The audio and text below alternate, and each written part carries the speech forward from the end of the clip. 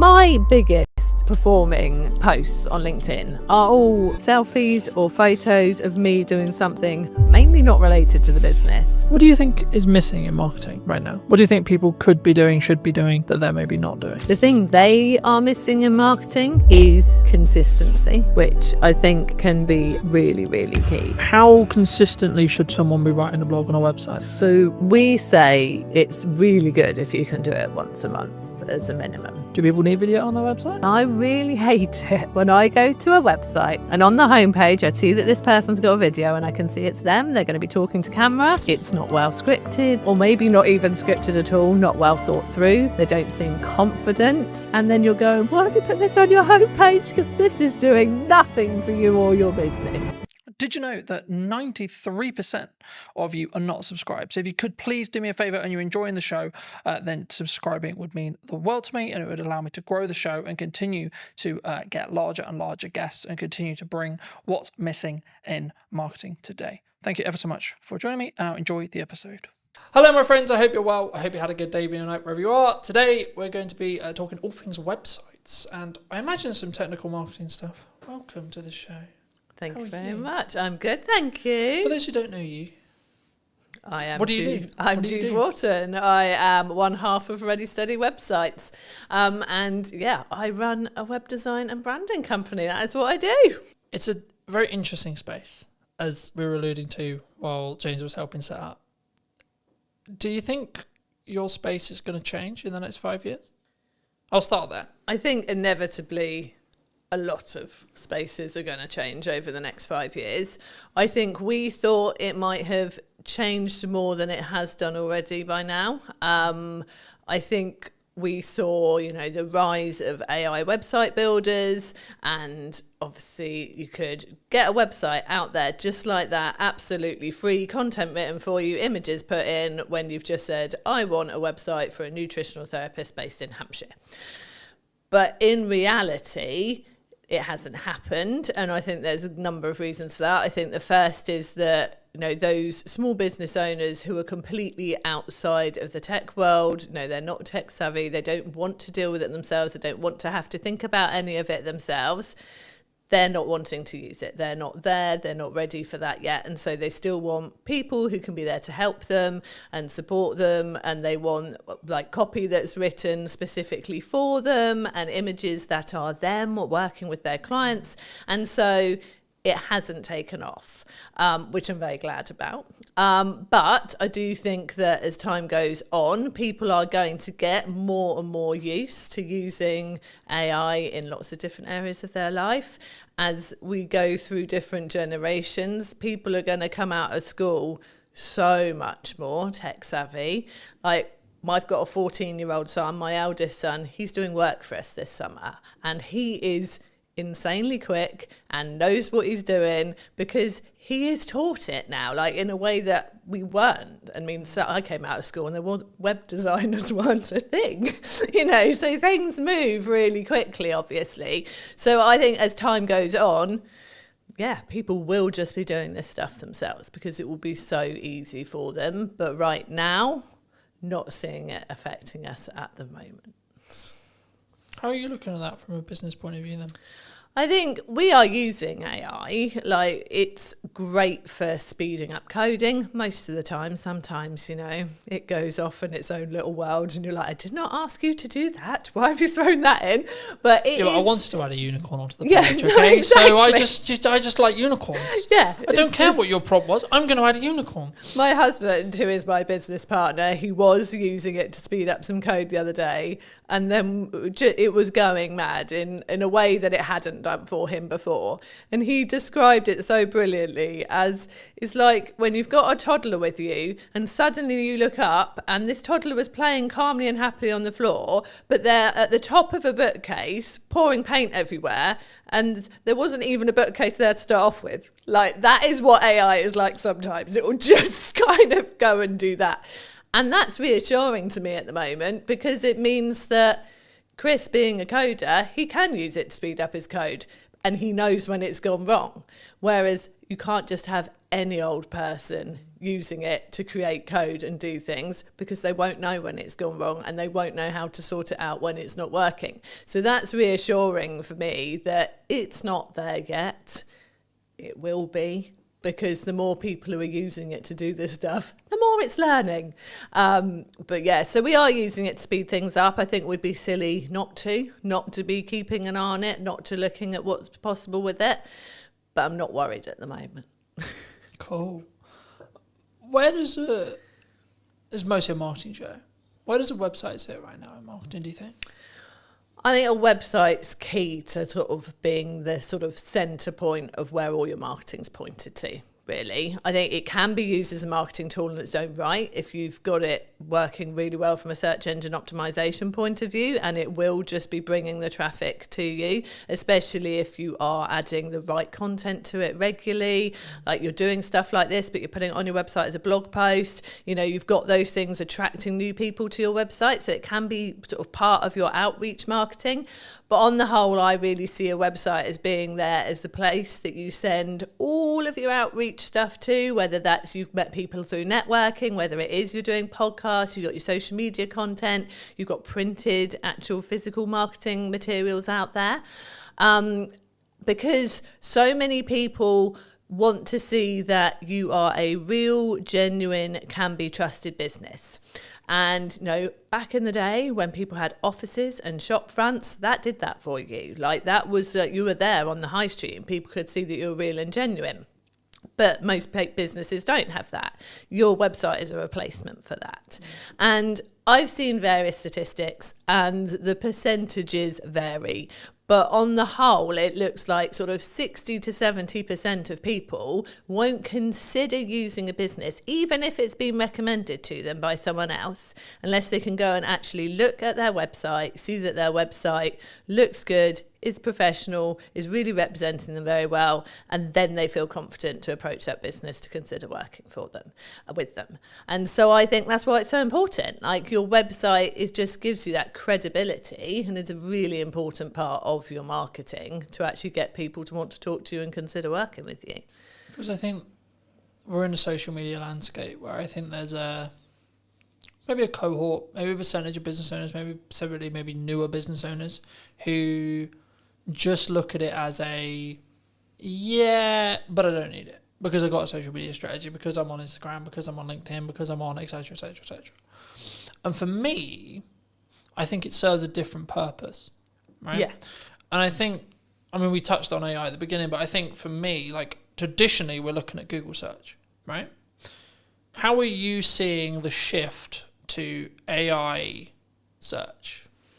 It's definitely happening. We've noticed it in our own analytics that we're starting to see more traffic coming from, specifically it was ChatGPT, than was coming from some of our social platforms. So it's definitely happening. I feel like though it's people, I don't think they're putting in, I'm looking for a fantastic web company in Hampshire. I think they're actually going, have you heard about Ready Steady websites? I think they're naming us to find us from the research that we've done. So it's people putting it into ChatGPT. Do you think it's more of a proof of concept at this point? Yeah. Okay. Yeah, I think it's people testing it, putting it into ChatGPT rather than chucking it into Google. And they're just putting the same thing as they would in there. So it's sort of, it's a different way of finding us, but definitely people are using it more. I know people who say that they will ask AI pretty much anything. Like they just want to see what it says, whether it's ChatGPT or Claude or whichever ones are out there.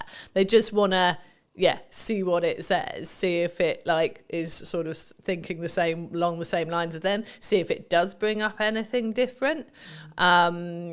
And again, it is completely based on what you've been talking to it before. Because when Chris tested it and said, ChatGPT, I'm looking for a web company that can do me a website for around this price, straight away, we recommend Ready Steady websites. They're fantastic. Got one of our business friends to do the same and didn't bring us up at all until he then went, I've heard good things about Ready Steady websites.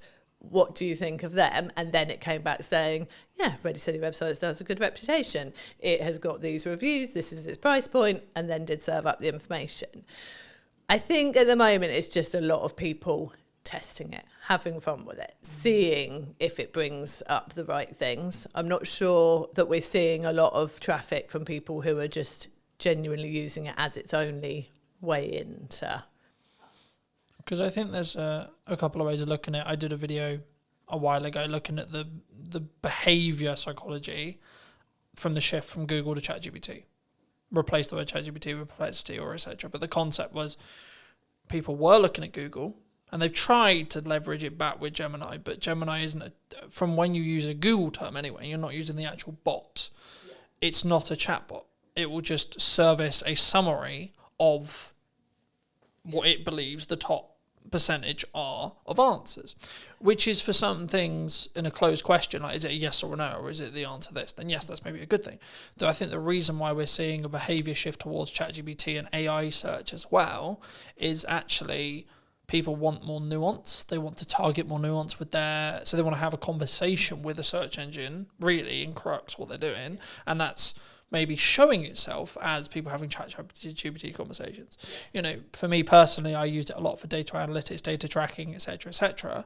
But I found it does always, which is probably how it's designed in its nuts and bolts, it will always skew slightly more positive than negative. But I also think that's maybe a good thing, to be honest. Actually, now I sit here and think about it, because if it did skew negative, then you're talking about a negative spiral effect, because it will learn from itself and then so on, it will get darker and darker and darker and darker. I think the byproduct of it skewing positive is actually it will maybe over-egg potential results and potential good. But that is, as long as you understand that's what it's doing, I think that's a better reality than the latter, if that makes sense. And I think for people who are maybe looking at their website now, either they've had a website, they're maybe looking to relaunch a website, they're looking to rebuild, etc., and say that it's 6 months. Should we still be looking to target Google, would you say? Or are we just solely in a world where actually AI search is the only thing that matters? No, definitely still be targeting Google.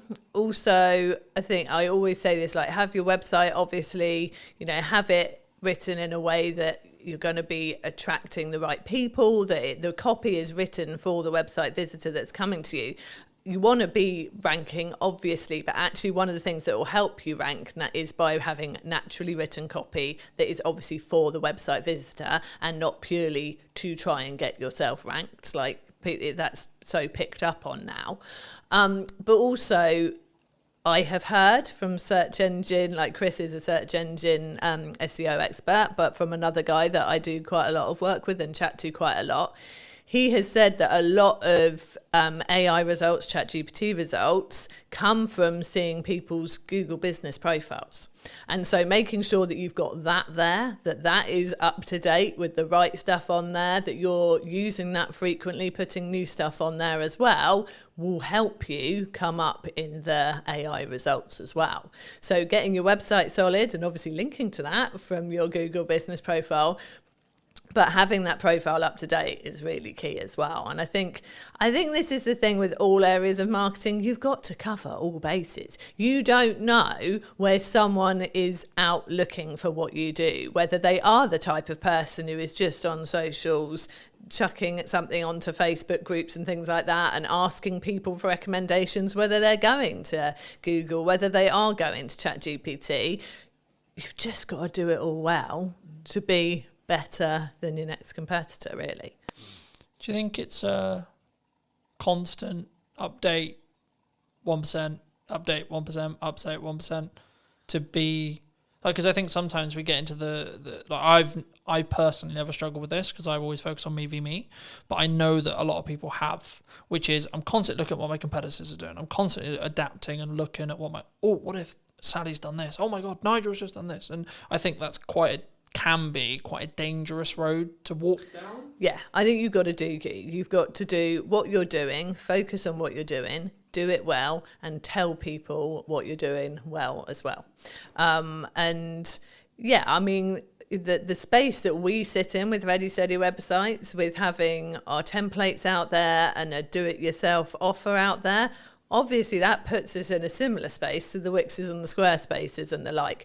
we're never competing with them on search engine ranking. We're not putting the money into the ads. We're not on telly. So there's no point in us looking at them and trying to compete. But what they don't have is me and Chris. They don't have those consistent people who are there to support you. And so I feel like we've got to focus on what we do well.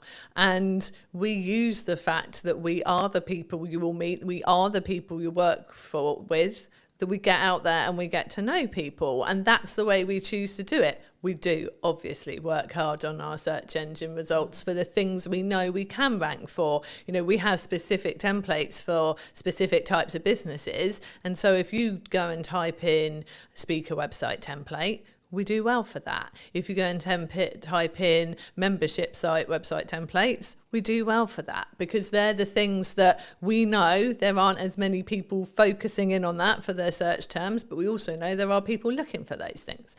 So I think you've got to keep an eye on what's going on. You've got to look at those keywords. You've got to make sure you're putting the right content out there to rank for those. But yeah, if there are competitors out there doing things like you're seeing them doing this all the time, and you can't do that, you can't keep up with that, or that's just not your way that you would do something, no, stick in your way of doing it. If it's working and you can see you can build on it and do it more, that is the way I would always go. I think for me, it's about only, I guess to an extent, it's only adding the stuff you can stay sustainably at, 1.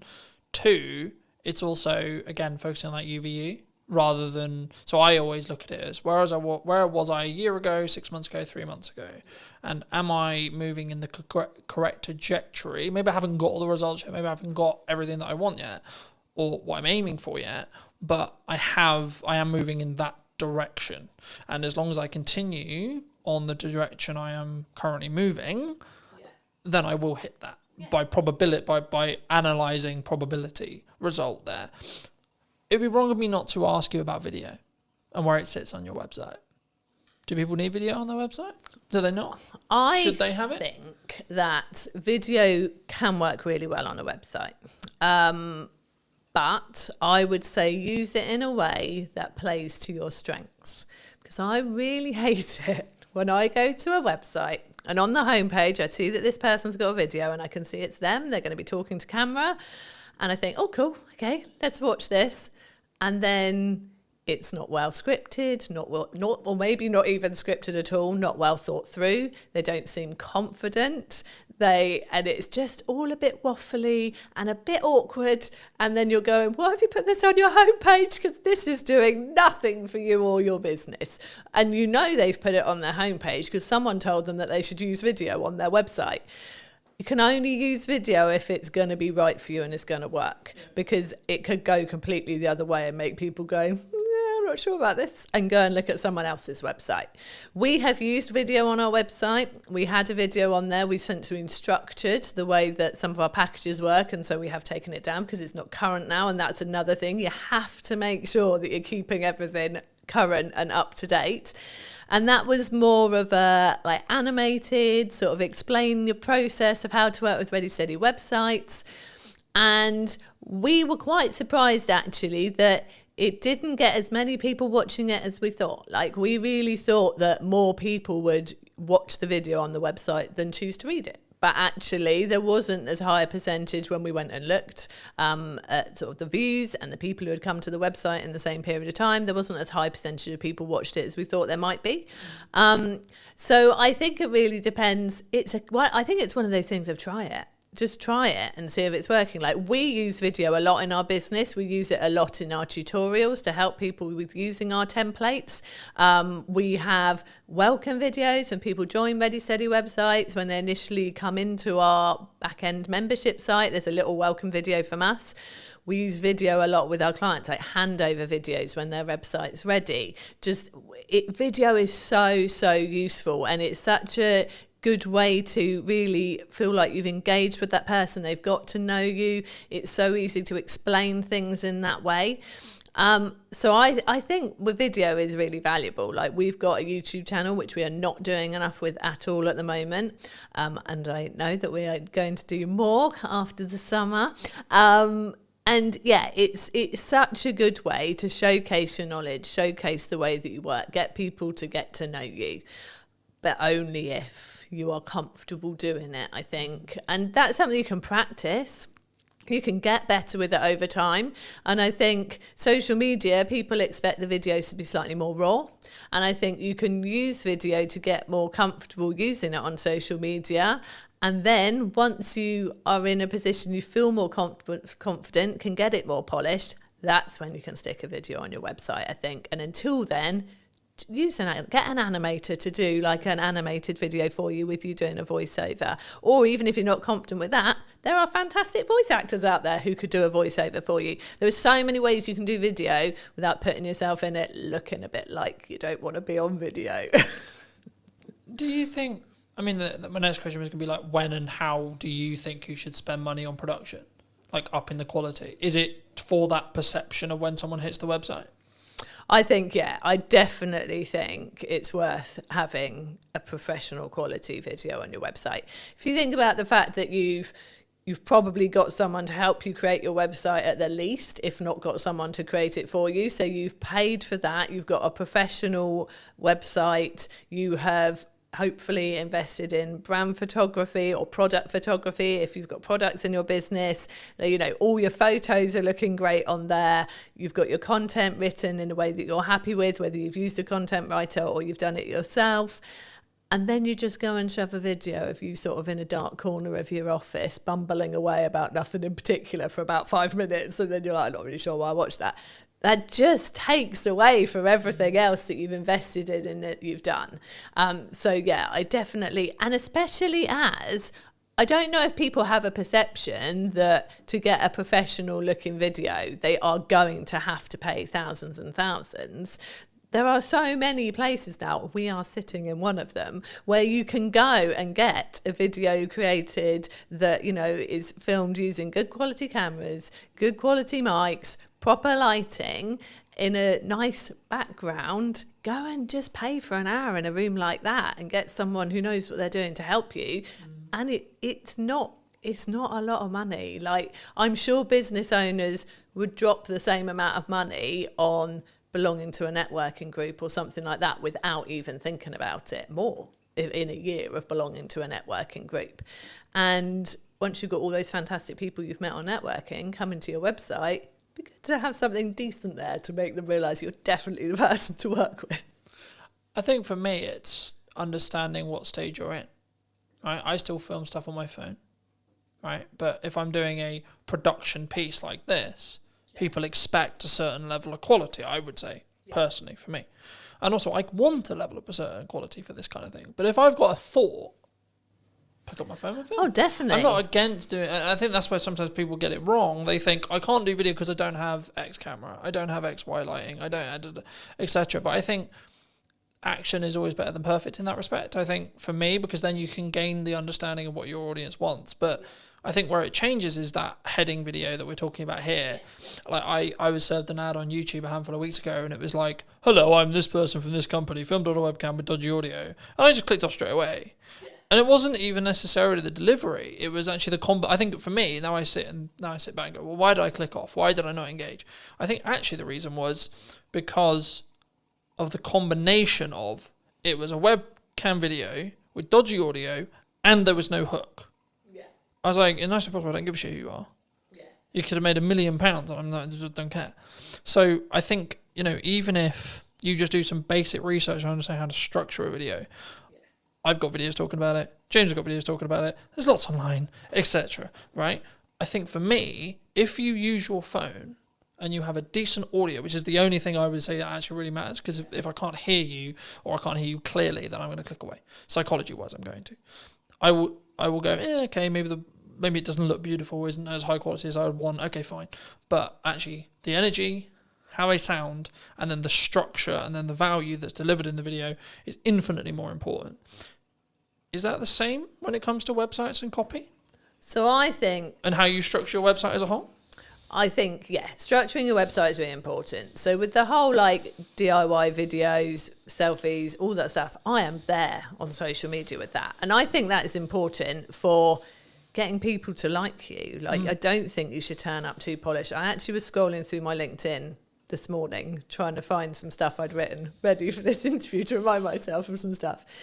And my biggest performing like posts on LinkedIn are all selfies or photos of me doing something mainly not related to the business, because people go, oh, like I resonate with that, I do that too, or like I've been there, or whatever it is. And so they like that works on social media. When it comes to your website, and your website is reflecting either you very much as the business person, the professional, the author, the speaker, you know, if it is a more of a personal focused website, or it is your business website and reflecting your business, I feel that has to step up a level then.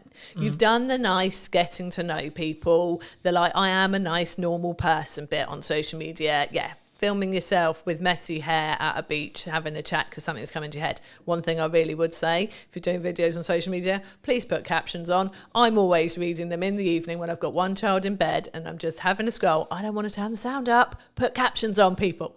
Anyway, so yeah. But then when they get to your website, yeah, that's a different level. And yeah, you do really need to think about the structure of it. And it's very much the same. Like you said with the videos, you want a hook, you want a reason to keep watching them. It's the same with your website. I always say in that top hero area on the homepage of your website, you want to have, I call it an engaging statement. But it's the hook. It's the thing that someone comes to your website and goes, I am in the right place. So I want to scroll down and I want to read more. In those first couple of lines and that first statement, you need to basically say, this is what I do. This is who I do it with or for. And so therefore I can help you.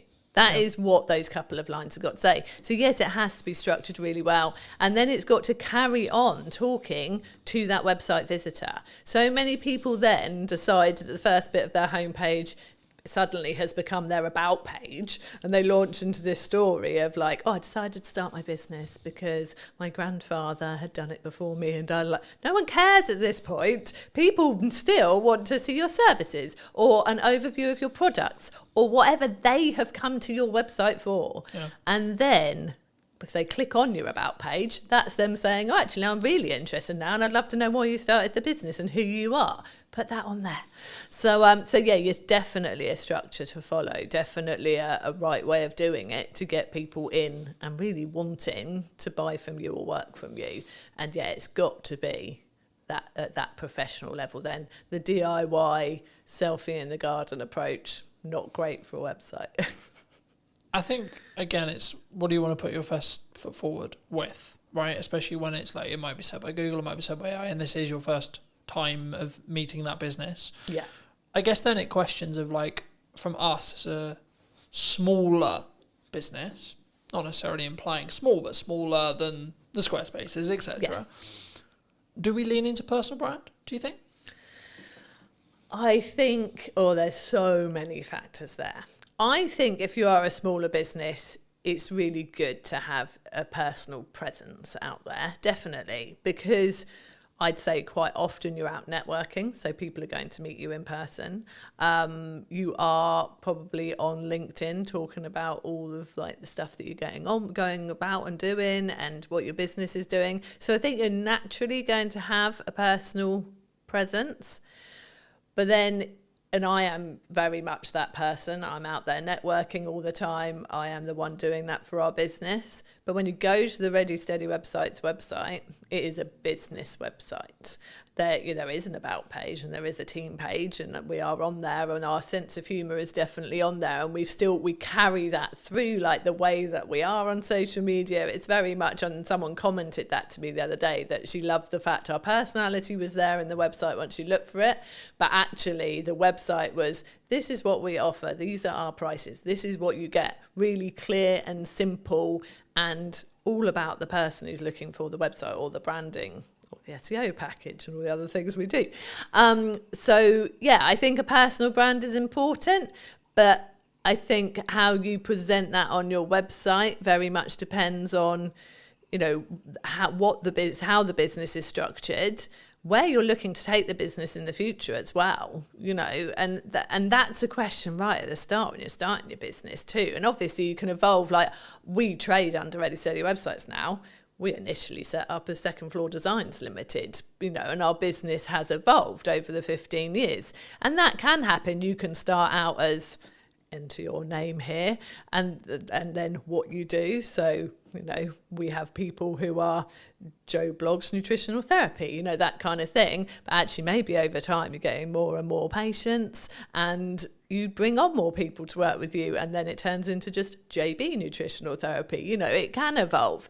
And I think whether you go out as as a personal brand really just depends on like your vision for the business, where you're taking it, and how comfortable you are with that as well. Like some people don't want to put themselves front and center. They're very good at what they do.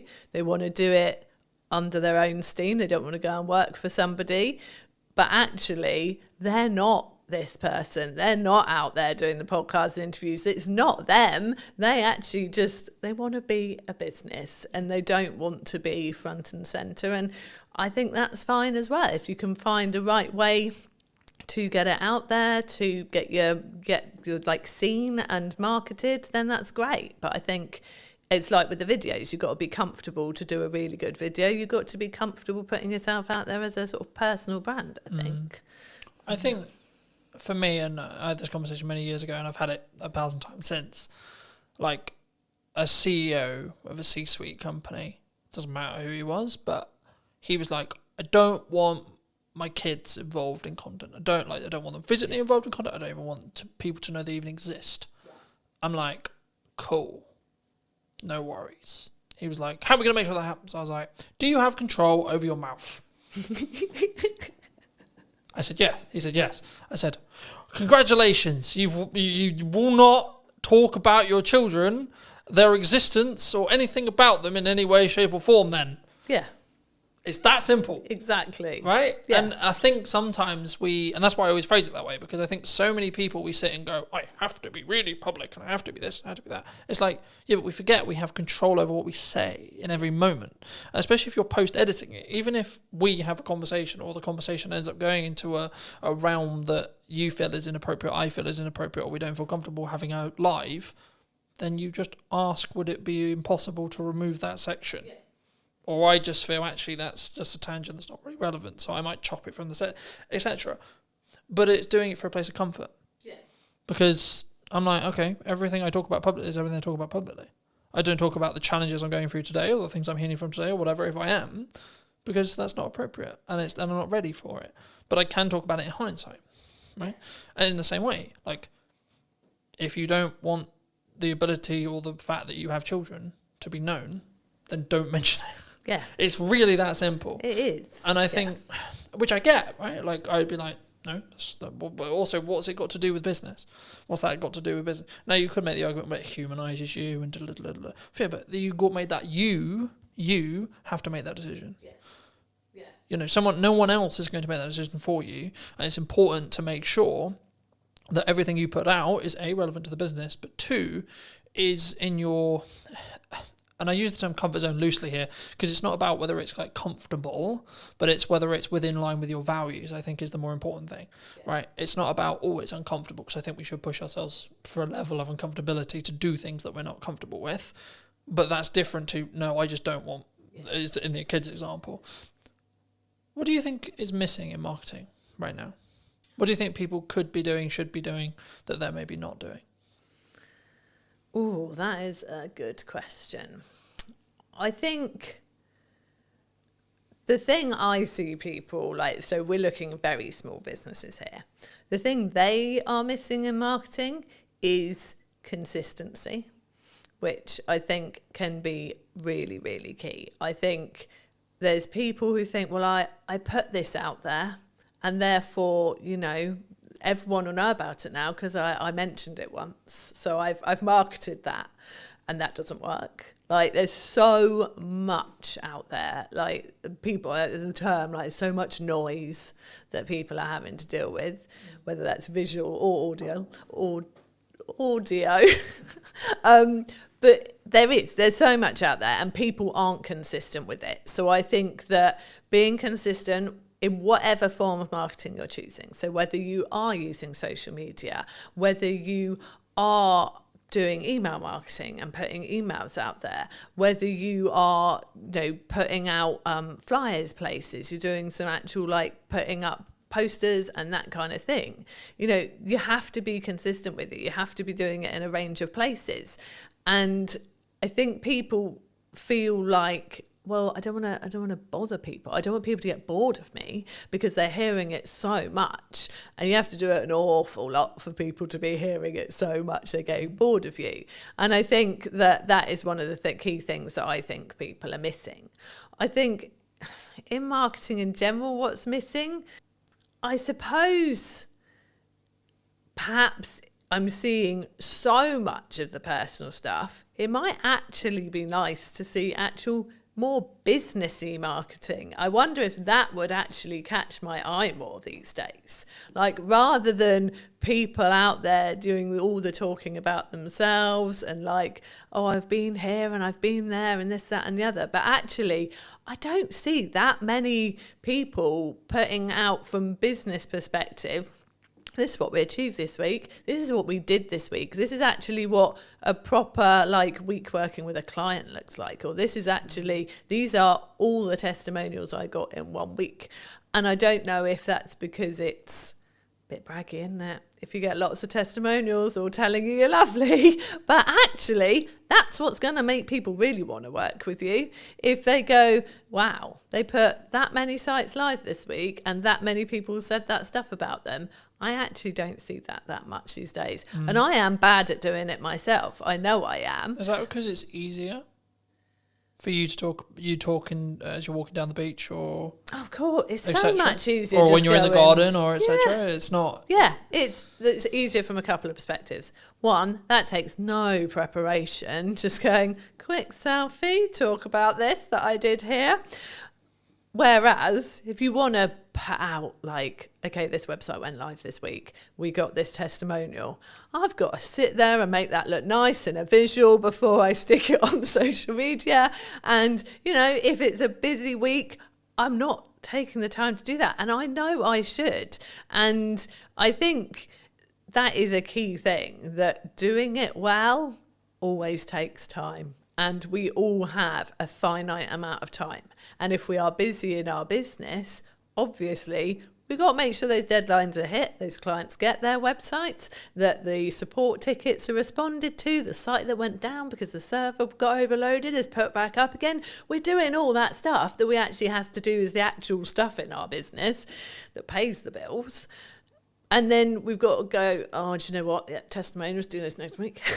And then, oh, look, next week came and went, still going to do them next week. And actually, I think, and this is something that's clicking in my head right now while I'm talking to you, that, you know what? Some of that might stand out a bit more because people aren't doing it as much.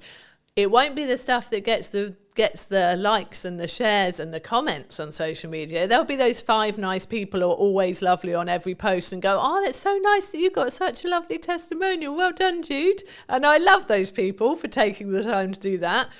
But it won't start the discussion. It won't be those posts that go mad. But actually, they're the posts that when people are scrolling through your posts, that really solidify what it is you actually do, that actually she doesn't just work out in the garage and try and grow vegetables in her garden. She does actually do websites. Do you think, I've just filmed Gemma's one, and we talked about the fact that some marketing agencies that I've seen in my lifetime are what I would call fall into the classic trap, in my view, that when they're busy with work, their marketing kind of shuts off, or they stop as much as they maybe should, either completely or as much as they should. Or then they only turn it back on when they need work again. Yeah. Something that I've always done for as long as the business has existed is Brunton Media is the highest paying client, period. It's not the most priority, but the reason why I always frame it as the highest paying client is it means it's the amount of resource, energy and time that it consistently gets. Yeah. Because regardless of how well I do my job for clients, if I'm growing, there will be a point where we don't work together anymore. Yeah. And I need a strong pipeline to stay in business. Absolutely. Right? So I need to constantly be going. If you're just looking at project work, I've pivoted the business slightly so it's retainer-based and project work. But if you're just looking at project work, you need project. And it might feel overwhelming as you're starting to put them in. But then I'm just like, just be honest with your client and say, well, what's your delivery timeline on this? Because if you don't have the availability to film, edit and produce it, for example, in my case, then don't commit to doing that in the month you can do it. Say, that's a really cool idea. Is it time sensitive right now? Because if not, I can do it in September at the time of filming. This will probably be out in October, but like the same is true. I can do it the following month in November, for example. And I think sometimes with that mindset is why I'm always on top of marketing. Right? And why I'm always constantly looking at my 1% on my marketing, but also then taking the learnings into my client delivery stuff and saying, well, actually, these hooks are working really well for me. Have we thought about doing something similar for you? Is that common? Oh, it's so common. And I think... And if so, how do we fix it? How does a business... Is it just, you just got to work the hours? You just sometimes. Yeah, and you've got to prioritise it. So I think, like you said, people will get a project in and they'll be so desperate to please that client and go, oh yeah, well, I can deliver that in 5 weeks. But to deliver that in 5 weeks, they will no longer rock up to any networking and they will no longer post consistently on social media. And yeah, absolutely, there's no way they're creating any nice social like graphics to put out any testimonials, anything like that. It's all going to go because they've promised the client it'll be delivered in 5 weeks. Well, actually, if they said to the client, is 7 weeks all right? Then realistically, they could still fit in their 3 networking meetings in that time. And they could still have prioritised their marketing posts and whatever else they do for their marketing.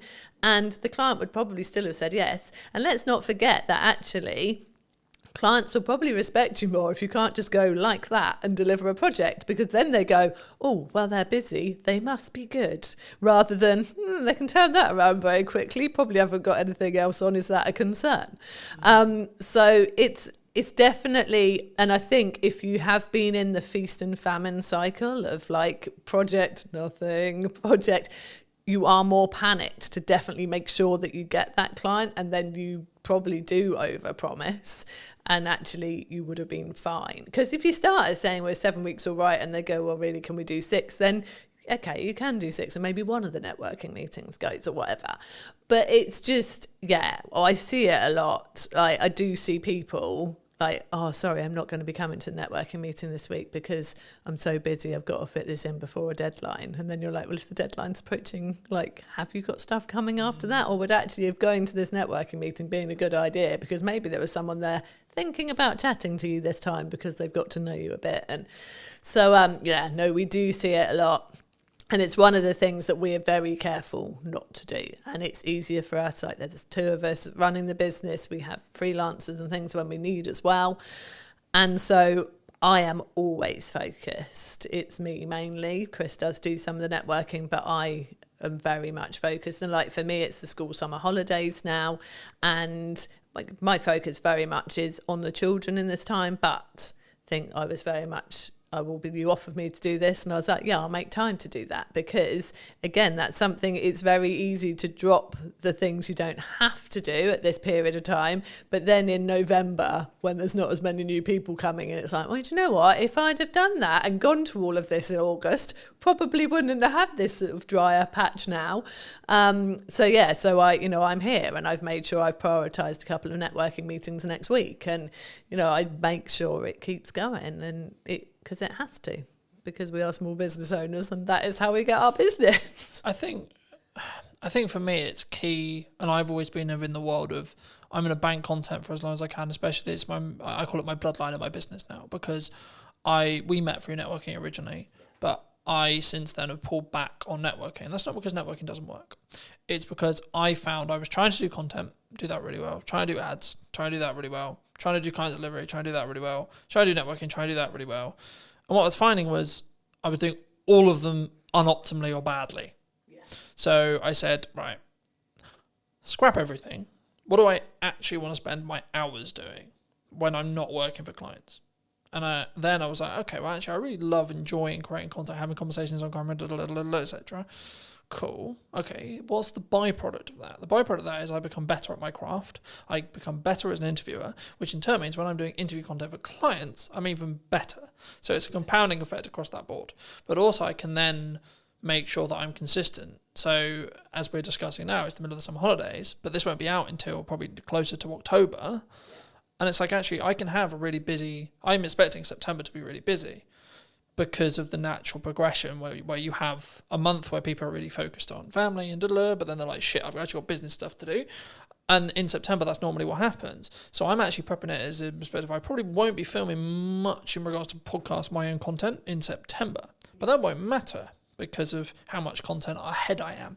So then when it comes back round to it come October, I can then go back to filming, say, 5-6 episodes a month, or maybe 8 episodes a month, and then I'm good till December again, and etc. And I think once you understand that principle, once you can kind of get there with either your blog writing or etc., then you can be in a position where you don't need to worry about consistency. Like, I'm not worried, oh my God, what am I going to post? Then the question becomes, what could I post or what should I post? And it removes all the pressure. Do you, like, how consistently should someone be writing a blog on a website then? Let's focus back in on websites. So we say it's really good if you can do it once a month as a minimum. Like, to have that new content going on your website once a month. In that respect? I think, well, I mean, I used to write posts weekly for Ready Steady websites. People told me that they loved that they did go and read the blog post every week. And I maintained that for a good few years. But that's a lot of content. And I got to the point where I really felt like we were getting busier. And actually, if I had a post once a month, I could still pull bits out of that for social posts throughout the month. So I'm still putting stuff out there, sending people to the website, to a blog post. I could still pull different bits out of it for our newsletter, which is weekly. And Google likes to see something new on your website every month. Like, it just reminds Google that you're there. Something new's gone on there. It's something new for Google to index.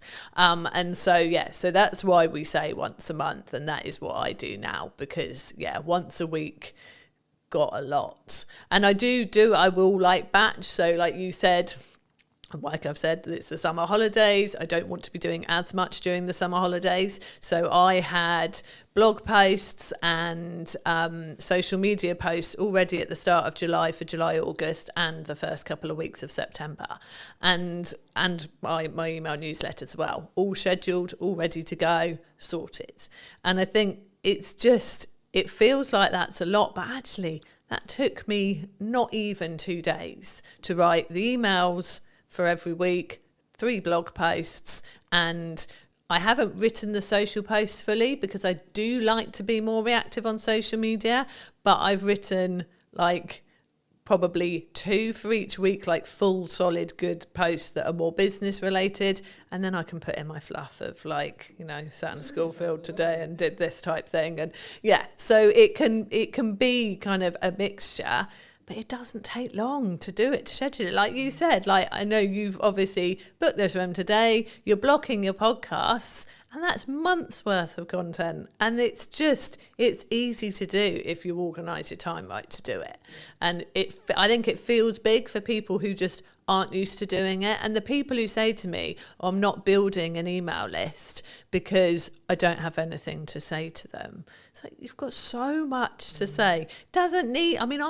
I am one for quite long emails. I talk a lot. I will write a lot as much as I talk. But actually, over the summer, they're shorter and sweeter. I've got a little thing going on of like a website tip a week.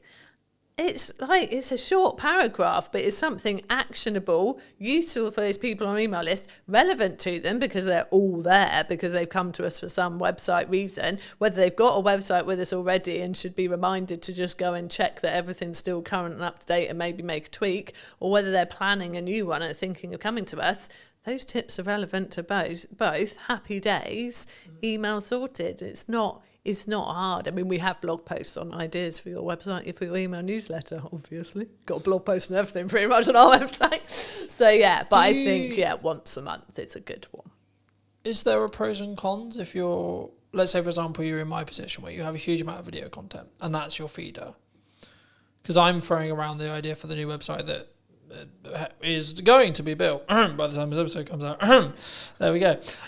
Said it now. It will have to be out now. It'll have to happen. I'm throwing around the idea, do I, because it's a time investment and it's also how I come across. I think I come across better on like this video, right? But for me, I'm aware that for AI search and SEO, I need to be writing stuff. Yeah. Now, do I need to be writing stuff? Do I need to hire a copywriter if the business can afford to do so?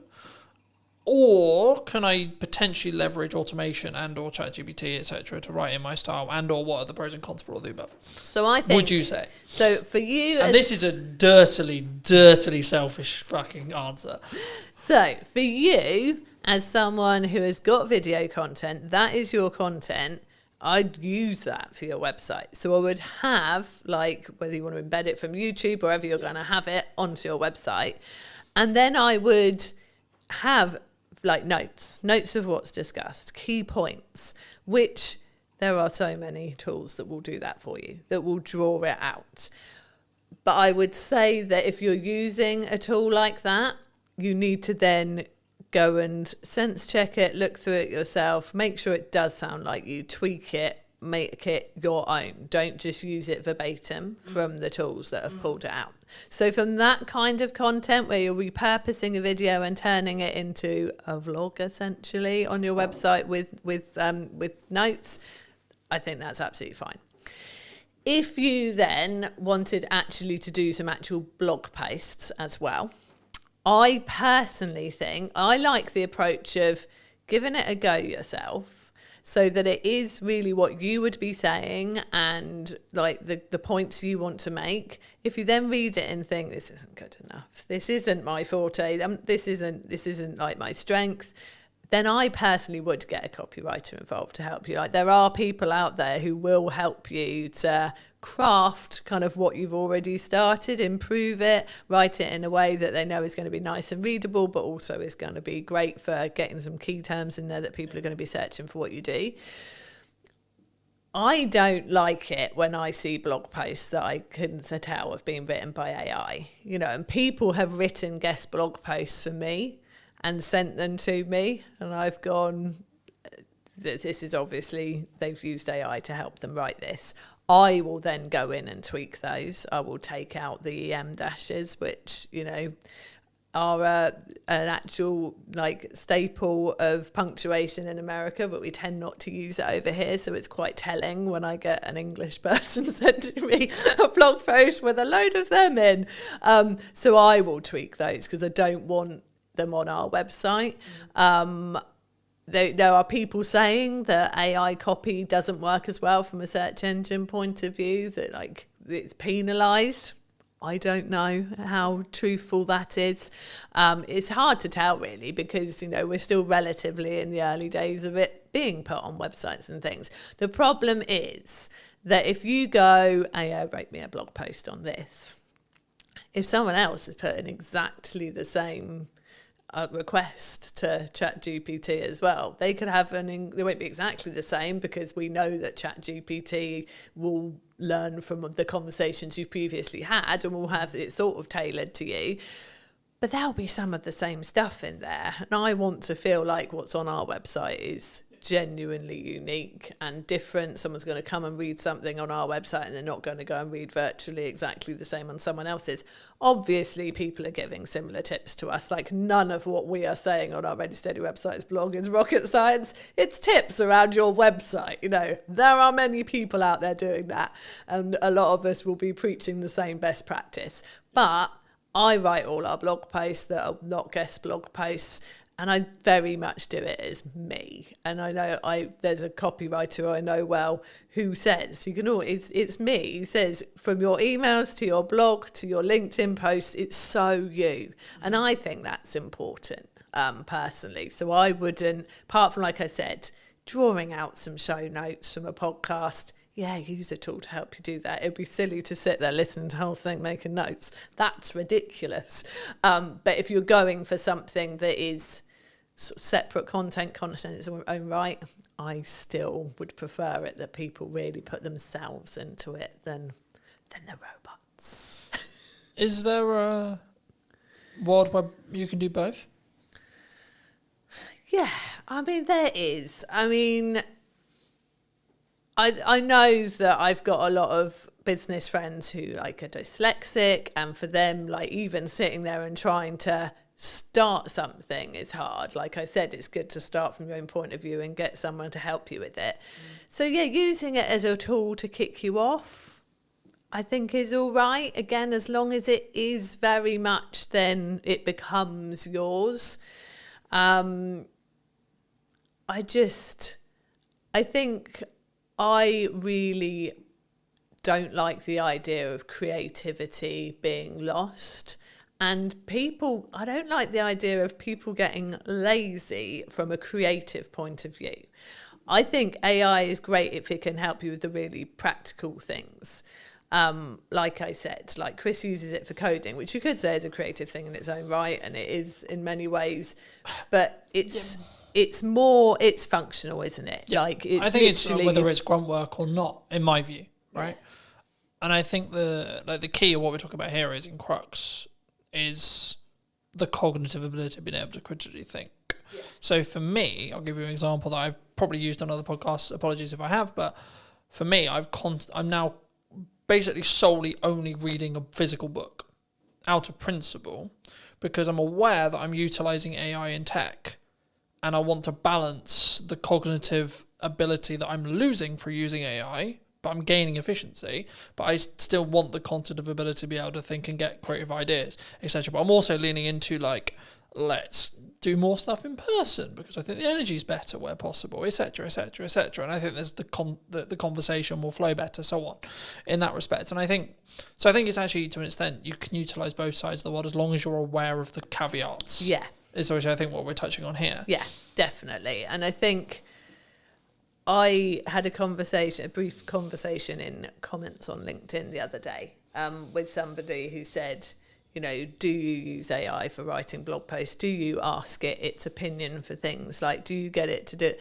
And I said, you know, to a certain extent, but I'm really concerned that people will stop using their brains. But like you said, if you're aware of the fact that you're using AI for certain things and you go, do you know what? I do need this to keep working. I can't just let this computer think for me the whole time.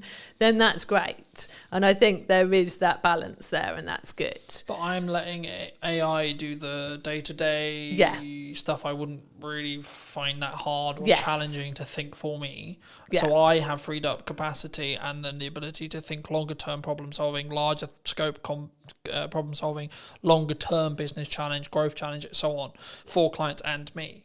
And I think for me, that's potentially where the people who are utilizing AI correct will rise to the top. Yes. Because I think, and there was this kind of AI is going to take our jobs-esque, the world's over kind of principle, I guess. I've been of the view that it's a tool. Right, and that's why I use the analogy of sharpen the knife and then use the knife yourself. So you're using AI to sharpen your knife, and then you're using it to cut up whatever you're cutting up, etc. And that allows you to then move forward. Yeah. That allows you to be more efficient, and that's kind of the, I'm going to work smart and hard simultaneously thing, because it's not just about. It is a level of, because I was like, in my head, whenever I look at content, I'm going quality or quantity, but actually, you need both to be able to understand data, to be able to then work out what the market thinks is valuable. Because I suppose it doesn't matter what you think is valuable. Yeah. It's what the market thinks is valuable. And the only way you're going to get there is through a level of quality at volume, in my view, at least. Because then you have, like, this video got 300 views, this video got 1,000. What's the difference, for example? You know, in that respect. But for those who've maybe really connected with this conversation, you know, really enjoyed it, or maybe they just want to check out what you guys are doing, where's best for people to reach out? Where's people to connect with you? Well, our website. It's got to be the answer I give, really. So our website, readysteadywebsites.com. If they want to have a chat, they can book a call there. But we are on socials. We are Ready Steady Websites on Instagram, on Facebook, and on YouTube. And I am Jude Wharton on LinkedIn if people want to connect. And I'd like to end the episode by asking you to give advice to your younger self. So 5 years, 10 years, 15 years ago, what advice would you give to that person?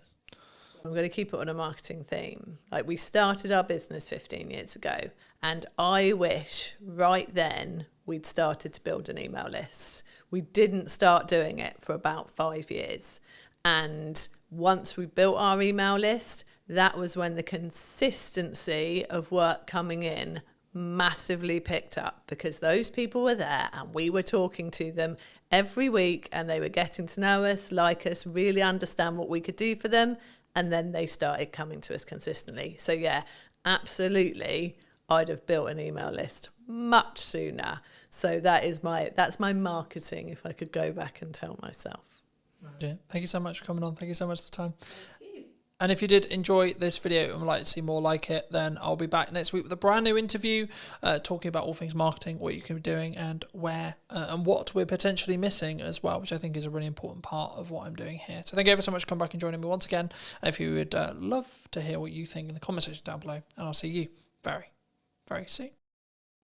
But you've still got to spend money on marketing to be visible and put yourself in front of your customers. You can't just expect it. You can't expect them to find you without you talking out there. And I think for me, the important element with marketing especially is if you're really busy, that's when you should be accelerating your marketing. Yeah, I think everyone is guilty about not marketing themselves enough. You've got to go through some pain to really learn that lesson, and then hopefully you won't make the same mistake twice. You have to have a level of volume to understand what works, because something will over-index. A video will get 1,000 views when your average is 300. Okay, why? Don't wait for the perfect conditions, because there are no perfect conditions. Did you know that 93% of you are not subscribed? So if you could please do me a favor and you're enjoying the show, then subscribing would mean the world to me, and it would allow me to grow the show and continue to get larger and larger guests and continue to bring what's missing in marketing today. Thank you ever so much for joining me, and I'll enjoy the episode. Hello, my friends. I hope you're well. I hope you had a good day, evening or night. Today, we're back from a brand new episode of the podcast, and today I'm here with Gemma. Hi, Gemma. How are you? Hello. How's it going? Yeah, I'm really good, thank you. Yeah. I think marketing's an interesting space at the moment. I wasn't necessarily going to start here, but I think, is it an economic thing? Are people struggling to think, well, I've got to cut some corners, or I've got to maybe look at the ROI, or I've got to... I think to keep things afloat? Is that what you're feeling at the moment? I think it's definitely part of the influence. You know, people have to think about where their budget's going and be smarter with it. I think if businesses are still constantly searching for the hack or the quick wins, then that's where it gets really difficult, I think, for me as a marketer selling to clients.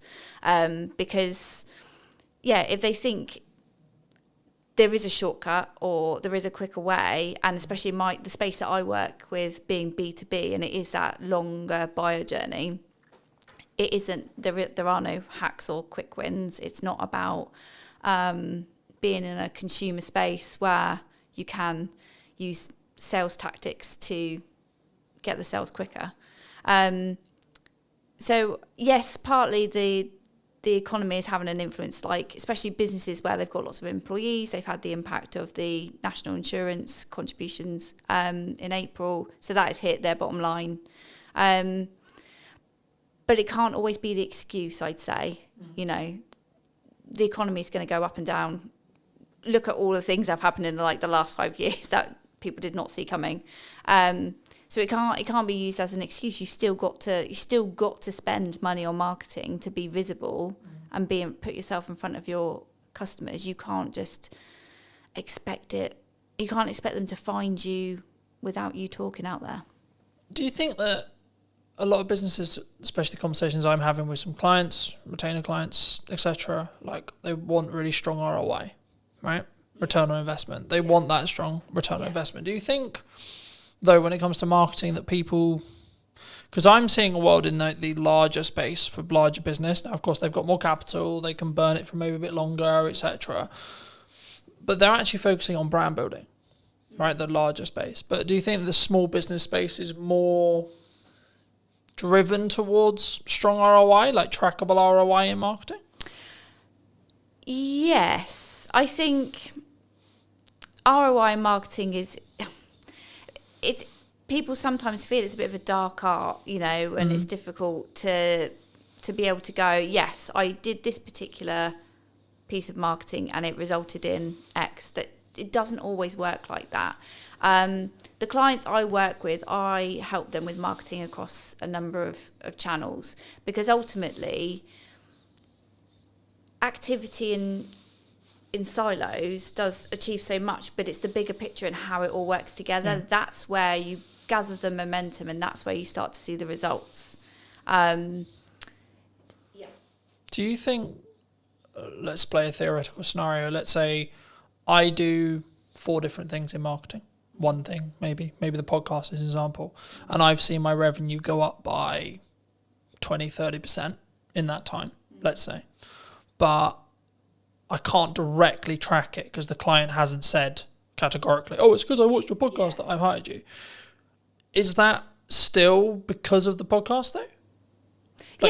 Like, could I look at it that way, and could I, from an analytical point of view, when a client or me or you or etc., we look at our spend and we go, okay, well, I'm outputting these things, right, and my revenue has jumped this way. I've had a change in revenue, whether it's 10%, 20%, 30%, whatever it is. And what did I do before that change? That's how I look at it personally. But is that how you look with clients? Is it you say, well, okay, well, we did these things, and then the maybe not the direct outcome, e.g. the trackable thing, but the byproduct was you're consistently, you know, across months, not a week, etc., but like across months, you're up 10%, 20%, 30%, etc. Yeah. Do you think? Yeah, definitely. You know, it all works together, and the thing, especially with B2B and the longer buyer journey, is that they might remember like the last engagement they had with your marketing, and then that, you know, when you fill in the surveys online or something, how did you hear from us, you might then you'll legitimately put the last thing you remember, but it will be because of the influence of all the other engagements that you've had. So it might be that they go, oh yeah, the most recent thing I saw was one of your podcasts, that's how I heard about you, or that's made me want to buy from you.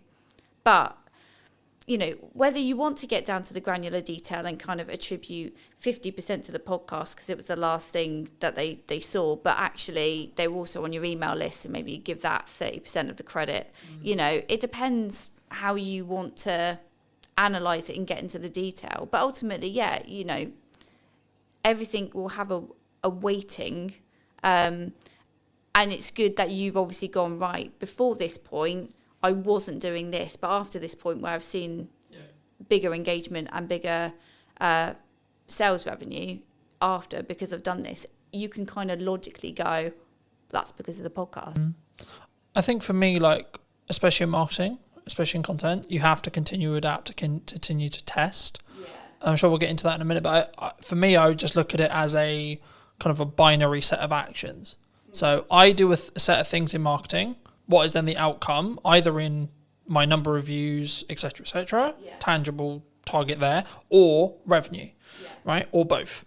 And I think for me, sometimes people, especially maybe starting out businesses, or maybe, I was going to say maybe slightly older businesses, but not even necessarily older, but I think businesses as a whole, sometimes we don't understand that marketing is the journey to the sales conversation, and then the sales, when it happens, gets all the credit. Oh God, yeah. You know, so it's like, oh, it was an amazing funnel, an amazing client journey, and this and this and this, but actually the salesperson who closed it is the one that gets all the hooray. Absolutely. Because they're the one that's tangibly tied to the revenue. Yeah.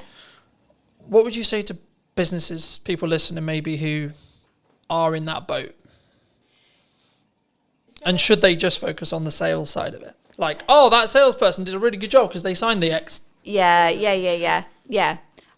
I mean, God, sales and marketing have had a crazy relationship over the years, haven't they? So they have to work together, because yes, sales will ultimately get the glory of converting that prospect into a client, but it won't have happened because that prospect won't have got to the point of needing a proposal or, you know, having a sales conversation without all the effort that marketing has done to warm them up, to build up the knowledge of the brand, to build up the trust, to build up the credibility. Sales can't do that in their kind of one hit, I'm going to tell you about features and benefits, or whatever the conversation goes like. So yes, they might get the credit at the end, but, you know, unless they work together. And it's the same, like, marketing can do so much to get a prospect to the point of wanting to buy and convert.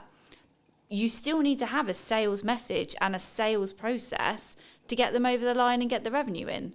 So they can't work one without the other. They have to work together.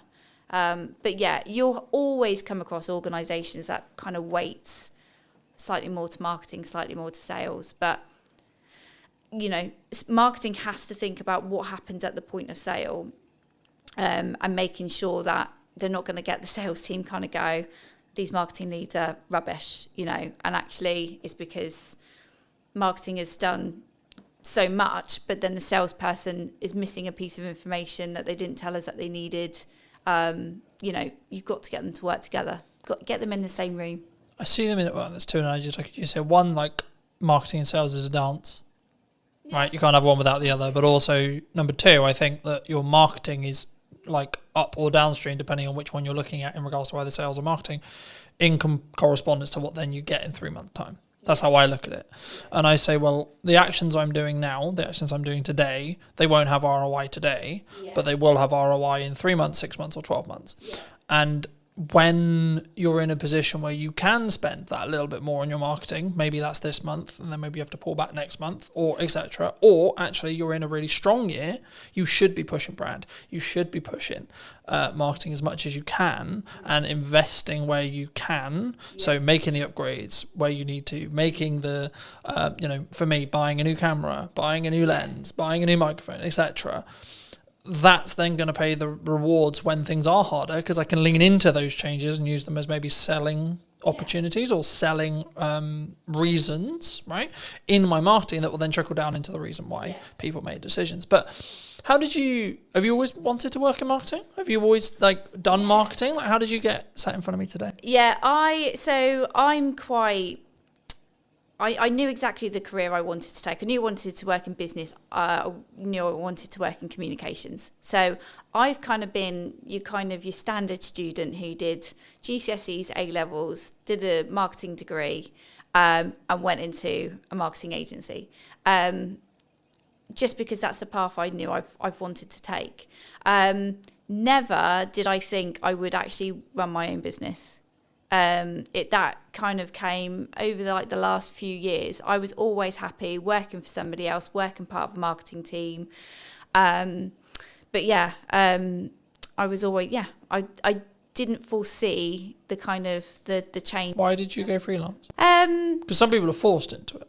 Right? Yeah, no, they're I like, wasn't. oh, I'm good. Yeah. I'm in an agency, and then suddenly like the dreaded redundancy call comes. Yeah, I wanted to do a bit more marketing. It was for me. So I'd had my son, and I'd sort of lost a bit of my work identity. So I started to do a bit of freelancing on the side, not in the freelancing that I do now.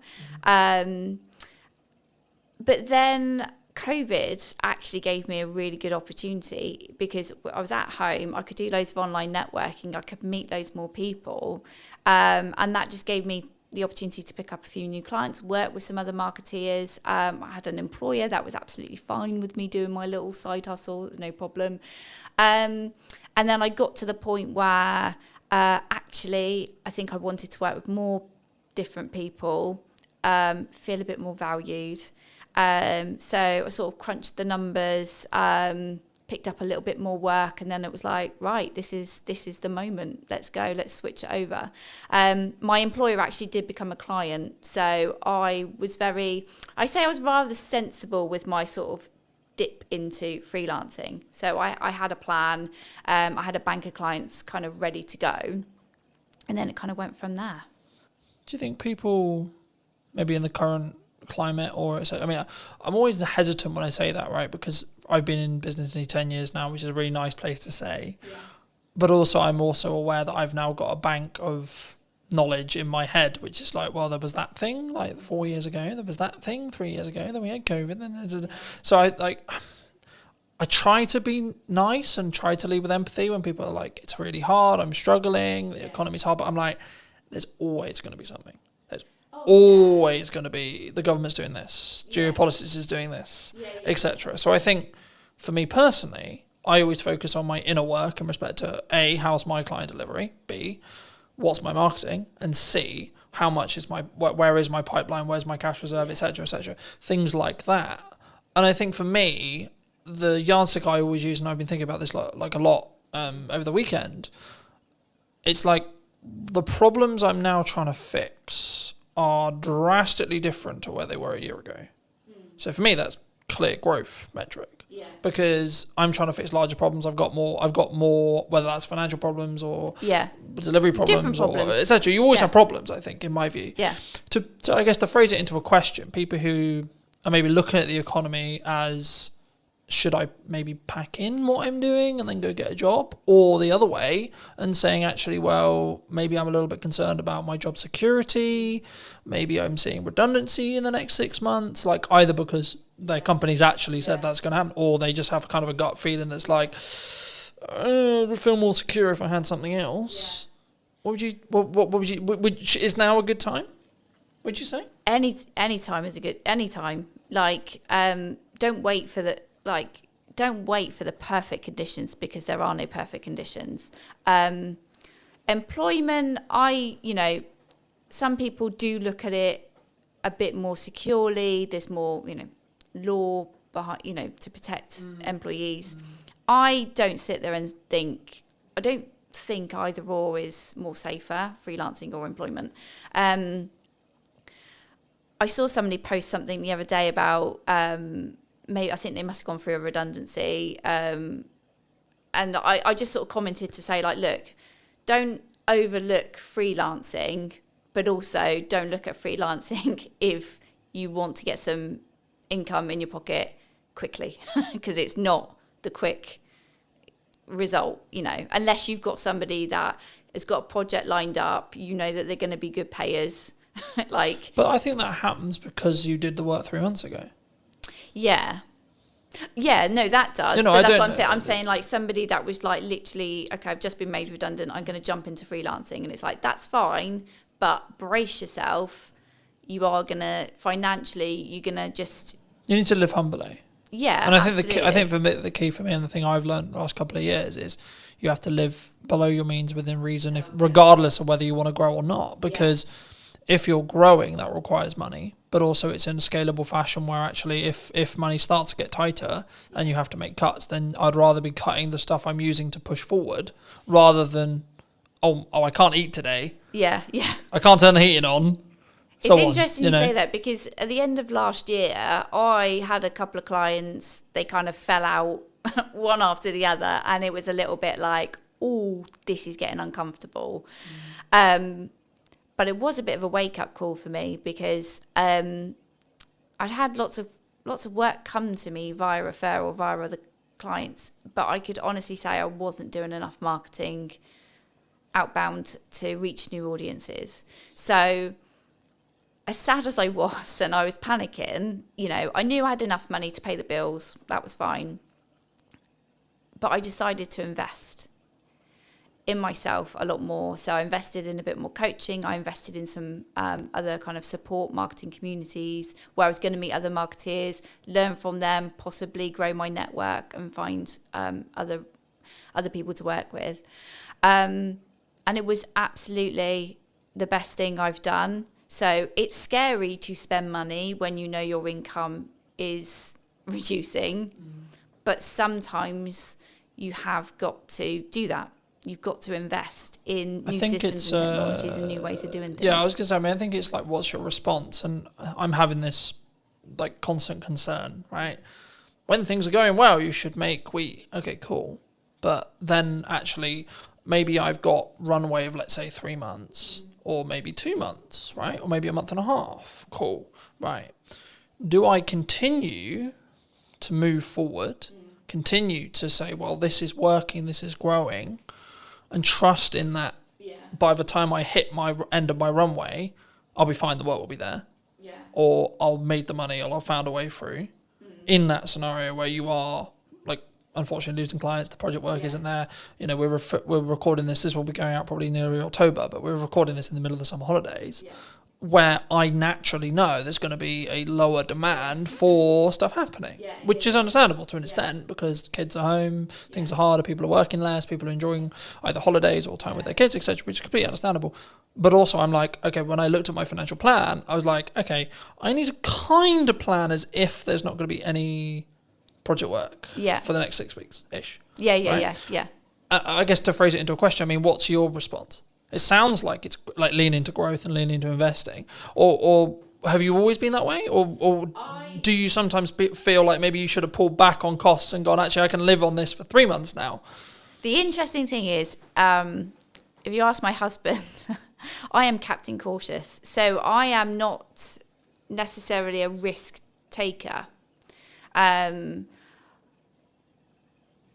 Like you mentioned earlier about sort of like living within your means. So I think you've got to be sensible, and it is. I guess it's a personality type, isn't it? So if you're somebody that really likes to live on the edge, and you're quite comfortable, kind of going, it'll work itself out, then you might take more risk. You might spend more initially and kind of hope for the best. Know that it's going in the right direction. You're investing in the right areas. So for me, in November last year, where I had less clients, but I knew I had to do something different, and I knew perhaps I was probably hiding away from really putting myself out there. Because it is scary. It's scary to put yourself out there. I was just saying, did that come from like I've overused the word insecurity, but I can't think of another word to use lately. It's like, but is it an insecurity within yourself? It's like, what if? Because it's the classic of like, what happens if people comment nasty things or etc. Yeah. It's pushing yourself out of the comfort zone. So when I went into my freelance stuff, I had a bank of clients. I grew, quite quickly. I was quite fortunate. Maybe I use that word too much. I'm good at what I do. That's why people work with me. But I guess I was comfy. I had enough money coming in, but ultimately I didn't have enough of an eye on my pipeline. And so, and that was in like the first 2 years. So I've learned a lesson, and I'm happy that I've learned that lesson. I don't think there was any other way I was going to learn it. Like nothing was giving me the kick up the bum to focus on my pipeline. So when you say focus on your pipeline, what does that actually mean in tangible terms? What are you doing when you're focusing on your pipeline? In terms of having more conversations and lining up potential new clients, new work. So you're in sales? Yeah. So I think there's sometimes a misconception when we look at pipeline, which is like, I'm going to push marketing really hard. Because that is a approach to get more pipeline. My answer is yes and. Right? Yeah. Yes, and you should be doing more marketing. Yes, and you should do more outreach. Yes, and you should be connecting with your clients. Yes, and you should be adding more value to your clients. Yes, and you should be trying to go above board for all of the clients you currently have. Yeah. When things are good and when things are bad. Mm-hmm. Because the result is identical. But I think if you can financially plan it and or plan in such a way where actually absolute worst case scenario, you probably got close to 3 to 5 months, you're going to be fine either way. Because if you think about how long that time actually is in regards to actionable things, it's so unlikely, if you look at probability, that you're going to then not have any other work within that window of time if you're doing all the right things. Yeah.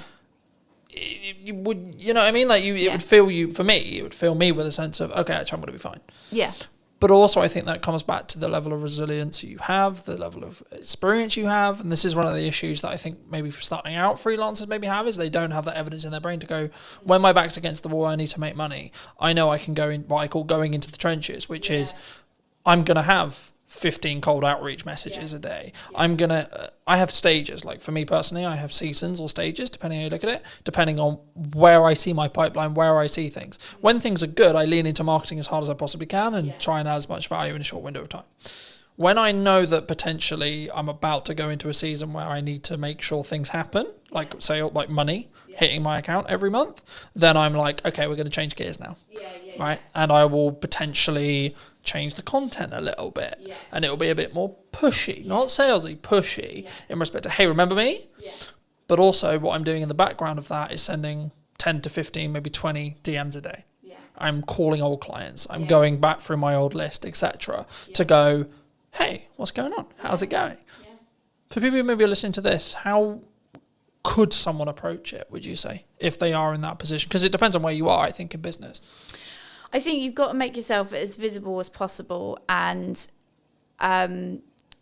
just put yourself out there. Be confident, be yourself, but put yourself out there.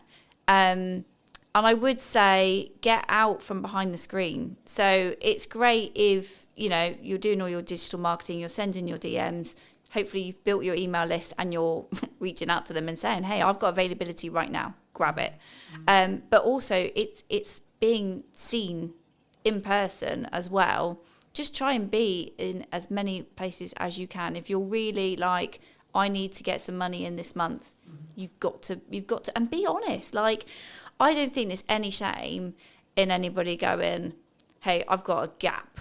I've got a gap right now. I need to make some money. You know, my skills are going unused. Like, just be honest, because there are lots of people in the same situation. And like, there's no shame in there's no point lying and going, oh yeah, I'm fully booked until next year, when you're not. Like, that's not paying your bills. So yeah. I think for me, there's a couple of layers there. The first is, if you're in that position, you need to get yourself out the hole short term. Yeah. Second position, you need to take the lessons that you got where you got there. Yeah. And thirdly, you need to then understand that actually, even in a year's time, when you've taken the lessons and when you've moved forward and when you've done the money management, and I keep leaning back to money management because that in crux is what will fix the problem long term. When you make money, stash some away. Yeah. When you make money, stash some away. When you make money, so on. And that can, you know, there's loads of ways you can do that. But I think for me, the key is to understand that once you do that, you're then thinking longer term time horizon, but you still have problems. Yeah. You know, I might lose some of my retainer clients tomorrow. I might not. Right? Cool. But what am I doing to potentially get 2 more? Yeah. Constantly. Absolutely. Yeah. So I think sometimes, I'll phrase it as a question. Do you think marketers can get complacent sometimes? Things are great. Things are good. I think we can. I think anybody can in their role. And I think people have different fears at different times. So the whole thing when you said there about you've got enough work, but you're always thinking about trying to get 2 more. I've definitely had the fear of, well, if I put myself out there too much, what if like there's loads of people that want to work with me and I can't work with all of them? And I'm not necessarily, for me personally right now, I'm not interested in growing an agency. I might have thought that last year, but this year it's like, who cares? If I end up with that problem, I'll find a solution when it comes. Right now, that isn't, it's not a fear to worry about, you know. Right now, it's all about having those conversations and keeping visible and reminding people. Like, I mean, I had a client that I now work with this year. We had a conversation 12 months before, and it wasn't the right time for her to work with me. And then, as soon as she was ready, she comes and has a chat, and that's it. And then we're working together, and we started working together on one particular project, and that project has grown, you know, as a result of continuing to have these conversations. Do you think? I mean, I've always looked at it from more. In some ways, I've seen myself as very unique in the respect of how I market and what I do, but also I've seen it on the other side, which is what I would call more traditional marketing agencies, where they sell marketing service. But they only market their own business when they need work. Yeah. And I think that's backwards, personally. Yeah. I think regardless of whether you're busy, regardless of whether you're not, you should be leading with your best foot forward as a marketing agency, if it's what you sell, right? Or a videographer, you should be posting your best content for you. You should be having the podcast, and you should, and look, I always focus on, for me personally, everything I do is 1% improvement, right? Little thing, how can I tweak the lighting? How can I make it look a bit better? How can I make it sound a little bit better? Etc. And sometimes it has a cost implication. And sometimes that's an uncomfortable cost implication. But I'm always like, is it going to make 1% improvement? Yeah. Because if I plan it in respect to I've got 2 months, let's just say, for example, 3 months worth of runway, by the time that 1% compounds, I'm going to be fine anyway. Yeah. Regardless of what happens with it, I could lose touch wood, that won't happen, but I could lose all of my clients as of today, and actually I'll still be fine in 3 months because of the compounding effect. Yeah. Because as long as I've got enough cash to live that runway, then I'll be fine on the other side. Yeah. Do you think, is that common in marketing? Do people take their foot off the gas for their own stuff because it's just a application of resources kind of question? Yeah, and this is the reason why I'm a freelancer and people work with me, is because they might give marketing their best effort when they're really motivated. Like I say, they need the sales, they need the income. They win all that work, and then as soon as client delivery needs to focus, marketing, then they take their foot off the gas, and they're like, oh, we're fine. And then as soon as they are then at that next stage of growth, or clients have left them, they then go, all right, well, we'll just switch marketing back on. But that's not how it works. So everyone is guilty. I think everyone is guilty about not marketing themselves enough. And I think you've got to go through some pain to really learn that lesson, and then hopefully you won't make the same mistake twice. But yeah, it's not uncommon for people to ease the pressure on marketing, to kind of, just let inconsistency just kind of bleed in. And that's when you've then got to make a decision. Either are you doing your own marketing, or you need to really sharpen the tools and focus, or you need to outsource that to somebody who can do that for you so that you can put your attention on the other areas that are needing your attention. From a tactics side of marketing, we talked a lot of psychology, we talked about like, should you do it, should you not do it? But from a tactics point of view, what do you think's missing right now? What do you think people are maybe not doing that they should be? That's a good question. I think they're still looking for like the hack, the shortcut. I think they're still kind of thinking, do I really have to do all this? Do I really have to put this effort in? And the answer is yes. So if the business owner, the director doesn't want to, if you're not interested in marketing, if you're not good at marketing, don't do it. Give it to somebody who can. And I will always say to anybody, if they're not in a financial place to outsource, when you are marketing, think about something that you enjoy and that you're going to be able to be consistent with. Don't sit there and go, right, I'm going to post on social media every day. If 1, you don't like it, 2, you're not going to be there to engage afterwards, and 3, you're not actually going to be able to commit to that, because it's just that you make yourself feel like crap. As soon as you don't post that one day, you beat yourself up over it. Find the joy in the work that you do, and if marketing isn't where you find the joy, don't do it. I think it's also a context thing. Like some days I'll post 6 times, other days I'll only post once, right? And it's tangibly, am I in my office or on my computer? 1. Okay. 2, where am I with client delivery? Do I need to focus for a third of the day on client delivery? Yeah. And I can only put out 1 clip of the podcast, etc. But for me, the key is being consistent, so that if you averaged it, it would be 3 a day. Okay. Let's say for me. And I say that and people go, 3 a day, that's insane. Yeah, but I have a system. Oh, but you've got different channels as well. This isn't like... Well, no, that's on 1 channel. Oh, okay. Fine. Right, so if you times that across 5, then we're talking 15 a day. Oh, okay. But the key is I've built a system. We're recording, to give you a very key example, I don't need to, at the end of the summer, record, probably for most, I could probably not record until November and still have a weekly podcast. Yeah. Because I'm so far ahead. Yeah. Now, the issue with that, of course, is if we're talking about current event stuff. Yeah. If we're not, which 95% of my podcast isn't current events, I've got other content to talk about current events, but most of the stuff I have in podcast conversations is workable and will be workable in 6 months to 12 months. So actually, by me batch recording, I'm just banking as much as humanly possible. Yeah. So then if I get really busy with client work, if I have to fix problems in the business, if I have to XYZ's on, I then don't have to allocate resources and time necessarily into the podcast, or I can limit that cost on a month where it is a bit tighter because I'm so far ahead. Yeah. But the key is I'm focusing on the consistency. So, and this is where I've used the analogy of like, you need to make the hay while the sun shines, because if you don't, you'll just be left with sludge. Yeah. And I think for me, the important element with marketing especially is if you're really busy, that's when you should be accelerating your marketing. Yeah. Because then you're actually going to, and even if you don't have capacity, right? So let's say I don't even have capacity, I still am going to push hard on marketing because I want demand in 3 months. Yeah. And actually, I trust that by the time I finish those projects, if I've pushed with marketing, I'll have some stuff left. I'll have some people who are ready. And just being honest with clients and saying, look, I don't have the availability until September. Yeah. I don't have the ability until October, November, December, whenever it is. Yeah. And saying, cool, can we book something in? Can we get a pre-production call? Can we get a discovery call in? Yeah. Cool.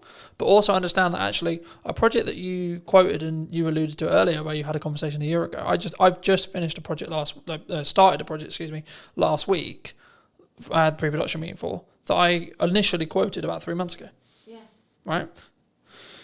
And I was like, at the time, maybe it's wrong time, maybe they're not ready, etc., etc. I was like, okay, maybe it won't come through, maybe it will. But then I got a call 2 weeks ago saying, hey, Cotton, we're ready to move forward. Fabulous, wonderful, right? And I think for me, if I had, perhaps, I haven't asked them yet, but perhaps if I had stopped marketing, they wouldn't have been constantly reminded that I existed. That you're around, that we've got that project there. Yeah. And the same with a handful of other clients who are like, yeah, we really want to do something, but we're not quite sure what we want to do yet. And I think that's the key sometimes. And I think that's why when people maybe don't look, maybe they fall off their consistency. And I think the reason why the podcasts are very different this series than it was last series was I was in that boat of I'm trying to do too many things and not doing them well enough. So I'm very focused on 2 channels for the time being, which is podcast and my event promotion for my event in September. And by the time this come out, the event will probably have finished, and then it'll be about marketing the next event. But anyway, the crux, I guess, from a tactics point of view is what role do you see? Like, what do you value right now for your marketing or for clients? Is it written word? Is it audio? Is it podcasting? Is it video? Is it user-generated content? Like, what do you think's working? I would say I hate to start with it depends, but it does depend on the client. Yeah, so let's talk about what I'm doing right now. Obviously, we're having this conversation because I invested in some video content a few months ago. So that, absolutely, I am like you championing investing in video to have another format of delivering your message to your audience. It's great and it can be used in so many places. So it's it is an investment, but it's a worthwhile. And also networking in the right places. So there's lots of different networking events out there. Some you might like, some you might not. I always say to people, like, it's about finding the right kind of event that you enjoy. It's got the right people there. Because ultimately, don't go to a networking event where it is just a cup of tea and a natter. Like, you do need to meet people and build relationships. It might not. Don't ever go into a room and think, right, who's going to buy from me today? Because that's not what it's about. It is about growing. Yeah, exactly. Yeah, but yeah. So for me, it's been and remaining consistent on LinkedIn, and not wondering what the hell the algorithm's doing, and sharing posts from 3 to 4 weeks ago. Yeah, I find it really interesting when people go, "Oh, the algorithm shadow banned me." Right, I'm a handful of chapters into Gary Vaynerchuk's new book. Well, it's not new now, but it's new for me. Day Trading Attention, and he talks a lot about your content's just not very good. Yeah, hard love, right? But the reality is actually through posting a huge amount, you know what works. And you can gain customer insights through that. And you can gain what's working for your market through that. And I think that's the key there. I think it's, my next question was going to be about volume, but like the simple takeaway I have is you have to have a level of volume to understand what works, because something will over-index. Yeah. A video will get 1,000 views when your average is 300. Okay, why? But then if you do that consistently and you keep learning, then your average will become 700. Okay, cool. But then what happens when something gets 1,600 views? Then what is it about? Then when you analyze, what was that hook? What was that this, etc. Do you think people struggle with the volume? Maybe they see someone like me who posts a lot. right? And they go, I can't possibly do that, so I'm not going to bother. I think people are overwhelmed. And I think when you're feeling overwhelmed, you then procrastinate and then you just don't do anything. Yeah.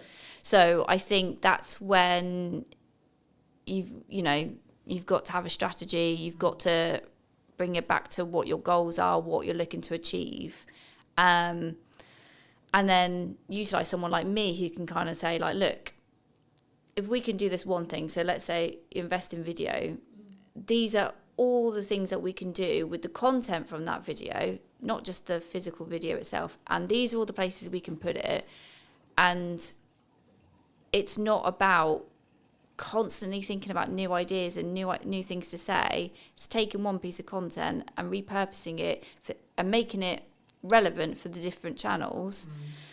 That's where you get your visibility is amplified, but your effort is you haven't had to invest less than it could have been. Exactly. So I think people do panic and feel overwhelmed, and then that's when they just don't make a decision. And that's where you do need an expert then to kind of say, like, look, it's not, you don't have to be overwhelmed. This is the plan. This is what we're going to do. This is how it's going to be used. But ultimately, you just need to sit in front of me for 45 minutes and talk about what you do. Yeah. Easy. Where does AI fit into this? Because a lot of people are scared about it, right? People think they're going to take their jobs. Yeah. They're going to be out of a job. The robot's going to take over the world. Yeah. What do you think? AI is a tool. There are all tools to help you be more efficient, but ultimately they can't replace human creativity. I've heard some people talk about, AI is for lazy people. It's like, it's not. If you want to use AI correctly, you've got to invest the time. You've got to invest the time in understanding how these tools work and how you get the most out of them. And that is not just by going, chat GPT, please write me a blog about X, and taking that and posting it. Like, no. It's a bit like, I don't know, I was thinking about this today. Like a sat nav, okay? So a sat nav is a tool that tells you how to get from A to B. It's really great if you have no idea, but also you could work out using a map yourself, but it takes a little bit of the thinking time away from it. But you might also just want to go for a drive and enjoy whatever route you decide to take that day. So it's not, AI isn't there to replace what people do. And I think businesses that are looking at AI and going, I don't need to hire a copywriter, I don't need to hire a videographer, or I don't need a person to do something because I've got a tool, you're kind of missing a point there. If you're looking at it just from a cost perspective, you'll learn a lesson very quickly that basically what you've turned out is a load of rubbish. I think it's from my point of view at least, right? I think for me, it's understanding what tool is best for the job. And the analogy I've started using used to be, you don't want to necessarily put up shelves with a hammer, right? But actually, it's actually more, I think now, you want to sharpen the knife before you use it. AI can help you sharpen the knife, but you still want to be the one using it. And I think for me, the key, I guess, in that is actually, and this is where I think the trend sort of shifted originally, because originally it was, we're all going to be out of jobs because of AI. I think in reality, which I agree with, which is where the trend went, which was people who utilize AI as a tool are going to output more, be more efficient and be better than someone who doesn't. So in turn, it's human v human again, right? Yeah. And I don't like saying human v human because it implies that everyone's a competitor, sure. But for me, it's actually more about it's you v you and focusing on that mindset, just on a mindset shift really quick. But for me, I see AI as maybe a leveler or a tool rather than, it's going to take my work. If you're in a corporate landscape and your client's looking at you and saying, we need to cut some costs, or we're going to cut some costs and we're going to get an AI agent to do the thing you were doing. Okay. Ask yourself what you can control about that. The answer is probably not much. and then ask, actually, well, did the client actually value what you were doing as much as they probably should have done? Or actually, in the nicest way possible, are you actually that good? Are you actually better than a computer? Yeah. Right? And that's harder one to ask ourselves, I think, because we then have to be vulnerable with ourselves. We have to say, hold on, shit, I might not be. Yeah. Right? Do you think you're better than a computer? Yeah. Yeah, because the computer. And if so, why? Well, the computer hasn't got all that experience that I have picked up and all those situations and scenarios I have been in where I've had to think, what we're going to do about this problem, what we're going to do for this campaign, and pivot and react. It's not, that's not what AI is built to do. But AI is built to do what you tell it to do. So, like you, I use it as an assistant, and it's an opportunity, really, because if AI can do some of the heavy lifting in your job, in the work that you create, if it can do some of the stuff and save you time, you then go, I've got more time, what can I do with it? And whether that is I can take on a new client, great, more income, or I can upskill in something else. I can use my brain in a different way. And I think that's the way I'm sort of looking at it. I think for me, there's a couple of ways that you can think about it in general, right? And I think you can tell a lot about how someone looks at their business when that you ask them about what happens and how they feel about losing a client. My perspective personally, as someone who's been in business for a while, long enough to, I would hope, know what I'm doing, I would say there's a couple of ways you can look at it. You can go down the road of, that's a shame, but I added the value I could, I did the best job I could. And if you're being honest with that, then actually, what are you worried about? Because if you genuinely did the honest thing, and it might just be they have to cut some spend to stay alive, and you happen to be the thing on the cutting block. Now that you can go into the psychology of how much they value it, and if you want, sure. So there's that approach. A. B. Cool, I've got that time back. Yeah, maybe I don't have the income, but I got that time back. So now it's, how do I utilize that time? Because what we talk about a lot of the time when it comes to ROI or return on investment is return on money. We don't necessarily talk on return on time, right? For me, as I've looked and learnt more from really successful people, the thing they always focus on is time. Because money, yes, you need it, but the more you have, the longer runway you have, regardless of your expenditure level, right? So the more expenditure level, the more you need to have a longer runway, etc. If you're living humbly, then you have a longer runway with less money. But you still will have the same amount of time. Me and you will have the same amount of hours a day, right?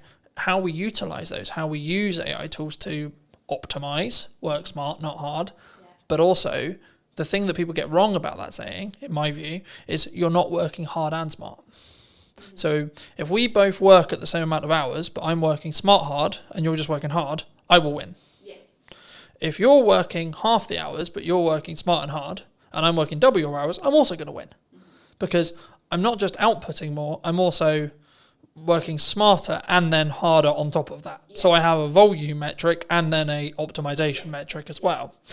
I think the key sometimes what we do in marketing and sales is we don't necessarily look at, it is a volume game, it is a quality game, but you get to those results, as I was alluding to earlier, through volume, because you don't have metrics otherwise. We can sit here theory, right? We can say, this is a good idea, this podcast is going to do really well in theory.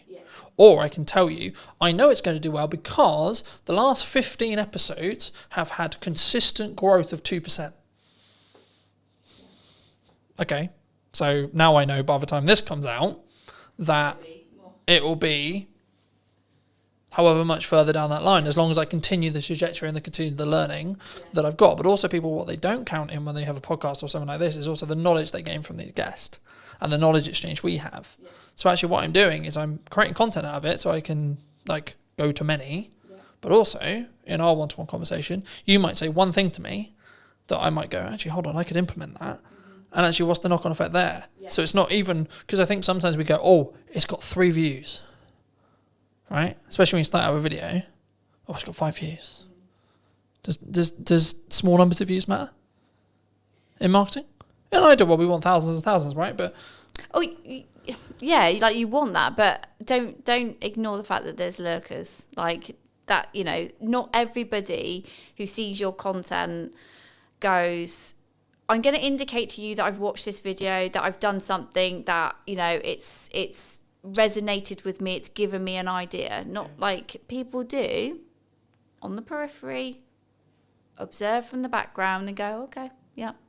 And they don't show up in the engagement, you know. And if you just only focused on, you know, analysing your engagements, comments, likes, all that kind of stuff, you go insane. You know, you need to be having the conversations outside of it. So, yeah, okay, people might have looked at it, but what else are they doing? How else are you engaging with them? And that's where it's like, you can't focus on one channel. You can't focus on posting one video. Like, you know, those 3 people might have seen it, but what else have they seen? What else have they digested? What else have they taken on board? And are you going to talk to them? Because that's the other thing, is like, this is not one way. Marketing is not one way. You have to create that dialogue, find out, dig deeper. Get them to know you, you know. It's like, you know, today we're here, but we had a conversation before. And so it was great to, you know, understand what we were both thinking, have a, you know, chat around a conversation, so that you obviously felt like, oh yeah, I think Gemma would be interested on the podcast. And I obviously feel comfortable being interviewed by you. I think sometimes, I think it depends on the context, right? Like if you're fortunate enough to get a guest who's quite high profile and they've done 100 million podcasts and they're very good at very quick rapport building, different conversation. But also, to be fair, you may not have a longer term relationship after that podcast episode. Because in most cases, they're there to film their half an hour section with you, or 45 section with you, that they're also going to use as content.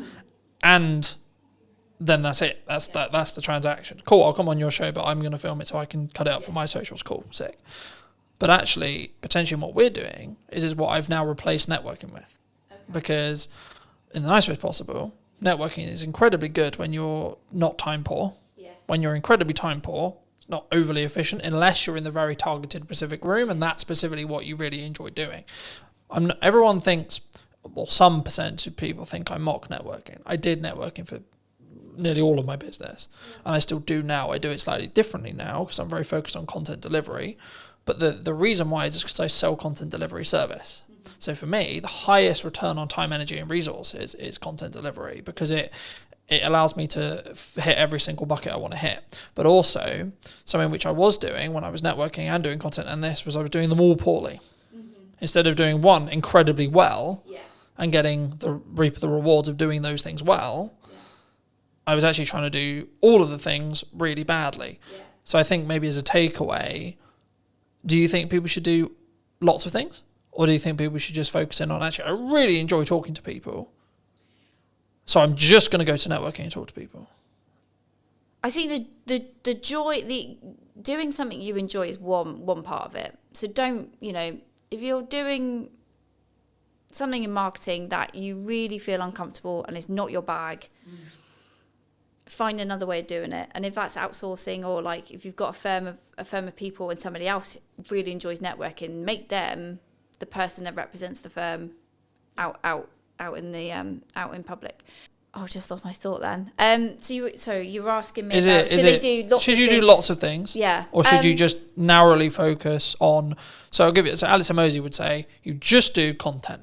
Yeah. You just do ads, you just do networking. You pick one, and because you have either decision fatigue or optimization fatigue or etc. or performance fatigue in when you're trying to pivot from I'm going to do content, then go do networking, then go do this, then.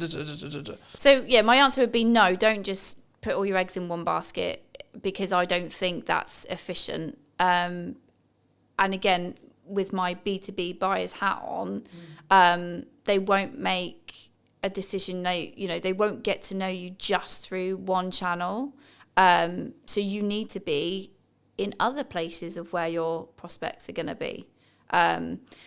You need to, because they need to hear from you directly, but also they need to hear from other people that have worked with you to kind of you get that stronger credibility and it's built up quicker when they can hear from a third party who might be a client or might be an advocate, to hear what it's like to work with you, and then to really kind of think, yeah, okay, this is a company I think I want to engage with a bit further. So I would always say, like, no, you can't just focus on one area and ignore everything else. But if you've got limited time, budget, resources, you've really got to go back to, well, why are you doing this? What are your goals? What are you looking to achieve? And you've got to be really critical and say, okay,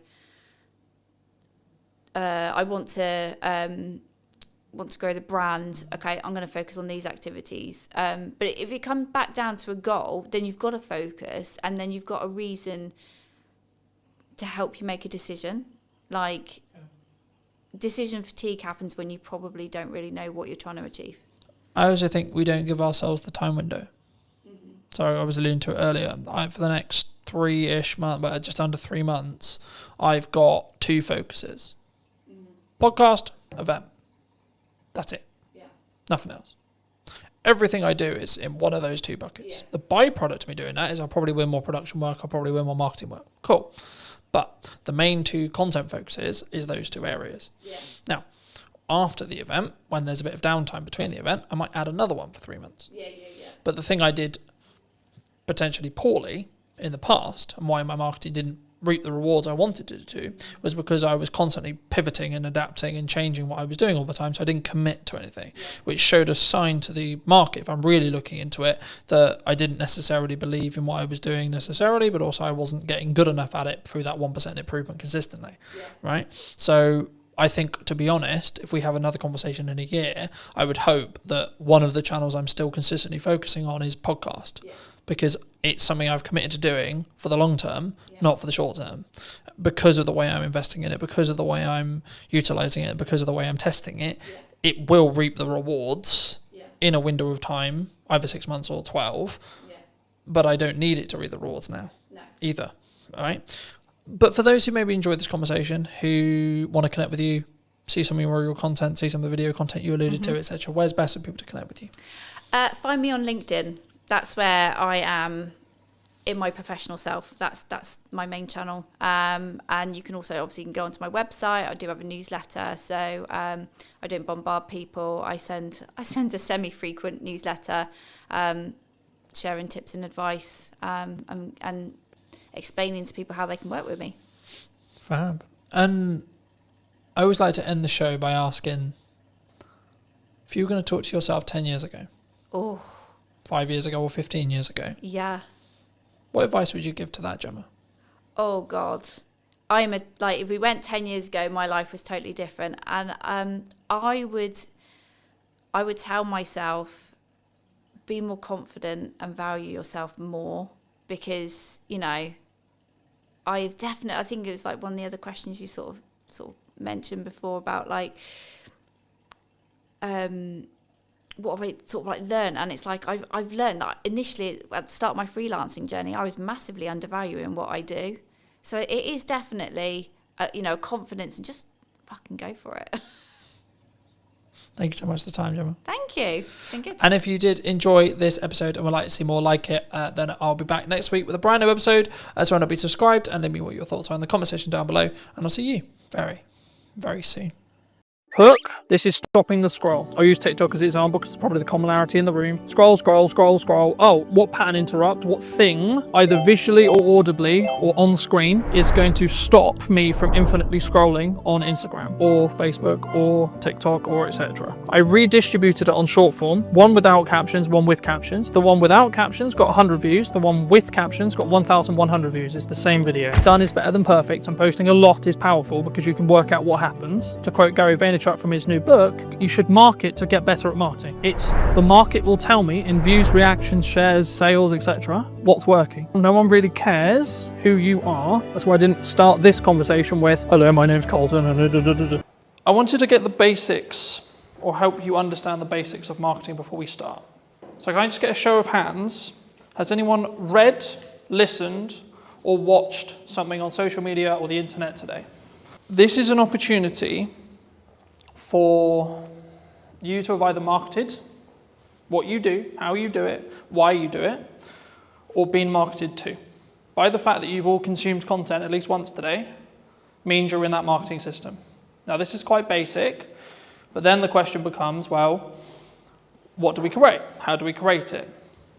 The commonalities for me, in 95% of cases, whenever I have a one-to-one conversation, I work with businesses, etc., their hurdles are, in most cases, not knowing what to create, not having the time to create it, or not knowing specifically what to create it about as a whole, right? So the first part of this workshop has been designed in such a way for you guys to really troubleshoot what you feel is your hurdles.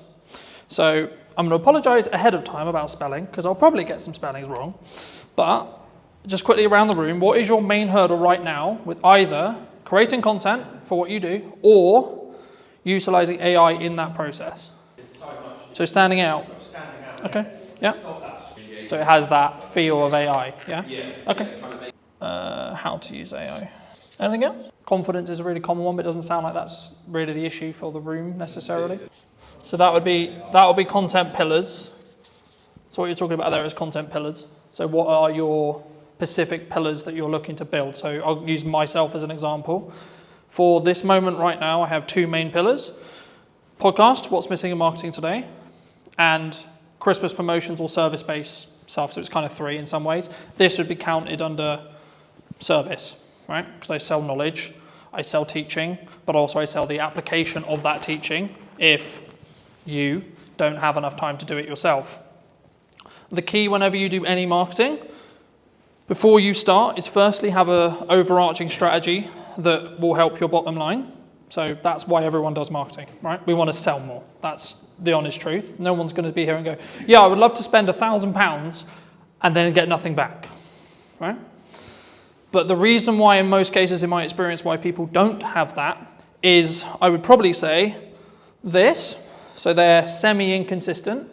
So they do that example that Johnny gave, which was, we're going to post really good when we're not busy, because we've got loads of time and nothing else to do. So we're going to post 5 to 10 times one day, then nothing for 2 weeks, then 10 times again because I went, shit, I forgot. Or life got in the way, etc. Right? I think the biggest thing for us is the standard. Yeah. Okay. Standing out is, I'll do that next actually. That's quite simple once you understand how that works. So very quickly, this is mostly video, but the same is true of written content, etc. Whenever you format your content, it should follow this structure, right? You've got 3 chunks, okay? Hook, this is stopping the scroll, right? Scroll, I'll use TikTok as an example because it's probably the commonality in the room. Scroll, scroll, scroll, scroll. Oh, what pattern interrupt, what thing, either visually or audibly or on screen, is going to stop me from infinitely scrolling on Instagram or Facebook or TikTok or etc. Right? This in most cases is roughly 3 to 5 seconds of your, again, video. If it was a blog post or something like that, it would be your headline and then your top 2 lines. If you do this wrong, you will not get someone to stop. Right? I'll go into depth in a second on what you could use here as ideas, but then you'll have a level of, so your body of content, so this could be, in most cases, value-led for me, and then a call to action here, right? So when we create content, we want a journey to happen, right? Step 1, get them to stop the scroll. We'll go into depth in that in a second. Step 2, what do you want to talk to them about? What's the objective that they're trying to do? If it's a piece of educational content, like this, for example, then I might have a captivating hook that positions a question that I'm then going to answer. But I'm going to first say, well, this is the solution that you're trying to create. Followed by, as short as you can, because attention spans are dwindling, etc., gets to the point. In the nicest way possible, no one really cares who you are, right? That's why I didn't start this conversation with, hello, my name's Colton, and you don't give a shit, you don't care, right? The bit they do care about is how are they going to make their life, the viewer's life, more entertained, more educated, or both. Hopefully, after today, you'll understand how to do that. And hopefully, I hope, today will be that valuable for you. So you should be entertained, you should be educated, right? Just on that, sorry, Bob. Yeah, of course. Every piece of content you've got on TikTok has to follow that.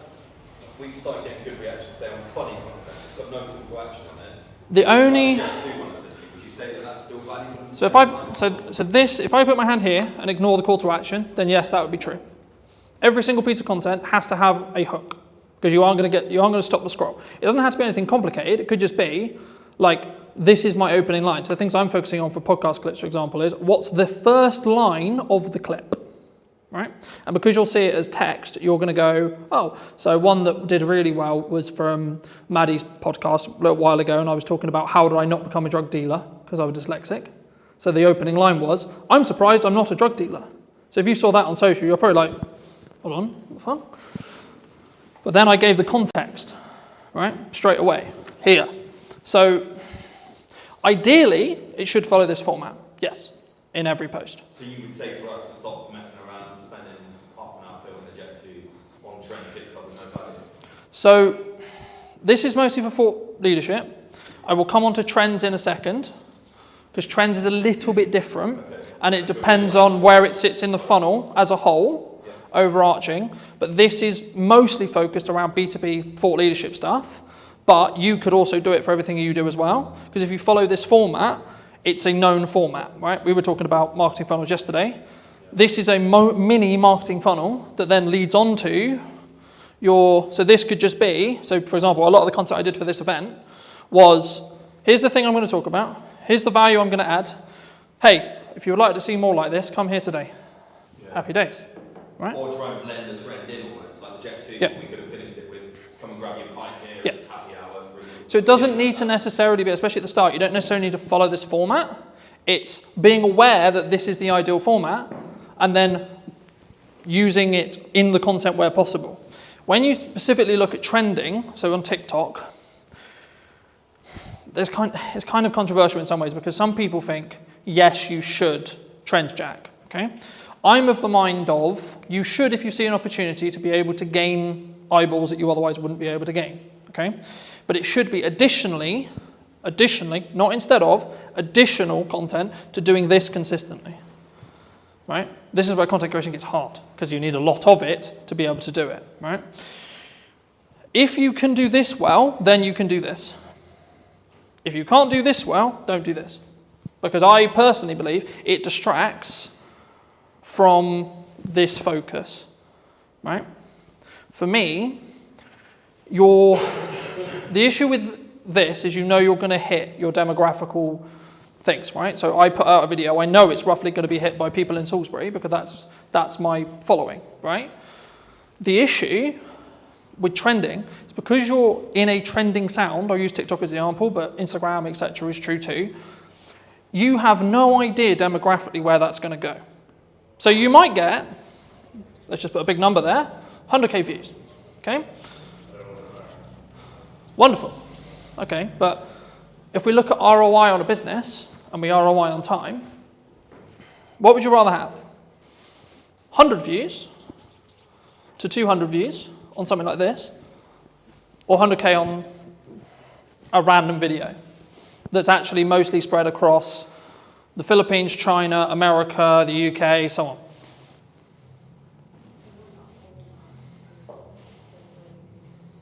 Mm-hmm. What do you think? Free real people rather than 100,000. Because 100,000 looks good. Yeah, but 100,000 looks good, right? Yeah. But when we... 999,000 aren't ever going to come, or probably might not be close to your venue. And that's why chasing virality, yes, it looks fun, yes, it looks sexy, but does it really do much for your business?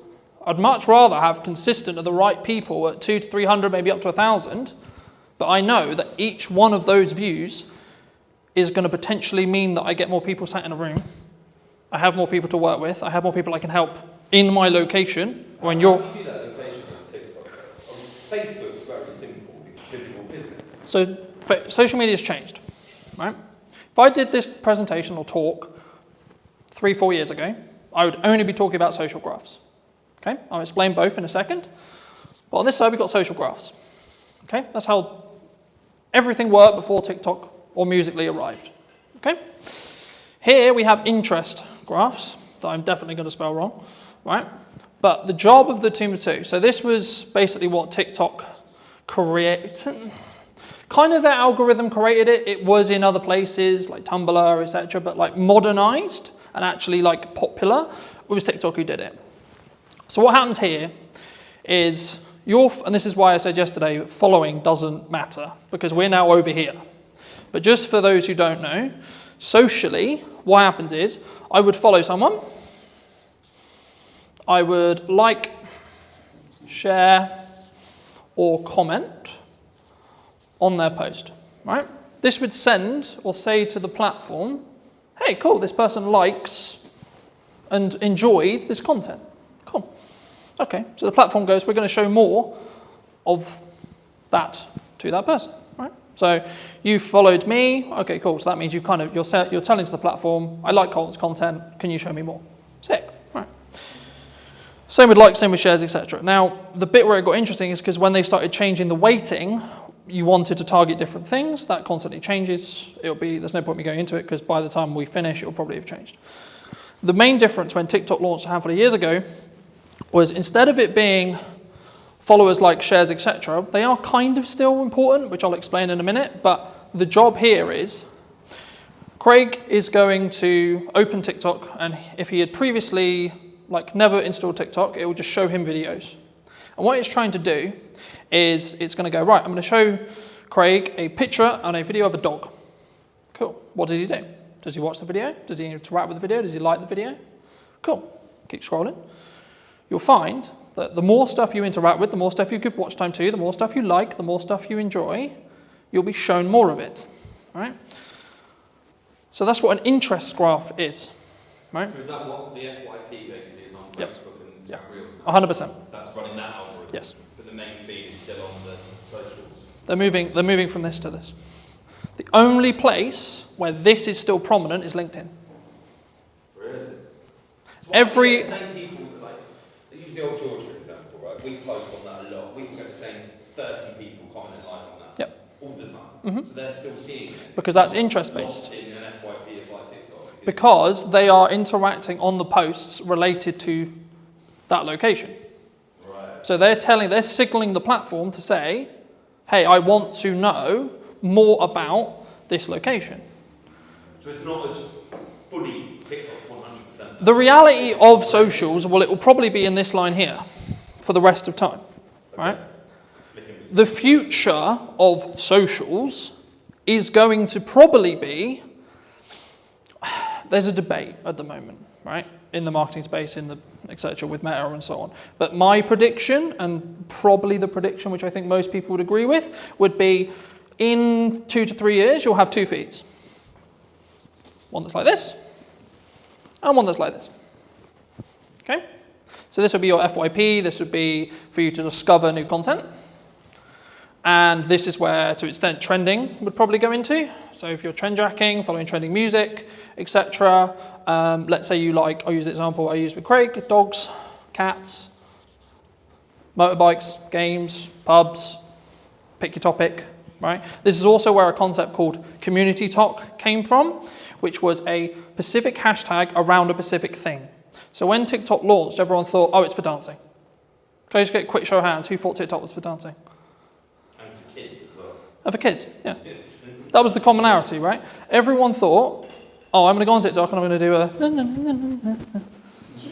Thank God that people laughed at that. But the key is that's when it was Musical.ly. So very quick history lesson. TikTok is owned by a Chinese company known as ByteDance, who used to own an app called Musical.ly, where that was what the app was for. Lip syncing, dancing, etc. They bought this. They then launched it in China, did really, really well, and it was strong from an educational point of view. And then it moved to the West, and it became interest-based. But what they didn't realize was that interest-based would work so well, right? And that's why you're seeing, in the last couple of years, Instagram Reels launched, standalone, short-form feed that scrolls forever. Facebook launched, scrolls forever, so on, right? Even LinkedIn's now doing it. LinkedIn will probably have a video-only feed that's interest-based. The only post that will be social graph based will most likely be carousel or image posts where you tag. So Johnny came to my event today. Thank you so much, Johnny. Do you want to tag you? Cool. How that quickly works, if you tag someone on socials, on a social graph, so this is mostly around LinkedIn, and they don't interact with it, it will be buried as a post, is the current conversation with the algorithm, right? And the reason for that is it stops people going, I'm going to tag whoever I want because I'm going to tag David Beckham in my post just to get more views on my post, right?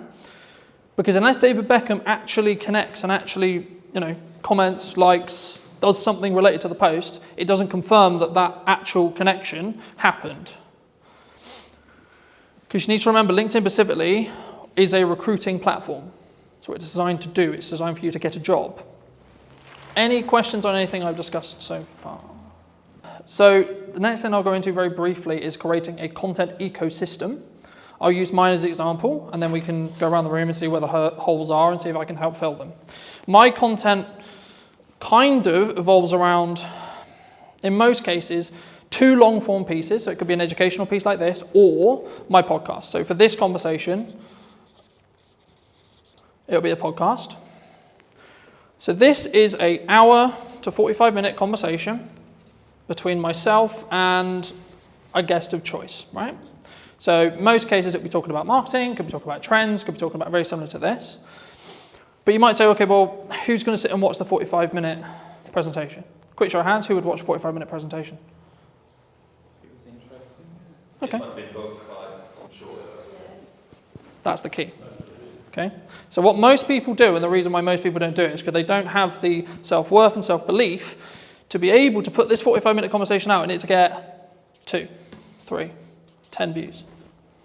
What 95% of people should be doing is creating this, and then using it to fill their socials, right? I'll show you in a minute. And that's when you get when you scroll through on YouTube. Yeah. So that's called, that is basically about how you structure your short form, right? So very quickly, short form.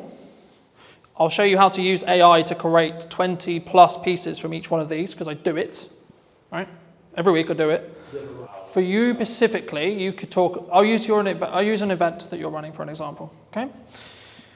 You could talk about every single unique selling proposition and every single thing about the event that you think is really good, okay? So like a Q&A almost. Yeah, with your staff. You get someone to ask you questions. Okay. What's it going to do, film it, chop it down, and then put it And you don't have to film it the way I would film it, with multiple cameras and pro audio and this and this. I literally mean, right, a phone on a tripod, looking at 2 people, right, stick person, wonderful, another stick person, you can tell I'm not an artist, right, 2 people having a chat, wonderful, okay? That will fill your socials, okay? Because it's this long piece here. Could be anything. Your long form piece could be, this is how to utilize 1 hour of content, especially if you're time poor, right, and you've only got an hour of content to deliver. You can film it once, then distribute it into short form. You're probably good for a month. And then if you want to hire an editor, like I do, I get a custom trailer made for each podcast. Some of you would have seen them. If not, go on my socials. There's one every week, right? And that is designed for the hook, which I showed you earlier, on the front of the podcast specifically. So that's meant to hook you in, show the best parts of the conversation, etc. if you come to the whole hour. But also it allows me to be on social media with short form. So by the nature of how the trailers are designed, I'm naturally going to get a higher retention chart, which will look something like this, which means people are watching the whole video, which in 95% of social media cases, if people watch up to 100% of a shorter video, less than a minute, it will then be served to multiple audiences, right? I'll go into that very quickly, but just quickly on this. Once you've got short form from this 1 hour, you can then do lots of stuff with it. You can pull out the audio and have it as a standalone audio podcast, right? You could also get it transcribed, and then using tools like ChatGPT, you can get it into blogs, etc., in your own tone, etc., right? And then also, you can then take that blog, turn it into 20 tweets, 15 tweets, right? Or standalone social media posts on their own. Hey, in this conversation, it doesn't even have to have the video, you can just take some pictures afterwards and say, in the conversation we'll be releasing next week, we talk about X, Y, Z, right? This is a very key example of hooks don't have to be anything. You need to do them to then see what works for your audience. Because what works for me is not going to work for you, and vice versa. So that's a social question. 95% of the time, socially, we watch videos in our breaks, when the kids are asleep, etc., right? So you don't want... Yeah, so or the telly's on or something else is on. So in a social scenario where you wouldn't necessarily want to blare out your reel, but you still want to know what's going on, right? And just to give you some numbers behind this, I re-edited some Christmas content that I did, I think about 4 years ago. I redistributed it on short form, one without captions, one with captions. The one without captions got 100 views. The one with captions got 1,100 views. It's the same video. Okay, that's a 10x difference in views with one change. And this is how I'm starting to test stuff. The one thing people get wrong with marketing all the time is they go, this is our ideal profile, this is the person we're trying to talk to, and I know what they like. Do you? You may have known what they liked 2 years ago, but is that what they're into now? Does your ideal profile change through time? Mine does. Personally, my content consumption habits and what I consume will change on a weekly basis. When I want to go really deep on AI, I'll be watching nothing but AI stuff. Okay? When I want to go really deep into content and delivery and how to do it, shift again. So on an interest graph, my feed is going to change dramatically across 2 weeks. On a social graph, I'll probably get some of the same content. So on the Look into the terms and conditions of TikTok, you'll be scared about how much it knows. Well, this was actually a big problem a couple of years ago where I was aware of it, where people would be watching a specific video. So I'll give an example where like maybe it's a motivational video or like maybe they're feeling a bit sad, etc. They're watching something that may be a bit sad. And what the TikTok algorithm did, and they got in a lot of trouble for this, where they would then start feeding more and more, and you would go down this loop of negativity, right? Like I don't want to go into detail on it today, but it's the same with like the quote Redfield spear, right? You are fed what you watch. So people are like, oh my God, my TikTok's so annoying because it only shows me X, Y, Z. I'm like, okay, A, log out, reinstall the app, watch stuff that you don't want, like so watch the stuff you want, and then the algorithm will catch up. Or just when you're on the socials, just stop consuming and interacting with the stuff you don't want to see more of. Or search what you do want to see. Yeah, or manually go in and search, I want to see pretty kittens. I want to see dogs, I want to see positivity, I want to see quotes, I want to see etc. To start, put your video everywhere. Put your blog everywhere. Put your piece of content everywhere the same way. Because the first thing you need to get into the habit of is doing content consistently and getting consistent, right? Because that's where the results will come from. And concentrate on video.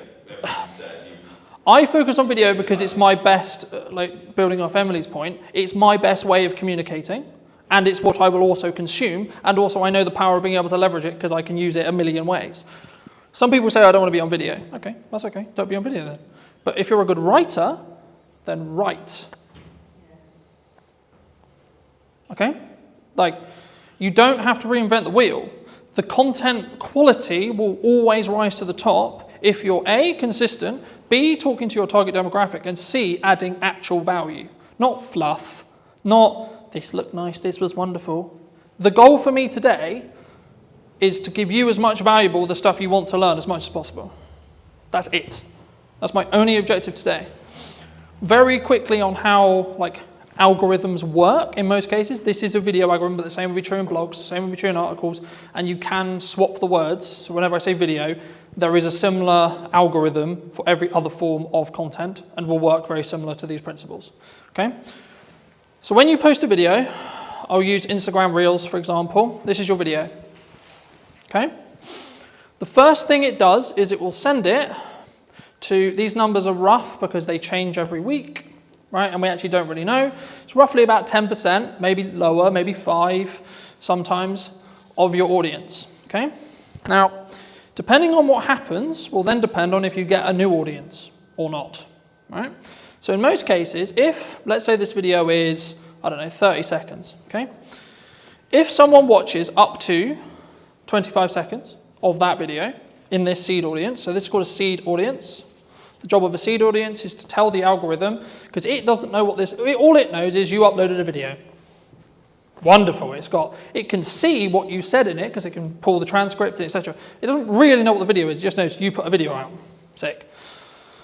So what it does is it sends it to the 5 to 10% of an initial audience that it believes will enjoy this piece of content from what it learned from the title, the media data, or the post, depending on what platform you're on, and then what's said in the video. And then depending on what happens with things like watch time,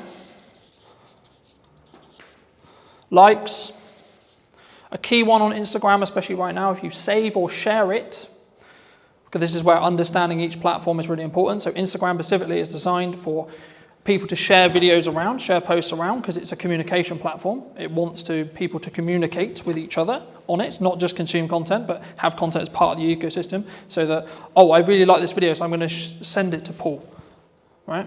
That's what the algorithm wants me to do. So sharing/saving, coming back later. And depending on how well these combinations, and the weighting changes, that's why I'm not focusing on specific weighting, but the weighting will change. Depending on what happens will then change how much of an audience, what that audience is, and what the size of the audience is. So when things go viral, what's happening is this. So it's going, initial post, okay, cool, it did well. Sick. All right, first audience, did really well. Then there'll be a bit of a plateau, maybe for half an hour, maybe 30 minutes. Then another one. Did it do well again? If so, and so on. And eventually, it won't have a good reaction. And that's when it will stop. But if you can keep that loop, so there was a trend a little bit ago on TikTok where it would be a 2-second video with a load of text on it. Why do you think people did that? They were farming watch time. Because it's a 2-second video. So TikTok was going, is people who watch this video in that seed audience watching the whole video? Because it's 2 seconds. But to read it, you need about 15 seconds. So actually, the percentage watched on that video was close to 500%. So TikTok went, oh my God, 500%? So people are watching this video 5 times? Cool, we'll send it to loads of people. Now, they got on top of it because they realized that was the game. But for a long time, it showed a very clear example of how your seed audience can snowball your views. And it will copy the audience. Because every single algorithm wants to understand and wants... Okay, no, I'll ask you. Before I tell you, I'll ask you. What do you think the job of an algorithm is? To keep people on social media. For example. What does every single social media platform want? Eyes on it. How do they make money? So the sin, you could say, is taking people off platform. Because Instagram doesn't make money if you send them off platform. If you send them to YouTube, you're sending them to a competitor. That's why people started getting quite clever with their link in bios, because link in bio became a term which TikTok itself would suppress, because it was sending people to the website. For a marketing brief, that's what we want to do, right? We want to send them to a landing page, we want to send them to a YouTube channel, we want to send them somewhere else off-site so we can potentially sell to them or retarget them or etc. or get their email so we can then email market it to them, etc. But purely from how does it perform point of view, and this is what I said at the beginning, where you need to start really delving into your content and really start working out, okay, so this one's going to be a very value-led piece, this one's going to be trend, this one's going to be for this purpose. And it can be overwhelming, but hopefully you're just going to get some ideas from today. If you can get some videos, and this is why done is better than perfect, and posting a lot is powerful because you can work out what happens. To quote Gary Vaynerchuk from his new book, you should market to get better at marketing. Right? So it's not about I'm going to market because I know what I'm doing. It's the market will tell me in views, reactions, shares, sales, etc. what's working. So I'll give you an example. A phone video over-indexed than a professional video in most cases for me. I follow the same format, hook, content, call to action, but because I story-told in the video and it felt more real, it got, I think, 4 times more views than my average. I think it's on like 1,300 now, because I told a clear story. So for those people who are like, I don't have a camera, I don't have this, I don't have that, I don't have all the kit, I can't create content. Who doesn't own a phone in this room? You all own a phone, right? So then you don't have an excuse. Because especially if you create it in-app, you can outperform because there'll be a small performance bonus. For example, on Instagram at the moment, they launched their own editor. It's called Edits. It gives you the ability to edit in the same way I can edit with Pro software, and deeper analytical data on every single reel you've ever posted purely through the app that you cannot get through Instagram. So for that reason alone, you should download it, because then you can see your click-through rate, then you can see your percentage of your seed audience, and then you can tweak stuff, and you can tweak the hooks, you can tweak that first line, you can tweak your packaging. The same when it comes to your first line of your actual copy for this, because if someone misses the video and you don't have captions on it, you might be able to re-engage them by getting a captivating headline. So if you're doing multiple kinds of content, you can learn from... Yeah. Because you can then re-engage people. Something that also people worry about is, I posted a video and it only got 20 views. Okay. Well, what's happening when you first post a video for the first 24 hours, bless you, is it's only showing it to your seed audience. So on average, it will take 48 hours or so before you really start to see something pump. Unless you're trend jacking, that's a bit different. But on the structured content we talked about at the beginning, it will take roughly about 24 hours before the algorithm really understands it. The more content you feed the algorithm, the more it's going to understand what you do and what audience is going to connect with the content you're creating. Does that make sense? So what stage do you start paying for it? So at the minute you don't need to, nothing I've talked about today is paid ads. I know, that's what I'm trying to think. If you want to do paid ads, you can follow all of these principles, and what I'd recommend you do very quickly for those who are interested in doing paid ads, you should post a load of content, see what does best in regards to views, retraction, etc., and then take the best performing pieces of content and then amplify them with ads. Because then you don't have a question mark on whether the creative or the video or the blog or the post, etc., is actually going to do well or not, because you already know, because it did well organically. So that way you're not wasting money on amplifying bad creative, because you know that it's going to be good, because you've already tested it organically. Does that help? Yeah, no. But if 10,000 people saw it organically, it goes to millions if you pay for the 10. Yeah. But the key there is to understand that is that 10,000 the 10,000 that you want? Moving back to my original analogy of, do you want 100,000 or do you want 10,000 or 1,000? If the metrics align, as in you've got 10,000 of the right people, absolutely you should pour money on it. Because you've already done it. You already know it works with the target sector that you're trying to talk to. So of course you know. And then it's just taking the guesswork out of paid ads.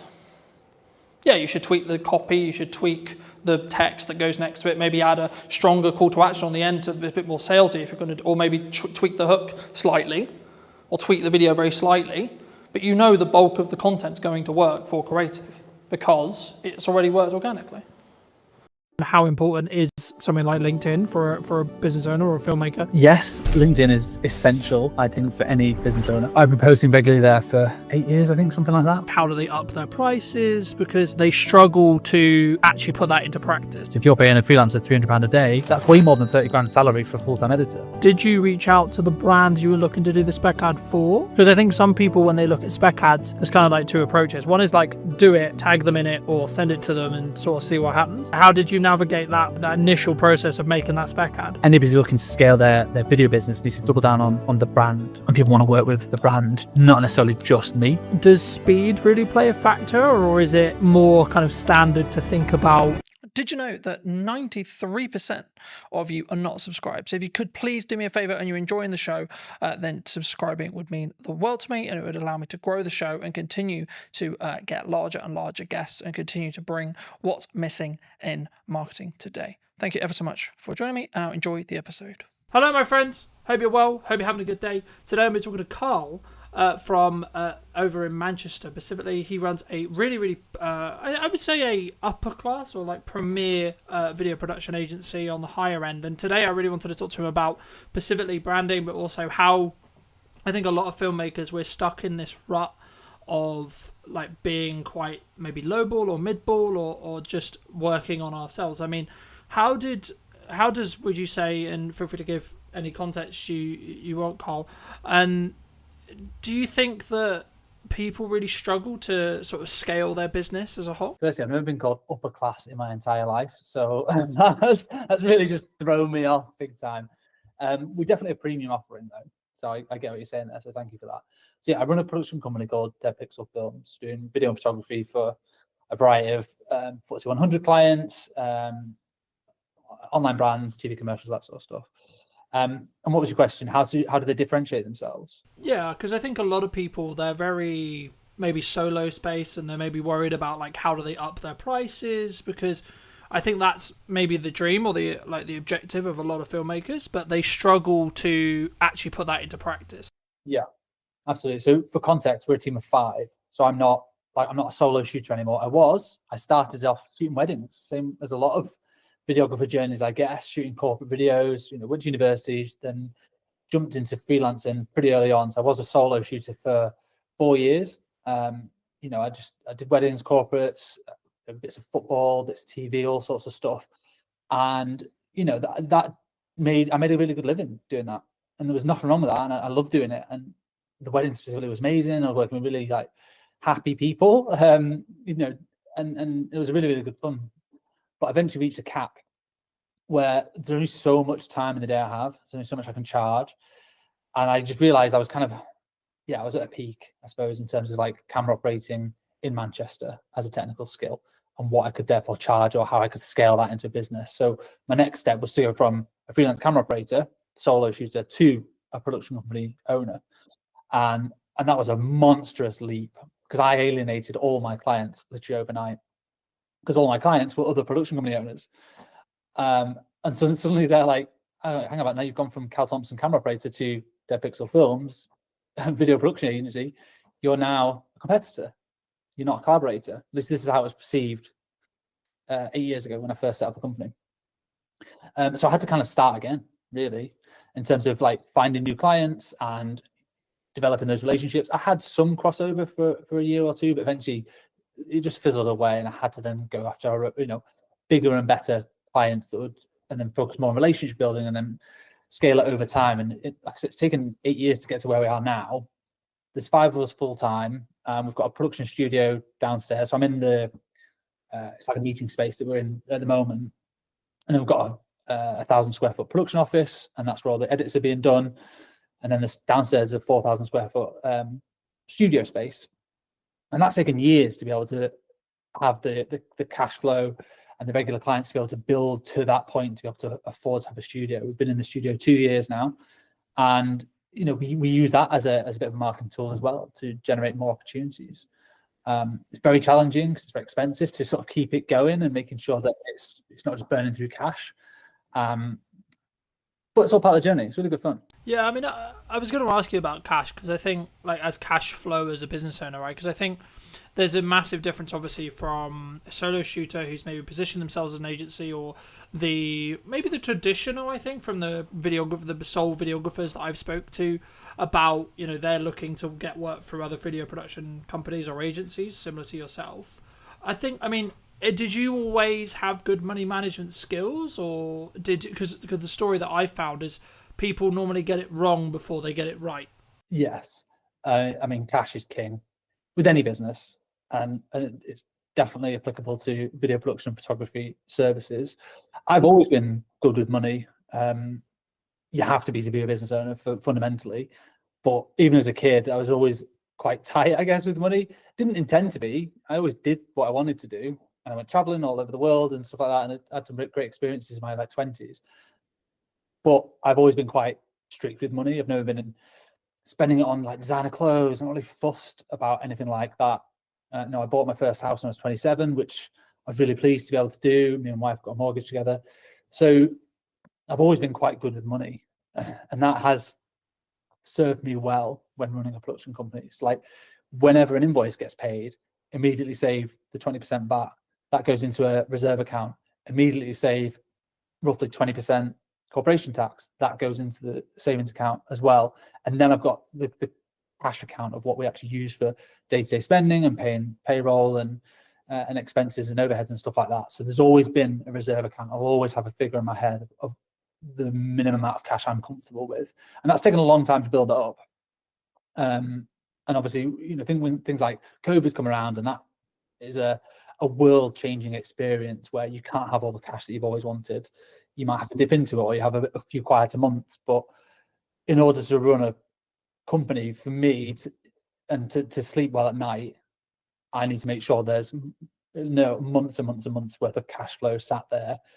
And some people might disagree. They might say, well, you should be putting your money to work and making it work for you, so you're earning money in your sleep. And obviously we invest in the studio facility, we invest in our marketing and invest in our team and training and all that sort of stuff.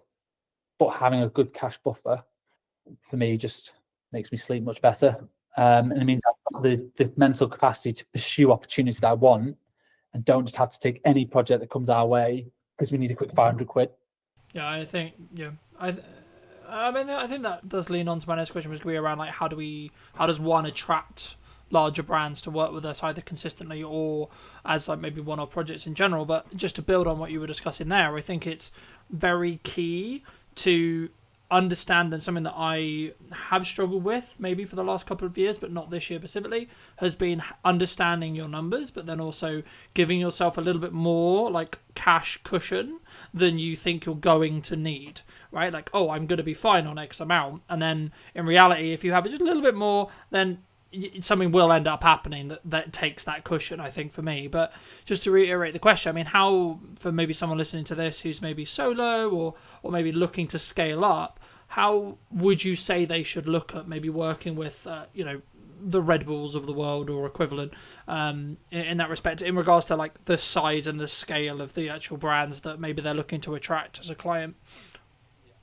I mean, this is changing loads over the last few years. And what I've seen is historically the big brands would only ever work with big agencies for the longest time, and that is still the case for a lot of places. Like Coca-Cola will only ever work with WPP, or they have done for forever, because they feel like they need the resource. They need the WPP, are one of the largest advertising agencies in the UK, in the world.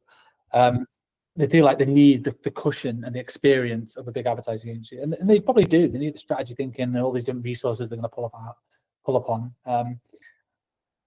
But what I can see is over the last few years, more and more brands are doing more in-house, and they don't necessarily need the big agencies or the big thinkers, from what I can tell.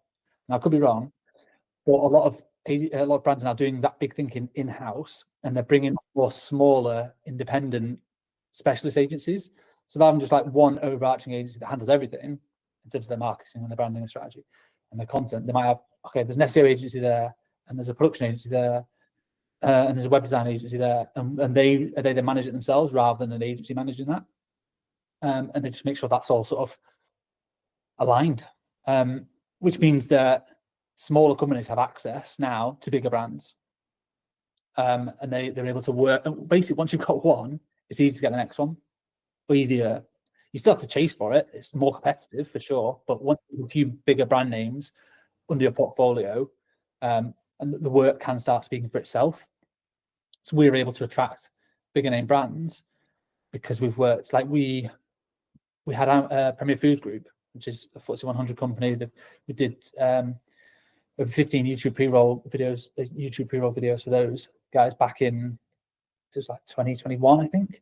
And that's for their whole suite of brands: Ambrosia, Oxo, Bisto.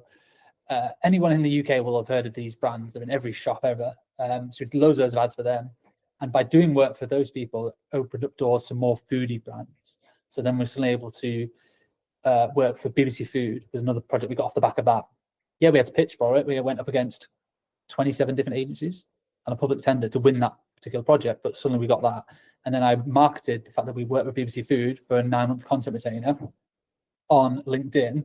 That then led to one of our current biggest clients, which is Uni, and they're the pizza oven company based in Scotland. And that's because I put out one post on LinkedIn about work, like a blog post about how we work with food and break down that process. So it went from one to the next to the next. So you can when you look back, when you're in the thick of it, it's hard to tell what's going on. It's just like, shit, where's the next client coming from? And you just want to do the best work you can. But when you kind of step back, you go, okay, I can see how that one has led to that one, has led to that one, has led to that one. But it's been I've been self-employed for 12 years. It's 12-year experience to be able to get to this point alone. And some people are way further on than me in terms of their career, but I'm really happy that we get to work with like some world-class brands. And just by working with one does tend to lead to working with the next. So I bet your next question is, well, how do you get the first one? Because that is the challenging bit. And the way I would say doing that is work for free, which I know everyone here is going to hate. By free, I mean make a spec ad. Speculative. I don't know if you've ever done it, but you basically need to prove your skills and your services and the quality of your work off your own back. So that's how we won we started getting to super slow-mo. That's one of our core specialisms, which works with food and drink kind of content, is the 1,000 frames a second super slow-mo videos. We shot an ad for free with Whitley Neal Gin in a little corner of a studio, me and my business partner at the time, just kind of messing around, working out how does the kit work, how does the lighting work. This was years and years ago. And we put together a little 20-second montage. We partnered with a kit hire company who lent us the camera for the day. So that was very generous. All it costed was our time and the ingredients. And then we pieced that together. And we used that piece of work as a marketing asset, piece of collateral, to then go and win the next one, and then win the next one, and then win the next one. And that just snowballed. We then became the specialists in super slow-mo and food and drink, which then led us on to the next project and to the next one. So that's always my advice to anyone looking to get into it. How do you attract bigger brands? Is you can't just go to university, study a bit of film, and then go, well, now I'm just going to either have my own agency or go work for another agency, and I'm going to be balling working on these big bad projects. Like, you've got to prove it.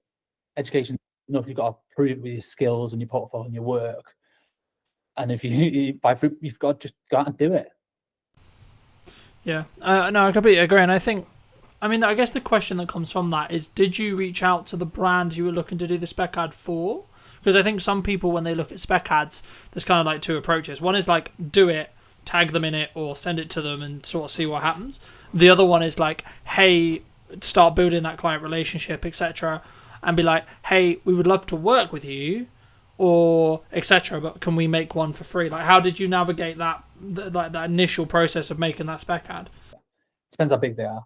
If they're massive, if they're like a high street name, if you're suddenly I want to do a spec ad for Gymshark, they've already got amazing commercials, an amazing in-house team. They don't need your spec ad. So you emailing them saying, I'm going to do this ad for free. If you want to use it, use it. They just won't. They don't need it. So in that sense, I would just go and do it and just tag them. Like, massive fan of you guys. I hope you don't take offense to this. We've made our own ad. We want to tag you in it. And if Gymshark will unlikely see that and then want to just hire you immediately, but their competitor might. So someone else who maybe slightly smaller than Gymshark might see that and go, oh, I love what these guys have done. Or you can use that to market to Gymshark competitors. So you can reach out to people directly that made this little piece for fun, just showcase our skill sets. Be really honest and transparent. Don't suddenly try and pretend that Gymshark are your client. You've done it as a paid project. That's the last thing you want to do. But just be honest about what you've done and how you made it to showcase your skills. And would you be interested in that one for your brand or business? We did one for like Innocent Smoothies, massive global brand. We didn't ask them to make that. We just did it as I was building all these like mad rigs because we've got a food studio, we have the space. I built like this test tube rig that when you pushed underneath it, basically it forced all the liquid through the bottom of a smoothie container and then just created like this volcano effect out the top. I wanted to test it to see if it was even doable. It's just like an idea. And we shot it in super slow-mo, it worked. So then we got a few more shots off the back of it, pieced together a little 20-second thing, and then just tagged them and put it on LinkedIn. And their marketing team like commented like, oh my God, this is awesome. So glad you enjoyed the product. So from them, it was like free marketing. They didn't really ask for it because they didn't really need it. They were just really pleased for us to make something. And then we use that to then try and win the next food or drink project, or just, a couple of little showreel clips to go in. It's in the showreel now. Do you think you've mentioned LinkedIn specifically a handful of times. Do you think that some people are worried about either putting up a spec ad or like maybe creating content that's not specifically for a client or for a production company, etc., that could showcase their work, could get them that next level, but maybe they're like concerned about either like what would the reaction be, or like where people see, because I kind of see it in two respects from my experience with filmmakers. Some that are like really leaning into social media as like a personal branding tool and like as a marketing tool, but others who are maybe slightly more cautious around, I guess, how they post and when they post. In your experience, I mean, I guess the two questions there is kind of two-pronged. It's one, how important is something like LinkedIn for a business owner or a filmmaker? But then number two, like, why do you think people are potentially quite cautious? Yes, LinkedIn is essential, I think, for any business owner. It's still quite untapped resource. I've been posting regularly there for 8 years, I think, something like that, and built up a sizable following. I don't know how much work exactly we've got, but I could probably guesstimate we've generated well over 6 figures worth of work and opportunities through LinkedIn without spending a penny. Don't pay for any premium, anything like that. Don't pay for any sponsored posts. It's purely just turning up consistently and regularly, and I try and offer advice to my younger self in terms of the personal branding side of things, but just use it as a marketing tool to share the work, share the behind the scenes that we do, so that people can see, oh yeah, it was those guys that made that ad, because I can see them in the behind the scenes. We use that a lot to show scale as well, which also subtly promotes a more premium offering. If you see a squad of 10 or 20 in a team photo, that's a big production. Doesn't matter if you're in the industry or not, that's probably cost a pretty penny, versus the behind the scenes of a solo shooter. There's a certain cost implication there. So subtly you're planting these seeds within your feed into your potential target audience, and you never know who's looking on a LinkedIn feed. And it's so different to every other platform, because when your contacts like or comment, it gets shown in their feed as well, and that's how your work can just spread and spread and spread. Literally, the behind the scenes that we did for the Innocent Smoothie spec ad got like 1,500 likes, hundreds of thousands of views. And that might not sound a lot on like Facebook or Instagram, but on LinkedIn, that is a viral hit. It's huge, and that just snowballed because it was just fun content. People just liked it, and people not in the industry were like, "Oh, it looks like a really cool project. You've been quite creative and innovative there." So yes, I'd say if you want to, scale a business or attract new clients and new opportunities, it's not just who you know anymore. Like it's who knows you. So LinkedIn is so valuable for that, and anyone could do it. Yeah, I mean, just because I think traditionally so much of filmmaking was like go to filmmaking meetups, meet another filmmaker, meet a gaffer, meet a sound guy, etc., and then you sort of build your, I guess, referral work from there. But for me personally, I've actually seen it as a builder now, where you should be doing that, absolutely, but you'll potentially get to a scale, especially as a production company, where you actually, and I guess it comes back to like who's your target client, right? So if it's another production company, then actually knowing other people is probably a better use of time. Maybe I'd be curious on your thoughts.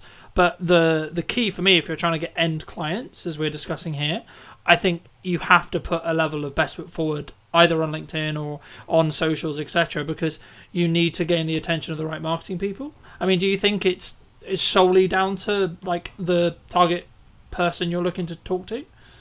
Yeah, 100% that. Like, who's your ideal customer? If your customer is video agencies or production companies that make high-end TV commercials, then your best job is to network with other crew members. If you're a gaffer, meet as many DOPs as possible. If you're a makeup artist, meet as many producers as possible. And you're a technician, your job is to get on set as much as possible, and you charge a day rate and you get to work on some amazing projects. That is completely different to being a production company, because you are dealing more with brand managers, marketeers who don't live and breathe that specific skill set every single day.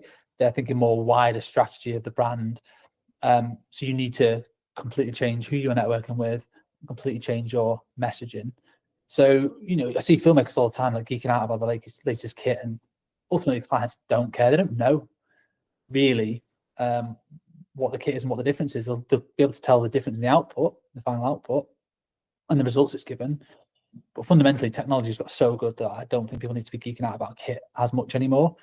Technicians always will do. Like at my heart, I'm a DOP, and I'm a technician. I'm a camera nerd. I always have been since I was 13. So I do still love it. Doesn't mean my clients care about it. Really, they care about, okay, I need a super slow-mo shot. How do I get that? You know, okay, we need a £100,000 phantom camera that we have to rent for the day. And we need the skill sets to do it. You need high-speed lighting and all that sort of stuff, and a lot of power. So they care about the results of the slow-mo and what it does, not necessarily the camera. They don't care what it's called or how much it might have cost. Yeah, they care about the rental fee. But in terms of like the specs of it and stuff, they're not really fussed. You have to market to your respective customer and who that is. If producers are hiring you and you own a super slow-mo camera, then talk about the specs all day, because they probably will care. But the end I mean, my next question was going to be like, from a delivery point of view with larger clients, does speed really play a factor, or is it more kind of standard to think about like, oh, we're going to give you a 2-week delivery or etc.? I mean, obviously it depends on when they're going to use it, but would you say like a unique selling proposition for what you do specifically is speed related in regards to turnaround, of course quality as well, but is specifically looking at speed really important? We never market ourselves as like the fastest video agency in the West or anything crazy like that, because I think it would just attract a certain type of client which will expect everything yesterday. We do have a lot of clients who still do that, and like they want it as quick as possible. That they usually come to us because they have a project in mind, a deadline in mind, or if they don't, we certainly ask them. You know, that's one of the earliest questions. What's the idea? What's the budget bracket that you're kind of working with, and when do you want it? And then we can work backwards from there and go, okay, well, when can we slot it in? You know, we have certain projects that we're producing one now that we're not shooting until September, and the deadline's not until the end of September, and that's marketing for a Christmas ad. So we're talking about that now. Other ones we're shooting tomorrow, and we need it live by 1st of August. So that's quite a fast turnaround, because there's 5 20-second ads, like montages with like heavy edits and a lot of content going into it. So speed is important. But I think clients prefer more like a stress-free production. And are you going to handle the brief? Are you going to deliver on the concept? And are you going to be obviously professional and make them look good to their boss, ultimately? People might not say it, but they kind of is what they mean. That a lot of brand managers are sticking their neck out certainly with a new agency they're working with. They're putting their neck on the line. They've said, right, we really like these people. They're going to be great. You have to deliver on that. You have to, yeah. I think the key is you have to follow through on the content or the promises that you have, like, said that you're going to do, but then over deliver on those. So I've always followed a motto for a long time, and it might be why I'm doing quote unquote okay in business, because I've always under promised and over delivered with every project that I do. But I think it does, to an extent, kind of bring me on to kind of the next question I want to ask you, which was about like, how do you justify to a client who's maybe on the fence about spending, you know, let's just say 10 grand or 15 grand or whatever it ends up being, right? How do you deal with those hurdles when it comes to being higher priced as a whole? Yeah, so we don't do quotes anymore. We do proposals. So for every single client, they get more than just a one-pager. So we used to just do quotes. You know, people come with a brief, amateur video. So you go, okay, put it together in a spreadsheet, put it onto a 1 or 2 page PDF with a breakdown of your pre-production and post, and this is what it's going to cost with a number at the bottom. And people either go yes or no. We don't do that anymore. We're now doing proposals. So pretty much every client that comes to us will get a bit of an idea. They might already have an idea and they want to just flesh it out. Here's a few visual references of the style that I think we can execute on based on your budget. I tend not to do this like on a whim. Like if I know they've got 20 grand, okay, I can work backwards from there and go, well, this is the kind of production that I think they might need. You know, it's a couple of days, a couple of crew, there's production value there. I know what to spend, so I can know what the references are going to be. And we put that into like, you know, 5 or 10 pages for every single client with a cost and a breakdown of this is exactly what it's going to cost you. You know, the information that was in the original quote still goes in the proposal, but you've also got a lot of more visual references in there so that people can see you understand the vision. You know, they're just taken from previous work or from the web. It's all internal stuff, so it never goes live. It's just like we're just trying to share ideas, and then we're trying to follow through with the execution. Like, this is what you're going to get, and we found bigger clients kind of expect that a little bit more. They don't just want a one pager. Like, what's going to separate you from, if they're getting 5 quotes, how are you going to stand out amongst those other 4 companies? And you don't want to just be on price. You want it to be that you understand the brief and the unique ideas that you can bring to the table to deliver on that brief. But it's free time. It's a massive gamble. We don't win all the ones we put proposals for. We lost one yesterday. Like, oh crap, that took me a day or longer, hours spread out here and there to pull that together, pull together references, come up with a bit of a script. I think we're going to nail this. I thought we'd nailed it, and then they still didn't go for it. And you're like, oh, well, not sure what we've done wrong there. That's the game we're in a little bit. Some people might disagree with that. They might say, oh, you should be charged for that time. And we charge for creative development time, but sometimes that initial spark, we often give it away for free. Do you think that's one of the, obviously that's one of the reasons why you do just stand apart, but is that the same? I guess the next question was going to be around like the confidence of maybe charging more or being value-based price rather than necessarily the time. Obviously there's always time that goes into it, of course, but it's more about, I guess, in some ways, when you look to attract those higher paying clients, it's also about it's the entire, in my experience at least, it's about the entire process and journey and the perception that client goes on with you, rather than necessarily just the production day, and that's, I think, where it comes back to where you and I both agree, which is like, they don't care that much what what it's filmed on. They care about what it's going to do for their business and what the return on their investment is going to be. But for you, when you started out, was there a confidence kind of hurdle for you to say like double your day rate, for example? Probably, yeah. Not really thought about it. Often we just do it. I started off charging £250 a day. So it was like a corporate filmmaker, if you like. I charge a lot more than that now. So yeah, there did just become a time you can base it off APA rates as well. That's a good starting point. Producers Association, it's like a union. We're not part of it, but they do set rough crew rates, and they adjust them every year based on inflation. So you can roughly see what a crew rate should be charging for those. And it varies between like commercials or dramas or photography or whatever. Everything's slightly different, and communicating with other people in the industry as well.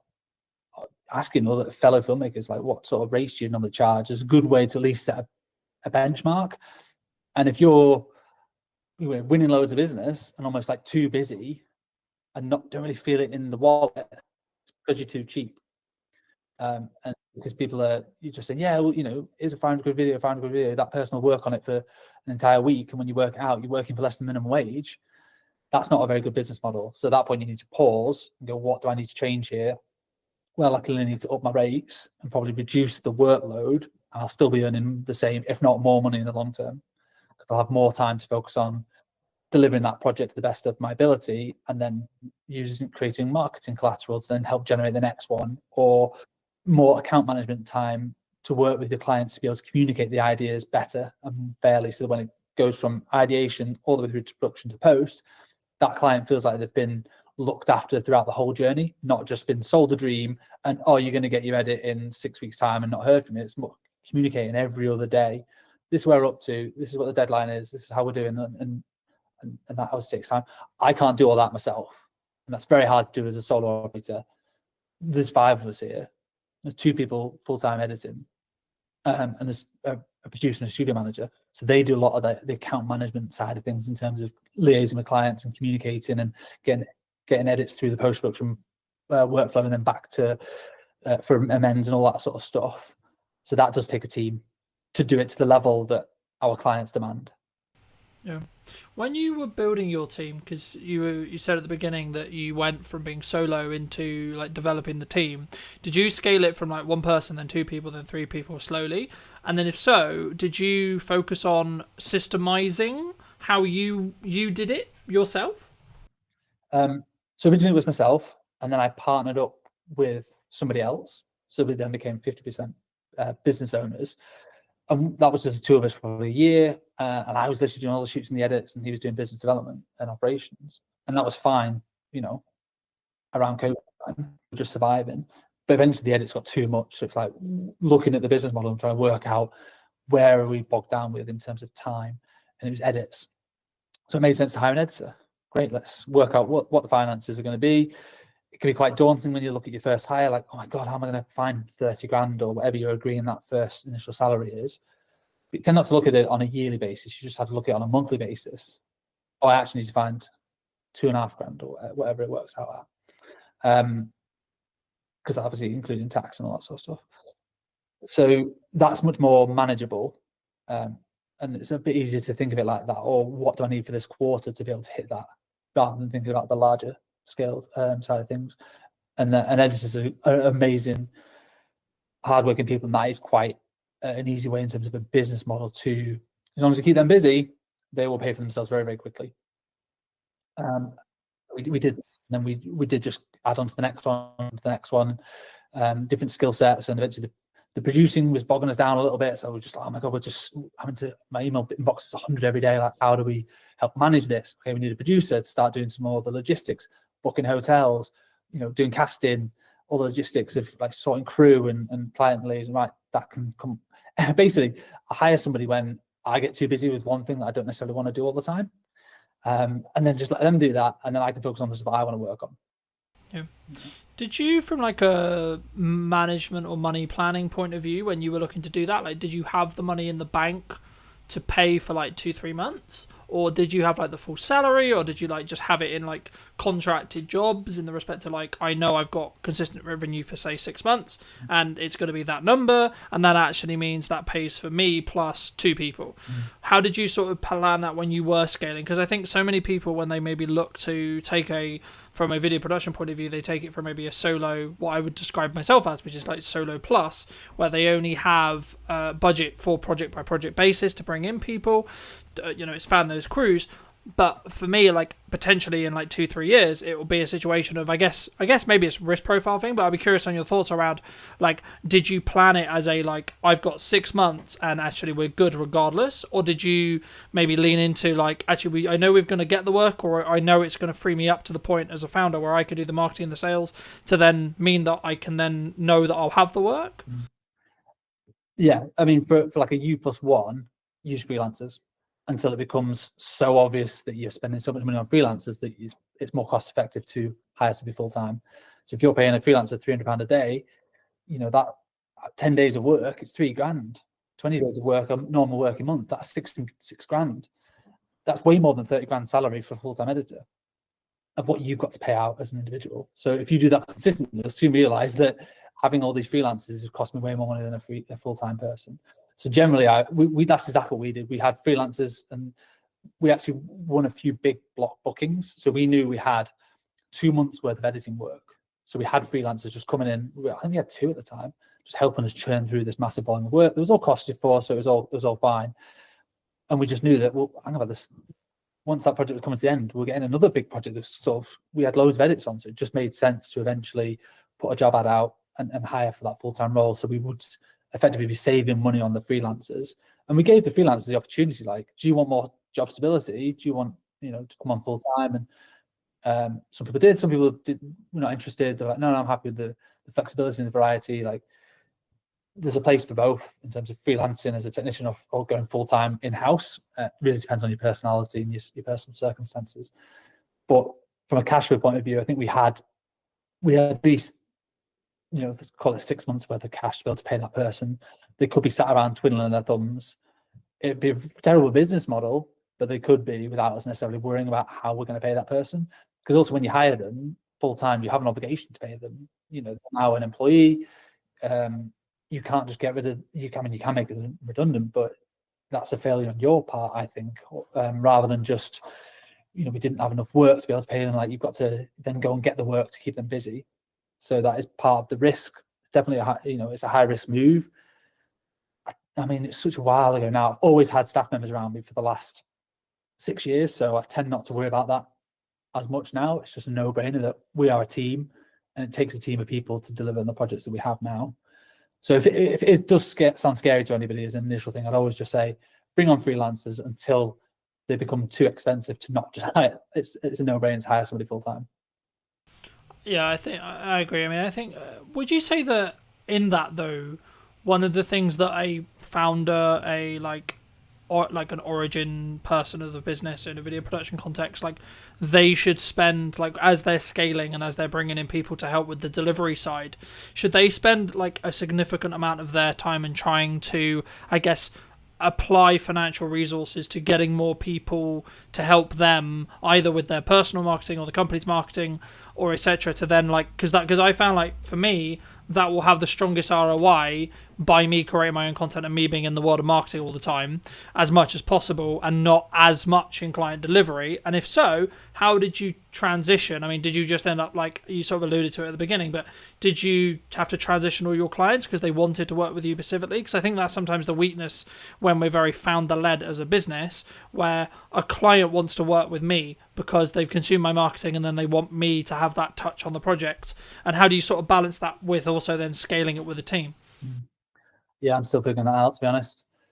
A lot of our projects are of a scale where it can never just be one person. That one person ideally should be on the job. That was a big USP for the longest time, is we weren't necessarily just another production company that brought on loads and loads of freelancers. It was like, you know, if you see us in the initial call, you're going to see us on set and we're going to hold your hand all the way through the project. And that's done really well for us for the longest time. It's helped us build relationships with the right people. It's helped deliver good work. But that is only scalable until a point. I can't be on every single job if I want to scale the business beyond where we are now. So that's probably a bit of an ego thing that I've got to figure out and navigate and work out.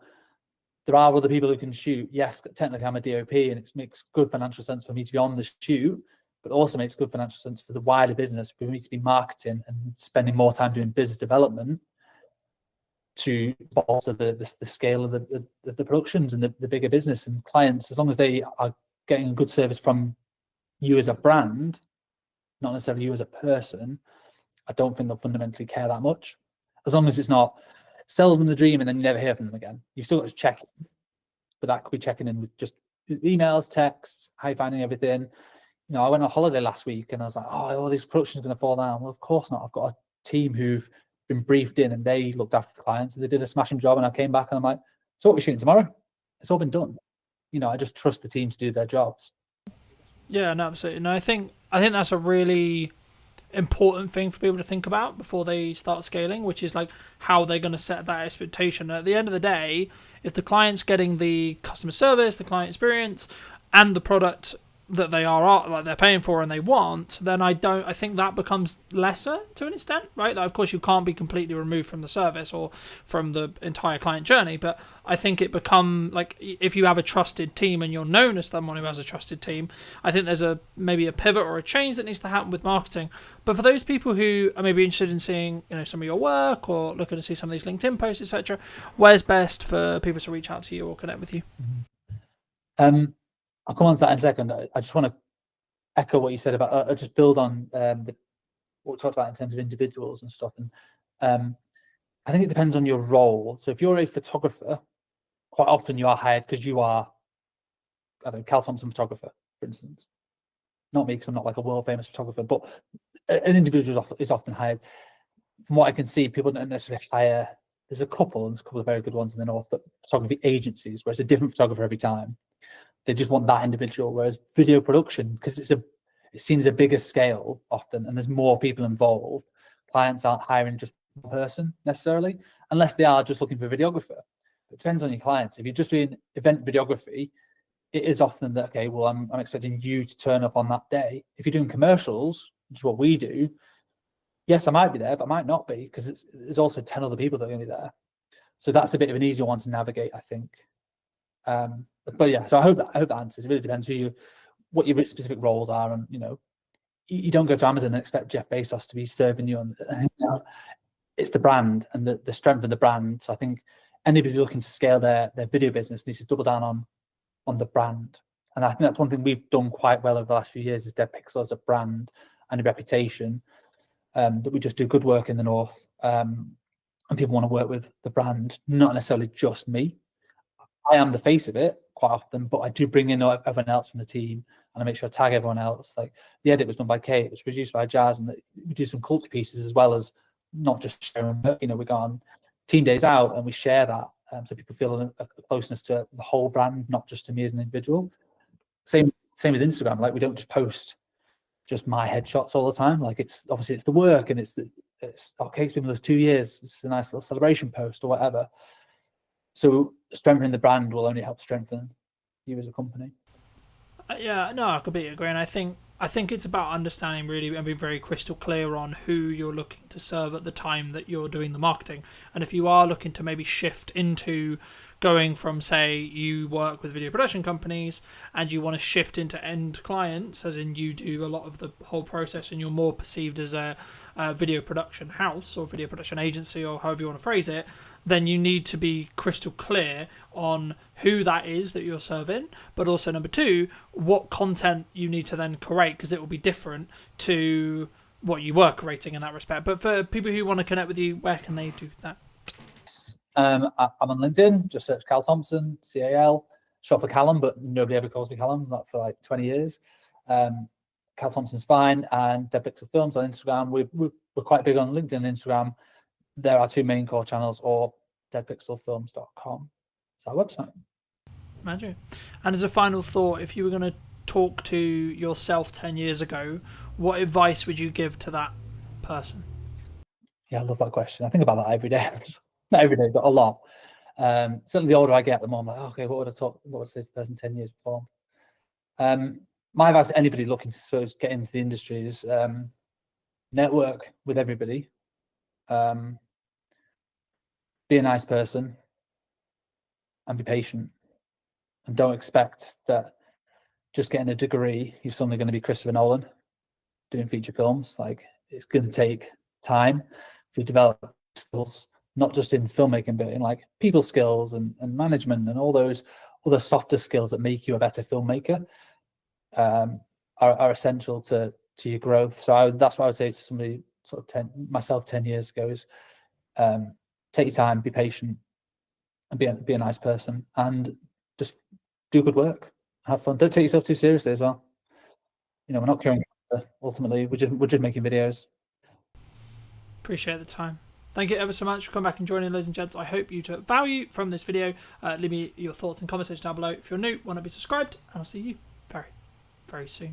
Where we sit now with deepfakes and AI, etc. But before we get too much into that, I mean, what do you think's missing today? I think creativity at the moment is the key, and being really good at using the tools. What would you say to people who maybe looked at AI or looked at X, Y, Z and said, oh, it's just a trend, it will die next week? I think they're massively wrong. I don't think it's like crypto. I guess, is it a doomsday scenario before we started, where I could have, in theory, not actually invited you? I could have used whizzy AI tech to create this Stuart. I think that's going to be a future problem, and I don't think it's as far away as even 2 years. I think we've seen with certain hacks happening out in Hong Kong, Singapore, where people are being invited onto calls with their entire board, and that call with their entire board was deepfake.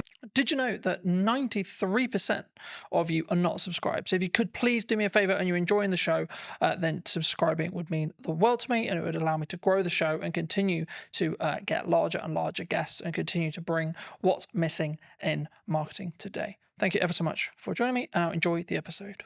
Hello, my friends. I hope you're well. I hope you had a good day, evening, or night. Today, I'm with Stuart talking about what's missing in marketing today, of course. And also, I guess to an extent, Stuart, it's about where we sit now with deepfakes and AI, etc. But before we get too much into that, I mean, what do you think's missing today in marketing? Well, coming from Origin Secured, we're always going to say trust and verifying trust. I think one of the things we're seeing with lots of marketing agencies, lots of companies, is this model of make as much noise as you can, say whatever you want to say, no one can really prove whether it's true or not, and hope that it catches before you get caught out. And I think that's the biggest issue we see with marketing at the moment, is bringing the trust and the verifiability back into it. I mean, because we were alluding to, I guess, is it a doomsday scenario before we started, where I could have, in theory, not actually invited you. I could have used whizzy AI tech to create this Stuart, you know, which I haven't done, by the way, for the record, anyone watching. But there is going to be a potential world in maybe 5-10 years, or maybe, you know, technology moves quickly, so it could even be as little as 2, if not 1.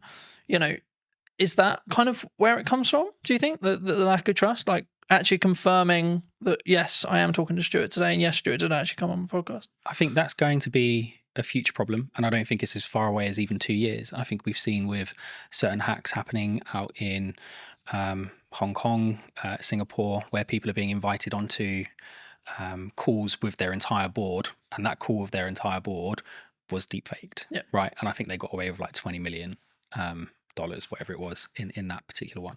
So I think that's coming. I think that's going to be sooner rather than later. And I think we're seeing that online, where you'll get images of people like Martin Lewis or whoever saying something that just isn't true, or supporting a project that is a scam. So I think that's coming. But I still think just traditional trust, right, is a problem. How do I verify that I've worked with the MOD as an example? How do I verify I've worked with this organization? How do I verify I've worked with this person? And I can make loads of noise and say loads of things about it, but I don't have maybe a podcast to prove that I've done it.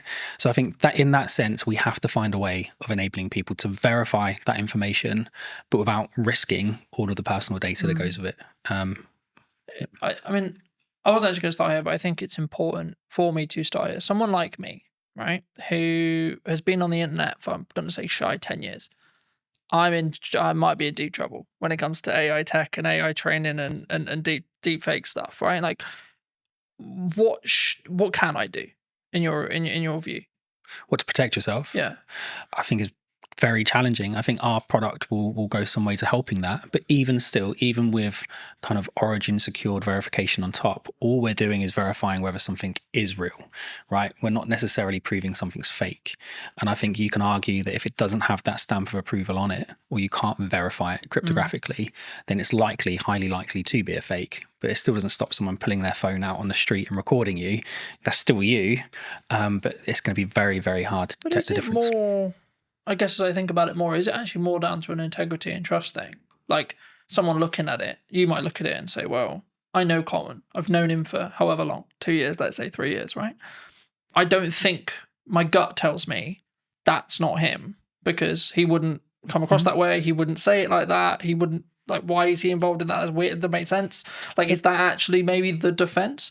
Maybe, but I think if you look at the way things happen in the media and the press, that's typically not the approach that most countries take. It's very much kind of someone's appeared on an online platform doing something they shouldn't be doing, and they're instantly vilified, regardless of whether it was them or not.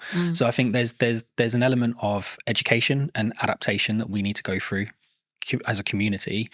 Absolutely, that will help. I think technology will assist. I think that will go some way to proving it as well. I think it's really going to be education. I think we need to teach people to be safer online, and to be able to identify when something might be a fake, which at the moment I just don't think we do enough. I think we rely heavily on third-party organizations who we think represent security, and in some ways they have been secure, but when you've got trillions of dollars flying around markets every day, if you carve off even 10%, even 1%, right, these are huge numbers. Fraudsters are going for them. So I think we need to adapt and find new ways. Do you think maybe as marketing, or as maybe as like just a medium to small size business, what can I do then? What can you do? I think, again, having things like this will help. I think having endorsements from organizations will help. And again, going back to what Origin Secured is about, it's about having endorsements, right? How do I verify that I've worked with this organization? How would you verify you worked with Origin Secured? Well, you can have my video with you online. But outside of that, it would be a case of, you could put my quote up on your website. But again, how do I verify that was real? You might have to get one of your customers to come and talk to me. So I don't know if we actually have an answer to that question at the moment, other than we know with Origin Secured, we can cryptographically prove you've worked with us, and you don't have to pick up the phone and call me to get me to prove it. So it's difficult, right? You know, I think everyone thinks trust and brand, and, you know, like, I'm a big advocate for trust and brand, and I think that the only really, like to quote Gary, the only thing that matters, or the only thing that will be left, will be brand when everything is commoditized by AI. Yeah. But will even that be left? Because if you look at some of the AI tools that are coming out now, I mean, we're looking at them. We use AI throughout the business. And I know a lot of companies say that, but genuinely, from cursor all the way through to the front end, products like Replit are coming out. You can take an existing front end and you can copy that, and it might take you 2 weeks, maybe a month with a couple of half decent devs.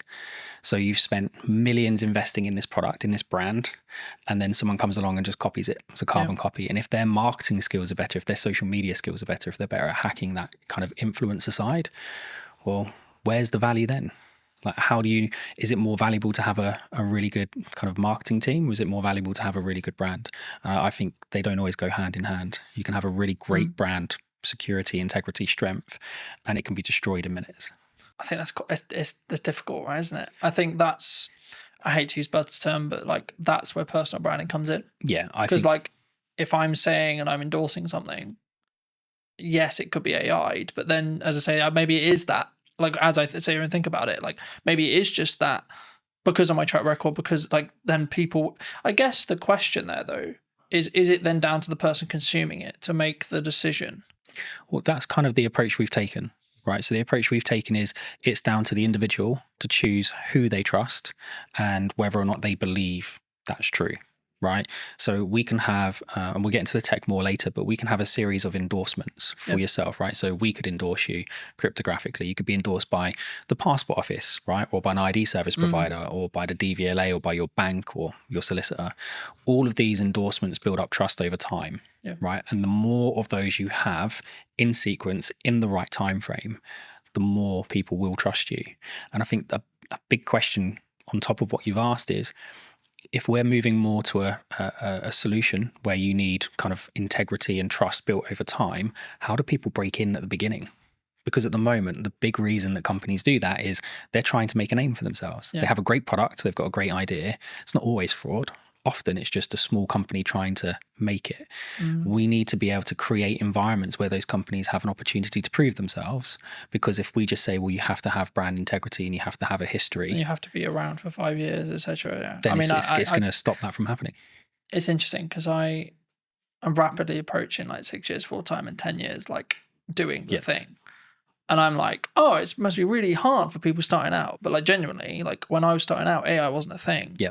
And that's the big conversation with AI at the moment. It's like completely obliterating those grunt jobs that people did as junior editors and junior tech people and etc. Is it down to us then as providers, like medium and larger, like to say we're going to choose, or is it purely just it's going to get commoditized because it's efficiency? I think there's going to be a huge amount of commoditization. I think there's going to be lots of consolidation, right? More importantly, there'll be lots of consolidation. I think standing out from the crowd is going to be challenging. I think it already is challenging, right? If you can have the best product in the world, but if you can't get the message across, or you can't convince people what it actually does or how it does it, it's not going anywhere anyway. I think we need to create more of a fair opportunity for smaller companies. And I know that the government have got lots of programs in place. We're working with the MOD at the moment. They've got loads of programs in place to try and fast track SMEs and give them opportunities to deliver.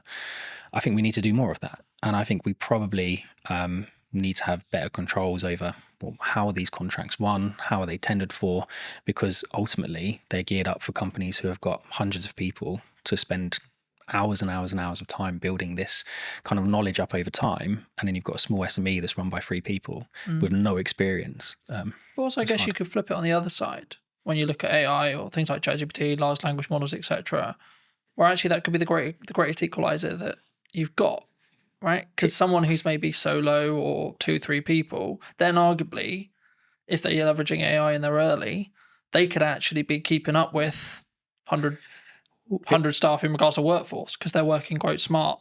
Well, they can. And I think, look, we've certainly benefited from it, right? Lots of smaller companies are benefiting from using AI, but so are the larger companies. And I think if you, I'm going to get in trouble for talking about this, but one of my favorite TV shows is The Wire.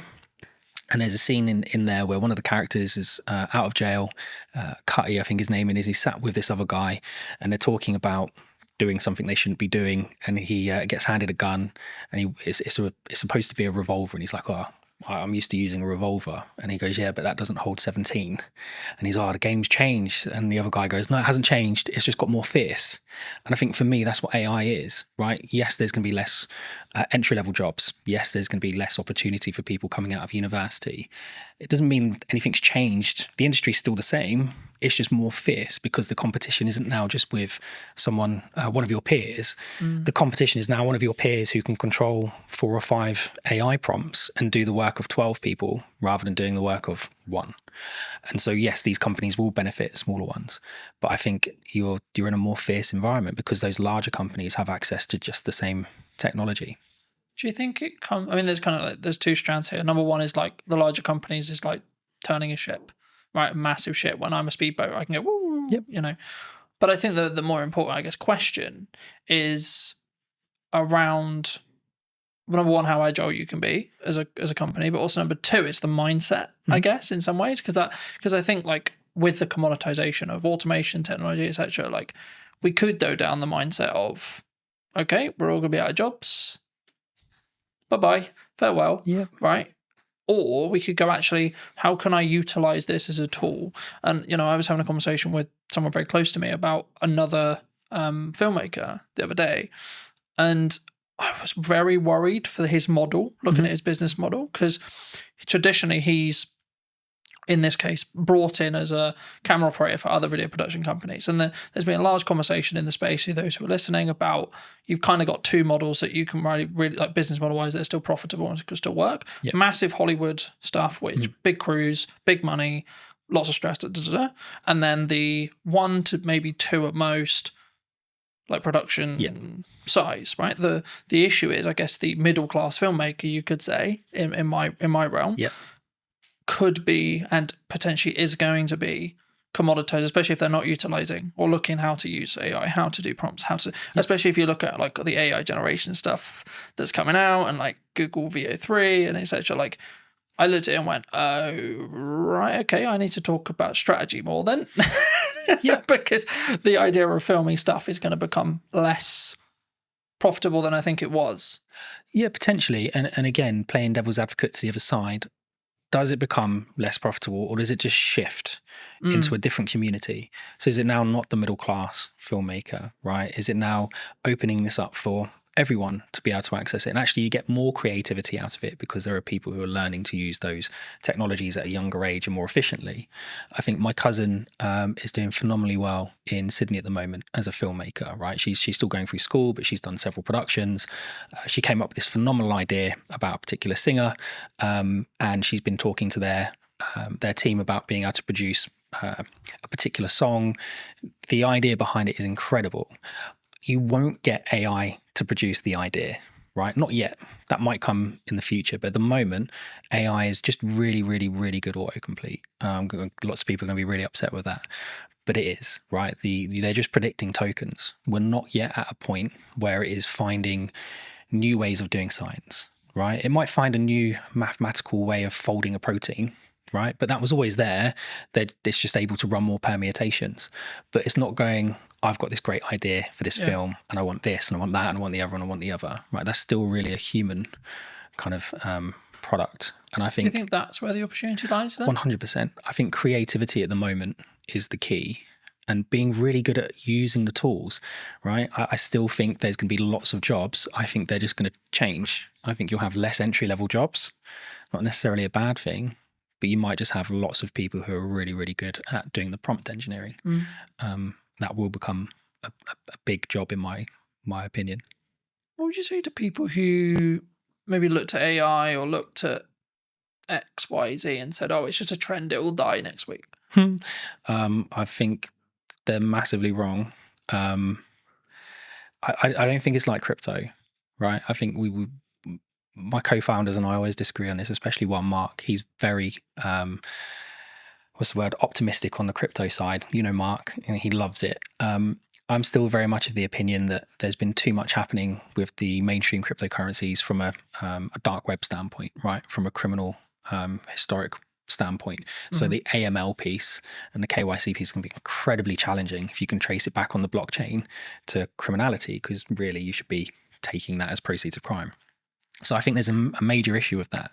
I think the difference between that and AI is AI genuinely has solutions, right? You can take someone who spent the last 20 years of their life learning how to spot tumors in lungs, right? They might have a really good accuracy, 80, 85%. And then you can train an AI model to a 92, 93% accuracy in 3 or 4 months. That's a huge jump, right, for us as a species, in my opinion.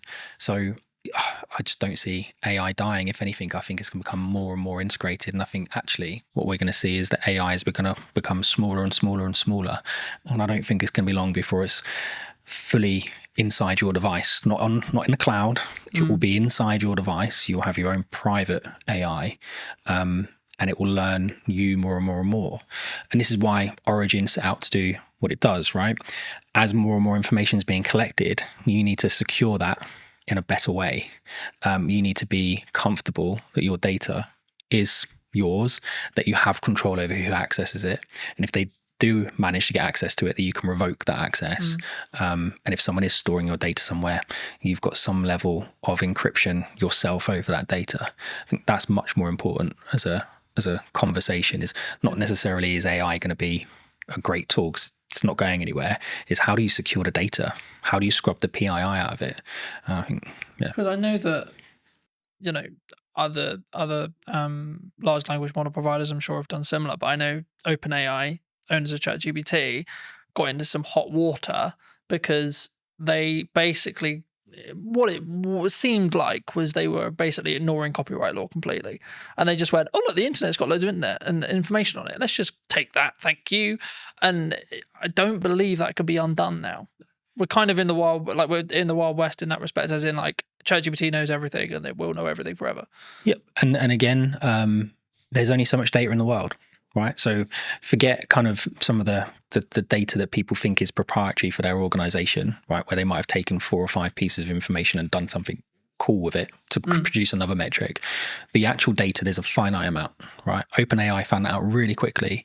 You can still download pretty much the entire website scraping, and you can pay to download that online, right? There's several companies that offer that as a service. Anthropic will have done it.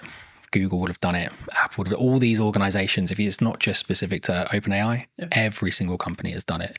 And I think at that point, there has to be a kind of really important question being asked is, how are you protecting your information? Not just from a copyright standpoint, but even from, we were talking about this the other day. So M&S, their hack, right, which was social engineering. Well, how secure is me sending a 6-digit passcode to your phone? The phone's not linked to your identity. It's not linked to anything other than you've told me that's your phone number. And yet this 6-digit code magically makes it secure. I think that's a big issue. And if I can now use an AI, and it doesn't have to be OpenAI, right? The safety protocols are there, but you can use any of the open source versions like Llama, whatever it might be, run it locally on your own machine. There's loads of tools out there like anything LLM that will allow you to do it. Well, I can now connect that online and I can say, right, go and find the maiden name for Carlton's mum, right? And give it access to Facebook, give it access to LinkedIn. And what we were saying before about kind of marketing, whoever makes the most noise, whoever's connected to the most people, well, you don't know who half those connections are on LinkedIn. Yeah. So now if I can connect into you for all of these fake accounts that are being kind of managed and hosted in really not very nice environments, then suddenly your maiden name of your mum is not a security kind of question. Yeah, it's actually a security risk, right? First name of your dog, whatever it might be, school, so on. So I think that's really dangerous, and so we need to move away from just usernames, passwords, and security questions, and we need to move more towards contextual permissions. And it's one of the things that we do at Origin, which is create context around access rather than just you've got a username and password and know that my favorite artist is whoever. One of the things that a lot of people are talking about online right now that I wanted to kind of pick your brain on is AI influencers. Do you think they're happening? And do you think they will be the future? Because a lot of people are saying, well, how would you 95% of people aren't going to care that it's AI, even if they know, even if you can tell. I don't think anyone would be able to tell. I think there's already influencers out there that people have said are AI. I think the big one that I found quite amusing, we had a big chuckle of it. I think one of the adult content creators worked out to be an AI generated model. And I just think that's hilarious, right? That these people are paying for this personalized service and they've got no idea that it's not even a real person. And I guess the question, like you said, would they even care? right? The illusion is there that they're receiving that personalized service. And I think it's the same for all of us. If you had the choice between ringing up the bank and them saying, press 2 for this, describe your problem, and just go around in that never-ending loop, or would you like to talk to an online chat agent that's an AI model that you know is not real, is not a real person, but at least is conversing with you in real language in real time? Which would you choose? I think, yeah, I mean, as someone who uses AI, and we both, I'm sure, do in depth, I think for me, I think it's about understanding what the contextual relevance that you want from it. Like for me, if I want to analyze information and data quickly, AI will be a better solution in me asking you to, so I have all this data, Stuart, can you create this and this from it? Well, you're gonna go, no, that's totally a pain in the ass. But when it comes to like emotional or creative decision stuff, that's where I think human connection will still come in. And I think that's going to be the thing that people maybe need to focus on. And that's why, like, I found it really interesting since launching the podcast and it having a hybrid element. People are, I guess, if you want to go like strategically around it, like the show up rate is higher for in person than it would be online, right? And I think the same is going to be true when it comes to like in person events and stuff. And I can see kind of this two camp book, which is like people utilizing AI, good idea, but also a constant want and drive to have that human connection, online events, online person, podcasts, online conversations, etc. And actually, from a marketing standpoint, if you don't have a podcast, I would say now is the golden age to have a podcast, because this is the kind of conversation people really want. They don't want you have a conversation with a robot necessarily. Do you think? I think there's a lot there. So if we go back to, I think in-person meetings are becoming popular again, right? We went through that stage. COVID was a nightmare, but even before that, lots of people were like, oh, it's much easier just to do it online. I was like, yeah, it is, but you don't get the same feeling, right? You can't gauge someone's reaction properly unless you're sat in a room with them. And I think there's a lot to be said about the environment, right? So the environment today, I can say something and it's not just your facial expressions, but I can feel the environment. If you say something wrong, you can feel it change. If you say something funny, you can feel it change. And I think you lose that online. I think we'll start seeing people doing more and more in-person meetings, more and more in-person conferences. I guess the question really I've been asking a lot recently is the younger generation, right? When I was kind of 12, I was out from morning till evening every day doing whatever I was doing. It's not always the right things to be doing, but I was having fun. Whereas my 12-year-old, getting him out of the house is a nightmare. And it's not just because he's on his devices, because we limit his time on his devices. He does lots of exercise. We do Muay Thai together. We train together. We do loads of stuff together. But him and his friends don't go out. Like there aren't loads of kids in our area playing outside. And it's the perfect area to be doing it because it's quiet. There aren't many cars. There's loads of open spaces. So I don't actually know where it's going to go, if I'm honest. I think it really comes down to this next generation and the generation after. How do they interact with each other? And if we don't keep encouraging people to maintain the social aspect of it, I think it will be an issue. And again, the trust side of it, I can trust you more if I meet you in person most of the time. But even then, you still have people who are really, really good at kind of convincing people of things in person that aren't necessarily true. I remember a handful of years ago, I did a talk as part of a business panel at a local college. For obvious reasons, I won't mention which college, and the consistent thing that came through all of the feedback that we gave to these students, like we all gave little talks on our business, gave some context, then we did an open Q&A, and the constant thing through all of it was, you need to work on your communication skills. You need to work on your communication skills. You need to work on how to articulate.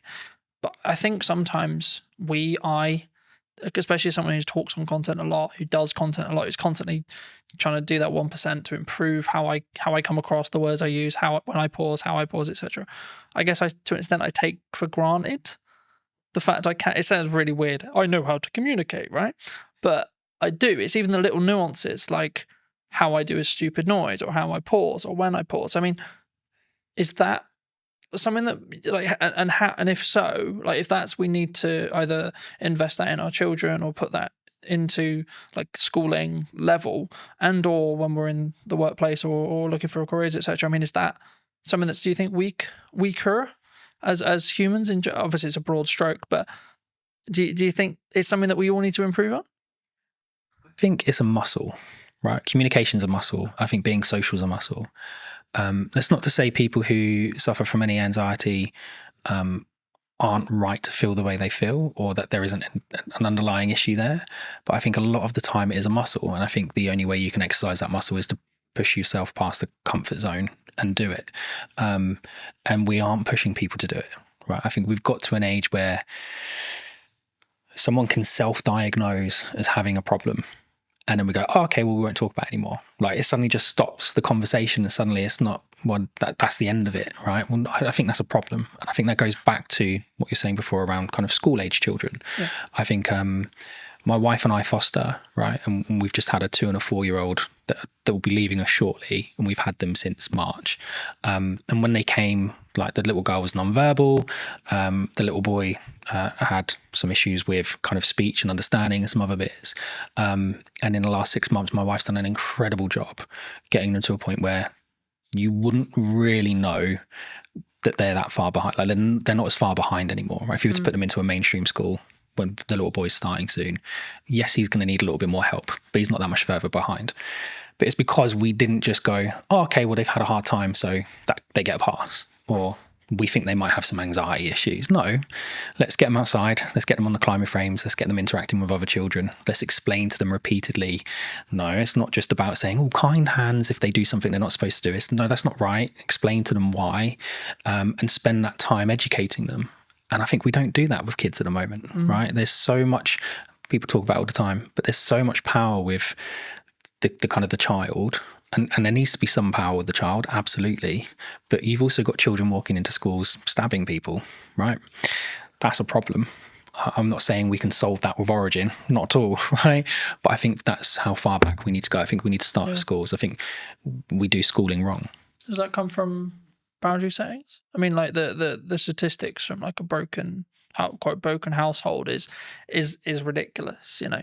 Like, mine is true in that respect. You know, I didn't have my dad around for 20 years, and since about probably a month ago, 2 months ago, I spoke to him for the first time in 20 years. Mate, congrats. Right? How did that make you feel? Big deal.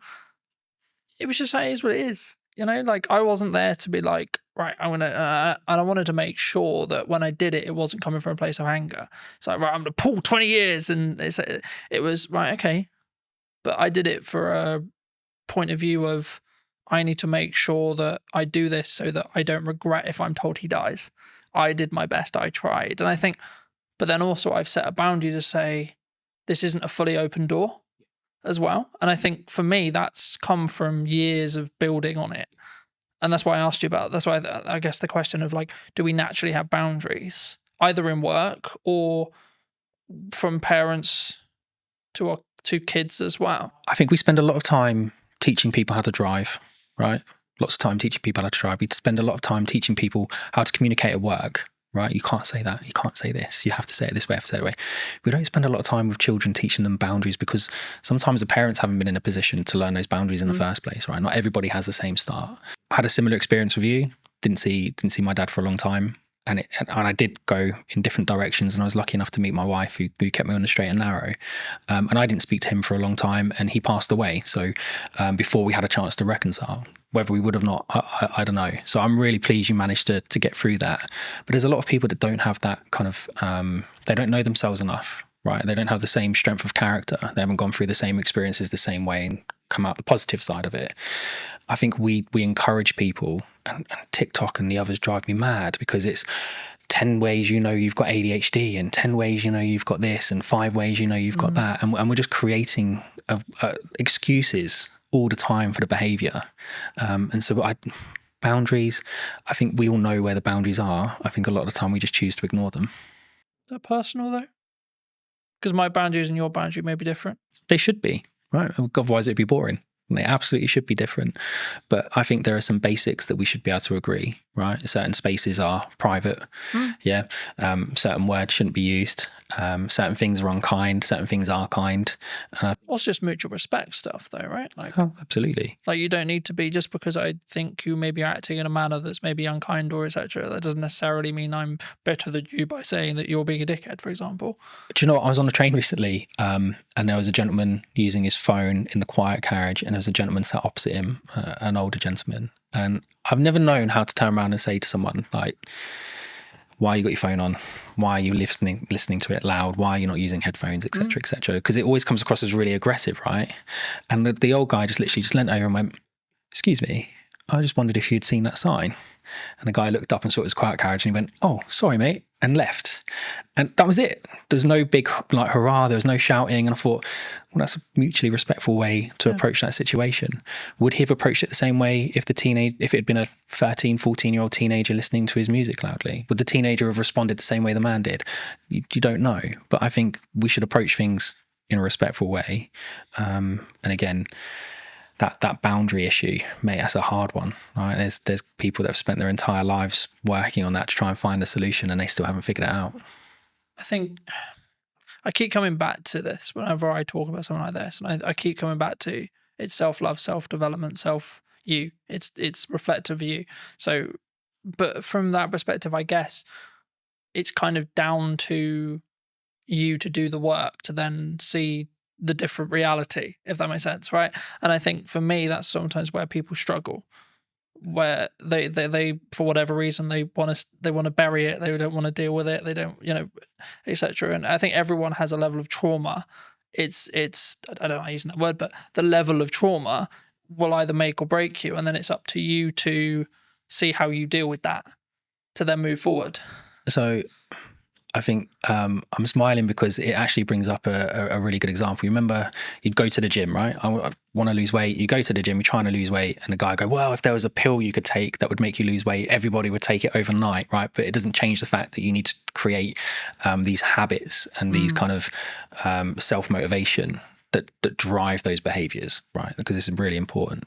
And then we had Ozempic and Manjaro and all these other things come on, and people have utilized it. And I think it's a great tool. If you need to kickstart that process and you're nervous or anxious about going to the gym because of how you look, great, kickstart it with that, but don't rely on it. And I think we've created an environment where I feel depressed, here's some tablets. I feel anxious, here's some tablets. I feel overweight, here's an injection. I feel this, go do that. I hate going to the gym. I hate working out. I'm not someone who enjoys it. If I haven't eaten properly during the day, I will throw up. It doesn't matter how much I train, right? My body just absolutely hates it. But I push myself to do it because I want my son and my daughter to see me go through those hard things and realize sometimes short-term pain gives you long-term gain. It gives me an extra 5 years with them, then it's important. And my dad was 41, 42 when he passed away, and I hadn't spoken to him for a long time. So I don't want to be in the same boat. I'm only 3-4 years away from being in that age category. So I'm going to do everything I can to. Do you think we need to not live with regret then? 100%. And if we can take actions that are maybe uncomfortable today to mean that we're not going to be regretful in 5-10 years? Yeah, I've lived a lot of short-term pain for long-term gain. And if you ask my wife, she'll tell you that it's been kind of lots of long-term pain for not very much gain, but actually we're starting to see the fruits of our labor. And I've got lots of friends who I've grown up with who haven't always taken the same approach. There's one or two of them that absolutely have, and they're smashing life and they're doing really well. But there are still an incredibly large number of people I know who are living month to month, and whether that be just kind of taking out finance on a new car because they want another car, or they're not taking those kind of short-term pains of, well, actually maybe I'll just hold this car for another 5 years. Nothing really wrong with it. The plate might be, I don't know, my plate's a 17 plate, right?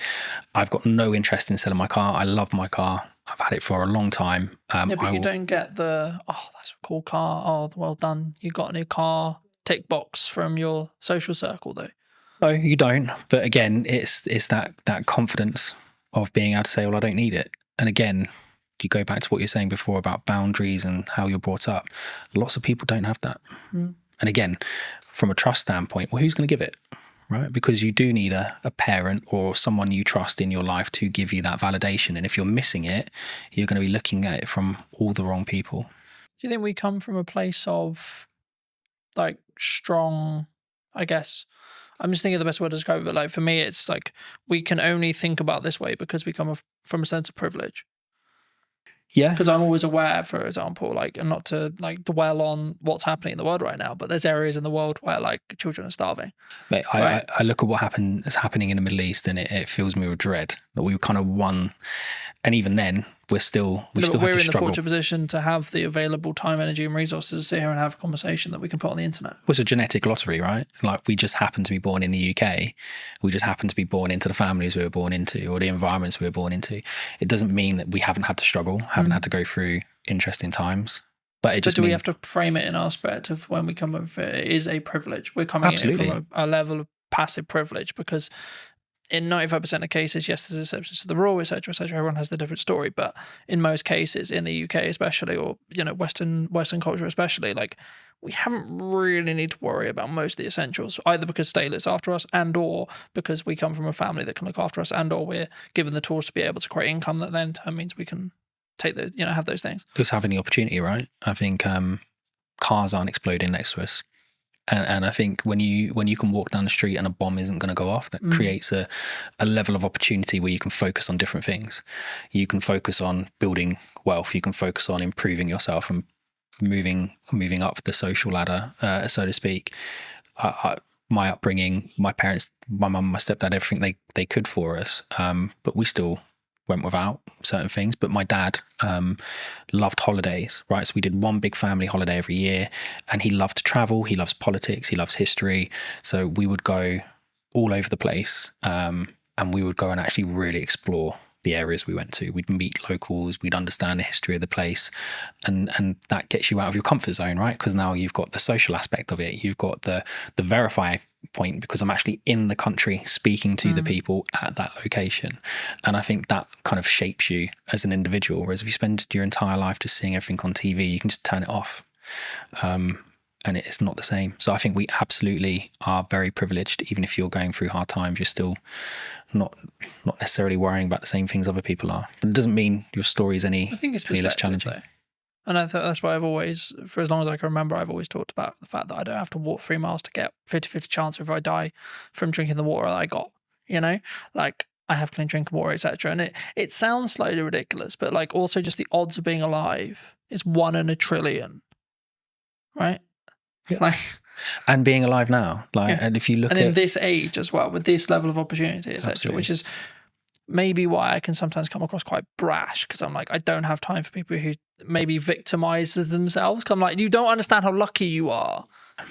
I feel the same. I've look, I'm not gonna get a violin out. My life hasn't been anywhere near as hard as some people, and some of the children that we've had come into our care, their starts to life have been like horrific, really horrific, and how they are going to shape themselves and cope through life, bouncing around kind of the fostering care system, I dread to think what the outcome is going to be at the end of it, because how can you kind of fix that? But then there are a lot of people who haven't gone through those experiences quite like that, who, like you say, kind of want every excuse under the sun not to be doing something, not to be doing this, not to be doing that. Why can't I just have a pill? Why can't I just have an injection? And I think that's one of the things that AI can't do, right? AI can't solve that. That's a social issue that we need to solve together. And I don't think we're going to solve it by all being in our homes tapping away on AI. We have to be out with people, meeting people and doing it ourselves. Moving back to what you do. That was a bit of a detour. Nice detour. But digital licensing, where does that sit? We've discussed this at length. So one of the key things we wanted to solve of Origin was, how do we verify information about something without revealing the underlying data? And I think a really good social example of that is when police do stop and searches, right? I experienced it quite a lot when I was younger because of the environment I was in. My friends did as well. We'd get stopped and searched by the police lots of times. And sometimes it was okay, and sometimes it was really not a nice experience. And I think it always started with, what's your name, what's your date of birth, what's your address? And even if I give you my name, date of birth and address, how do you as a police officer verify it, right? Does he have any tattoos? Does he have any markings? Does he, I don't know, look a certain way? But you kind of become generic. Guessing, right? Lots of guesswork, right? And lots of gut feel on the police officer side.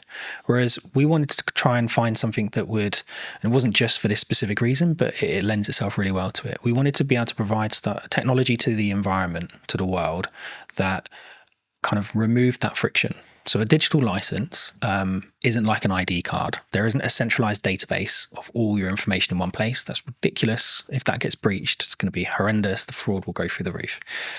What we've done is we've used kind of a decentralized approach. So we've taken some concepts from blockchain, but removed the blockchain because it's inefficient and doesn't really work for this context. But the idea behind it is you can have an ID service provider, right? So it's a government approved company, verify your identity and give you a cryptographic endorsement that sits on your digital license, which you can carry on your device. It could also be hosted in the cloud, but the idea behind it is you've got control of it. So now if I was to come and stop and search you, you would be able to present that credential to the police without revealing your name, your date of birth, or your address, but the police would know to a degree, oh, he lives within a 5-mile radius. There's no outstanding warrants. He's verified that is his identity because he's done it with a biometric check on his thumbprint. And we can see that that biometric check that's linked to that IDSP hasn't been changed on that device. And then we can link it to other credentials. Oh, he's got a full-time job with an employer. Don't need to know who the employer is, but he's employed full-time. We can see that he is part of a charity, or he does this, or he does that. There's all these different aspects we can start to build into that check. And it all comes from, well, I still haven't revealed any of the data underneath it. These are all independent cryptographic proofs coming from third parties. But that police officer is now sure that individual doesn't have anything outstanding. And I think that would help. I'm not saying it's going to solve the issue, but it certainly would help remove some of the friction. And if you then start to expand that out to kind of the business world, so if we're looking at things like how do I onboard employees in a fast and efficient manner whilst maintaining their privacy. So one of the tools that we're doing for the digital cleaners license is we do the right to work checks. We do a modern slavery check by making sure that the bank account name matches the name on the ID. Real basic check, but lots of organizations don't do it, right? And that's one of the flags for modern slavery.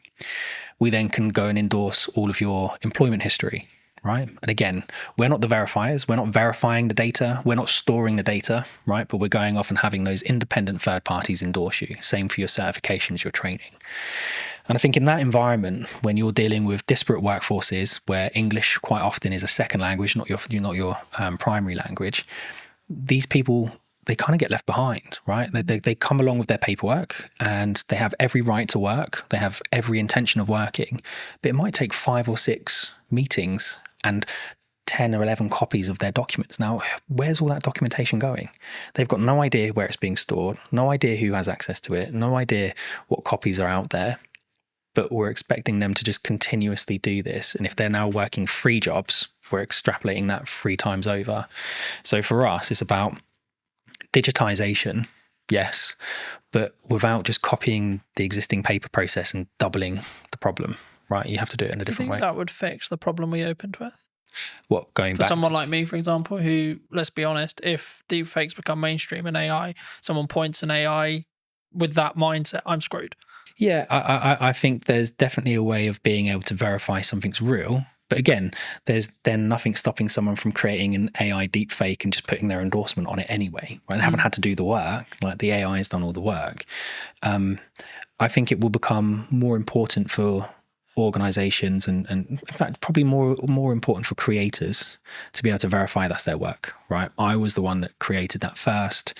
Here's my endorsement. In some ways from a maybe not a legality point of view, but kind of a copyright plus model, I guess you could say. Yeah, absolutely. And I think one of the things we've seen with the endorsements is, and you'll get it all the time with correspondence from the BBC, right? Or for Sky News or whatever, our person on the ground. Well, that's great, but I don't know who that person is. I don't know their credentials. I don't know where they're from. I don't really know if they're from that country. I don't know what their background is. Whereas if you were able to say, here's the credential that's been lent to this article, well, now I've got, well, yeah, he's got an IDSP verified in that country that he comes from that country. He's got a university credential that says he went to that university. He's got an employment credential that said he was employed there at these points in time. That's not to say people can't build those profiles up at a state level if they really wanted to go to that level, but it becomes much harder to do, right? The threshold for access to fraud becomes really, really high, because when we're actually taking these interactions and monitoring them, we create an encrypted hash of the interaction, and that gets stored on what we call event chains.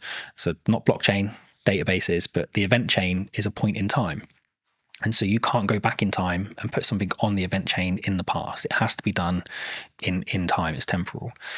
And so in order for someone to perform a high degree of fraud, it's going to take them 5, 6, 7, 8 years to build that profile up. And they will have to do it in multiple chains simultaneously. And they're just not going to be able to do that. And I guess it comes back to that like point, which is like, it sounds horrible whenever you say it, but like you're making it less likely that you're the one who gets targeted, because the burden of likelihood that your stuff gets stolen, etc., is so much higher than Barry, than Sally, Correct. than James, so on, you know. And that's, I hate to say it because it's like, oh, go and steal their car, not mine, because mine's a pain in the ass to steal, for example. There is that, but again, from our standpoint, I mean, we want to give it to universities for free. Right? We want to give it to schools for free. You have the Online Safety Act that's happening at the moment, and I think you've probably seen some degree of access to adult content reduced. But it's seen VPN usage go through the roof, right? Because we know how people are accessing it, just going around the issue. And I think they had, was it Keir Starmer's driver's license got leaked online, and people using that and a picture of him to be able to skirt around the sides of it. That's the same tech, by the way, we were talking about at the beginning that some of the retailers are now choosing to use to verify their staff, right? It's not with an IDSP, it's just a localized check that looks right. I guess this was a big conversation like a handful of years ago, and I've covered it in the social media show and etc. But like, there was this big conversation, and lots of jurisdictions across the world have said, below 16, you're not on social media. And that seems to be the future, because it's like, we're now like half the world has basically got that. How do you verify you're under 16? Exactly. Right. And again, with Origin, it's one of the things we were saying, if we give it away to students for free, you can have a cluster of credentials, right? And so from our standpoint, it's about enabling the verification of a credential to create context. And contextual permissions is something that we've kind of started to patent from using our tech. So the idea behind it is, I can access a system. I don't need a username and password, but I need a credential from an IDSP. I need a credential from my employer. I need a credential for someone linked to that system. I need a credential maybe from a school or university. All of those credentials must confirm specific assertions about myself, right? I'm under 16. I'm a UK citizen. I go to a particular school in a particular area. That means we're putting the control of the people that need it, schools, etc. But we're not then enabling people who have bad intentions to come along and manipulate that system, because they would have to manipulate it in 5, 6, 7 areas at the exact same time. So now, if you want to access the internet, well, you could have your Origin handle with all of the credentials on it, and we would know straight away how old you are, right? And parents mostly can be trusted. So your parent could create a credential for you. But if that doesn't match your school's credential, well, then that's going to create an issue. So you don't have the permission to access that service or that particular piece of content. And that for us is really important. Context is much more important than just, well, we think you might be over 18 because you click the button. Yeah. For those people who have enjoyed this conversation, who may want to see more of the content, delve into a little bit in more depth that what you and the team are doing, where can people reach out? They can reach out to us directly, so they can come to us via the website, or they can reach out to us on social media or LinkedIn. I think we're starting to put more video content out there. So going back to what you were saying before, about kind of verifying trust, how do you prove it in the marketing world? Well, for us, it starts with video, right? And yes, there are deep fakes out there, but from our standpoint, I mean, we're able to verify our technology in our videos with our technology, right, which is important. We're certainly seeing kind of proof of concepts with the MOD gain lots of traction. We're talking to OFDIA, the Office for Digital Identity and Attributes, about shaping kind of how the UK consults on digital identity. And I think all of those aspects are important. So it's not just about us. I think people should be looking at digital identity as a whole in a much more holistic way. And reach out to us, reach out to the IDSPs, reach out to everyone. I think is something that people need to understand more, is that digital ID is more than just, here's my JPEG of my passport and driver's license. But yeah, reach out to us on social media or online. Just before we wrap up, I mean, obviously you have worked with us in the past and you've done some video content. I mean, now the other side of it, maybe a year on, how was that experience? What was the things you maybe learnt from except like how was it as a whole? Like, not putting words in your mouth, but I'm actually curious because obviously we haven't touched base since actually doing it last year. And I mean, was it how you thought it was going to be from firstly from the perspective of what we did, but then also like, was there any byproducts that actually came from like working with us specifically? I think we realized really quickly that video was the best way. Yeah, 100%. And I think working with you guys and working with Lucas for the day, it kind of got into our minds a different way of thinking about things. And we were just on the cusp of really understanding how to talk about our product and how to talk about our technology. And by focusing on the video approach, and we've now released several other videos that we've kind of produced in-house, it kind of got us to where we are now, which is we know what our narrative is, we know what the story is, we know how to describe our technology. Whereas a year ago, we were still kind of trying to work out what it was that we were. And we were early to market, so lots of people trying to explain it to investors, trying to explain it to customers. It was a challenge. So no, mate, having that time with you and Lucas massively helped us kind of crystallize what we were trying to do. And then over the next kind of 2-3 months, I think that's when we nailed it. But it come off the back of the original filming we did, which was phenomenal. Yeah. What would you say to people who are maybe looking at what's going on in the economy or etc., and they may be on the fence about maybe utilizing marketing right now, or like, because the traditional kind of known thing is like, when things get hard, you cut marketing. Yep. Honestly, I'm probably not the best person to answer it, but I'll answer it as best as I can. I think you absolutely have to have a presence, right? You have to, unfortunately at the moment, it's about noise. Right, we spoke about it earlier. The more noise you make, the more you get noticed, the more the algorithm picks you up and the more it promotes you to the top. And it goes back to what we were saying as well about the SMEs, like how do you get spotted? How do you get noticed if you have to have that kind of credentials proving you've done something? I think consistency, right? And we had this chat about podcasts a year ago. I think it's something like most podcasts end after 11 episodes, something along those lines, right? So 11 weeks, 11 months, whatever it is, that's the kind of podcast limit. People go, it's not growing, right? You have to push past it. And it's the same with the marketing. Yes, some people are really fortunate and they do growth hacking and all of a sudden they're a viral sensation overnight, but that's not the norm. And I think the only way you can build your message is consistency. You have to be in person at events. You have to be putting stuff online. You have to be writing articles. You have to be talking about it. You have to be meeting new people and spreading the word. So I don't think marketing just stops with video. I think it's something much more holistic, and it's something that you have to consistently do every day. And we have a great marketing team, so Hannah does that for us, and she's excellent at it. If you were going to wind the clock back to speak to Stuart 10 years ago, 15 years ago, what advice would you give that Stuart? It would probably be trust your gut. I think we've had hiccups along the way with everything that we've done, right? Whether that be businesses my wife and I started, with raising children, with kind of investors, whatever. There's always going to be a hiccup. Something's always going to come up that you weren't expecting, but you have to trust your gut. And even if that is completely in the opposite direction to what everyone is telling you, sometimes you just have to go with your gut, because at least at the end of it, you don't have the regrets, right? If you listen to everybody else and they turn out to be right, that's great. But if you listen to everyone else and it turns out to be wrong, you're going to spend the rest of the time going, oh, I wish I'd listened to my gut. I wish I'd trusted my gut. So I think take people's advice on board, listen to it, kind of take the best strategies, build them together, but ultimately trust your gut. Yeah.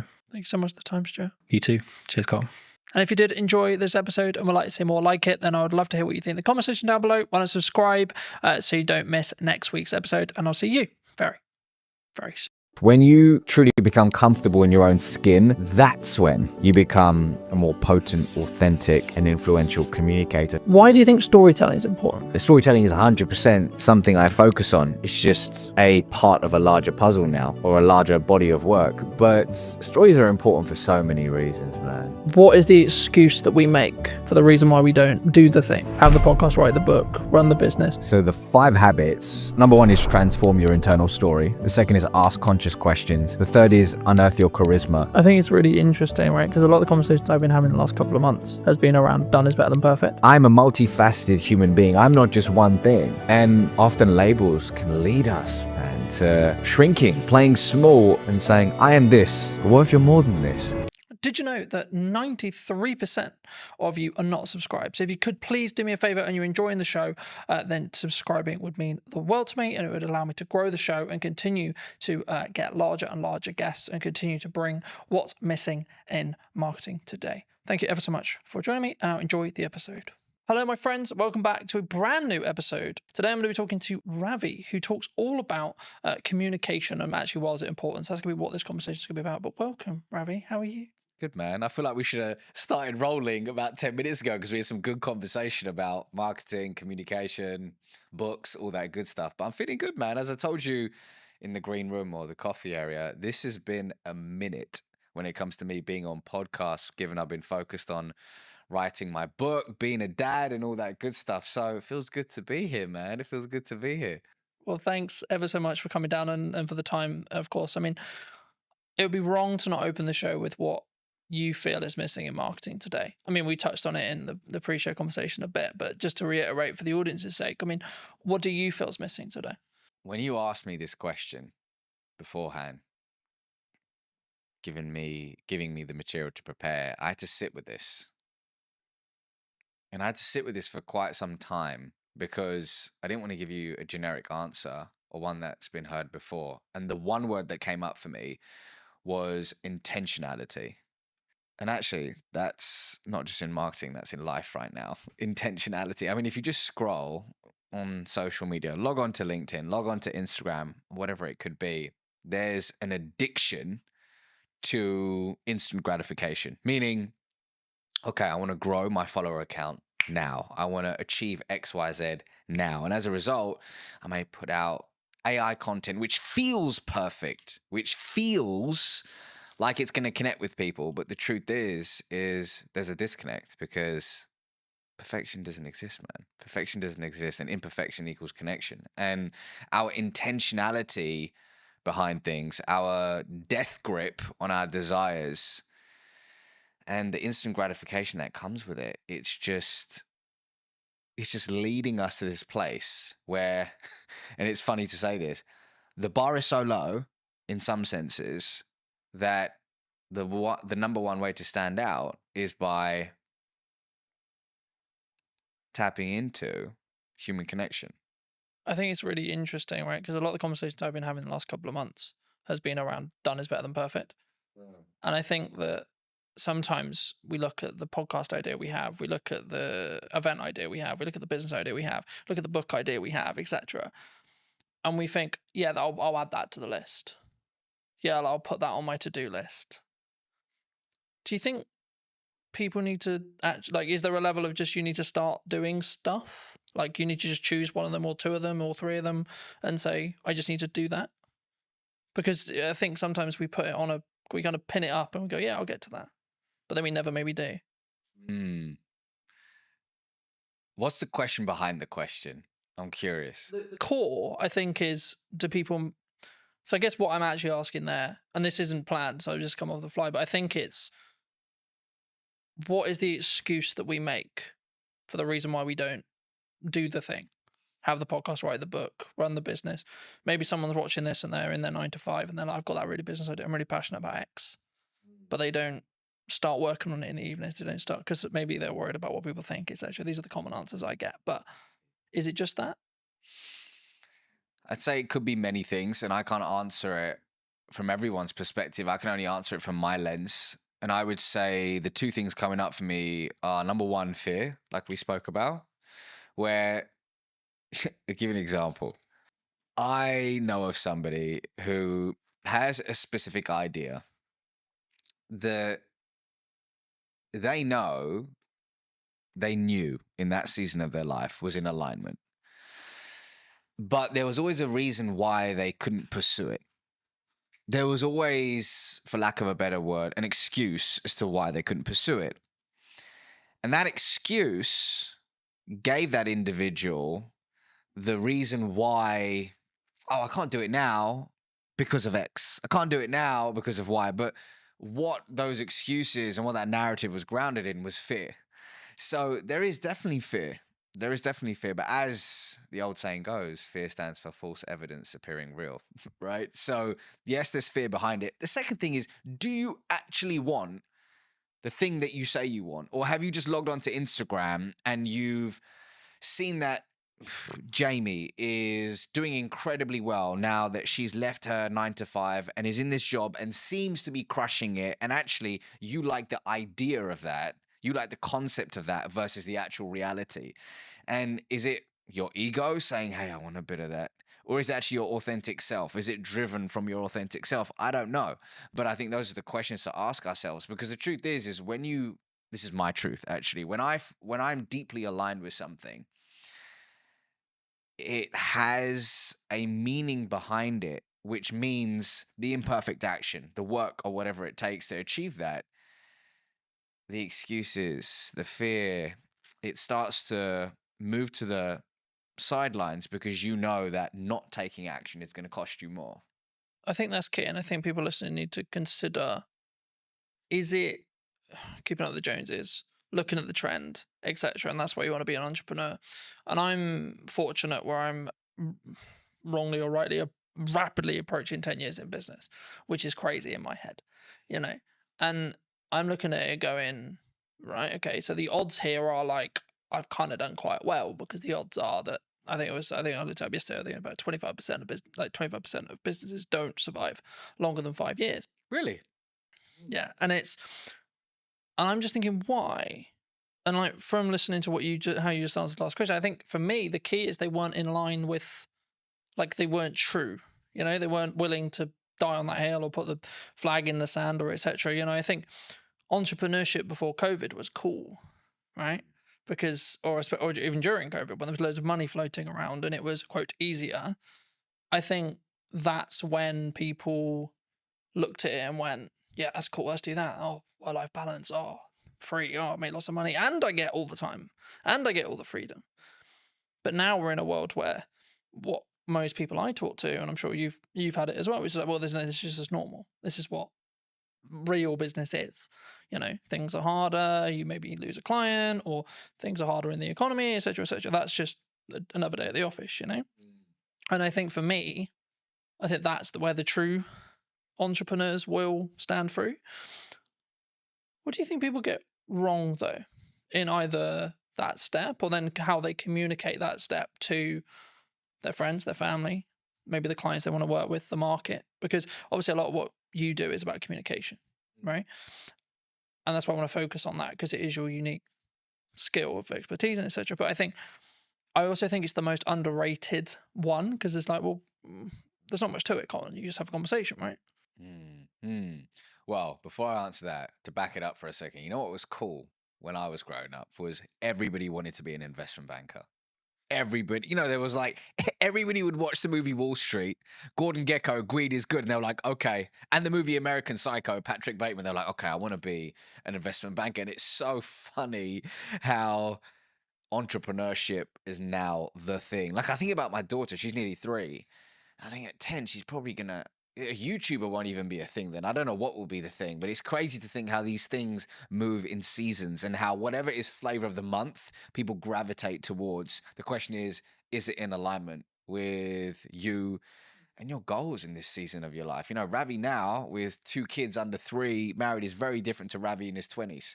Very different. But in answer to your question, so actually to back it up, is the question, what do people get wrong about communication in business, or have I missed or misunderstood that? What do you think people get wrong when they communicate what they're looking for, either in a personal relationship? Let's start there. And then maybe then going into a business relationship, and how we show up and how we communicate. When you say what you're looking for, meaning how they communicate their desires to the external world, I think, actually scrap that. I believe that often we forget to look within before we communicate our desires to the external world. And I think it's important to, in today's noisy world, just find solitude, regulate your nervous system, and find neutrality so you can really figure out, hey, what is alignment for me? Is the thing that I say I want actually the thing that I truly want? Or is there a path that is more aligned to me in this season of my life? I think that internal communication is super important and really tapping into your unique genius. I believe everybody has a zone of genius. Everybody has a zone of genius. But so much of the time, when we look externally, we say, oh, Colin's doing this thing. Colin's pushing out content 24/7. That looks so dope. That looks so cool. Maybe I should do that. But actually, your zone of genius may not be being in front of the camera. Maybe your zone of genius is writing. And you should go all in on writing. Yet, what looks good is Carlton on video. So you disown your genius and you move towards a path of misalignment. But hey, sometimes we need to have the disconnect to allow for the reconnect, right? And that's a part of the journey. So I think, once again, actually scrap that. I believe that looking inward is a step that is often missed in today's world when it comes to thinking about our desires in business and personally. I think that's really important for people to consider, but also like it made me think of where I was at the early part of my 20s and now I'm in my later half of my 20s, right? Yeah. And I think the definition of the word success when I was 20 was very different to what it is now. And I find like I can say this now like in hindsight, but I find that really interesting in how it's developed and changed. And I think that's kind of to an extent what some people misunderstand, right? When they look at maybe I'm going to do this business and maybe it didn't work, or maybe they gave their all for 5 years and then actually they're like, you know what?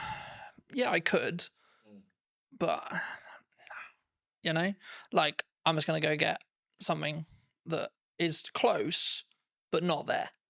Right. And it's a job and it does what I need it to do, but then I can focus on everything else. And they're putting that first. Do you think that people sometimes struggle to, I don't want to say the word abandon what they used to call success or what their definition of that used to be, but do we need to, as we move forward in the seasons of our life, do we need to constantly readapt and constantly be okay with changing what success means, do you think? It's funny you say that because if I think about the version of me in my 20s and what I defined as success, so different. And it's wild. But I also needed the 20-year-old version of Ravi to, like, actually, a better way to put it is I acknowledge that younger version of me. I have compassion for that younger version of me. And I know that he did the best he could with the consciousness that he had at the time versus berating that version. You know, some people say, oh, God, man, I was such an idiot. I did so many years. Yeah. Actually, we did the best we could in that season of our life with the tools that we had. So I've got to honor that version of me. But when I look back, I'm like, wow, I'm glad I've evolved. I'm glad I've evolved. And I think we do need to be comfortable with not labeling ourselves. We need to be comfortable with labels. I'll give you an example. Somebody could say, I am an entrepreneur. I am an entrepreneur. And on the face of it, great. Gives that individual a sense of belonging, pride, identity, brilliant. However, let's say that one of their buddies hits them up and says, hey, Jamie, I've got this role at Netflix. It's in the C-suite. I've spoken to people internally. We think you would be incredible for it. But Jamie's like, hold on, but I am an entrepreneur. But actually, it's not working for them in a way that they would have hoped. And actually, being in the C-suite at Netflix could be more expansive and abundant for them, but they reject it. And they say, no, but I'm an entrepreneur. So the labels that we give ourselves can often create these mental cages where we shrink our desires, we play small, and we often reject abundance. Versus, instead of saying I'm an entrepreneur, we could say I'm somebody who runs a business. Instead of saying I'm a podcaster, is I'm somebody who has a podcast. So when we expand our identity, we expand our being, and we allow abundance to organically find us. So, for example, when it came to writing my first book, this was a first for me. I haven't written a book before, so I intentionally thought about embodying the label of I'm a world-class author. I am a world-class author. So I could embody that identity to write something I'm deeply proud of, but quickly switched it to I'm someone who writes books. Because does that mean I say no to speaking? Does it mean I say no to coaching? Does it mean I say no to consulting? No. I'm a multifaceted human being. I'm not just one thing. And often labels can lead us, man, to shrinking, playing small and saying, I am this. But what if you're more than this? I think for me, and what I was thinking of as you were like explaining that as well, I think you can have your definition of success in the correspondence to the season you're in, right, as well. And I think I understand why people would like, I need the X, whatever it is, right? I need the car, I need the house, I need the wife, I need the lifestyle, whatever. But I think you can undo what's possible if you stay true, like if you only solely focused on that, rather than saying, I want to go north. Yeah, but Colin, you're not being specific on where north. Okay, but I know I want to go in this direction, and then see what opportunities then arise from there, and then reflect on what happens. So at this moment, yes, I run a marketing company. Sure. Okay. But if you had this same conversation nearly 10 years ago, I would have said, I do video production. Right. And if I had just locked into, no, I only do video production, that's all I do. I work with other video production companies and I help them create content. Cool. Then it would have pivoted or changed what horizons I could have met or gone to. And what I found was that people, they tie what they're doing and their self-worth to it together. And I think that can be sometimes the issue. Massively. Because then you're tied to, like using your entrepreneur example, then you're tied to, oh, what if I'm not an entrepreneur? Now I'm lesser, right? Because that kind of implies you failed. And then to you, that means actually me as Colton has failed. Not the company has failed, or not the company served its purpose and it got me to the Netflix role, or etc. Colton has failed. Colton will not be able to win. Colton will not be able to be, quote, successful. Do you think we need to, is that a inner work thing that we need to do? If someone is listening to this and going, shit, that's me. They've tied what they are to them and their own kind of self-belief, self-worth, self-love. Two things are coming up for me. Firstly, picking up on something you said earlier. Something I talk about in the book, inside of Habit 1, is about being fixed on the desire, but flexible on the path. So let's say somebody says, I just want to generate more revenue. Broad, but more revenue, okay? And they have the idea that the path to get there is landing net new business. They build this whole team around it, but all of a sudden, this beautiful opportunity arises with their existing client base.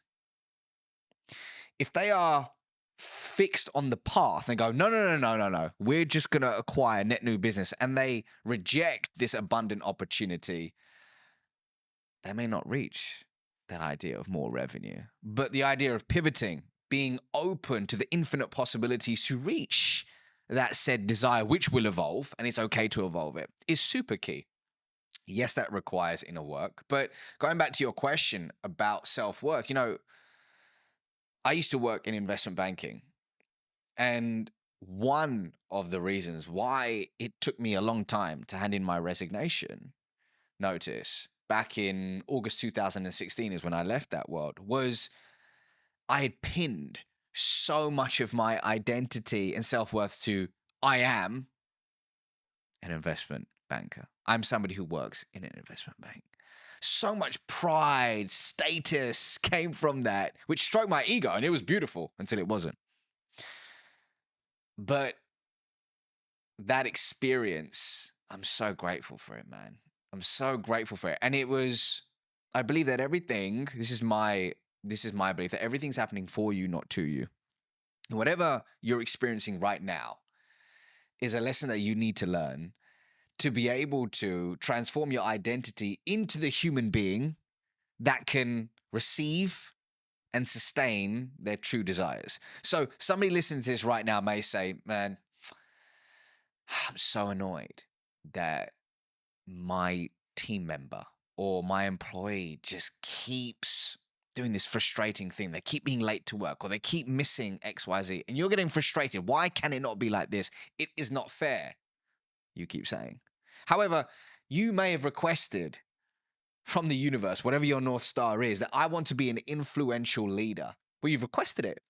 So as a result, the people, the projects, the challenging circumstances are coming your way to sharpen you, to expand your being so it can, once again, your identity can be transformed into one that is able to receive and sustain. So whoever's going through, whatever you're going through right now, see it as a gift, an opportunity to transform your identity. So if you are pinning your entire self-worth, over-indexing on career, whatever it could be, see it as an opportunity, right? Does it take looking inward? I believe so.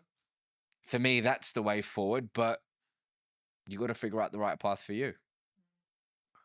I think for me, lacking in the business world, and this is a very broad stroke, there's obviously exceptions to the rule, but I think sometimes is lacking is the self-accountability side of it, right? So whenever I have a project or a podcast or something I'm doing, I'll go, right, even if it went well, cool. Great, it went well. Great, the client's happy. What can I do to make sure that experience was better? What can I do to make sure that that went closer to plan? Where was the issues? And there may not be a lot, but even if I get one thing, that will allow me to then build on it and so on. And this really comes into effect when you have something maybe that didn't go well, or maybe you unfortunately passed away some clients or etc., which I think, from my perspective anyway, is part of if you're growing, right? If you're adapting and you're changing what you're doing, the clients that you and a client come together and you both want to go north at some point, okay? Then a period of time passes and they may want to then go east because you may have got them to that point. And at that point, of course, you're going to part ways. But I think in business, we sometimes struggle to think about, oh no, I have to have this client because they were my first client, or we idolize that person that we're working with or the organization we're working for, etc. Especially when you look at like my dream client list when you start out, etc. But the reason why I think it links here is because it's then how you show up. It's then how you communicate. It's then how you communicate, A, in marketing, but then B, when you're having the follow-on sales conversations or continued client care conversations. Actually, do you think we need to take more accountability for that? As in the client needs to, some themselves, but also us as a provider. Accountability for what exactly? You mean that? What we've done. Because I think it's very easy to go, oh, it's your fault. When something goes wrong, it's your fault. So just so I understand the question, is it when you're in a client-customer relationship, something goes wrong, how does one react to it? Yeah, or it could be just in general, like when you do, I'll give you another example. When you have an idea marketing-wise, and you go, right, I'm going to give my all to this marketing idea, and it doesn't quite go as well as you planned, for example. Oh, this should be this. And the reason why I never use numbers here is because they're all subjective to you. But, oh, we can keep pushing, we can do this, we can do that, etc. And I think, for me, you have to sometimes tie the result from what you're looking to achieve in respect to the amount of effort, because sometimes that result is lagged by 3-6 months. So everything I've understood in business is I do stuff now for the growth I want to see next year, or the growth I want to see in 3 months or 6 months. And just to frame it back into the question, when you look for the relationships that you want to create and have, either in business or personally, I think they're very similar. Do you look personally, or would you recommend people look personally at looking for people who can take self-accountability when things go wrong? Is the crux. So just so I'm receiving that question, it's in business when you're finding strategic relationships, is accountability an important Yeah, is thing it an that you look important for? element, do you think, moving forward? I'll give you an example. Inside of my business, something happened in the past 4 or 5 days, and there was a mistake made. And I spoke to a team member about it, saying, "Can you help me understand what happened with XYZ?" Now, they could have got defensive. They could have deflected, and they could have completely disowned the part that they had to play in that situation. But you know what this individual said? They said, "I'm really sorry about this mistake. I truly own it. And here's what I'm going to do to ensure it doesn't happen again." And they provided a solution. Now, here's why I'm telling you this. That was the most beautiful response, which told me the story about the following story about this individual, that they have a character of intention. And it told me that moving forward, I can deeply trust them. And something I talk about in this book is that when it comes to trust, one way to establish it is through the 3 C's: connection, character, competence. In this imperfect moment, which is a gift, I got the opportunity to learn something about this individual that would have never happened if everything had gone perfectly. I learned that they're self-accountable, and I learned that they're open to owning their mistakes. And they showed up with a character of integrity. It was brilliant. Simultaneously, I had another challenge, or gift, shall I say, in the business that happened about 2 weeks ago with a third party. That didn't occur, which told me a different story about the individual in question. It told me a different story about that company. And it really has left a sour taste in my mouth. And I probably won't be partnering with them in a different season of my life once this project in question is over. So it's everything, man. Accountability in that sense is everything, because it leads to trust. And I don't know about you, but I don't have a meaningful relationship in my life that isn't built on trust. Yeah. I think, I think for me, of course, everyone's really happy when it goes well, right? But the reason I wanted to go there is because of what happens when it goes wrong. Yeah. And I think what someone does, what a person does, what you do, will tell you a lot about A, the person, or B, where they hold that relationship, right, with you, if it's someone else. And I think that's why I always look at, okay, let's look at what I could have done better, but then let's maybe look at where the other elements, because everything is a two-way dance, right? But I think in some ways, whenever we bridge that across in business as a whole or in personal, maybe we don't necessarily go into each relationship when it's a new business relationship or a new partnership, etc., without the, I don't want to use the word baggage, but the residue maybe from previous relationships. I mean, do you think that people don't give themselves the time to reset sometimes? Like when it comes to either like you had a long-term relationship with a client and maybe you've got some other clients, but in that sector that you don't step back and say, okay, well, kind of building off that accountability question, you think sometimes we need to take that time to step away? Can you give me an example? Yeah. So let's say, for example, I worked with a client for a year. Okay. And for whatever reason, our relationship has ended. And I could, and again, it's kind of a level of privilege, of course, that can come from it, because if you're in the position where you can step back, it means you've got enough financial resource to survive, at least for a period of time. So there's a nuance to the rule, of course, but if you can do that, do you think you'll show up better for the new clients in your next season, or the new business, or the new opportunities, or the new content when you can kind of step back? Because I think I talk a lot about self-accountability, but it comes from a place of I can give myself that space to say, okay, this is where I went wrong. And maybe if it's because I'm trying to mend a relationship with a client, perhaps, or maybe it's actually a relationship has ended, or a new one is about to begin, and I want to look back and see how I don't. Maybe the issues were, okay, how can we set up this relationship so it's more likely to be successful by learning from the past? The definition of reactive behavior in accordance to the spiritual wisdom of Kabbalah is engaging in any behavior that is grounded, and I'm paraphrasing, in fear, lack, or scarcity. So if we are operating consistently from a place of fear, lack, scarcity, we're engaging in reactive behavior. And I think, rather, I believe, a lot of our day to day, especially when we're flying through our day on autopilot, meeting to meeting, doing XYZ, we can unknowingly slip into reactive behavior. We can unknowingly and unconsciously end up having unconscious conversations, and we don't leave this space to look within. So in your example, let's say if somebody has lost a client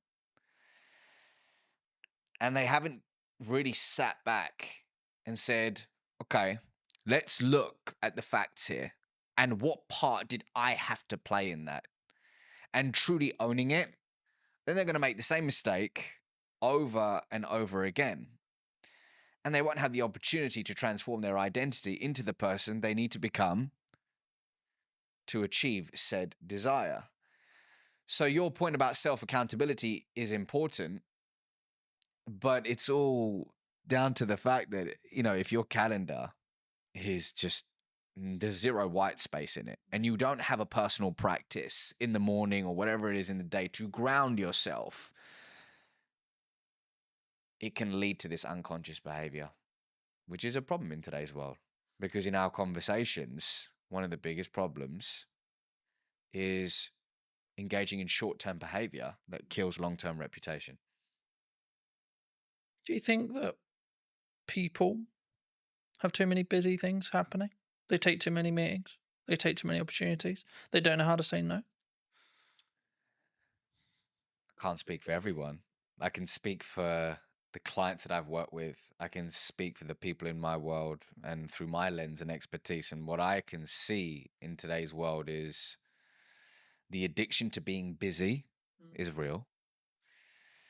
And often work can be a form of escapism to run away from something we're experiencing, something we're feeling, or whatever it could be. However, I believe we've confused being busy with being productive. I believe that often the inability to say no isn't just, oh, I just love working on several things at once. I just love just chasing all these different things. But what's behind it? Is it your inner people pleaser who's struggling to say no? Is it a story that you're telling yourself of I'm not enough, which is triggering, which is a launch pad for these behaviors? What's interesting is I heard a quote a little while ago, which is, stop setting yourself on fire to keep others warm.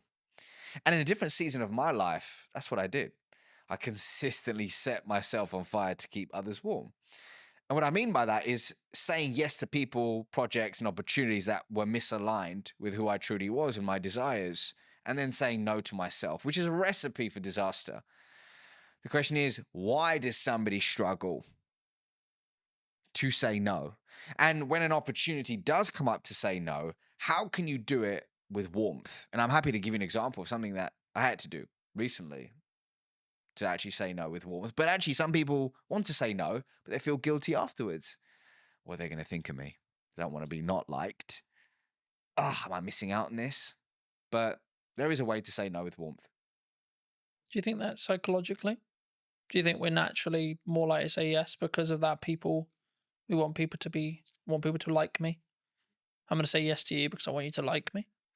If somebody is struggling to say no, on the face of it, people give advice that like, okay, well, what is it costing you by saying yes to this?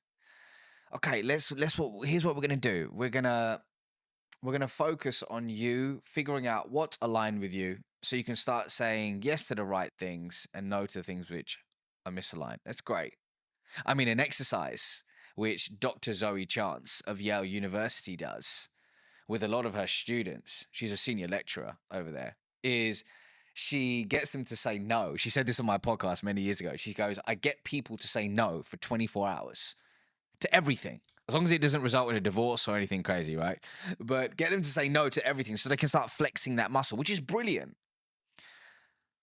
And that's great on the face of it, looking at all those things. And then there's going slightly deeper is, okay, but why do I struggle to say no? What is the story that I'm telling myself? Is it true? How long have I told myself this story?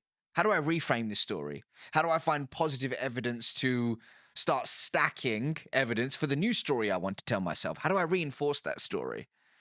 And is that work, that messy inner work that often people don't want to do? But for me, when you commit to a journey of introspection, that's when the beautiful things happen. And that's when organically becoming no doesn't necessarily make it easier, but it feels aligned. And you start wanting to do the inner work because you know the fruits that come with it. I think for me, it's a mindset, right? I see it as something I've tried to do is like, I have a certain window of time, let's say 3 months, and I'm only allowed to say yes to 1, maybe 2 things at maximum during that window. So is this really worth those 2 shots? Yes or no? You know, and I think it's not like something you can like if it's a job offer, etc. And I like look and go, okay, is that going to help? Am I the right fit for the client? And sometimes I'll go, I don't actually know. That's when you explore more, you have more conversations, etc. But the key for me is making sure that whenever you do work with a client, or whether you do a body of work, write a book, run a podcast, etc., that it sticks into what you were starting to talk about at the beginning of today's episode, which was, is it authentic? Is it connected? And it's kind of I hate using it because it's kind of become a buzzword now, right? Being authentic on social and being authentic in content, but only you know whether you are. And something I did want to talk to you about, and I know it's maybe something you're maybe trying to move away from, and I would love to hear if that is something you're moving away from, potentially why, but like, why do you think storytelling is important? Well, actually, storytelling is the 4th habit in my book. So the 5 habits are, number 1 is transform your internal story. The 2nd is ask conscious questions. The 3rd is unearth your charisma. The 4th is tell stories that inspire change. And then the 5th is become the trusted guide. So to hit on your point, storytelling is 100% something I focus on. It's just a part of a larger puzzle now, or a larger body of work. But stories are important for so many reasons, man. But let's take it back to the work of Zoe Chance for a second, Dr. Zoe Chance. So in her body of work, she highlights that human beings all have a gator, an alligator, and a judge within. Now, behavioral economists will liken this to system 1 and system 2. And what she says is the gator is the fast, instinctive, and unconscious part of us, where our emotions live, that drives 95% of our decisions on a daily basis. The judge, like a judge in court, is slower, more deliberate. It requires conscious effort to make rational decisions. So the judge, or rather the gator, is automatic. The judge requires conscious effort, and the gator is more dominant. Interestingly, the gator is the first responder in Zoe's eyes. The gator is the first responder. And what it's doing a lot of the time is actually filtering what information we should pay attention to. And it's rationalizing, or rather, the judge is rationalizing the preferences of the gator. Here's why I'm telling you this, is that a lot of the time we lead with facts, we lead with figures, and we lead with data. And it's not about not using them, it's about understanding the context and when to lead with them. But for me, what we need to think about is how can we prioritize the needs of the gator so that we can then appeal to the judge. And one of the most potent ways somebody can do that is through impactful storytelling. But the $1 million question is how do you tell a good story? So from a lot of the work that I've done, whether it's training teams at Oracle NetSuite, T-Mobile, Sherwin-Williams, they all want to know, how do I tell a good story that inspires prospects, customers, and people to take action? And through my work, came up with a checklist. I call it the Acorn checklist of what really a good story in a business setting needs to have. There's several things. There's hundreds of things that it could have. But if I just had to pick 5, it would be these things. So A of the Acorn checklist is actively interrupting somebody's trail of thought. So that's through an effective hook at the start of the story. C is your story should contain a story. Contain a story arc. And the story arc that I traditionally teach is the 4 C's: context, conflict, change, conclusion. And we can talk more about that in a second. O stands for organically adding business value. Does your story organically add business value? Because this isn't this one time at Bandcamp and you're telling a story and it spirals off to Pluto and it adds no business value. It needs relevance. It needs relevance. And then R stands for, does your story revive a 2-way dialogue? Not just talking at somebody, but does it spark a 2-way conversation? And then N, which is very important, does your story naturally, noticeably make the main character the hero, not you? And when you embody these ingredients, it really paves the way for somebody to tell a great story, which moves people. And hey, what are we trying to do when it comes to our prospects, our team members, our customers, our partners or shareholders? We're trying to inspire change, moving them from a current set of behaviors, series of behaviors, to a new series of behaviors. And change is hard and change is messy, but storytelling can start that process and make it stick. Do you think, because something that I hear from people who are starting out on video a lot is, yeah, that's great, but my story is really boring. My origin story is really boring. My day-to-day is really boring. I'm an accountant. I spend my life looking at spreadsheets. I spend my life looking at tax returns. I spend my life looking at paperwork. Is that true? It might be that person's truth in that specific moment.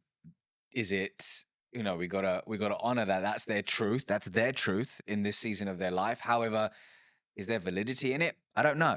I don't think so, right? I'm sure we will be able to find cracks in the story that they're telling themselves. So I was recently speaking at an event called Atomicon. Incredible event, really cool business conference. And at the end of my keynote, this individual came up to me and they said, it's really interesting when you were telling stories about your kids and this and that or the other, there was humor in it. There was fun in it. It wasn't like, oh, I went through this immense pain and this happened and that happened. And that's what I struggle with. I was like, what do you mean? Tell me more. And they said, well, I'm struggling to craft my origin story because I don't have this huge moment in my life where, oh my God, I was down and out. I was at rock bottom and look where I am now. And for me, that's a recipe for disaster because it can leave you in analysis paralysis and forgetting that often the beauty is in the imperfect moments, the relatable small moments. When I came out on stage that day, I told a story about my daughter and how she was mimicking breath work that I was doing in some season of my life. And as a result, it made me realize that how I do whatever I do in my life, she's going to mimic it. And my job isn't to tell her what to do, it's to show her who to be. That was the crux of it. But that came from a seemingly insignificant moment in my day-to-day life. So I think what it boils down to is creating a story bank. And I have a process for that, but creating a story bank where you're collecting these insignificant moments, figuring out which one of them can be transformed into a story and testing them versus sitting there trying to think of that one story and then going, I don't have it. I'm going to wait for it. And then just doing nothing. So everybody has a story to tell. The question is do you have an intentional, going back to our question at the beginning, do you have an intentional approach to finding them, identifying them, and then delivering them in low stakes scenarios to test and tweak and iterate for high stakes scenarios? It's a real process. And I think it's something that you'll adapt as well. Like as you move through the seasons, right? Like you might not talk about the current season or the season you just come out of, but you potentially will talk about maybe season 1, season 2, season 3, etc. And I think for me that allows you to tweak and adapt and show that you're a non-finished article as well. Building off that, like my level of success at 20 was very different to now and will be very different in 10 years. And I think that's the constant thing. And the thing that kind of goes through the core of that is, what's my improvement today? What's the 1% thing I can do? What's maybe the thing I heard from you today, or the thing I picked up whilst watching something, or the key takeaway from the book I just read, or etc. And I think sometimes we don't give ourselves that time. That's why I asked you about the kind of the busy schedule thing. And something that I've tried to do is book less, like put more barriers in the way of those meetings, put more barriers in the way of guests coming on the show or etc. And then have more of a filter of who comes on, why, who am I having a conversation with, why, how can I be present in content, what content am I doing? And the reason why I do that is because then I can be more present and more focused on, and doing less work means I'm more present in the work I'm doing. And it means actually I'll be more transformational, so to speak, to that client, to that customer, to that guest, etc. I hope, I believe, anyway, in that respect. But for those who've really enjoyed this conversation, where's best to reach out to you? Where can they get the book? That kind of thing. Yeah, so if you click the link in the description, I'm sure you'll put it in the description, but you can pre-order my book now, which is available on November 4th, and it's called Relationship Currency. And really what it's about at the core is teaching people in any conversation how to build trust, cultivate authentic relationships, and master the art of communication along the way. So, hey, if this conversation has aligned to you, then pre-order a copy and I'll see you on the other side. But otherwise, I'm on LinkedIn, YouTube, Instagram, TikTok, all the places, just at the Ravi Rajani, and you can find me there. Magic. Thank you so much for coming on. And if you were going to talk to either yourself 5-10 years ago, or someone who's your junior, what advice would you give them? About life, about communication, because I could take this so many places. Wherever you want. Let's stick to communication. And I would say the following. I would say you can listen to podcasts like this. You can watch videos. You can absorb books, courses, and all that good stuff. But if you truly want to be able to communicate with influence and with intention, it doesn't begin with that. It first begins with a journey of introspection. And for some people, that can mean seeing a therapist. For some people, that can mean journaling, seeing a coach, or speaking with a friend where you can speak freely and remove the mask. But here's my truth. When you truly become comfortable in your own skin, that's when you become a more potent, authentic, and influential communicator. So start within, and then look at all the cool stuff, such as the podcast and the books. But hey, if you can't look within first, there's no hack, gimmick, or trick that will save you. Thank you so much for the time, ladies and gents. I hope you took value from this episode, and thank you for coming and spending the time with us today. And I will see you very, very soon. If you did enjoy this conversation and would like to hear what's missing in marketing, probably tomorrow or today, then be sure to be subscribed. I'd love to hear what you think in the conversation down below. And I'll see you very, very soon. What would you say to people who maybe are on the receiving end of the obsession? I think you've got to be a part of it yourself and experience the ins and outs of the day-to-day, rather than just when the person comes home and they've had a bad day. I think that's true in anything that you do, marketing or fitness or writing or driving or whatever the skill is that you're trying to build. With consistency and with showing up when it's harder is when it will work. I think what you touched on there is a really common misconception in marketing. I'm not a fan of it. I'd much prefer the in-person world. If you were going to speak to either yourself or someone 10 years your junior, what advice would you give them? So I'd say take the risk, take it sooner. I waited too long. So I left it and I left it and I left it. And then I went, okay, I am going to do this now. Did you know that 93% of you are not subscribed? So if you could please do me a favor and you're enjoying the show, then subscribing would mean the world to me, and it would allow me to grow the show and continue to get larger and larger guests and continue to bring what's missing in marketing today. Thank you ever so much for joining me, and I'll enjoy the episode. Hello, my friends. I hope you're well. I hope you had a good day, evening, or night. Today, we're filming a brand new podcast, as you have seen, with Matt from Involved Health. Thank you so much for coming on. My pleasure, Colton. Thanks very much for having me. No, you're very well. Good to be back. For those who don't know you, Matt, how did you get to sit in front of me today? I'm sat in front of you today because I've sat in front of you before. We've done some work together before. You've helped with some of my social media marketing. And we had a few of my clients come in and do some testimonial work. So, and obviously I've seen your work with other businesses and other people in and around Salisbury. So, yeah, it's nice to have you back here again. Absolutely. I mean, I think we'll get onto that a bit more in depth later, but how did you, because you're obviously have you always been passionate about like helping people with personal training and fitness as a whole? Yeah. Like, how did you get into this industry? If I think back far enough, the origin story is I loved sport, I loved fitness, I loved playing sport and being involved in fitness and health related activities. I was absolutely rubbish at everything else. So that it was like, how can I make what I enjoy and what I'm half decent at into potentially a job further down the line? So left school, went to college, pissed about in college and sort of experimented in a few different sport and health related activities. And then through pure chance, I ended up working at the University of Bath, sports training village and sports setup that they had at the time. That was back in 1996, I think it was, 1997. So I'd have been about 17 years old, showing my age now. Started off there.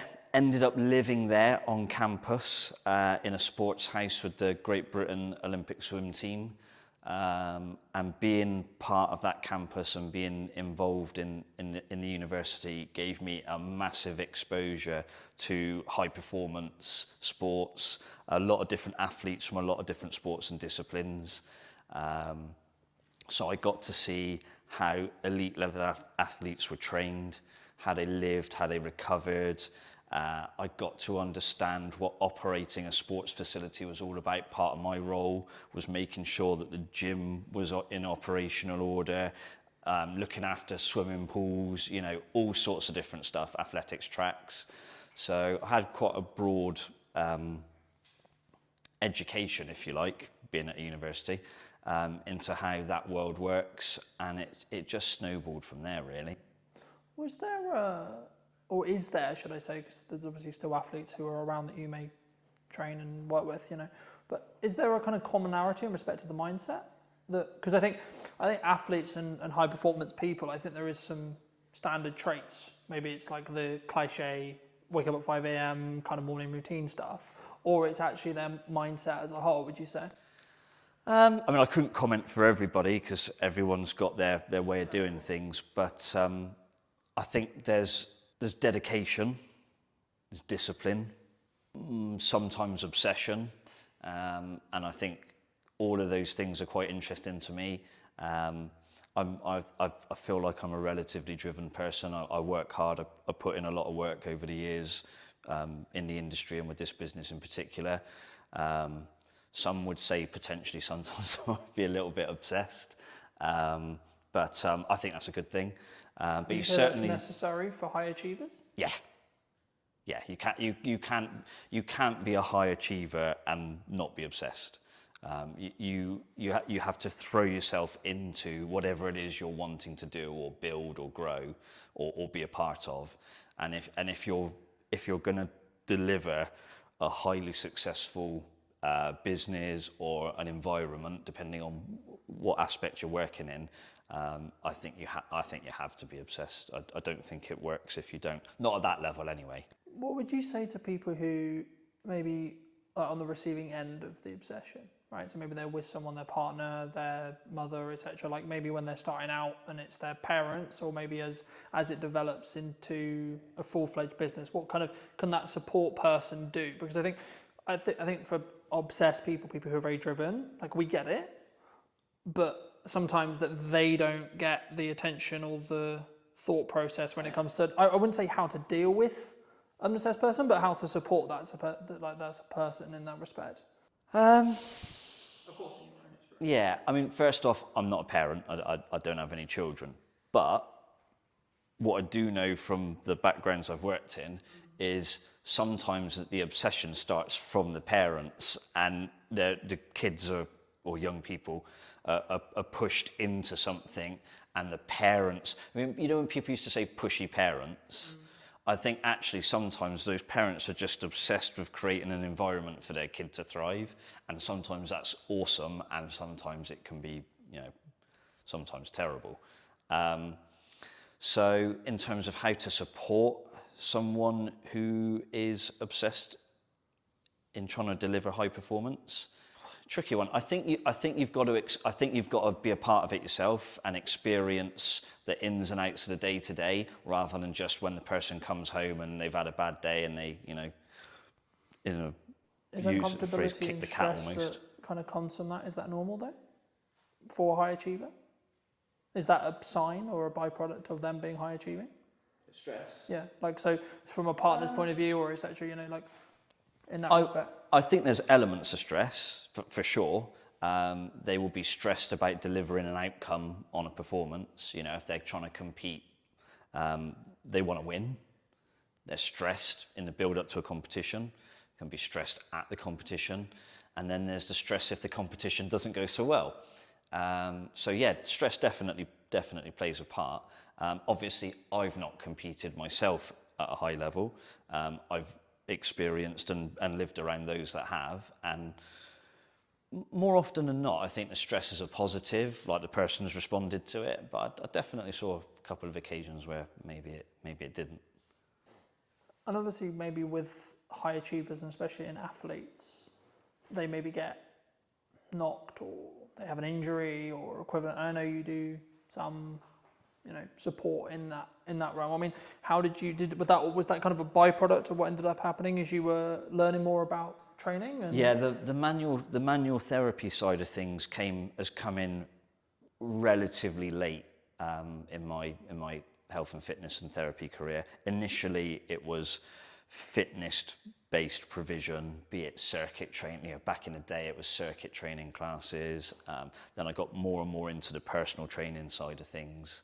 And the therapy aspect for me has probably been the last 10 or so years, 10 to 15 years, I reckon.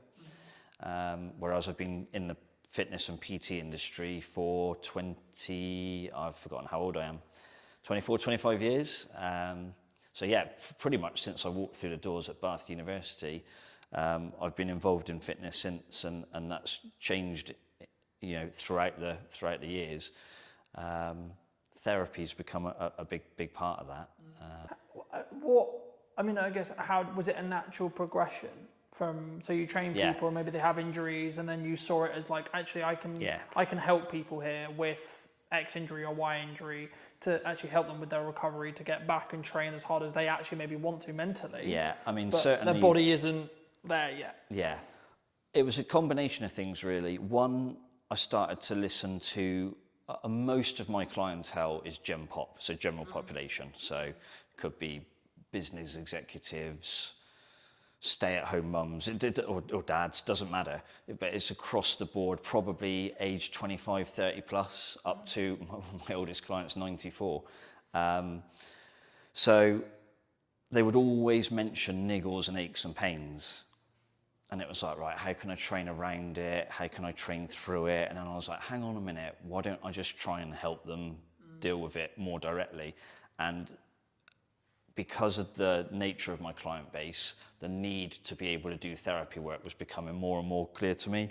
So I'd say around about 15 years ago, I really started to delve into the therapy side of things. And 15 years later, that's probably a fairly significant part of Evolve's business now. Do you think that's one of the things that makes you unique in comparison to, say, another personal trainer, another gym, another etc.? I think when I first came to Salisbury, for those that don't know, I didn't grow up in Salisbury. I wasn't born here. An opportunity came, where are we now? Probably around 2014, 2015 maybe, to start getting involved here in Salisbury. So what I realised through that is a lot of places had personal trainers. There were some gyms around. Sadly, there are fewer gyms around at the moment. That's another story. And I realised that nobody was really creating an environment where it was seamless. So you could be down here in the gym, maybe having a therapy type workout. You could be upstairs on the treatment table. You might have ligament damage that needs hands-on treatment and things like that. So the ability to put the two things together is really, really important, because as a professional then, I can manage and help the client through a myriad of different options. So I can be involved in their fitness training, I can be involved in their therapy work, I can guide them on their stretching and flexibility, and it all has a carryover. It's better for the client because you've got one set of eyes keeping an eye on things. I'm not saying I can be all things to all people, but it does assist. But also from a finance perspective from the client, you know, if you have 1 or 2 PT sessions a week, then you've got to go to an osteopath, then you go to somewhere else for a massage. Most people know what these things cost these days. That's serious money on a weekly basis.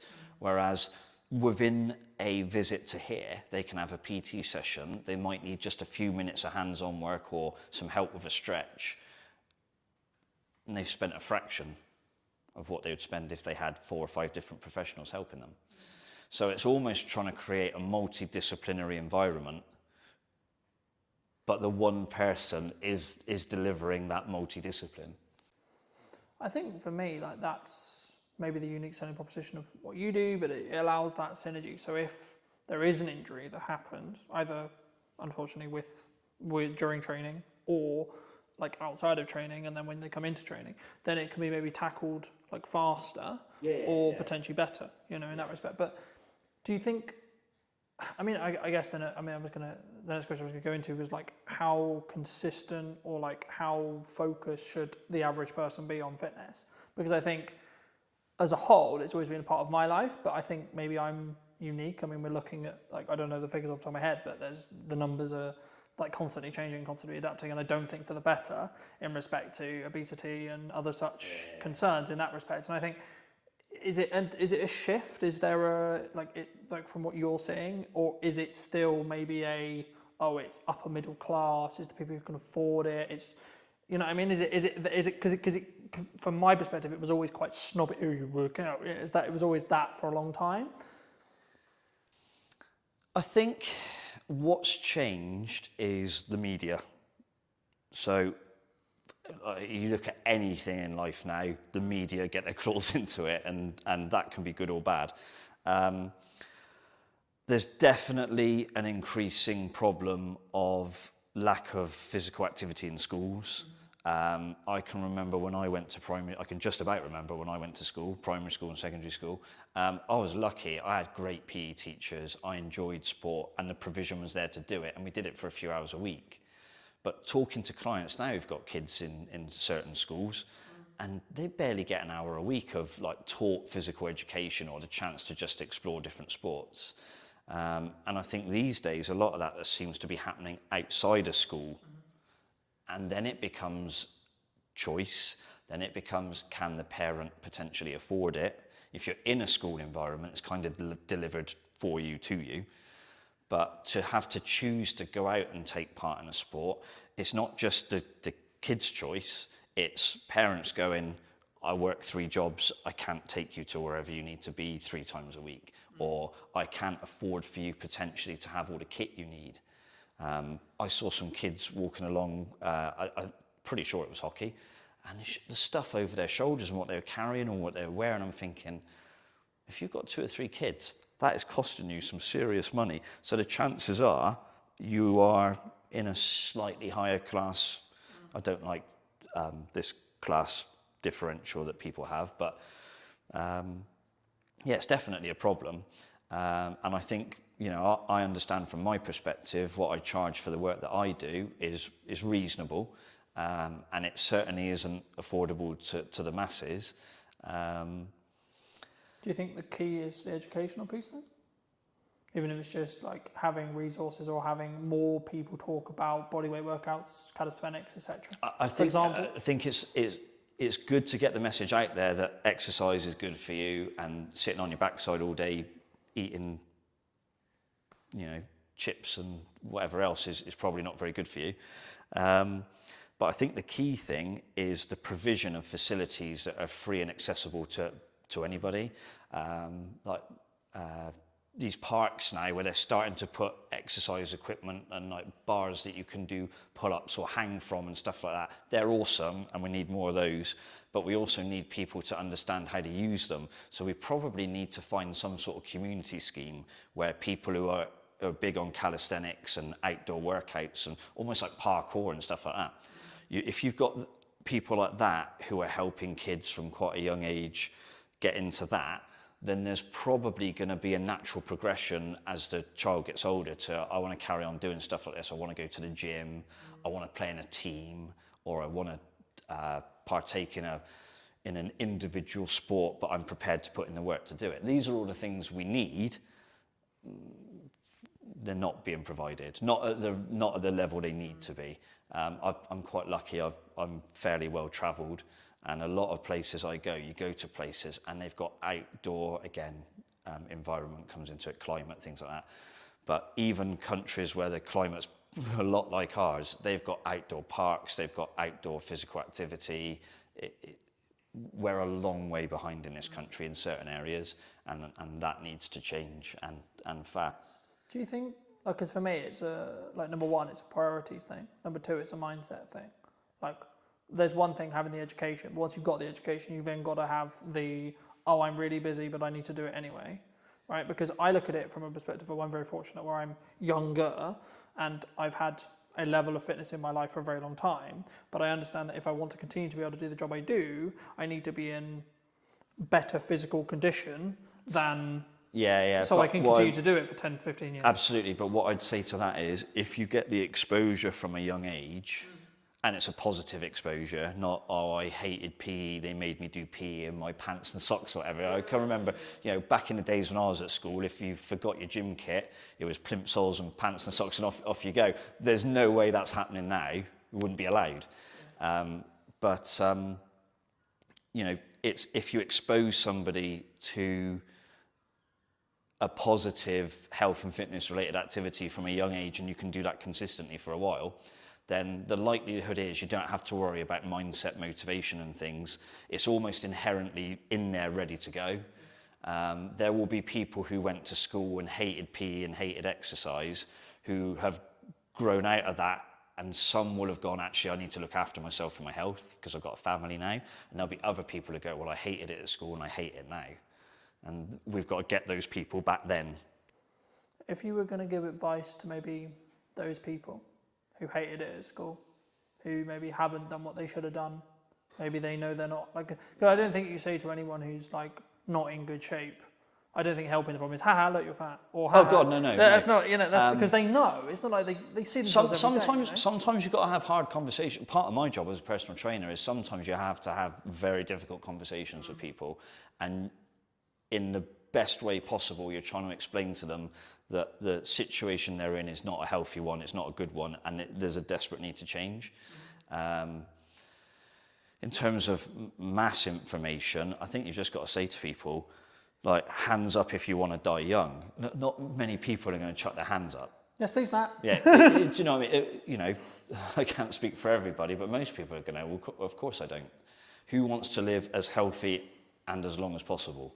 Probably most people. Yes, please, Matt. Yeah, exactly. So if we can say to people, look, there's still time for things to change, for you to have those positive experiences, and ultimately it's going to massively benefit you. Some of the hardest conversations I've had to have with clients, I remember one guy, I'm still in touch with him now. This is when I used to PT back in Bath. I literally had to sit down and say to him, I know his daughter had got stuck into him. She was not far away from graduating university, had been involved in a relatively long-term relationship, and there was a wedding on the cards. And this particular chap, the girl's father, was not in a good way. Very successful, but very highly stressed executive. He owned a very particular international business, and he was flying all over the world, airports, long hours, eating all the wrong foods, a lot of client hospitality, so a lot of drinking, and he'd got himself into a real mess. And he'd had a heart attack. And the daughter had sort of said to him, look, if you want to A, see me graduate, and B, see me get married, you need to sort yourself out because you're going to die soon. And I think when it comes, if you're a father, I can imagine your daughter looking at you and saying that's got to be a gut punch. So he came to me and he said, Matt, I need you to help me. And we did a lot of good work. And that was 10, 12 years, probably even 15 years ago. And even now, he's still out running half marathons, going out for big bike rides. It completely changed him. But he said to me, the turning point was his daughter saying those things to him. If he'd read that in a magazine, he said I probably wouldn't have taken a blind bit of notice. But he said, my one and only daughter says that to me, and she's like got tears in her eyes. It's like, I won't use exactly what he said, but he had to sort himself out. So sometimes you've got to be fairly hard on people, and other times it's how you create a different message or a different environment that might encourage people to get involved. Thank you for sharing that. And I think even just through that message, I don't want to use the term wake some people up, but hopefully you'll wake some people up to maybe, my next question was going to be around like age, and I think the science is semi-conclusive, and you probably did confirm or deny, but like for me, as far as I look at it, like the healthier you are in your 20s, the better your 30s and so on, right?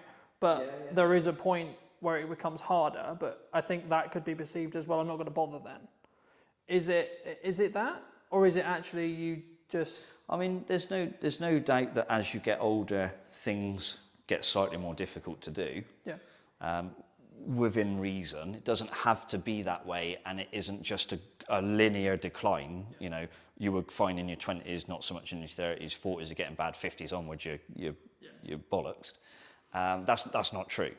Obviously, if you haven't done anything for a long time, and then you come into a gym environment or a fitness environment, maybe you take up running, you're going to find those things slightly more difficult, slightly more comfortable at first. And if people tell you it's all going to be easy and sunshine and rainbows, no, it's not. And you have to be honest with people about that and set the right expectations. So part of any personal trainer's job, but certainly how I look at it is, you have to set expectations. Sometimes you have to put a limitation in place, because sometimes people attack it too hard and they can do themselves damage. And sometimes they can attack it so strongly that it actually becomes less healthy. So it's striking a balance, pretty much like everything in life, really. You want to try and find balance where you can, knowing full well that the perfect balance is not achievable, I don't think, for anything. Sometimes you've got to be a little bit obsessed, like I said earlier. Sometimes you have to rein it in a little bit. But it's just finding that balance and working with the person. And it's building a relationship. So it's not just turn up through these doors and go, hey, Matt, just bark at me or tell me what to do. You have to build a relationship. There's an element of trust both ways. The client needs to trust that I'll provide them with safe and effective exercise or safe and effective therapy treatment. And I need to trust that when they leave here, they're not going away and doing 10 times more stuff that maybe they shouldn't be doing, or their lifestyle is bad because they go, I can offset it by going to see Matt, so I can carry on drinking heavily and eating all the wrong food.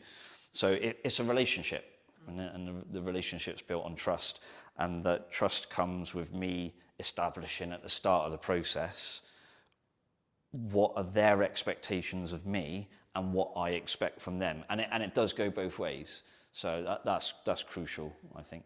Do you think some people struggle the long-term mindset of the results?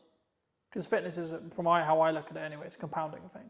Like once you're consistently doing it repeatedly, then the results will compound. But there is, like, I would say probably a month, maybe 2 months, maybe 3 months where you maybe don't see, it's the question as you go to the gym, you do a thing, nothing changes. You go the next day, you do the same thing again, nothing changes. But there is a day where it does start where there's a change. Yeah. It's consistency. I can write the best fitness program, the best strength program, the best flexibility program for somebody. But if they're not consistent, they won't get the result. It doesn't matter how good one session is, it matters how good 20 sessions are. So most of my clients have been coming to see me for years. I mean, I've still got clients who are training with me now that we've opened the doors to 12 years ago when we first opened, and they're still training with me now. That's consistency. And then they very rarely miss, they have the occasional family holiday. We tend to wind down a bit at Christmas as a business and let people go and have a good time and then attack it again in January. But the overall key is consistency. It doesn't matter what one session's like, it matters what 25 sessions are like and whether they are relatively close together. If you do 25 great training sessions but it's spread across 15 years, it's not going to work. But if you're consistent more in week in, week out terms, then ultimately you will be successful. Is that why you would say sometimes, even when on the hard days, like how I look at it is if I can show up on the really hard days where I'm really busy, really tired, etc. Not like really tired as in exhausted. Yeah, like, you find like I've shown up. It's not the best workout, but it's still a workout. Yeah. And it's building that momentum. Or would you say that like you need to then focus on recovery there? You find out most about people when they're having their bad days in any shape of life, or any walk of life. But in terms of training, I get people to walk through the door. I haven't got very many skills, but I'm pretty good at reading people. And one of my things as a personal trainer is when somebody, or a therapist, when somebody walks through the door, I can tell pretty quickly if they're having a shit day. So then you have to say, right, well, the person still turned up, so that's a win. So how do I structure the session now to make sure they go away feeling like they've had a win? And any personal trainer will tell you this, any personal trainer. The number of times someone will say, I didn't feel like coming today, I've had a shit day, but I've finished now and I feel much better for it. Every PT's had that conversation, or every PT's had that text message or WhatsApp message, whatever it happens to be. And that's crucial, like the ability to read the room, if you like, read the person, and still deliver a session and try and give them that encouragement and that consistency, even on the not so good days. That's when you get really good results for people. And if there are PTs watching this, then they're all going to be nodding their head to that. There's not one that won't be. I think that's true in anything that you do, marketing or fitness or writing or driving or whatever the skill is that you're trying to build. I think that's with consistency and with showing up when it's harder is when it will work. But you mentioned at the beginning roughly that obviously we had worked together before today and that respect. I mean, what, if you can recall, it was a while ago to give the audience some context, but like what were you looking for when you reached out to me for that project? I think it was, how do I deliver the message of how we can help people, but through the lens of another person? So it's easy for me to say, hey, I do personal training, I do osteoarticular joint pumping for therapy, but most people are going to go, I haven't got a clue what you're talking about, Matt. But you're able to derive answers from people by the way you ask questions, and that's a skill that I haven't got. So I think that was one of the key things, is it developed into a conversation with you and some of my clients, And that conversation brought out some interesting answers. And it was an interesting experience for me, actually, because they said things to you on the camera in the interview that they hadn't said to me. So you get a different perspective on why they're here and what they think of the place and whether I've done a half decent job. Hopefully, it seemed to be that's what they thought, which is good. But the key thing for me was the ability to extract information from them that I hadn't got myself. Even though I know the person and I know what they're trying to achieve, the way they explained it to you was different, and I found that really useful. And that kind of then helps you think, well, how do I put that message out further down the line? So that was pretty cool. What, I mean, either since or in general, like, how do you look at marketing in the current landscape? What do you think people should do? What do you think people shouldn't do? Is it a time, obviously it's nuance related to the business, of course, but is it a time, I mean, a lot of people are saying the creative industry is struggling, people are saying the economy's hard. I mean, in the nicest way possible, I've heard that for nearly the 10 years I've been in business. I've always heard that. So I don't want to be this way, but I'm like, but what's really going on? You know what I mean? Because for me, there's always something going on. There's always something going on in politics. There's always something going on in geopolitics, etc. But right now, at the time of filming, what are you looking at from a marketing point of view that you think is really going to work, or you know, are you leaning into more referral based stuff? Are you maybe like keeping your costs lower because you are seeing the climate, or are you going the other way? I'll try and unpack that. I think the key thing is be transparent and be honest and upfront about what you do and how you do it. Don't bullshit people. Like I can't deliver, I don't know, think of someone who's in incredible shape, who's on TV a lot. Can't think of a name now. But if I said to all of my clients, you can have that in 3 weeks, I'm telling some porkies, yeah? So be honest with people about the process. Explain to them that, yes, you can achieve some brilliant results and sometimes life-changing results. And it might not just be the way you look, it might be the way you feel, it might be the way other people view you, it could be all sorts of stuff. But be honest and transparent about what you do and what you can deliver. Most of what we've got here at Evolved has always been referral-based. I mean, you know, because we've had this conversation previously, I'm not a big marketer. I don't do, what is it, sponsored ads or Facebook, whatever it is. I wouldn't even understand how to set one up. So on that side of business, I'm probably not very good. But I came here to Salisbury, I didn't know, I knew two people. And we've built a business that does 80 or 90 sessions a week between myself and my colleague Charlie. We've been here 12 years. That's referral, that's not marketing, that's referrals. It always has been, and I suspect it probably always will be to a degree. I think the challenge for me and how I grow Evolve now is I need to market to the people who don't know I'm here and that people can't refer to because they don't know we exist. You know, you can only get referrals from people that know you're here. So I should probably try and get more people to understand that we're here. You know, if I had a few quid for every time somebody comes and said, I didn't even know you were here, Matt, till someone told me about you, I'm like, oh, I really need to do something about this.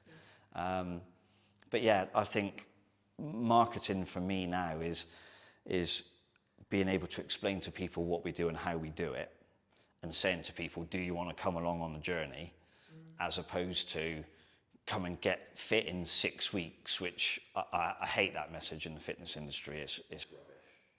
I think what you touched on there is a really common misconception in marketing, that people think it's either referrals or it's word of mouth or it's ads or it's content or it's this or it's that. The reality is all that content's going to do, all that marketing's going to do is apply fire to your word of mouth. Yeah. If you have good word of mouth, happy days. Yeah. If you've got bad word of mouth though, you can kill your business very, very quick because it's just going to make things better or continue things moving faster in whatever direction the business is currently going in. So what I say to clients when I start working with them, and I think we had this conversation when we initially started thinking about working together, I said, okay, well, are you moving the trajectory you want to work in? One, and then two, how can we utilize video content that's scalable that allows you to then do that upon scale? right? So instead of you having to trade one-on-one time with each person, you can say the stuff you want or get your clients to say the stuff you want on camera to then be like, okay, cool, this is what real people think. And social proof, which is what you're talking about, getting your clients to talk about it, is infinitely more valuable in a marketing context than you saying it. Yeah, exactly. In the nicest possible it is, because in the same way with me saying, I'm going to say video is a good idea because I have a monetary tie to whether it's good or not. Yeah. In the same way you're going to say PTing is a great idea because you have a monetary tie. We don't even necessarily do this deliberately, but we're naturally going to because it's our natural sales process, marketing process, however you want to articulate it. And that's why hearing from clients, that's why I ask people about marketing, is really interesting and really important, because then to an extent they're making the decision all on their own. Yeah. And I think for me, as the landscape changes, as the economy does what it will do, I think and it's more of a mindset thing and seeing how people either want to shift or don't, because, and I guess actually this is a question of, in your case, do you actually need to market? I would argue you don't even need to market, because from what it sounds like at this stage right now, at the time of recording, you're close to full capacity, if not full capacity, and you don't really have enough space or staff or both to scale. No. So actually, should you market? Yeah, tricky one, isn't it? Yeah. Maybe, finding maybe good... if you want to create a waiting list and you're trying to develop another product and you want to keep things going, but you wouldn't market in the same way as if you were trying to fill a new class, for example. Yeah, finding good people in the industry locally is quite difficult. So it is something to factor in. Because I think for me, it's a key on whether it's a scaling issue, and that's why I think any marketer listening to this, they need to ask the clients they're talking to and the people they're talking to, what does their client, the person they're doing marketing for, helping with marketing, what do they actually want to get out of it? Yeah. Because there's one side of it's like continue with the reputational gain that you can gain from doing video, sure, but that's a way of doing it. And then it's a bit more punchy or a bit more maybe paid ads or etc. would work if you were trying to fill a class in quick time. But actually in the position you're in, for example, you wouldn't want to do that necessarily. I mean, again, that also kind of changes to an extent of what stage you are in business, which we'll come to the next question, which is like, do you think businesses like have stages? In the respect of like when you're starting out, you're constantly looking at growth, and then you maybe get to a size and you're like, oh, actually, hold on, maybe I don't want to grow beyond this? Either speaking about what you've done or in general? Yeah, I think it depends on the type of business.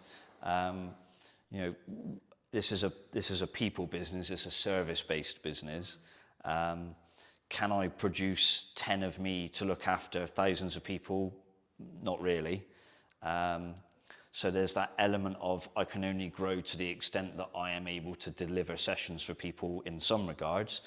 Could I bring other people in? Potentially, yes, but there's challenges with that. Could I go online? Possibly, but I'm not a fan of it. I'd much prefer the in-person world.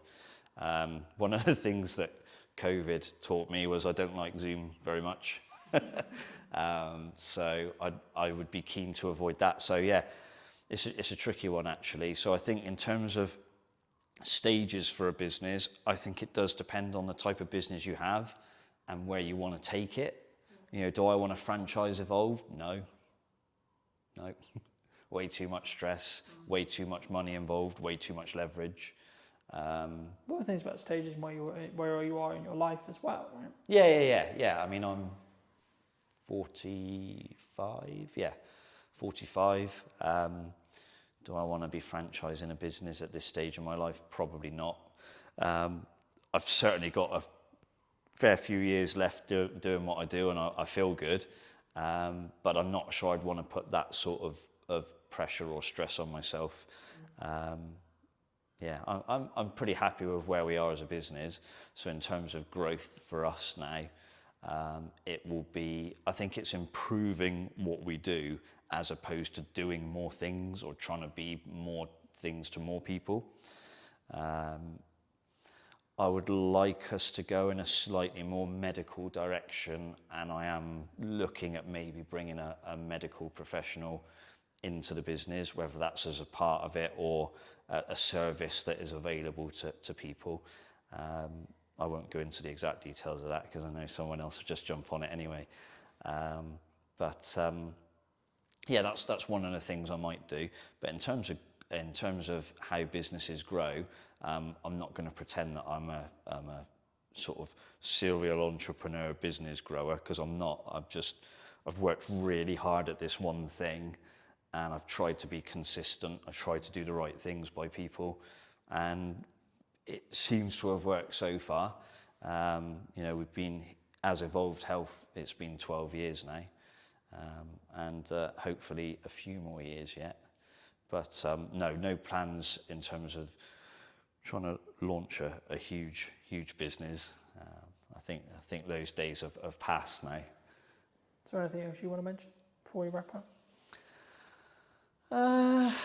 Being in Salisbury has been quite interesting, actually, because it's a very different dynamic to where I was previously in Bristol and Bath. Obviously, it's a little bit smaller. Everyone in Salisbury tends to know each other. And so for me as an outsider, it was relatively challenging to grow the business initially because people didn't know me. But thankfully, because my work seemed to resonate with people and I seemed to do a good job, the business has been able to build and grow. But I think if you're a young person trying to start a business in Salisbury now, I don't think there's ever been more opportunity, but I also don't think at any stage it's ever been harder. You know, whether it's, you know, don't get too political, but you know, there's a lot of financial pressures on businesses the last few years, and they're only going to get bigger potentially by the sounds of it. I still think there's too much red tape in business, and that needs to be looked at. But also, I think there's a scarcity of space and facilities for people to start businesses. You know, if you want to go into town and rent a building there, you have got to have some very serious money behind you. And if you're a young person with a dream trying to start out, sometimes those stories happen and it works, but a lot of the times people are going to fall flat on their face quite quickly. So I think there needs to be some way in which young people who have an idea and something that can really grow are supported locally. I don't just mean by national government, but you know, maybe there are some property landlords who've got a space in town and think, actually, I could divide this building up and people could have, you know, some really cool startup businesses in here, and I'll help them. I think that there needs to be things like that, and there's not a lot of that around at the moment. I don't know if there are any groups in Salisbury. I'm sure there's like a small businesses association or group in Salisbury that might be able to, you know, jump in and say, actually, Matt, we do that already. But I think we've got to try and support young people in Salisbury, because one of the things I have seen over the 12 years I've been in Salisbury is that the demographic is getting older and older and older. And young people now leave Salisbury, and I've seen it in the time that I've been here. They disappear, they go to Bristol, they go to Southampton, they go to London, wherever it is they've gone, but they're not here. And that's because they don't see opportunity. And I think that's really sad. I mean, like I say, I'm an outsider, but Salisbury's my home now. I live here now. I've lived here for a couple of years or so. I eventually got fed up of commuting to and from Bristol. But I think we need to make sure that we create an environment for young people. And I don't just mean fitness-wise. I mean any business. I think the local council needs to do more. The local Salisbury, Wiltshire Council as a whole could probably do more. On a national level, I think they've got to look at things like business rates. It is seriously expensive. You can have business rates that are higher than the rent you pay on your building. That to me is insane. Like, that's just stupid. So I think someone somewhere needs to get a hold of that. But yeah, anything to try and make the city, I should say, more vibrant would be a really good start. And there are a few businesses coming into Salisbury now, and in the town centre, different food and restaurant businesses and a few other bits and bobs. So there are some positive signs, but a lot of these people are older and have got money behind them, or their chains potentially. So something for younger people to say, you know, we want you to stay in Salisbury, we want you to build life in Salisbury, build a business, yeah, and, you know, stop seeing it disappear 50 miles down the road. It's, you know, maybe I'm wrong, but hopefully someone else sees this and goes, he's right. But that would be my one thing for Salisbury, having been here a long time now and sort of seen a few different things. For people who may be interested, really enjoyed this conversation, they want to see more of you, they want to connect with you, they want to reach out to you, where best to do that? One of the best ways is probably on the Evolved Health website, which has got various contact details. We're on Instagram at evolved_health. I hope I've got that right. We've got Evolved Health Salisbury is our Facebook name. And if someone decides they just want to rock up and knock on the door, that's not always the right thing to do because it might be with clients, but we're based down on Churchfields. We're in the Glenmore Business Park. There's normally an open door policy, so if someone wants to come and say hello, they can do. Or if they don't want to reach out directly through me, they can contact you and say, is it worth having a chat with this guy or not? Absolutely would always be the answer. If you were going to speak to either yourself or someone 10 years you're a junior, what advice would you give them? What advice would I have given myself 10 years ago? Yeah, if you could talk to even maybe longer when you first moved to Salisbury 12 years ago, what advice would you give to that Matt? With the hindsight and with the knowledge you now have sat in front of me today. Take the risk. Honestly, take the risk. I'm quite pragmatic, so I tend to, I analyse a lot. Probably one of my faults is I overthink things. So I'd say take the risk, take it sooner. I waited too long. So I left it and I left it and I left it, and then I went, okay, I am going to do this now. And I should have done it sooner. So to anybody else, take the risk. To myself, Matt, you should have done it sooner, because it's been brilliant. But yeah, take the risk. Thanks so much for the time, Matt. My pleasure. And if you did enjoy this video and you would like to see more like it, make sure to be subscribed. Leave me what your thoughts and comments were down below, and I'll leave Matt's information down in the description as well as always. And I'll see you very, very soon. But entering the retail market was a huge step for us. Like how you want to perceive yourself in the market. It was a very difficult time, I think, for the business. Do you think it's changed how you show up as a leader? And it was honestly the most fun thing I've ever done. And it was stressful.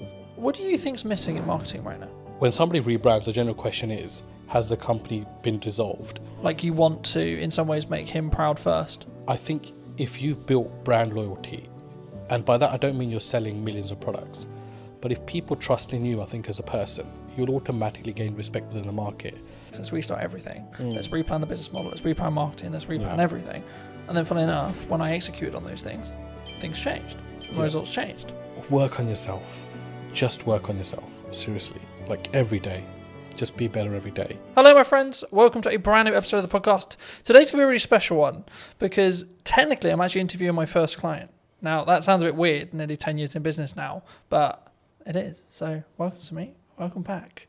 It's been, I think it's actually been, nearly 4.5 years since we've actually seen each other? The last time I remember, I think we were shooting something on top of a car park in Salisbury. Yes, we did. And yeah, that's got to be about 4.5 years ago at least. So yes, it's great to be back and great to see you after all these years as well. I know. Yeah. Super good. I mean, you were actually under a different brand then. That's right. We were. So our legal entity remains the same, but we have rebranded to Anand, which incidentally is our family surname as well. And that came about through some hard lessons, I think, in business. One of the ones being most probably that you never really stop learning, I think, and when you get to a point where you think you've kind of, worked everything out, there's like this curveball thrown at you. So that was sort of what happened with us as a company. There were some legal obligations that we had to meet, and the old brand no longer resonated or could technically be used moving forward. So I think it all came about because we entered retail as a business. Predominantly, we are wholesale and hospitality. But entering the retail market was a huge step for us, and sort of at a national airport as well. So when that came about, I mean, it was a huge shock to the system because we had just launched this huge sort of project. There was 2 or 3 in the pipeline, and then all been vetted and all sort of been mustered up with this brand. And then to all of a sudden launch something, and then I think it was about 3 weeks later we had something to say, there were some legal obligations that had to be fulfilled. It was a huge shock to the system. So it was a very difficult time, I think, for the business, because I think being a director, I always say you have huge responsibilities for your staff and your company.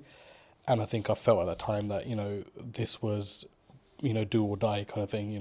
It was either we really got this going and sort of made the necessary adjustments. And we did. And, Anand was formed off the back of that. So, and it was honestly the most fun thing I've ever done. And it was stressful because, you're running this medium-sized operation. We employ up to 50 people, and all of a sudden you're rebranding, and everyone's question is why. And there's a fine line where you can tell someone why openly and why you can't. And the majority of the reason was, it was just something that we had to do as a business. So the rebrand came as a shock, but honestly, it really taught us a lot of valuable lessons from in there. Because I think off the back of the name, we actually found a voice as a company. I felt for a few years that we didn't really know what we were. And I think that's really weird to say for a company that was fairly well established. I mean, you visited before as well. But I felt with Anand, all of a sudden, we're back to this blank canvas, right? And we're creating everything in reverse, which is the worst way to do it, don't get me wrong. But because it had to be done, it kind of forced our hand to look at aspects of business that we never had before. All of a sudden, we're engaging marketing companies, we're engaging branding companies, we're engaging companies that help you find your voice. I didn't know those things even existed. And all of that came off the back of my mentor saying to me, look, this is one of those times as a businessman where you either go big or you go home, right? And for me, it was like, we got to go big here. Like, I've invested too much time in this. Like, I've invested too many years, those sleepless nights, everything, to just, pack up and be like, yeah, we're done here. No, we're going to go big, and we're going to spend big. And sometimes that's not the best solution, but we kept a control of that, because spending big wasn't just throwing money blindly at stuff. It was really taking our time, really looking at companies that met our ethos, but also companies that we felt genuinely wanted us to do well. So they didn't make us just feel like a number amongst their client base. And that was hard to narrow down because we made some mistakes along the way there as well. And in hindsight, it's easy to say, these things happen. But at the time, when you're financially forking out money, it's a huge, huge deal. So, I mean, look, it was an amazing journey. And it's been a year since we've rebranded, and I think as a company we couldn't be any happier than we are at the moment. Do you think that maybe some people are really worried about rebrand? I mean, you kind of forced into it, but I think like maybe people who are listening who are maybe on the fence about like what do you gain from a rebrand? Was it just that voice and that like that really what I would call depth work when it comes to really understanding what your brand values are and like how you want to perceive yourself in the market? Would you say, or is it like if that's like a disconjointed? Because for some business, I think that can be really disconjointed for some people. I mean, I'd answer that in reverse. So one thing you won't lose is your reputation, which was a huge aspect for us. It was, when somebody rebrands, the general question is, has the company been dissolved, or has something happened? Has the company gone bankrupt? Has there been a huge gross misconduct from somebody? And the thing is, like, you've got to get past that, because naturally as an individual, we would think that. And you've got to put yourself in the public domain as well as a director personally yourself and think from both sides. So for me, I think if you've built brand loyalty, and by that I don't mean you're selling millions of products, But if people trust in you, I think, as a person, then you'll automatically, especially a small to medium-sized business, you'll automatically gain respect within the market. So we didn't realize how much respect we had amongst our clientele until the rebrand happened.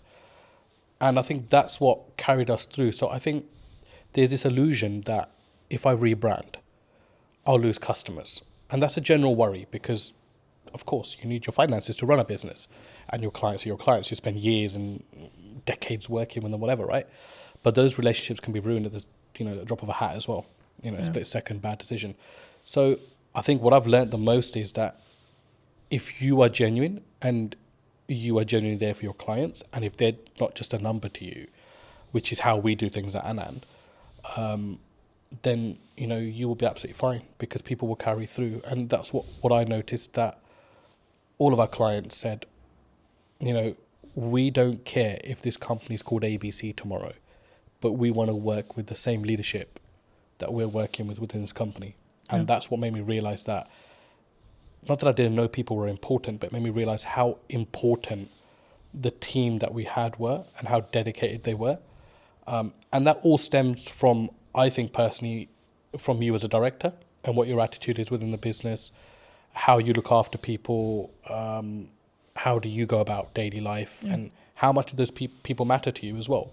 And that kind of proved to me that, those things mattered a huge deal to us as a company, and it filtered right through. So I hope that answers your question. No, absolutely. I mean, I think for me it's important to appreciate where you've come from, but also then understand, like, sometimes we have a growing pain, right? Yeah. So it's we're shifting into a new brand, we're shifting into like scaling up, etc. But one of the quotes that you gave me many years ago that has really stood apart, that I wanted to remind you of, but also ask you to apply some context to, is people are loyal to their needs. Yep, absolutely. How did you sort of, I guess that's a life lesson for a lot of people, but where's the story behind that? So I think just sort of, I've been in business for about 10, 15 years myself, and I can't put a number on it now, to be honest with you, but it's been a very long time. And one of the things that you realize very early on is that it's very much a dog-eat-dog world. Like, as much as, you think you might be out there to set the agenda straight or to start this new, loving relationship with every single person, it never works out that way. And we realized very quickly that as a business, after surviving the first 5 years, like, a lot of people are just loyal to their needs. Like, when those needs are met, they will either move on or they'll no longer engage with you. And I mean, that's absolutely fine. It's a natural thing to happen as well. But to put it into context, I mean, if I look at how we operate with our clients at the moment, I don't think there's a single client that can say that, if their volumes drop with us, that we change our attitude towards them. Mm-hmm. Whether it's the smallest client on our sort of, accounting system, or it's a big renowned sort of company, it makes no difference to us. We work personally with every single client and every single person that we work with. And that might mean along the way you have to accept that once their needs are fulfilled, that they no longer will engage with you. But to put it into sort of context, that quote at the time came from, it was one of the things that we've always steered away from as a company. Don't be those kind of companies, or that company that is all over a client when it's hot. Yeah. And when it's not, they don't want to know, or they don't want to help them out with anything. And there are some clients that we work with that, we did millions of pounds of business with before. And all of a sudden, they have engaged another company, but there are times where they still engage us when there's an emergency, and we would never turn them down, because you've got to remember that whether they've moved on as a client to another supplier, they were also once your client and made up the DNA of your business to be what it is today. So yeah, I mean, it's something you have to get comfortable with, I think, in business, and grow some thick skin around that, because people are loyal to their own needs, and it's just the way of the world. For me, it's something that sort of at the time, I think when you initially told me, like, I didn't really get it. Yeah. Right. And now I can say, like, 6 years, 7 years down the road, Yeah. I get it. You know. And I think for me, it's one of those things where it may not even be deliberate from that person, that client, customer. No, yeah. I think it's more around, actually, sometimes you just, like, there's only so much value you can add to that customer, client, etc. You know. Absolutely, and people have personal lives, and it's well, you know, it's easy to say, you know, don't involve your personal in your work life, but it's a very difficult thing to do as well. So sometimes we do forget that people might have stuff going on in their own lives. People move on, and all of a sudden a new person comes into that role in the company and doesn't see your business to be as valuable as the previous person. So there are elements of that as well. Yeah. But I think I've always found that there's no use keeping hatred and negativity about somebody moving on. I think you've got to accept that and look and think, you know, how can I learn from this?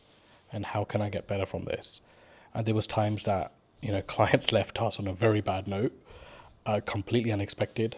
Some that didn't even pay, you know, the thousands of pounds they racked up in accounts, not to mention any names. And, you know, that didn't mean that we were not going to look at what we could have done better as a company. So I think it always starts with what's going on at home before you look anywhere else. Yeah. Do you think, because I've been fortunate enough to be in business and grow and scale and adapt and be in a position where I think there's always some people who are saying, like, there's something going on in the economy or COVID or et cetera, et cetera. I mean, is it a mindset thing as an entrepreneur, as an owner? Because I've always been of the mind of, like, yes, there's stuff going on, but actually your output can then fix your, like if it's a revenue problem, then there's a solution for it. If it's a marketing problem, you can fix it. You know, it's down to you to fix it, regardless of, like, the economy's in bad shape. You know, a lot of people have said to me, like, the creative space is challenging right now, you know, in comparison to maybe when, like, COVID was really good, for example, there was loads of money floating around. But it's like, actually, I think for me, you've got to focus on what you're doing. And I think that's the key. But I mean, in your experience, have you, is it kind of a catch-all kind of, oh, they're just saying it because, oh, the economy's hard, or as maybe as an excuse? Look, I mean, there's no doubt the economy is very different to pre-COVID, but then it's also very different to 2009, when there was a huge crash, right? Yeah. So I mean, that's just a constantly sort of evolving, you know, situation. Yes, I do believe it's very difficult now to do business, no matter what field you're in. But there are some fields which feel legislation change particularly, you know, they feel it a lot more than some businesses. But I think you're right to say you can navigate through anything with a very positive mindset. And I think if you fold as a business, but you've given it your absolute everything, you'll sleep peacefully at night. And that's for me personally, and I felt that in a situation. I mean, you know, 2023 to 2024 financial year was our worst performing year as a business, and it was also the year that we rebranded. And there was a lot of sleepless nights there because revenue was, you know, rock bottom. We'd employed people that year, doubled our workforce because we were looking to go, you know, north, and ended up going south as a business. And naturally along that is a lot of doubt because you think, should I have employed these 6 people? Should I have done this? Should I have done that? And it's easy to say in hindsight that actually I'm worried then, but you generally do worry at that point. So I think it's a mindset and how you navigate. And the thing that got me through was just mindset. I think I am just so resilient, like, to anything. I think right now in my life, where I'm just like.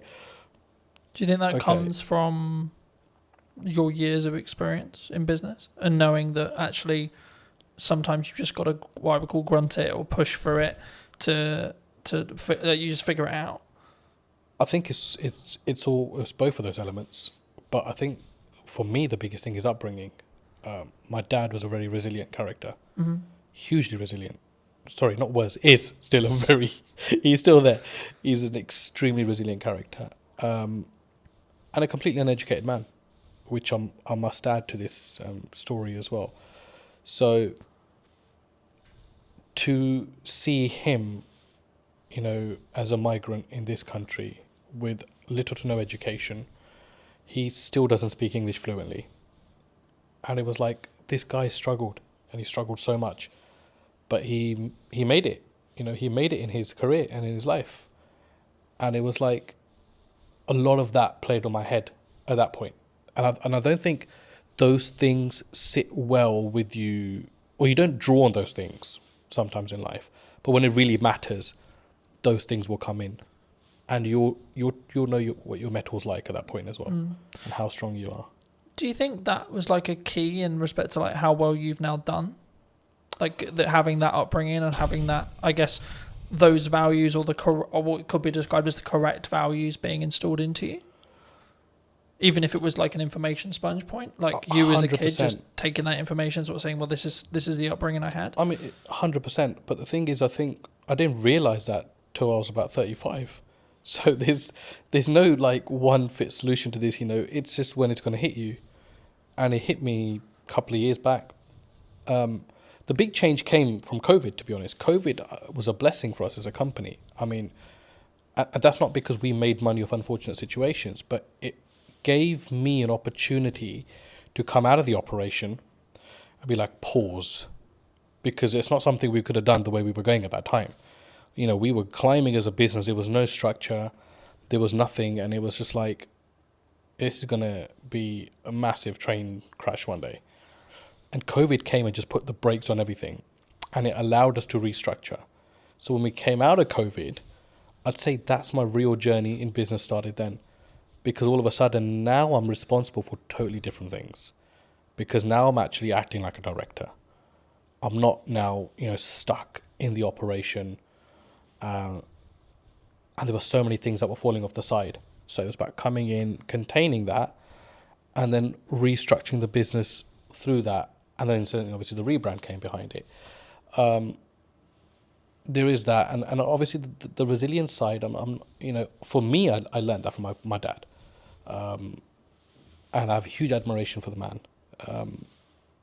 And that's to say, you know, I rub shoulders with a lot of businessmen, but I take my dad's advice very seriously in life. I always have, but I don't think you as a child or as an adolescent at the time will particularly understand that.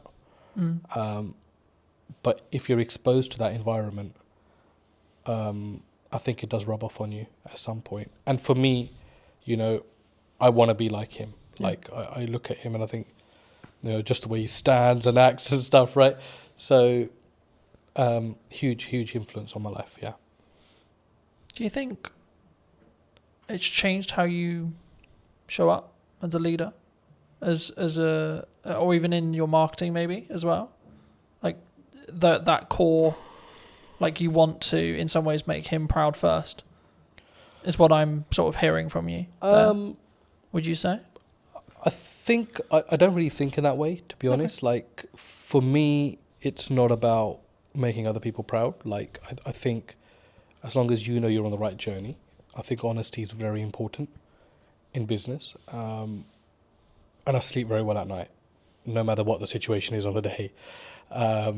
Everybody knows me, knows that once this guy is out, he's out for the night. So, and I think a lot of that comes from your ethos, and there are many shortcuts you can take, or there is the difficult, untraveled routes that you can follow as well, or create yourself along the way. And I think I'm more sort of on that journey of testing my limits and also just not stressing out, you know, along the way. And there are times where you obviously get stressed within business, right? But I think as a director, you've always got to have that sort of facade where everything's okay. And sometimes it's not, but you need to have that because you know you need to always give your staff and your company the assurance that you've got it under control, because the buck does stop with you, the director. To install that confidence into the team? I'd like to think they're confident without that, but I think what's your problem as a businessman should not rub off onto your team, because it's for you to deal with and put those things right.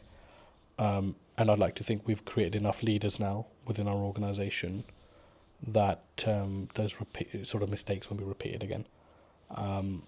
But that, again, is no one's fault. That's your responsibility as an owner or a managing director of a company.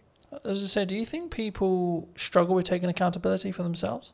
Like when things go wrong in business or when things go wrong, like they're more likely to go, oh, it's your fault, rather than it's my fault and it's what I could have done better. I think it's an easier route these days. And society kind of allows you to get away with that now. Do you know what I mean? But I think in your heart of hearts, you always know when you could have done something better. And I'm that kind of person where even if something has 0% my fault within it, I'd be thinking, what could I have done better? Or what could I have done to negate this issue? Is there anything Do you think I could that what have done? makes you stand out though? Because if you're going to say the culture of maybe the country or like the and on average it's externally. Surely the unique advantage could be, actually it's my fault. How can I do it better? What can I do? I think any great leader, let's go back. I don't consider myself great in any sort of way, I don't think I stand out in any sort of way there. But one thing that I've noted is like great leaders, whether they're businessmen, politicians, war generals, whatever, there's a lot of accountability. There's a lot of responsibility they take. And I don't think you can really take responsibility unless you hold yourself accountable. I know that might not make sense, but in my head it does.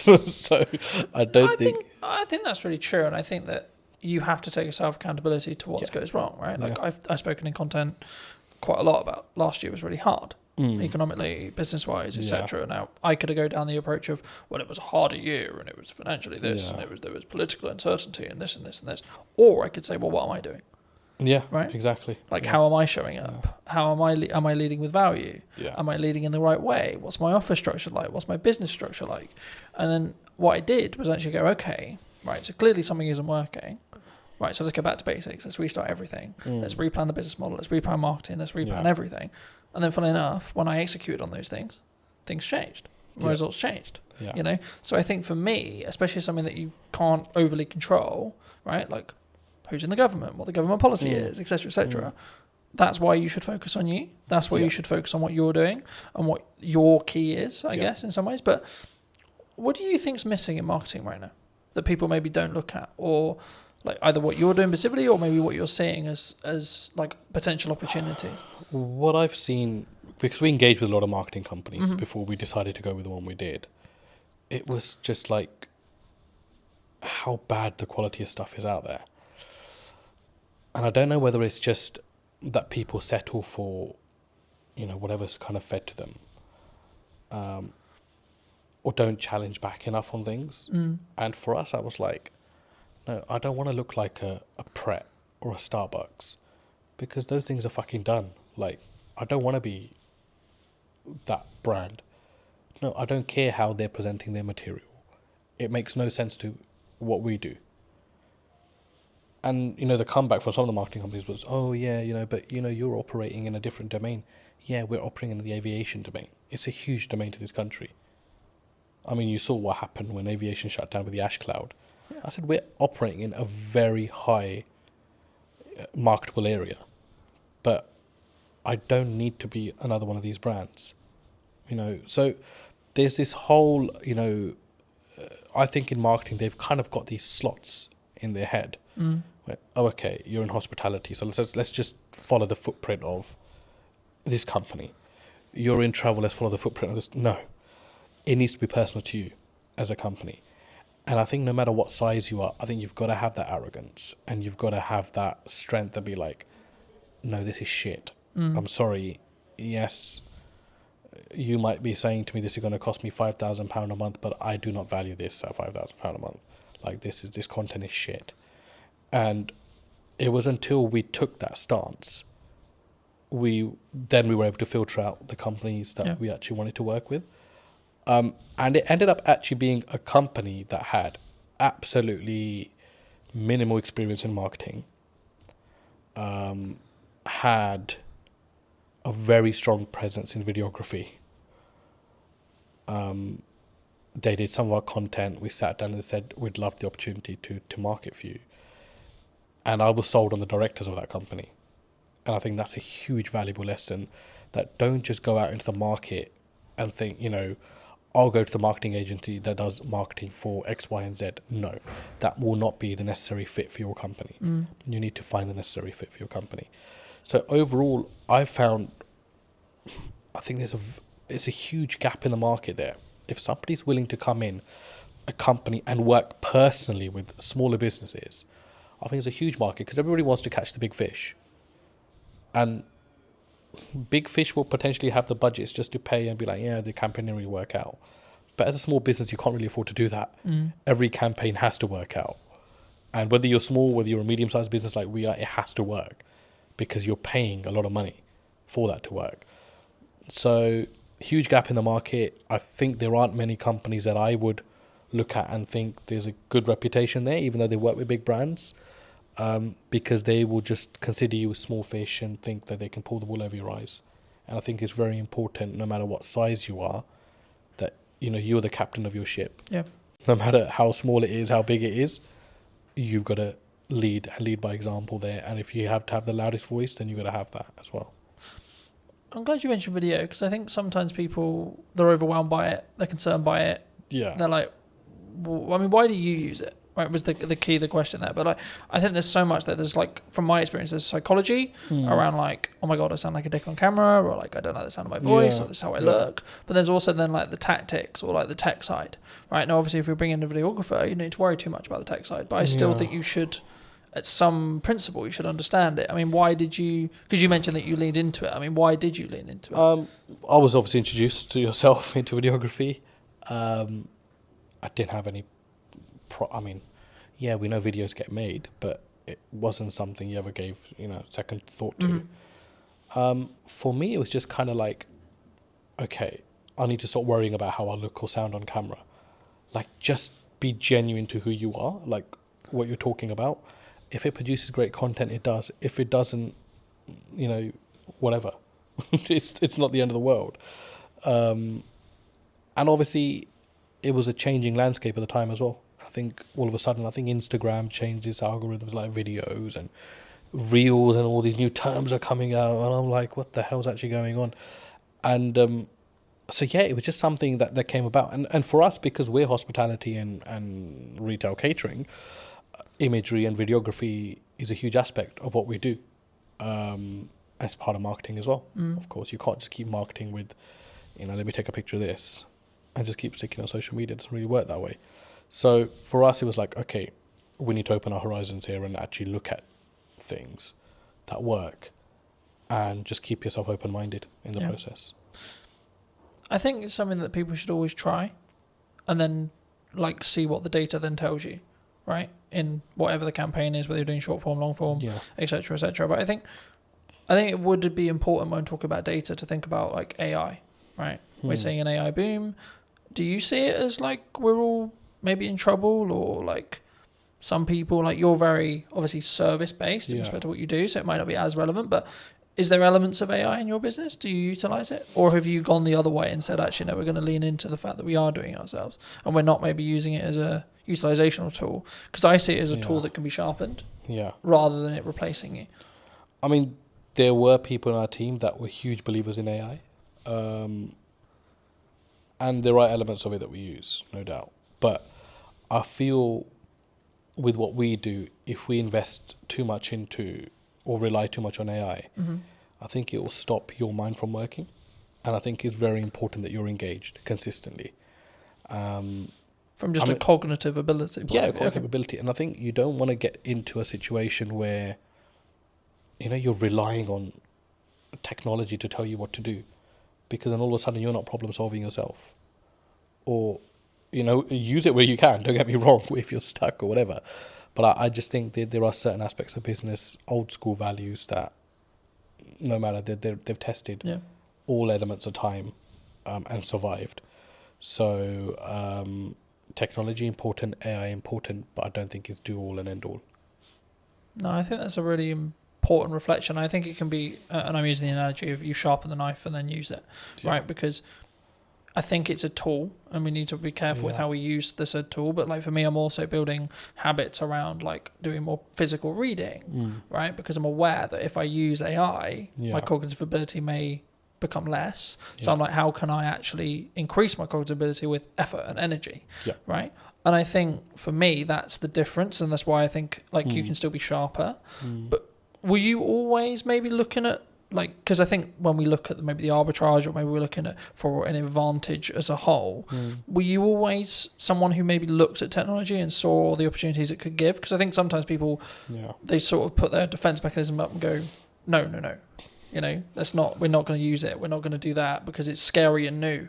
You've got to use technology. It's not, I mean, a side story, but a family friend, I mean, he owns about 20 to 30 industrial units in West London.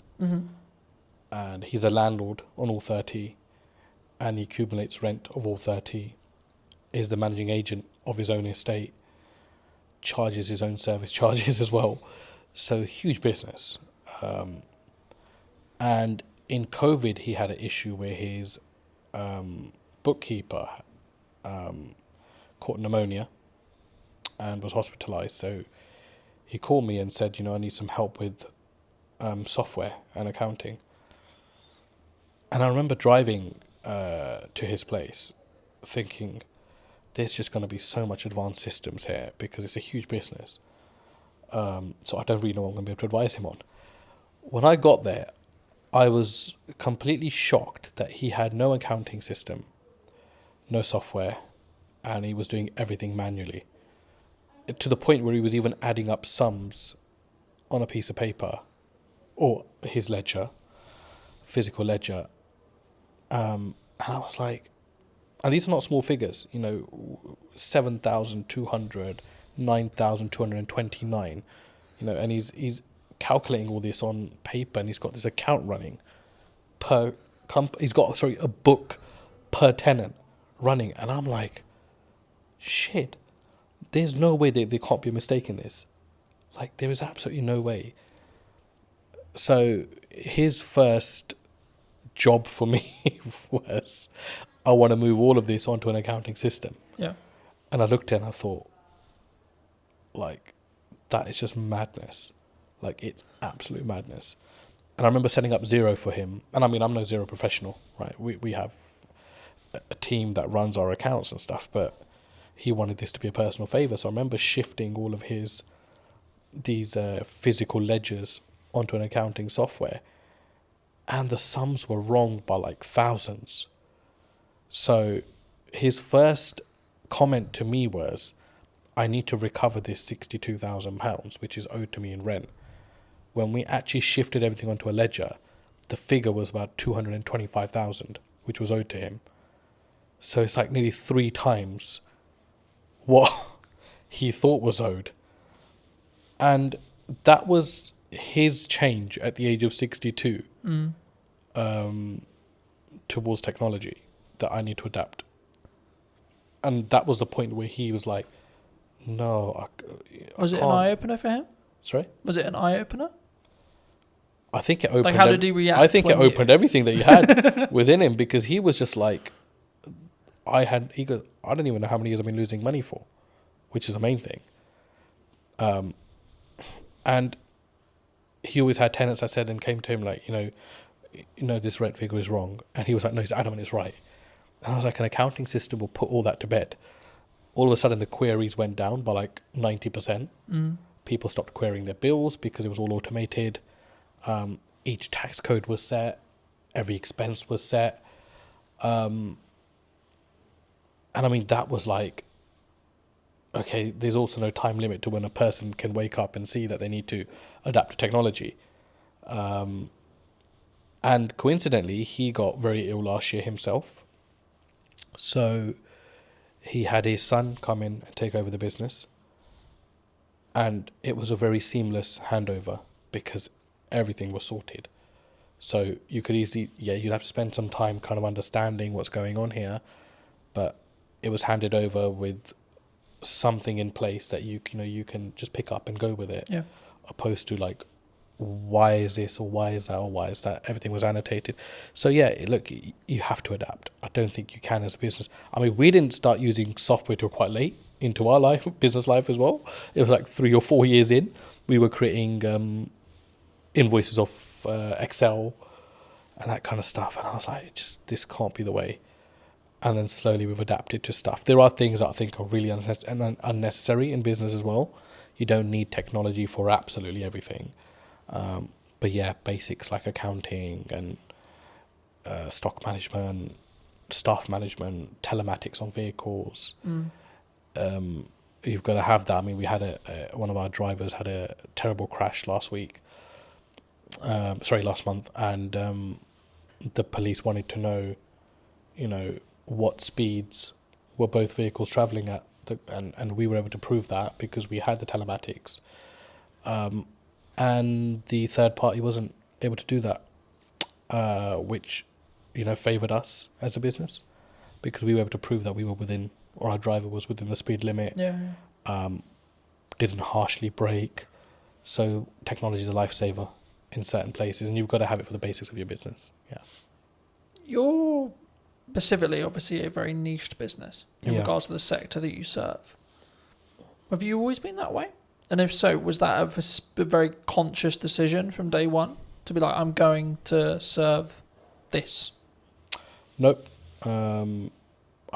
Aviation just came about, to be honest. Well, I say it came about, but I kind of think you set your own destiny in some ways.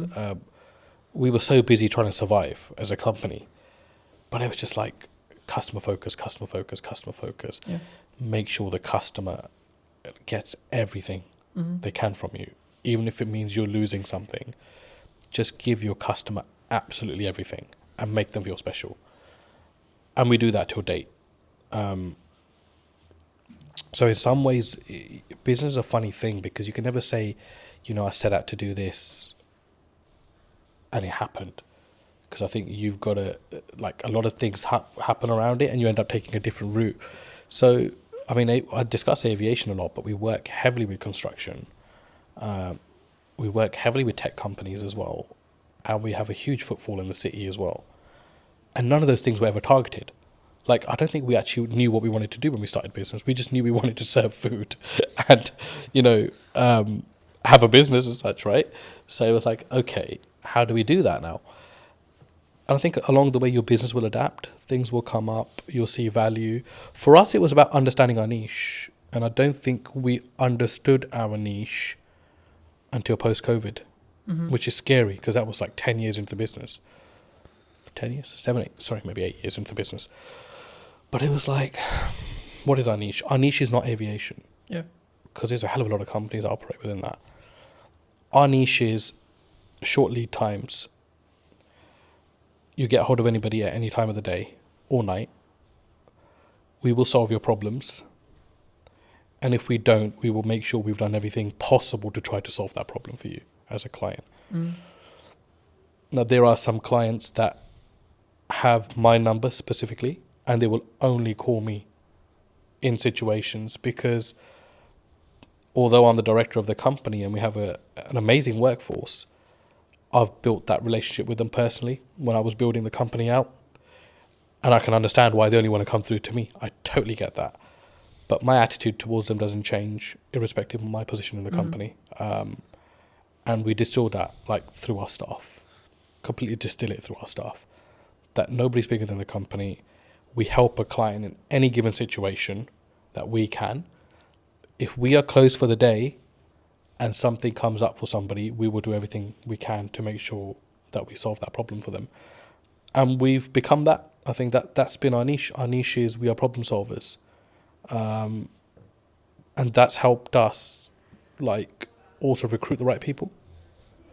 And people don't come to this company thinking, I'll just spend 9 to 5 behind a desk and I'm done. They're problem solvers. And we make sure they become problem solvers. And our retention rate's amazing. I mean, we've had one staff member leave in the last 2 years, which is incredible. It's absolutely incredible. I mean, there are obviously niggles. There are obviously things that, staff feels management can do better or management feels ownership can do better. But I think that's a healthy relationship, and it's good to have that open dialogue. But it's so important to treat your staff well. And that doesn't mean just money or pay. I think just an attitude, sometimes just asking people how they are, talking about the football or having a normal conversation makes people realise that actually you're a normal person yourself. Yeah. I was going to say, I mean, I guess in a business your size, is there a level of all the directors are in today, kind of like, oh, it's really scary, and then if so, how do you either defuse that or lead with empathy to be like, hey, I'm a human too? I think because I've never really come in like wanting to feel important. I think because I was, working the fields, as you can say, when I first started. I've kept the same attitude now. If someone's a new starter or hasn't been around or hasn't got to know me because of the size of the business now, so they don't probably interact with me as much, they're put to ease by the older staff because they're like, this guy is actually really calm and really chill. Like, he'll come in and be like, let's order some pizza. Or did anybody watch the football or the cricket or whatever? I mean, it's like we have our company WhatsApp groups, and I was at the cricket India-England the other day, and I'm sending in the group chat, a photo of myself at cricket, but that helps people just feel like, I'm not intentionally doing that. I'm just doing that because I've always done these kind of things. And there are staff that say, they don't feel like sometimes that I'm the owner of this company just by how I act, how I am. I'm very relaxed. Mistakes are fine. I think we've always said that, look, it's fine to make a mistake, but don't let it become a repetitive mistake and we're not learning from. So it's that yin and yang. I think you've got to find the balance. For me, it's very hard to be serious with people, especially my day-to-day staff, because I think their life is serious enough without me having to add to it. Our work is serious enough without me having to add to it. So I try to, just be chill around them. If there's problems, I'll take that up with my higher management, and we will deal with it away from our team. But I think it's very important to have that balance as well. Do you think, as a founder, as a director, as a leader, that maybe not you specifically, but those people in the question, leadership founders, they maybe have an ego problem, and if so, like, is that maybe their undoing sometimes? Like, they have a massive ego, they care about the car, they care about the house, they're keeping up with the Joneses, but they don't necessarily lead with maybe the correct, what I would describe at least as the correct values? Yeah. And do you think that has a strong impact as from a leader, from a founder, from a kind of how you show up for your staff, your employees, your higher management, etc.? I think so. I mean, the people with, if you've got the nice car, the big house, you've made it in some elements in life, and that's amazing for you as a person. I'm really happy for people that are able to do that. But do you think it comes from insecurity sometimes? From insecurity, did you like say? They're doing it like, I've got the car because I don't maybe love myself as much, or like I'm trying to fill a hole potentially in their own self. I think everyone's trying to fill a hole in some way within themselves. I think we all have that. I mean, there isn't a perfect person out there. No, of course. Let's start with that. We all have our blemishes. End of the day, and there are things that we can always improve on. But I've been in business long enough to see both aspects. I've seen people that feel like they need to show their hard work or remind people how hard they've worked by showing possessions. Yeah. And they do that more for others opposed to themselves, which is sad. I think it's quite sad. And I don't mean that in a horrible way, but I genuinely think like I'd hate to be in that position myself as a person. Starting out younger, I was obviously the general perception around business, one day I'll have a really nice car and I'll wear those clothes and I'll wear, I'll buy this and I'll buy that. But I think once you're fully invested in your business, all those things would just not matter anymore. Like, for me, it doesn't matter right now that I'm wearing discounted Next Aspidrills or I'm wearing a certain branded top. It matters nothing to me whatsoever. Because is it more about the quality of the person then? I think... Or the quality of the founder, the quality of the leader? It's like, what's your higher purpose? Like, you've got to think, that's what you've got to think of. And I think if your purpose goes beyond materials, you've got a bigger purpose in life. You're not thinking... I mean, I get absolutely no joy. I mean, I love my car. Don't get me wrong, I love sitting in my car. But if I get a phone call, the problems are still as bad as they would be on a bus or on a train. Yeah. So all of a sudden, that materialistic thing matters in no way. Yeah. Right? So for me, I think it's like, you've got to be like, okay, why am I in this? But what am I about as well as a person? And people lose one of those two aspects somewhere along in the business. They either forget why they're doing what they're doing, or they'll forget who they are. And for me, I can't do that, because I grew up eating dinner on the floor. I never sat on a dining table, because traditionally, my dad grew up, there was no dining tables, you know, in his household in 1960, whatever it was, in India, because he was from a very poor background, post-partition of India, Pakistan. So they grew up sitting on floors and eating. So he distilled that in us. And there are times where we're just out and about and we're having a working lunch, and I'll just sit on the curbside, because I'm totally happy with that.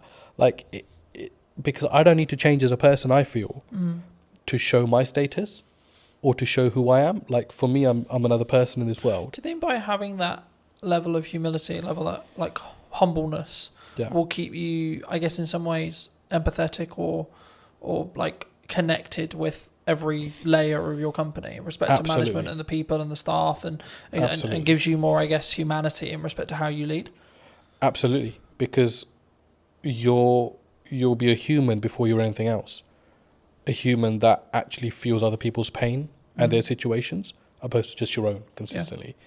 But it's very important for your personal life as well, because I mean, I've got 2 young kids.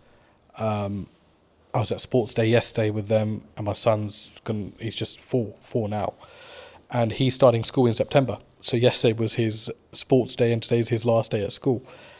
And the parents were all sitting together, and we're talking about schools, and we talked about, you know, where he's going to be schooling and where they're going to be schooling, and it was just like an amazing conversation, because no one's judging anyone, because everyone's on the same footing at this moment in time. Yeah. But you start to get a feel as life goes on, as you grow older, that it becomes, who's going to the independent school? Who's going to the state school? Oh no, they must have so much money because his or her son's going to the independent, or his or her daughter's going to the independent school. But it matters nothing if you as a person still have humility, I think. And it doesn't matter whether you're sending your kids to a certain aspect or spending X amount on yourself. It's how you are as a person, how you treat people. I think it's hugely important, and even more so when you know that the person you are treating well can't give you as much value back as you can give them. I think that's a huge aspect of you as a character. Yeah. I think also it's a pay it forward mentality to an extent, right? Like, I think what you output will also reflect back on you in 3 months, 6 months, 12 months, etc. At some point, it will definitely reflect back on you. Whether you believe in karma, whether etc. Right? Whether maybe don't go with no belief system, but like whatever your belief system is, there's always a crossover there. And I think, especially when we go back to business, I think that's true in marketing as well. Yeah. Right. A lot of the work I'm doing at the moment is actually, how can I scale out what I'm doing and then build systems so that it allows me to be more present for clients. So then in turn I can do a better job, which in turn means then when I take on new clients, I can ensure that the quality is the same, right? And actually, I think partly because I will say no to certain projects or certain clients or certain things. Do you look at that when you potentially look at a client or working with a customer, etc.? Do you say no sometimes? And if so, where does that mindset come from to be able to have the humility, I guess, or the confidence to say, actually, no, you're not the right fit for us? I think as a leader, you're responsible for a lot within your organization, and I think you realize that the more you grow as a business. It's something which is easy enough to ignore if you're stagnant, or if you're growing through, the growing pains, right? And it's a very painful area when you're growing as a business. And I mean, by no means is Anand a multinational business, but I feel the pain of it every day when we grow. And majority of the time it's financial pain, because the bigger you become, the more restraints you get on your cash flow.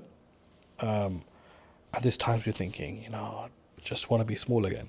I just want to be that business that everything was done on account, payment on receipt or whatever, right? But all of a sudden now we've got payment terms. There's clients that rack up huge bills, but we know we're not going to get the money for 60 days or 30 days. And, there's clients that, there was a client that came in, and we're absolutely wonderful with each other now, but they started and they, said, we won't pay you for 90 days, but we'll give you this much business. And everybody was like, oh, that's an amazing deal to be done. And it was somebody from our team, actually, because when I consulted him and he said, there's absolutely no point to take this business on, because if this client's going to be giving us £150,000 a month, we won't have that for 90 days. So all of a sudden we would have racked up something like $500,000 in 3 months. Or this business would have racked up $500,000 with us and that's a huge risk, because we only get paid 150,000 out of that 450 after 3 months. Yeah. And then it becomes that again. And then it becomes that again. And if that goes down tomorrow, we're going to be losing $500,000 as a business. And that's not just the revenue, there's the cost that comes with it as well. Yeah, because you have to pay out the cost anyway. I think sometimes when people look at business, they maybe don't appreciate it, right? They'll see them with the nice car, they'll see them with the new studio, whatever it is. But I look at it and go, oh, that's a lot of money. Yes, oh my God, that's a lot of costs. Yeah, of course. Right? And I think it's how, I guess in some ways we develop as people to stomach those costs as leaders. Definitely. And I think it's got to be your attitude as well. Yeah. I think you've got to, I do not think that there is a company in the world, I do not think there's a single company in the world that should ever come to you and try to take advantage of the size of your business. Yeah. Or play on the vulnerabilities. But unfortunately they do, because that's the way the world works. And that's where I think you've got to show your mettle. Like, how much do you value yourself as a business? How much do you value your services as a business? But be able to back that up with quality as well, which is a fine line, right? And that doesn't necessarily mean you've got to have the best product in the market, but absolutely deliver on everything that you say you're going to deliver on. If it costs you to deliver on it, you deliver on it irrespective. You don't just shortcut and then leave yourself exposed in the market for having a bad reputation. But I think it's self-belief. But I know that doesn't come when there's no income or little income, because only self-doubt's there at that point. But my last 2 years in particular in business have taught me, got to value yourself. Yeah. And that doesn't mean you go and shit on people's parade, or you go and mistreat clients, or if somebody comes in trying to bargain with you that you mistreat them. You've got to hold your firm in a polite way, but you've got to know what your business is about, and you've got to know where you're strong and where you're weak, and you've got to be able to make the right decisions. And sometimes the first decision is not always the best decision. Yeah. But leave the ball open where you're still able to have dialogue with clients. There's times where we made, mistakes. We've misjudged, and we wouldn't be human if we didn't. But it's how do you react to that? Yeah. How do you go back and manage that? How do you have the humility to say, we got this wrong, but still be able to have that relationship with your client? I think as well, and I had a very fortunate conversation a couple of weeks ago about this, and it was like, we just worked with a brand new client, and one of the things they said to me about why they chose us or me, however you want to perceive it, is that because I was the most expensive out of the ones they were talking about, and for like maybe a newcomer or etc., that sounds weird, right? Because it's like, why would you win the work but you're the most expensive? And I think from what they told me, it sounded like it was like, well, I've got the gonads, I've got the balls, or whatever you want to call it, I've got the confidence to say, no, this is how much this is what I'm going to commit to price wise, but then also I'm going to follow it up with the value that I'm going to lead with as well. Huge. Do you think sometimes people get really challenged on price? Always. You're always going to be challenged on price. And then how do you deal with that? I guess with them with the conversation, like, is there certain scenarios where you're like, no, we're going to maybe negotiate by this much, but our final price is non-negotiable here? I think there's two ways to do it. I mean, I've been on the opposite end of the spectrum where I've bargained just for the sake of taking on the business, and I've negotiated myself into positions that are like the least favourable in the end. But it's easier said than done as well. But I think you've got to know your costs, know where you sit, know what you're trying to achieve out of that deal. Because sometimes you take on a deal with the hope that it's going to lead to bigger and better things, which is fine if you know your market. And that doesn't necessarily mean that it's going to happen in that way, but it's a calculated risk. Do you think sometimes you have to take something that's maybe not ideal client, if it is just I need to make this money? Or would you still say no? For us, I don't think we really have that, because we're quite niche in what we do. Mm-hmm. So everyone that comes to us generally needs us, or we need them in some aspects as well. But there are, I mean, you won't know until you start working with someone, I always say. And the ones that you think are going to be troublesome end up actually being the better clients. And the ones that you think, you know, because they're a big brand, sometimes extracting money can be an absolute pain, which is why relationships are very important. And you've got to go above and beyond. A business deal is not just, you know, here's my service, I've provided it, here's my invoice, you pay it, thank you very much. It's all the stuff in between, the dialogue, the things that you don't cost. It's impossible to cost a project, you know that. Yeah. To the T. You can't do that. Because we never add our own time into that, really, if you think about it, as a business. And even if you add your own time as a calculation, they'll still be like, oh shit, I'm still spending too much time on this business. But it depends what your end goal is. If your end goal is like, I just want to be done with this client, get their money, and I don't care whether they contact me again, then that's a very different mindset. Or if you want to always leave you never know when a client might need you, that's a very different mindset as well. I think when you've done 30 years, you're really invested. You're really embedded in the business, the risk that you face when you've been loyal to a company for that long. I mean, I've always been of the view that like content will work, email marketing will work, networking will work, going to a trade show will work, but only if you do one.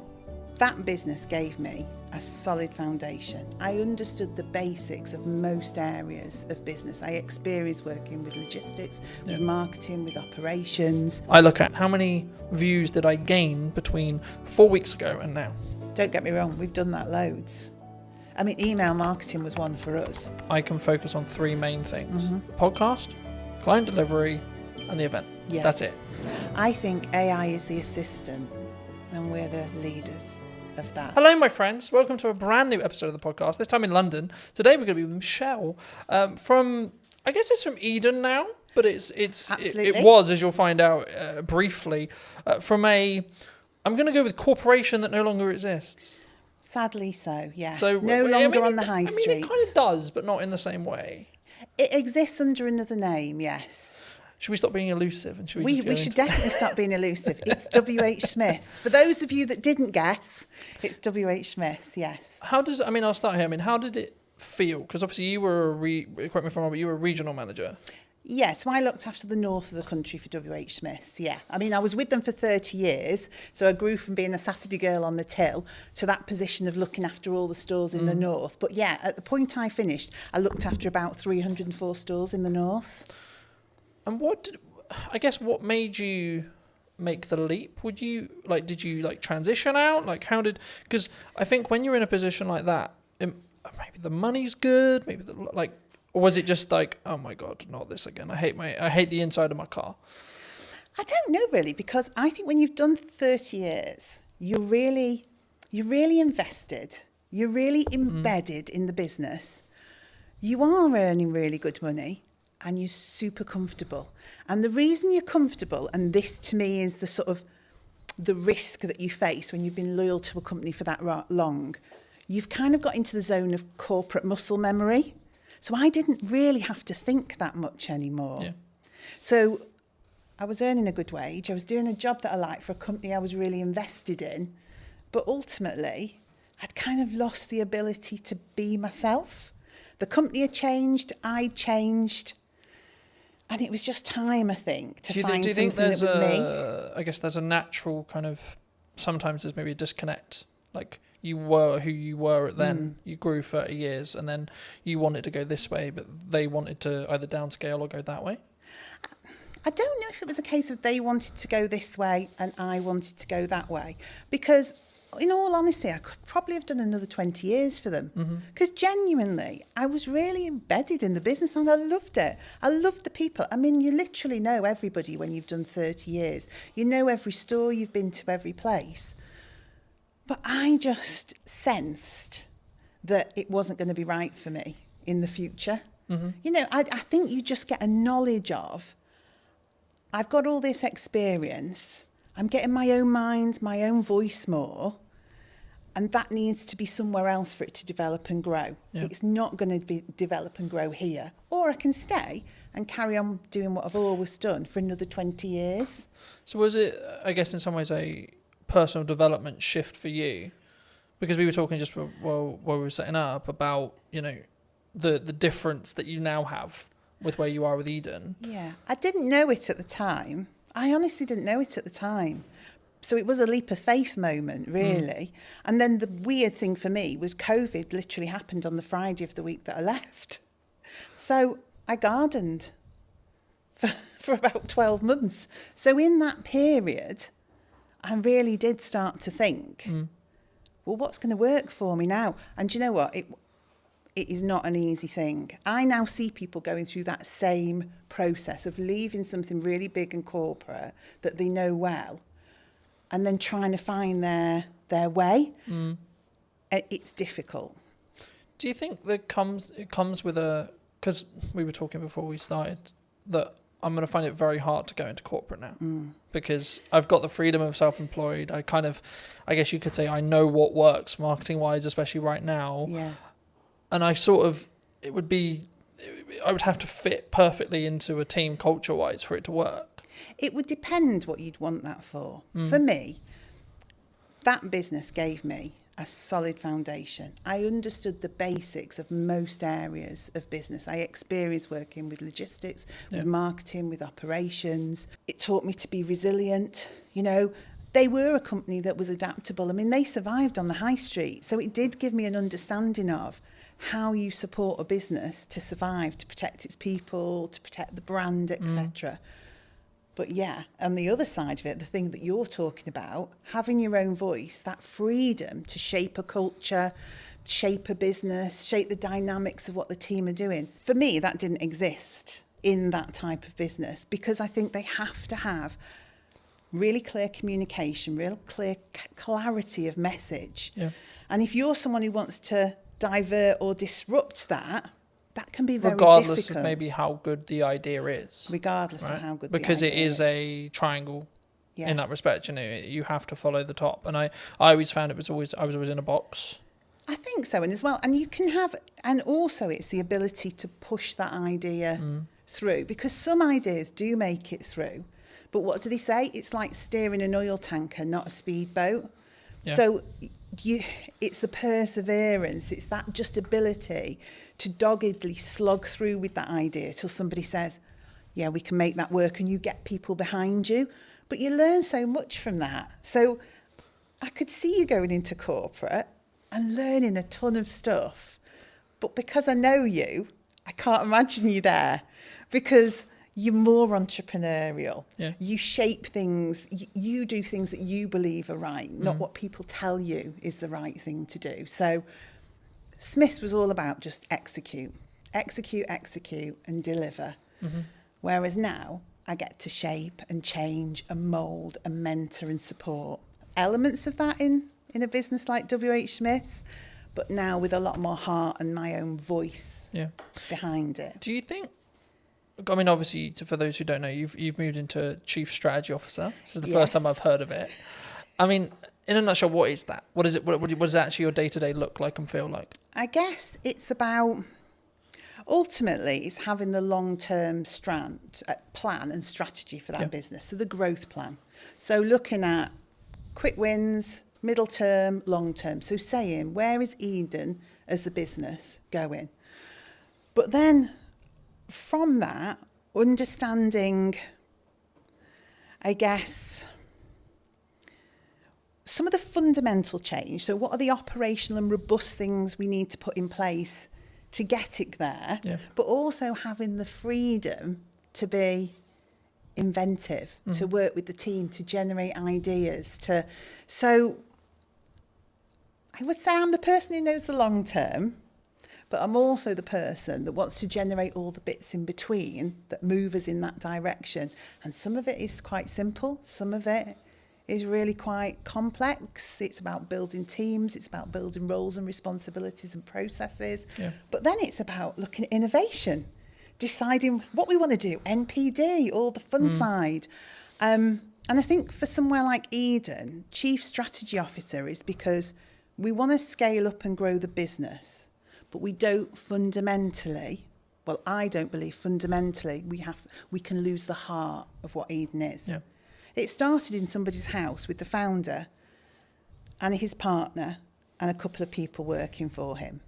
And it's grown now into its own HQ, its own warehousing, employing 26 people. There are loyal customers who've been with that brand for that whole 12 years. So we've got to scale it up because we want more people to join the organisation and more customers to experience the brand. But we don't want to lose the heart of what Eden's all about. And I think it's my job to make the scale up happen, but make sure Eden remains Eden. Do you think it's difficult? Because by proxy of scale, you have to somehow, like I'm in this, as we were discussing before, I'm in this struggle at the moment where actually things have gone like a lot better than planned. Happy days. Is brilliant. Right, great place to be, grateful place to be. But it's also like a legitimate issue in the respect to actually now I've got to like, how do I duplicate myself? Because that's potentially the position I'm in. Yeah. Especially when it comes to like continuing the next step now, which is actually continuing with what I feel is working. But sort of, I guess, because I'll never be able to replace me sat here in front of a camera. No. Right? I can outsource everything else, but the only bit I'll never be able to, especially if a client is very tied to, I want Colton on the production, I want Colton on the marketing, etc. It's going to be difficult. I mean, did the team at Eden find that as well? I think because obviously you sell a product, right? But the essence is still there. Yeah. I mean, ultimately our main product, it's dog food. I mean, that's what we produce and sell, premium quality dog food.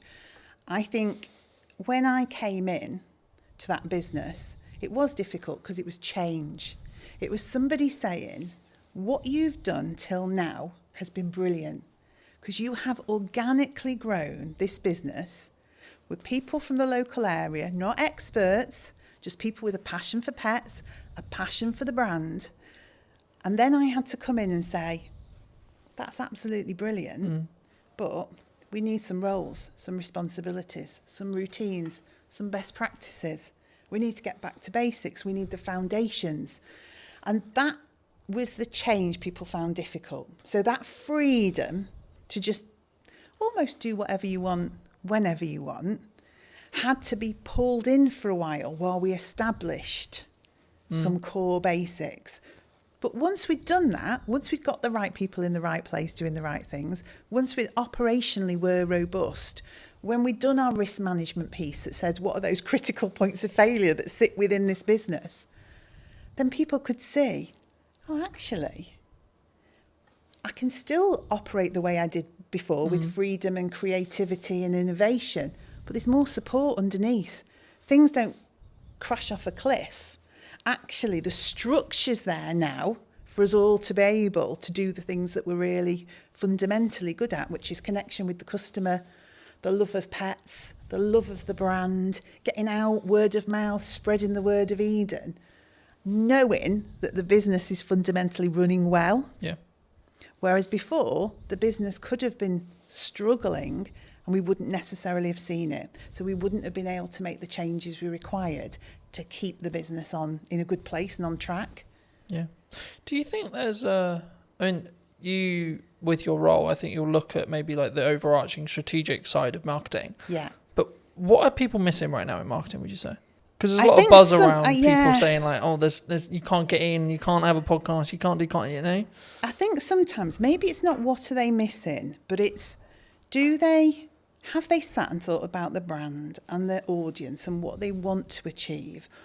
Or are they just trying to follow trends and what people tell them they should be doing?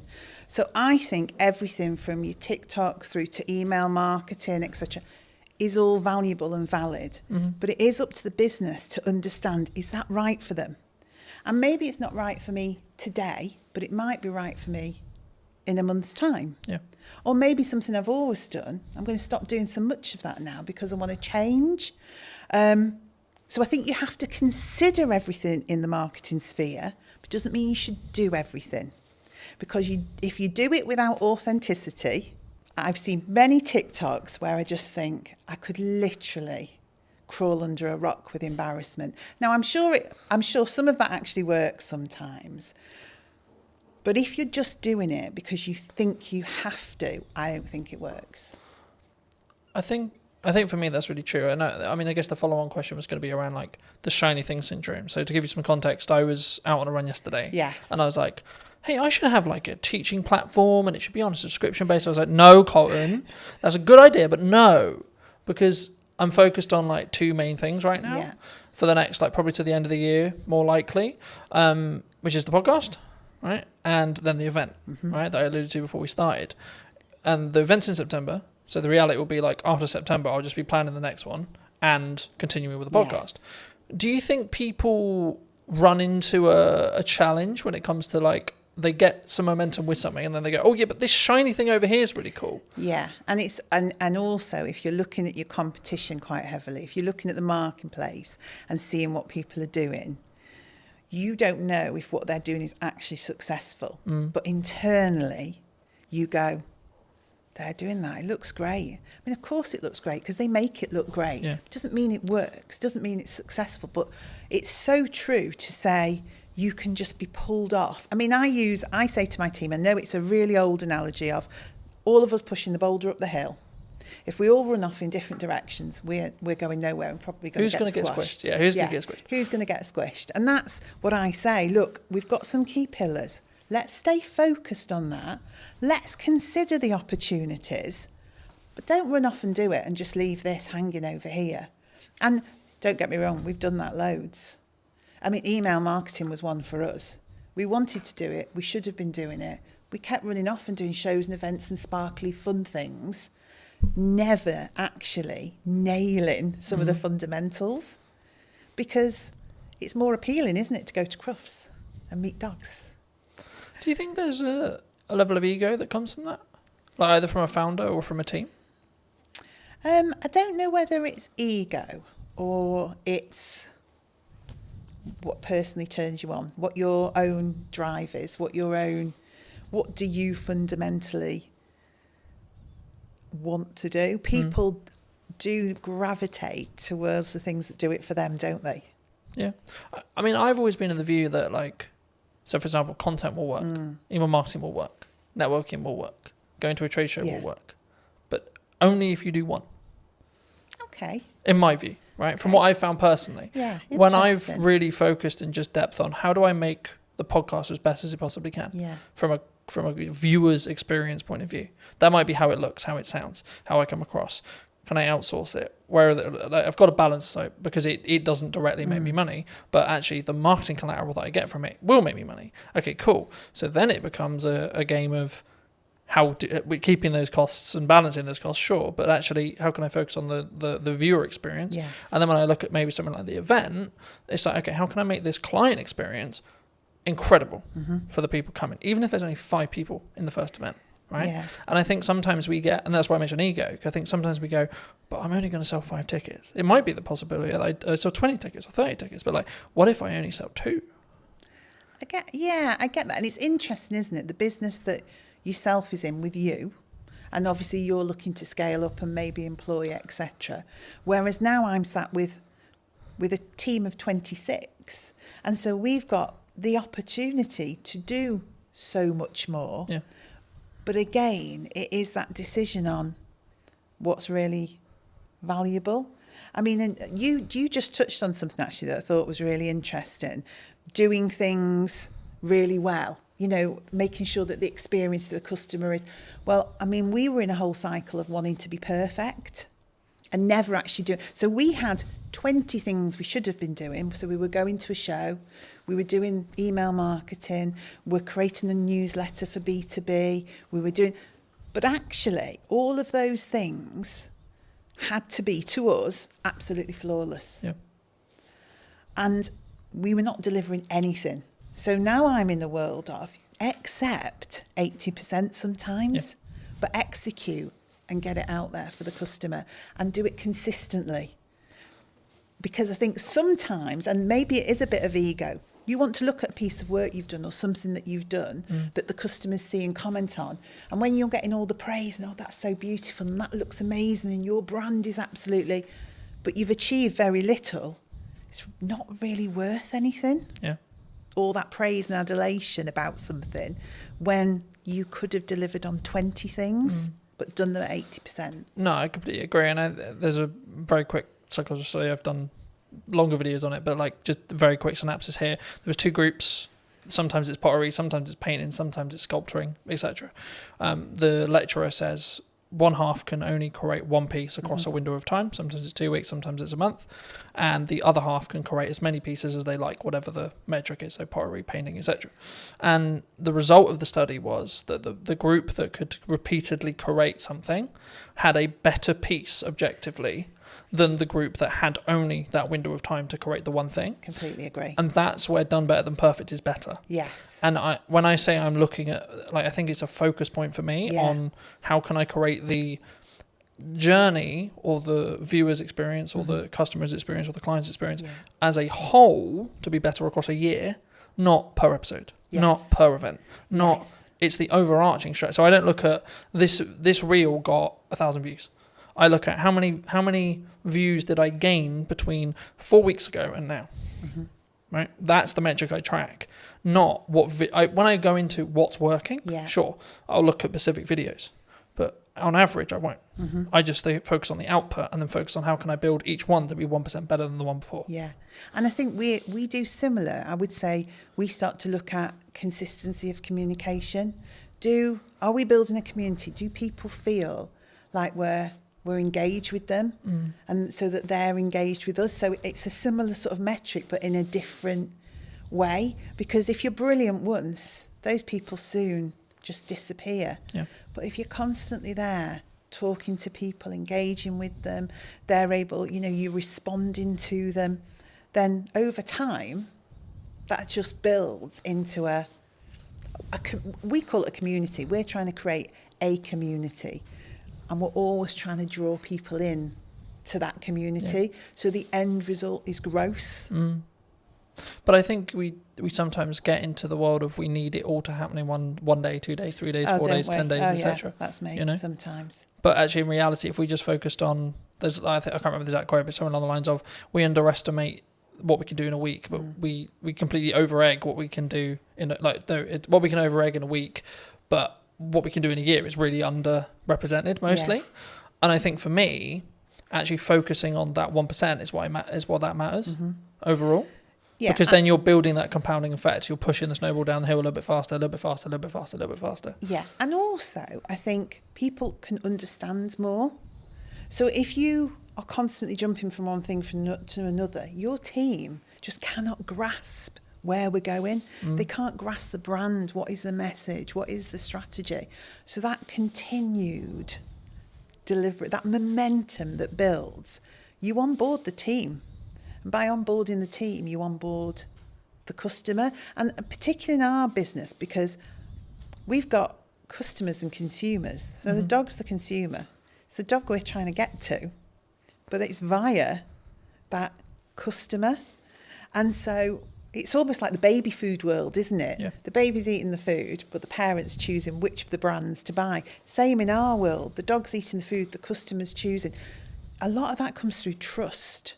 So that consistency, that slow momentum, is people don't trust people that flip from one thing to another, and they cannot understand what they're doing, and they can't see the message. So that repetitive, consistent approach. Oh, right, I know what Eden's about. I can see what the team's about. And because we're so accessible as well, a team of 26, we're all working in Stoke-on-Trent. You speak to one person, that understanding of the brand, you'll speak to the next person, you'll get that same message. You'll get that same education piece. So people start to think, this business knows what they're doing. And I think that's the same for yourself. When I see you online, when I see you doing what you're doing, I think that guy knows what he's doing. I also think it removes the pressure of being perfect every time. Like building off the done is better than perfect thing. Yeah. Because as long as I'm authentic to me, then it doesn't necessarily, you know what I mean? It doesn't matter in the same way, because I'm not like, oh no, that's not, as long as it's on brand and on piece and still me, then I'm like, actually, that's cool. you know. But talking about that to its extent, I mean, we're in a world where AI's like risen, right? From are we all going to lose our jobs? No, we're definitely not going to lose. Is it all doomed? I think AI is the assistant, and we're the leaders of that. And so you can use AI fundamentally to change your business. You can use it for insights, you can use it for planning, you can use it for content support, but ultimately it's the assistant to the business. It's not the business creative, it's not the founder. You know, the people are the heart of your business, but you can deliver fabulously elevated results if you work out how to use it in the right way. So no, it's not scary. And I did something funny at work the other day to show the team not to be fearful. It was just something really small. I took a picture we'd taken and I said to AI, you know, give this picture some movement. And it did this crazy thing. I mean, we're pirouetting around the stage on this picture. I think one of us had claws for hands or something ludicrous.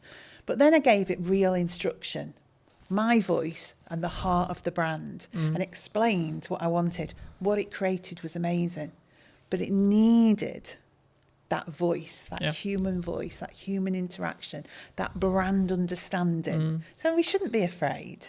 I've used the analogy recently of you need to sharpen the knife before you use it. Very good, you know, in the same way with AI, you need to teach it what you want it to do and not just write me a social media prompt, Insta, right? It's about actually understanding it as a tool and not just seeing it as a fix-all, right? It's the company assistant. It's like your PA. It's part of the business. It's part of your business. It's a tool of the business. But it hasn't become the business. And I would hope some of the more routine tasks that it will support people then to be able to drive more creativity and innovation because they've got the capacity and the space to do that. You know what business is like. Sometimes it's incredibly busy, just getting tasks done, just executing things. And then you end up working in the business all the time doing. And you don't step away and think, right, okay, let me listen to the customers. Let me look at what's happening in the marketplace. Let me analyse some of the insights. And when you stop and do that, and I hope AI gives us that, so we can stand back and go, do you know what? This is what we need to do. Because I've had time to think about it because AI is my assistant. Something that I found really interesting, and I'll be curious on your thoughts as I'm bringing it up here. I mean, I'm rapidly approaching the end of Mel Robbins' the 5-second rule. Okay. I don't know if you know it, but it came out a handful of years ago, and the crux of one of the things I read on the way here was procrastination is actually a reaction to stress management. It's nothing to do with like not getting the work done. It's how we cognitively distract ourselves and have that stress break. And it kind of links to the AI thing because I think the performance, you could say that, especially when you're in C-suite or you're, you know, a chief marketing officer or a chief exec officer or a chief strategic officer, etc., we can be so do. How do you personally balance it, but also allow yourself to have that time to, I guess, think up the more creative ideas or like have that more synergized approach in respect to actually, no, I'm going to step back now and say, let's look at the problems I may be facing and how I can like strategically fix them, but not with the pressure on having to fix the answer today. And sometimes I'm really bad at it. So if I'm overly excited about stuff, then I'm just do, just as you describe, really. There'll be days that fly by and I'm not quite sure what that day was about. I think there's a point in business though where you have to do that, right? Probably, yeah. Well, you do it because it's necessary, in the moment. But then what I also find, I like to be planned and organised. We were talking about this. I like my notebook. I like to think ahead because I like to show up in the right way. Yeah. I am myself. I'm always the same, but I do give thought to how do I need to show up tomorrow? What are the things that I need to achieve? Am I planned and organised around that? And when I am, that gives me those periods of time to step away with people. Do that for people in the business as well. Say, hang on a minute, let's just stop. Should we just go and grab a coffee or should we go for a walk? Because we probably just need to think this through a little bit. Is that an environment thing, do you think, as well? Like you need to physically remove yourself from the office, the home, to get a change of scenery? For me it is.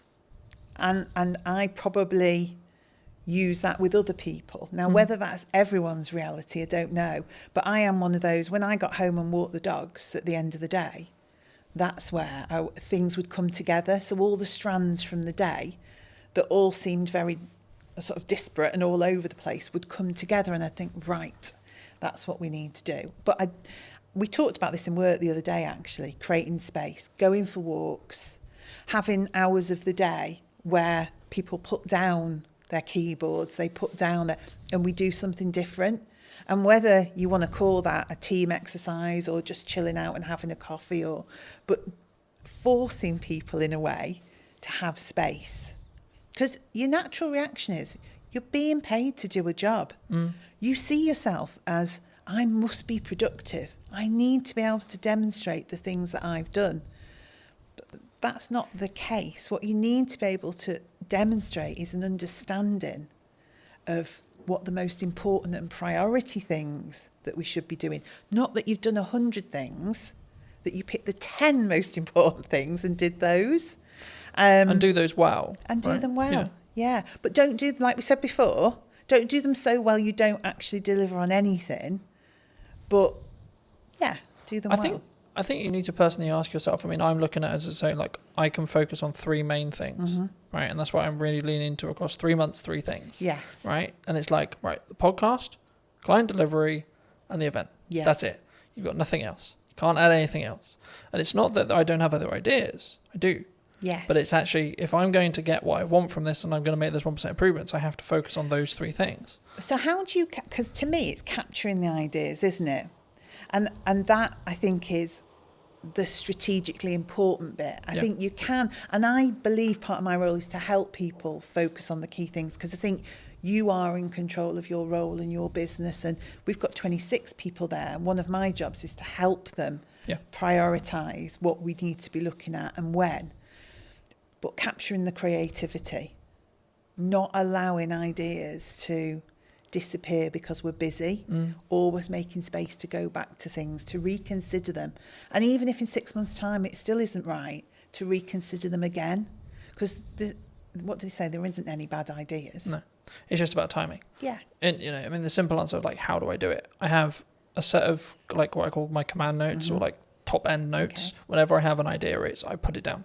Don't care how I'm going to use it, don't know where I'm going to use it, etc. I'm like, I don't have the time to focus on how to build that out yet, but I don't want to lose it. Yeah. The other way, building off the AI side, is utilize chats in ChatGPT, for example, especially if you have a conversation in that chat, it will be able to, as in physical conversation, as in you're typing, or actual conversation, you'll be able to then refer back to it. So if you say, hey, ChatGPT, for the next 3 months, I can't really focus on this thing, but actually it's a really good idea, I'm going to come back to you in the future. Can you kind of make a highlight list or make a reel or etc., or make a summary of like my thought process now? And so when I actually have the time to give the focus, I can then do that. And then what you do is you just brain dump. And I love that, because I am a notebook. You see my notebook there? I am a notebook girl. If you ask anybody in the office, I mean, I have strategically coloured notebooks.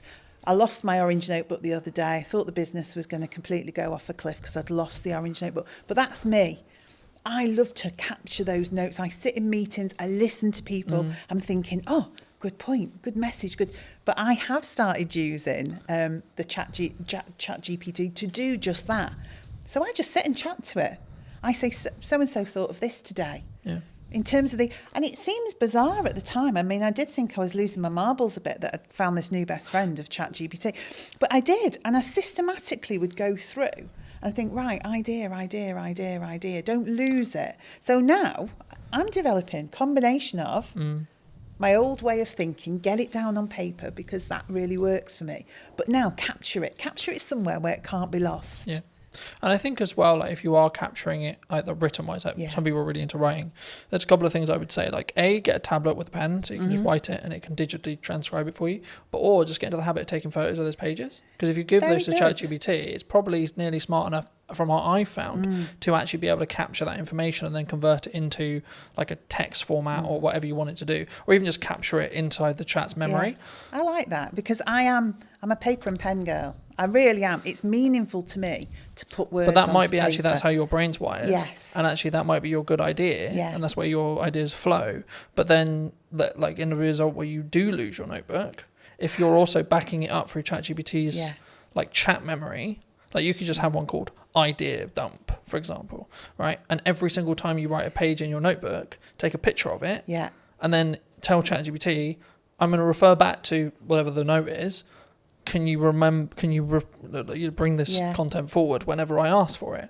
And it's how you then. And this is an example of like how to leverage AI rather than being scared of it. Yeah, and I think that is just it. And it's funny that naturally using ChatGPT in that way worked for me, and also that ability then for me to create patterns, trends, and insights from it, because I will go back and say, are there any common themes? And I didn't know if it would work or not. You never know if these things are going to work. So can you see any patterns, any common themes, anything that's coming together as one cohesive idea? And it's so good at that in terms of analysing and pulling out insights. Because I would go back, I mean, and this was an arduous task, I'd go back notebook, highlighting things in different colours, pulling strands together, generating one idea from 20 thoughts. AI is really good for that. Yeah. But again, I think it's an assistant tool. I don't think it's going to necessarily replace us. I mean, the trend sort of changed and it became this, someone who's utilising AI is going to take your job rather than the AI itself. And I think that's a more positive or more real reality of what we're going to have in the next 10 years, I think so. to be honest. And things change, don't they? Things always evolve. You know, industries change, the way we work changes, but our minds are amazing. We've just got the power to adapt and do things in a different way with the support of that new way of working. But I found because it's taking the grunt work away or allowing me to document things, etc., I then can have the more creative thinking process because my bandwidth is like opened up in that respect, and I can sort of play around a little bit more with what works and what doesn't, and like what ideas work and what, and I can ideate them a little bit deeper. I think one thing that came to mind then, and this is why I think being the strategy officer is important, is probably one thing we need to think about. One thing I think about is everyone in the office is using ChatGPT or something similar, but I have to keep our voice as the Eden voice and the Eden brand. So that's what then becomes important in terms of us and the team. Because again, we could all go off with our voice thrown into ChatGPT. What it gives you back then starts to become... But I think it's a mirror, right? Yeah. And I think when we blame it, oh, it's a bit robotic, oh, it's a bit this, oh, the words aren't... It's like, well, you put it, you did the prompt, you did the... Yes. But I think, I mean, as a more generalised question, I guess, do you think that we don't look at ourselves in accountability-wise as an over... Not even necessarily AI, but as an overarching... kind of like as a person when we see something maybe goes wrong, like more generally, like what that people as a whole we don't take accountability themselves, or do you think that's rarer? It's easier to go, it's your fault. Yeah, we don't always want to take accountability. If you're asking if we do, I think you know when you're accountable for something. That doesn't mean you don't try and deflect that accountability, but normally, if you work it through with somebody, you can get to a place where you understand what role you had in that. And again, that's something I have to do, because I think part of my role is clarity. And I think clarity is caring for people. So getting people to a place where they do understand their accountability and they do understand... There's also needs to be a proven place of safety, right? Well, yeah, definitely. But that's how it should be, isn't it? It should be a place where because it isn't like hands up, I made a mistake. Oh shit, my job's gone now. No. It's actually no. Hold on, we're all going to make mistakes, and that's okay. How do we learn from it? It's we've made a mistake. You know, we have done. We've put tons of effort. We're relaunching it again, but we did a try before you buy campaign, and we got quite a few little bits wrong in that. So that campaign did not deliver as it should have done. Now, we've learnt from that and we're relaunching it. But at the time, nobody wanted to hands up where the... So I just said, we've made a mistake. This team here, we're the project team. We didn't do it well enough. We weren't aligned. We weren't working together in a way that we were picking some of these things up. So you may have had that ultimate last part responsibility to deliver on that or to create that but actually fundamentally it was a project So we all bear the responsibility. But let's go back and say, what was your part? What was your part? What was your part? So next time we do it, we've got clarity. Yeah. Clarity is a form of kindness. If you don't give people clarity, what you're saying is, I want you to keep making mistakes. So ultimately, at some point in the future, this is going to blow up and you're going to be in a whole heap of trouble. Where it's much better to say, oh, that's not quite right. What can we do about that? Yeah. Or I just want to have a chat with you because I've just noticed.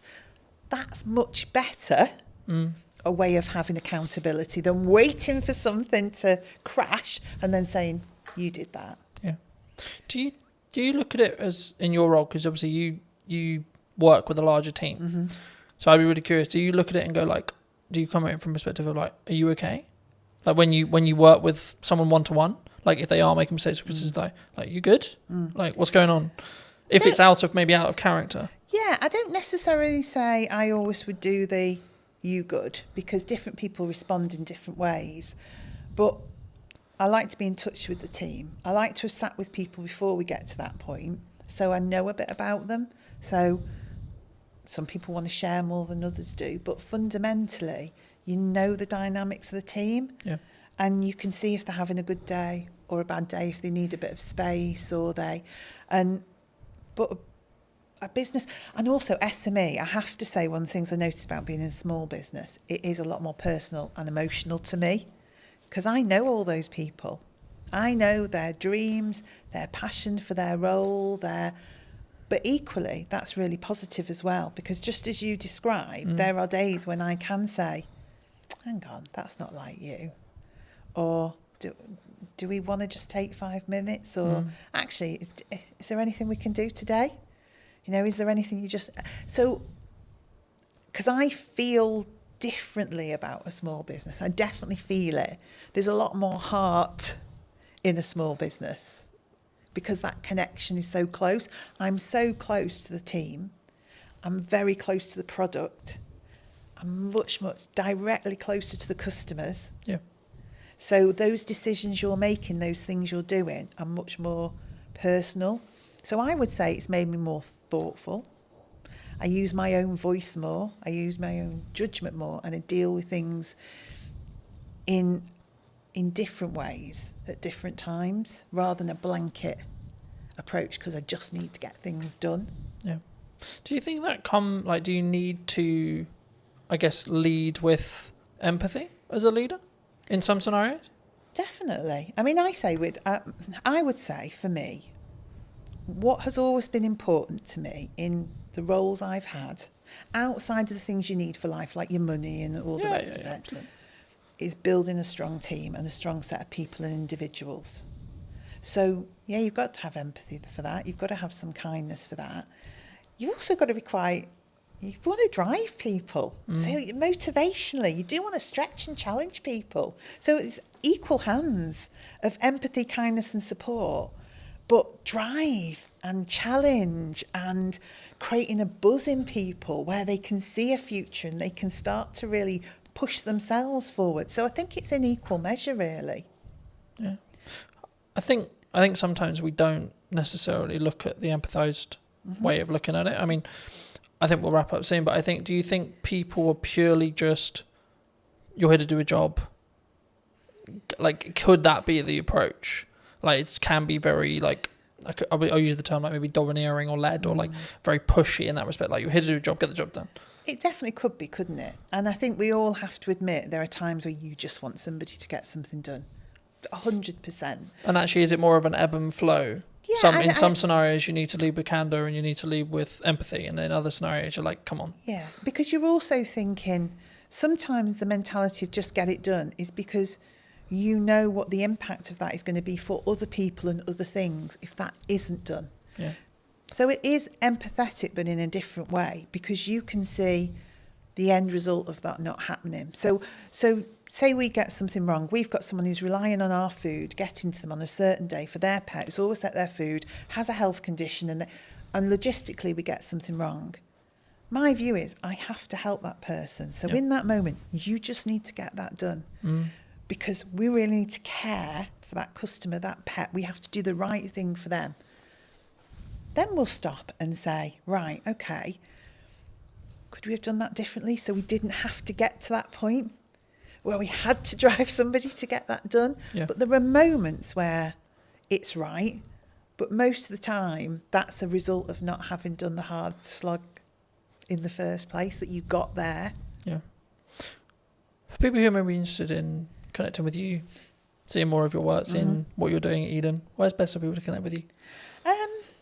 I guess I would say social media, Eden-wise, and then message me via there. So if you go onto Instagram, Eden, throw a message out. Because we're all in the office together, I will pick that up and see it.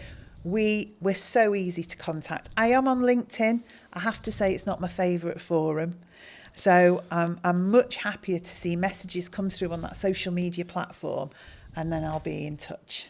Fabulous. If you were going to talk to the person who was in corporate maybe 10 years ago, 15 years ago, and you give them this advice today, what would you say to them? Gosh. As a final thought. Allow people to have a voice. We all care about business at whatever level we work and are operating in that moment, and let that individual have a voice. That would be my message. Thank you so much for watching. If you did enjoy this episode and would like to see more like it, make sure to be subscribed. Let me know in the comment section down below if you enjoyed it and what your clear takeaway was, and I'll see you very, very soon. The reason a podcast is valuable is the trust building element to it. I don't think any other format builds trust in the same way that a podcast does. Sometimes done is better than perfect if it's a barrier. Talking to people about their own personal relationship with money. How do you break that down? You will know this better than anyone. You need a hook to get people in. It's not glamorified. It's not you put out a video, it got 1 million hits, and then you get 20 phone calls. Right? Absolutely not. No one's calling me at this stage. Definitely not. The super niche stuff is a super niche audience. What content can you create on a consistent schedule? So now I'm like, how can I best spend today? And how can I be as efficient as I can? Hello, my friends. I hope you're well. I hope you had a good day, evening, or night. Today we're talking to John all about podcasting. Hi, John. Hello. Yeah, good. Thanks. Yourself? Yes, super well. We were fortunate enough to meet through James, whose space we're in today. Studio man. And I was debating about how to start this because I think sometimes like podcasting could be a really challenging thing, right? And I think for me, why should someone actually have a show like this as a whole? But then because I think there's a psychology kind of hurdle in the respect of creating content, but especially in a podcast environment. But also then like, what is the ROI, I guess? Yeah. Would you say? I think it's the format dictates that more than anything else. Mm-hmm. So the reason a podcast is valuable is the trust building element to it. I don't think any other format builds trust in the same way that a podcast does. For a couple of reasons. First of all, you are sort of having a long form chat. So you can go into subjects way deeper than you can in other stuff. Sometimes even videos and documentaries and stuff. If you're watching a documentary, there's kind of like a point at which you need it to move on. With a podcast, you could sort of effectively ask questions forever. And if it's good content, it keeps going. Do you think it's the first or easiest step into content creation, would you say? I think audio only, yes. Mm-hmm. Simply because of the barrier that is video in terms of skills and everything. And you've got to think about camera setups and everything like that. Whereas if you do audio only, so easy to get a mic, so easy to talk to someone online, virtual on a video call. Mm-hmm. That's so accessible that actually, it's quite an easy first step into it, I'd say. Do you think you're limiting yourself though? Because I don't know whether I question audio only, unless obviously you're on the platform, but when you're looking at maybe social posts like LinkedIn or Instagram or Facebook, is there an audience, would you say, for audio only still? Yeah, definitely. Because I think the thing in terms of marketing, like you say, and promoting the show, without video nowadays, it's hard to get it out there, definitely.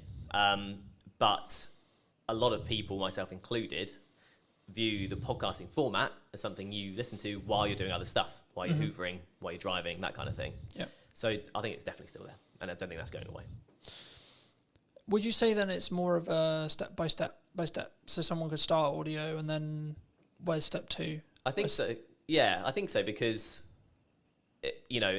for depending on who you are, if you're a business, it's a bit different. If you're an individual, you kind of learn the time required to sort of get to each step. So once you start on the audio step and you're like, actually, it's taking me too much time, it's not worth it for whatever reason, you know it's not for you. If you then introduce video purely for clips, so you film the whole thing but only use clips, then you can see what time the promo takes, and then when you go to a full video you can see how long that takes. So I think that's why you'd do it potentially in that step if you're coming at it from a completely new perspective, if that makes sense. And then I guess you then can grow to the Diary of a CEO style full form trailer-esque piece, right? And I think sometimes we get so, and this is true for any marketing, not necessarily a podcast, but it could also be true of a podcast. I think we get so hemmed in I need it to be Diary of a CEO quality instantly, right? Yeah. And I think that we struggle with the idea of, I'm going to take one step, make a 1% improvement, next step, 1% improvement, one step, so on, right? And I think for me, especially with what I've done with marketing, it's always been so this is the results I've got previously from this output. Okay, but what happens if I double the output, right? And it's constantly that testing period. I mean, in your experience with podcasting, how would you recommend people, or how would you look at like working with a client, because I know that's some of the work you do, to actually help them actually work out, should they have a podcast, but then secondly, like, what are the nuts and bolts of their podcast in regards to topics and like theme and etc. And or does that matter now? Yeah, so I think in terms of the sort of nuts and bolts, you kind of have to have the reason why you're doing it first, then you go into the nuts and bolts. So like I said at the start, the reason why is the building trust element. I think you need to, if that's what you want to achieve, and you have, say you're selling a particular service or a product that can be gone into in depth, then it's worth doing from the start. Then the nuts and bolts from there all depends on how you want to package that, I guess, to be unique or to kind of be the same, because everyone is kind of getting used to this kind of format. So there's options on the table for sure. I think there's obviously that psychology thing that we've talked about a little bit as well, but I think for me, I didn't overthink it. I was like, I enjoy talking about business, I enjoy talking about content creation, I enjoy talking about marketing. And yeah, I've evolved it, and yeah, it sort of changed, and depending on like the guest will kind of tailor the conversation slightly. But I also don't overthink the conversation, because I trust in myself as an interviewer to ask, I guess, poignant questions, or like what naturally comes to my mind. And I think sometimes when we look at content, it's not in this box, right? I watched a video this morning talking about the fact that like one of the reasons why they're not, the person in question wasn't on YouTube, was because he was constantly concerned about, he sells video production, so it has to look good, has to sound good, and I followed the logic of, yes, sure, but actually sometimes done is better than perfect if it's a barrier. Do you, like, how do you, when you look at either, and I'm sure we'll get onto the podcast you're launching, but like when you work with clients, or when you're maybe looking at your own podcast, like, how do you balance that line of, okay, it's done, but actually there's these things that that could be better? Do you hold a podcast back? Would you reshoot a podcast? Like, where's your line? Yeah, I think you'd want to know that before even starting, frankly. If you want it to be polished, and the client's a big company, for example, you want it to be polished, you start from there. That's kind of, the level is set effectively. And going on from there, in terms of, if it looks scrappy, there's kind of growing evidence that a scrappier look still appeals on the right platform. I was reading recently about TikTok and how people, or watchers or users of TikTok, prefer the raw content, the raw sort of footage and stuff. So someone literally picking up their phone and talking, there's no kind of green screen, no one's putting any effects or whatever. If the content looks like that on TikTok, it sells on TikTok. Yeah. Whereas on YouTube, like you were saying, people kind of expect a bit more of a polished thing. But I think authenticity is quite a big thing these days when it comes to content. And like you were saying with your questions and it's just coming off the dome and stuff, in some ways kind of seen as a more better or nicer to watch compared with a completely polished, you've gone through 20 questions with a fine-tooth comb and you're only asking 10 because they're like the best ones only. It doesn't, like, conversations don't work like that, and that's ultimately what podcasts are. I think that's an important point. I think that there is obviously a line when it comes to like the quality of, like, especially if it's what you sell, like what I sell is video production. So there is a line, but I also think that there's an opportunity cost of refilming a conversation that isn't the first one, for example. Absolutely. Right? So to give you some context, last week or so, I filmed a podcast with my mum, and that post, me announcing the fact I did it, did really well, which kind of doesn't surprise me to an extent. It doesn't, but there's actually a tech challenge with that podcast because one of the cameras isn't in focus. So my camera isn't in focus. So I was in a position last week, and I think I pretty much made the decision I'm just going to work around it. But I'm in a position where I'm like, the episode is really strong in regards to the content, but it's not perfect video production wise. Do I reshoot it with the potential opportunity that it will feel different and the conversation will maybe come across differently? Or do I work around the fact I've got multiple cameras and I fix it that way? Or do I just go with, okay, it's out of focus. It's not far out of focus. It's maybe an inch, like a tiny amount. But is that an approach some people should take? Do you think they should get out of the way of the content sometimes? Because I could really sit here and lose my shit over the fact that one angle's out of focus, but it is what it is. Yeah. I think the content is what matters most. I think if you try to reshoot it, it's never getting anywhere near the same, especially if it was a good episode. Yeah. And it's your mum, right? So it's personal to you, and it's like an emotional element to it. Yeah. And I know what you mean.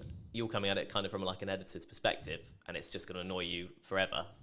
But the average watcher probably won't bother them that much, I'd say. So actually, if the content's really good, I guess, like you say, you could, in theory, refilm your bits of you could pretend you're there again. Yeah. But unless you're a particularly good actor, it's it's not gonna work. Yeah. So I would say no. I'd say take the hit on the because slightly blurry I image. also look at it from a perspective, from my point of view at least, by saying, okay, well, in the grand scheme of all the episodes I've got in production, that's one episode out of 20, right? This week, I think I'm filming 9 or 10, right? Total. And I think for me, it's the action will always outweigh that, and maybe that one with my mum isn't perfect from a production point of view, but the conversation, the content's really powerful. Yeah. So I think that's the thing people need to focus on. I think that's when, especially when they start, I think they get in the way. They get in their way sometimes, and they're constantly it needs to be £40,000 of production. It needs to be this, and I only need 45 because Stephen Bartlett's known for what he did with Direct Every CEO and how he then scaled that to the point he did. But I think we don't look at the journey sometimes that Stephen went on specifically. If we're going to use him as an example, anyone with a big podcast, we don't look at the micro testing that happened through the journey to then get to the point where they're at today. I mean, have you confirmed where you are with the podcast? Where's your podcast? So yeah, yet to officially launch, but all the stuff's going on in the background basically at this point. I've got first bunch of guests booked, I've got the studio booked, and in terms of the background work, in terms of questions and what I'm thinking of asking and how I want it to look, that's all sort of down in my head. Yeah. So I've got to start it now. I've got the dates booked in, so it's just a case of starting when it starts. Happy days. That's super exciting. I mean, for people who may be interested, I mean, how did you come up with the idea? What is the idea? What are you going to be talking about? Where's that? And I think it's really important to also highlight, and something I try to do is collaborate with other people rather than, because some maybe will be watching this and go, but Colton, that could be technically you're a competitor in some ways, right? Yeah. But I'm no, actually, because I think we can both work together to actually create a better show as a whole, right? And lean into each other's skills where it makes sense. But I mean, just to reiterate the question, I mean, where, what, and how is your podcast going to be about? Yeah, so it's called How Do You Money? And that's that's the idea. That's the sort of opening question somewhat. So it doesn't actually make grammatical sense, obviously. But I think most people can get from that. It's talking to people about their own personal relationship with money. Strictly not an advice show, because I'm not an expert with money. And it's purely human interest. So we're talking to people about their money habits, things like how often do they check their banking app. Mm-hmm. When you ask people these questions in day-to-day conversation, it's amazing how different the answers are. How people in relationships deal with money between them. Everyone does it differently. And so like the crux is that twofold. First of all, in the UK, we're just not taught what to do with money in school, college, university, whatever. Do you think we should? Yes, That absolutely. should be in school? Absolutely, yeah, because it's a fundamental life skill. As you know, we had a short conversation about money at the start. Yeah, absolutely. So yeah, I think it definitely should be. But at the moment it's not, right? And so I think as a result, two things happen. Number one, everyone makes up their own way. Second of all, people are too scared to talk about it because there's no official guidelines. Do you think from the start? Do you think that's insecurity? Do you think if I say that I nearly lost the business in 2024 or previously, that you're going to judge me? Do you think it comes from that? Absolutely, yeah. Do you think that I'm going to think that you think I'm a failure? I think that's a big part of it, definitely. And then let's flip it. Do you? Absolutely not. No. And I don't think anyone would, because, well, the main thing being everyone else will have their own story along the same guidelines. Because we're not taught about what to do, because life is a challenge anyway with money, because there are so many ways you can trip up with money. So it's very much a sort of low budget psychoanalysis of money, and it's kind of an accumulative thing. So no, it's not about the one episode or one particular episode or what one person says. My idea about it is looking back at the first 10 episodes and seeing all the different answers. I've got a killer question that I ask at the start of this podcast that everyone will definitely have a different answer. It's a one-word question. Okay. One-word answer. And I hope that kind of sets the tone for how the rest of it is going to be. Yeah. I mean, looking at your planning stage then for your show, I'm curious, because obviously I plan mine in the way I do it. How have you looked to plan it? Do you completely pre-plan it? Do you have an idea of questions in your head? Obviously, you've already said you have the opening question there. I mean, what do you have the rest of it? Just break most of the audience's case, but also I'm curious as well. I mean, how do you break that down? How have you broken that down? So I have kind of set it into 3 or 4 kind of different sets of questions that relate to specific things. So I'll have 4 main topics, let's say, and then questions that come underneath that. One of my sections is clickbait questions. Okay, fair enough. Just being really honest about it. But are you doing that for the clip that you're going to extract from the show? So partly to do with that, yeah, okay. Absolutely. You will know this better than anyone. You need a hook to get people in. Yeah. That's just the reality. Yeah, 100%. But as well as that, those questions often come up with the best answers. There's a reason they're clickbait questions, because they're the big questions. But it can't just be all of that, because it's like me going to you, what's the biggest mistake you've ever made with money? What's the best thing you've ever done with money? What's the worst problem you've ever got? Do you know what I mean? It doesn't, that's not a podcast. It doesn't work as a format in any interview or anything. So that's one section, for example. But in terms of the process, I just thought of the questions based on normal conversations with people. And then I've sort of categorized them, chopped a few out. Yeah. The clickbait thing was only a recent idea, really, so I've added some of those in. And yeah, in terms of a format, it's conversational, right? So I don't have to hit every question. If I ask the second question and that lasts a good chunk of the podcast, so be it. It's quite loose because I want the content to be real. I think that's important, right? Because I think sometimes, and we were talking a little bit while I was setting up, about why people don't post or why people don't show up or why they don't talk about their money, or there's loads of the kind of, from a psychology point of view or coming across point of view, it's the same. And I think that for me, I've been very fortunate that I've always sort of taught publicly or built in public, and it was interesting because about a month or 2 ago, I think, I personally, so I don't know when the trend started, but the trend of building in public really started taking momentum. I mean, have you, because I know we in our one-to-one we talked about the fact that you were 6 months ish, like into freelance. I mean, how was your journey from like, okay, I'm going to do this thing, I'm going to go freelance? I mean, was it forced on you? Was it 50%? Okay. Yeah. I took voluntary redundancy basically from my previous job. But to be honest, I'd come to a point where I felt like I wasn't going anywhere in that job, if that makes sense. And yeah, it was a bold decision because I was also 3 months away from my first child being born. So I've since had a conversation with a friend who was like, "You're mad. Why have you gone and done this at this exact time?" But yeah, a lot of things felt right about it. I did seek advice about it from people about, rates and how much work is available, just a few people that I knew. And it just seemed like the way to go. And it has been the way to go up until this point. So it's a bit like that freelance. And you'll know as a business owner, you're just sort of going, okay, I've got through this month, go to the next one. I was definitely like that at the start. Right, I've been very fortunate. I've talked quite openly about the fact that 2024 was quite rough, but I blame myself on why it was quite rough. Yeah, because I wasn't showing up as it's in the correct marketing to actually get the output I wanted, but also in volume. I don't think. Yeah. I think if now I look in hindsight about what I was doing and like what went wrong, quote unquote. And I could sit in the respect of maybe a victimized mentality of saying, well, the economy was hard and there was this issue and then etc.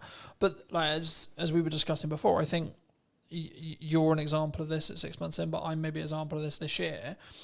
You have to have a strong business model. Something that I've tweaked in the business model now is a more recurring revenue model. So we'll work with people on a monthly returning like payment plan. Nice. Or like and it's not like that's not the only thing I do, but I still do project work. But like for me, it was always a matter of, from looking at a business point of view, of how do I squish those troughs, right, and also squish those peaks in proxy to an extent. But it's basically having a flat line. I know categorically I'm going to have X amount coming in, and then how do I design a business that allows me to do that? But then also, what marketing does that business need to then show to other clients that I know I'm talking about? And I think when we look at actions, and this was going to be on to the next question, which was around like, is it just the reason why you're busy is because of your output? Because I think sometimes we sit here and go, oh, things are quiet, or like, we both kind of alluded to it already, but business owning, freelancing is difficult, right? And I've had times where it's really, really hard, where I know I've got to hit a certain amount every month, and I'm like, I don't fucking know where that money's coming from.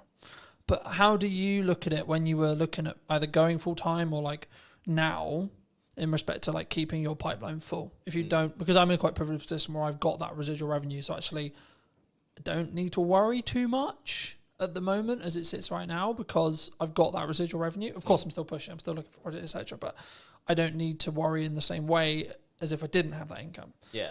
So for people who are maybe in the position closer to that, where they're just project to project and maybe they don't have a pot of money and they don't have like money management, how do you look at it? How do you create a strong pipeline, I guess, is the question. There's a magic wand called LinkedIn these days. And it basically, I've just utilised that. So you can find companies that do what you do, or companies that you want to work for in a freelance capacity. Then there's a tab that says people, and you can directly speak to the people at these businesses that you want to work at. That's all I've done. And the first 6 months, I'm thinking about 10 months in now, but the first 6 months for me, 100% of the work I got was through LinkedIn. Okay. So... And was that through what I would call in the trenches, hand-to-hand DMing? Right. Yeah, absolutely. There's a strategy, I call it, it's like cold DMing, cold outreach, cold warming. It's not glamorified. It's not you put out a video, it got 1 million hits, and then you get 20 phone calls. Right? Absolutely not. No one's calling me at this stage. Definitely not. But yeah, it kind of just through messaging people. Sometimes people I knew, and that led to work. Often most of the time, people I didn't know, and that led to work. And it's you often hear in sort of success stories. It's like a lucky break or a sort of lucky thing. And I kind of did have that with my first job. But it was because I made that approach and I said, oh, hi, you do these kind of podcasts. I've done these for this number of years. I'd love to do more. At that time, they happened to need someone because they wanted to do something new. Yeah.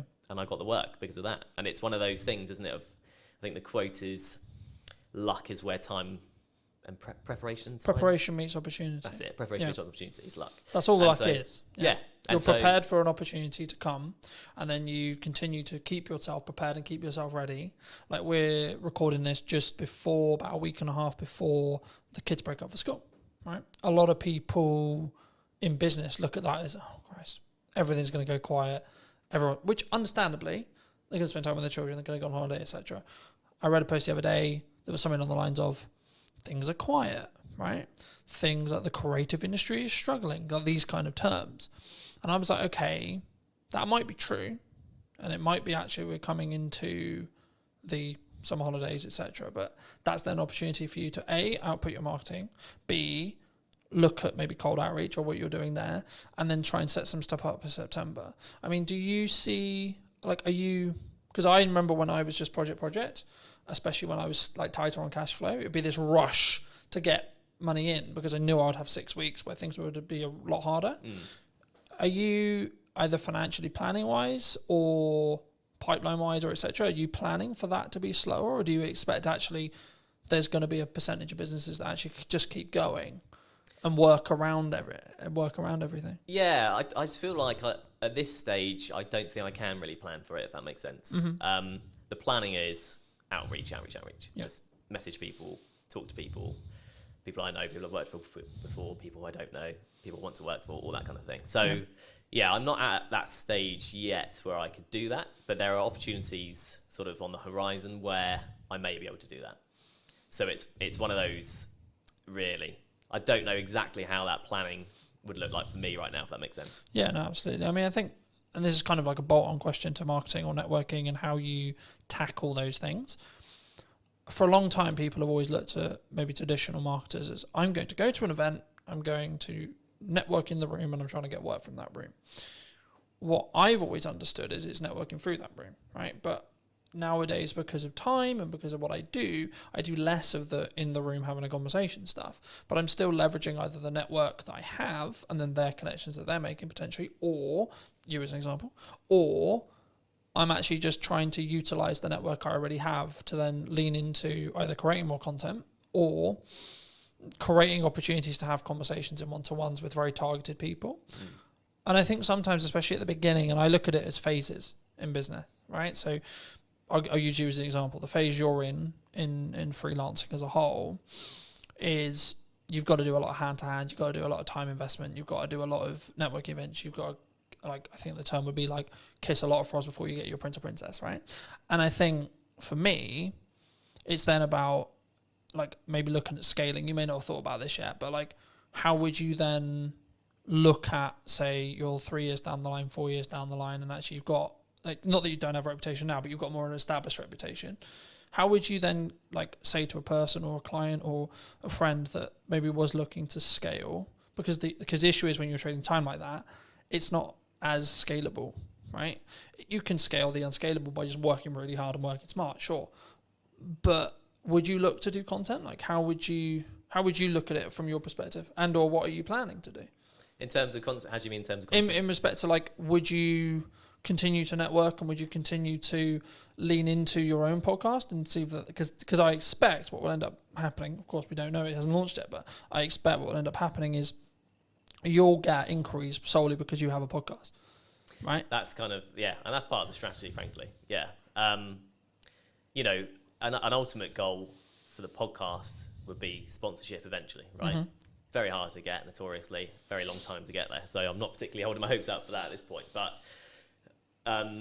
that's kind of my best bet in terms of something like you say that isn't just working and getting paid for the work, if you know what I mean. Yeah. You are getting paid to do the podcast, but it's not directly, I do this hour, I get this pay. Yeah, absolutely. I mean, I'm glad you mentioned sponsorship because I think it's something which people really struggle with. Do you think, because normally it's audience size based, right? Yeah. But I would actually say it's value, to an extent it's audience size, but also it depends on who you're asking to sponsor it. Okay. Yeah. If you're trying to get Coca-Cola to sponsor it, you probably should be pulling like a couple of million, right? If you're not trying to go for Coca-Cola, you can probably do it on a lesser scale. I mean, at what point would you, from your experience, would you say that even entertaining the idea of a sponsorship is a good idea? From a business's perspective. Yeah, from from the sponsor coming into looking for shows, and or if you have a show, at what stage should you then be like, hey, we've got sponsorship opportunities? Oh, I see, okay. Well, from the sponsor's perspective, there's a lot more talk these days about the power of niche podcasts, basically. Mine isn't very niche, so maybe I've missed the mark there and I have to relook at it. But the super niche stuff is a super niche audience, and super niche stuff brings a super dedicated audience in a lot of cases. Because if you love barefoot shoes, I'm particularly interested in them, you're looking about barefoot shoe stuff all the time. People look about, how to strengthen your feet, what to do with toe spaces. You can go into mad detail and mad depth. And if you're a barefoot shoe brand and there's a podcast with 1,000 dedicated fans, you can put yourself in front of 1,000 dedicated fans. It doesn't sound like huge fry, compared to small fry, but it's dedicated people that if they like your brand will keep coming back. So it's kind of like a repeat customer concept.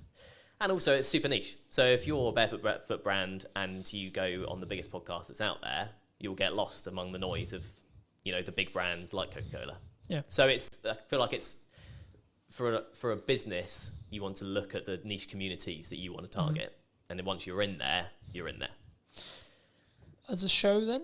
As a show, I think you have to know what you are able to do with the show.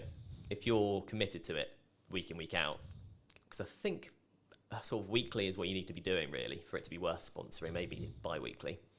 Yeah, you could go for it from day one. I could be chasing it now, but I haven't got anything to show. I can't say, here's the podcast. I can say, here's the idea. Yeah. I think if you have something that it looks good and sounds good and the content is good and a community are reacting to it or people are reacting to it or you're getting good amount of, if there's a value proposition in there, you're ready to sort of offer it up as long as you're committed to keep it going. Because then otherwise there isn't a sponsorable thing, right? Yeah. Do you think, I'm glad you mentioned like rhythm as what I call rhythm of shows. Do you think that you kind of alluded to it, maybe weekly or bi-weekly, like, because I know there's some people who maybe listen who are like, I can only do once a month. Yeah. Right? Would you say that would stop them doing a show, or do they need to organise filming in such a way or producing in such a way where when they launch, they've actually got enough to do weekly, for example? Yeah, I think it kind of probably depends on the content, what the podcast is about. There's a lot of complicated algorithm stuff with YouTube and stuff. You definitely know more than me about that. But that kind of dictates that you need things to be weekly or you get lost. That's what I've sort of read. I think the buzzword we could use here would be you have to be consistent, right? You have to commit to what you're saying. For me, I do weekly because it can work. And how I do that behind the curtain-esque is I just film a shit ton. Yeah. So then I've constantly got content, right? So for me, I've kind of got content buckets. So I'll have stuff that's just me involved.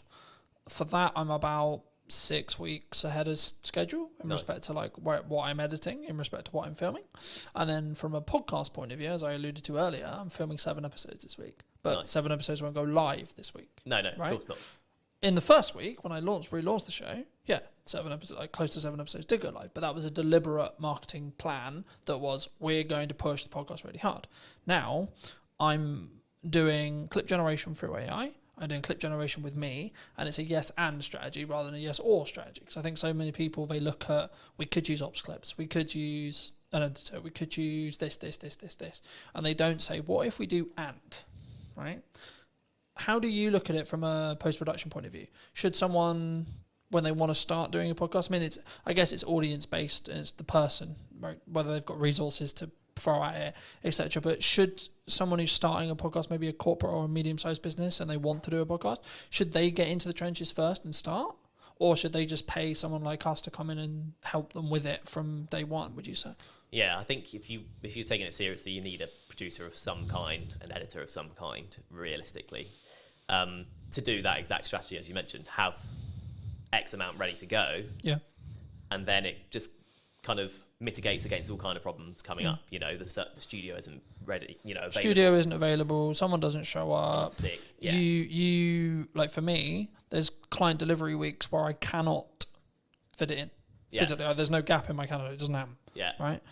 But then I also have the week after, the 2 weeks after, where I'm like, this is podcast filming week. Yeah. Then I'll have a month where like I don't have that, but because I've got a load of bank, and that's why I constantly try and bank as much content as I can when I can film it, that I can then be in a position where actually it's fine, right? So if I do fortunately get really busy with work, which is a nice problem to have, I guess, right? Which is actually the reality I'm now in, because I have an abundance of content, an abundance of, I guess in some ways it's a mindset thing around like, I don't need the work. So to an extent, actually the work's more there because I'm showing up differently, I think. But I think for me, like, especially as I'm doing a clip strategy as well as the YouTube, like the YouTube is a focus, sure. But for me, and just quickly as we're talking algorithms very quickly, the way YouTube's algorithm currently works, basically, in a nutshell, is you'll be served a piece of content that you like when you open the platform. So it'll pull, not push, it'll pull the content for you. And what will happen is when a piece of content goes live, so I put a new podcast out, I put ours out, etc., it will send it to a specific audience sector, okay? And then it will say, okay, cool, this audience sector watched X amount, Y amount, it got number of views, etc. If that is, and the threshold changes, right, and it's the unknown bit of the algorithm, but if it hits above a certain threshold, it will then be served to a similar sized new audience. Then it will check the threshold again and repeat. So when something goes, quote, viral, what's happening is the watch time, the likes, the views, whatever it is, whatever metric they're waiting on at the time, is basically scaling repeatedly into new audiences, and the reaction from every new audience is great. So it's greater than the next one.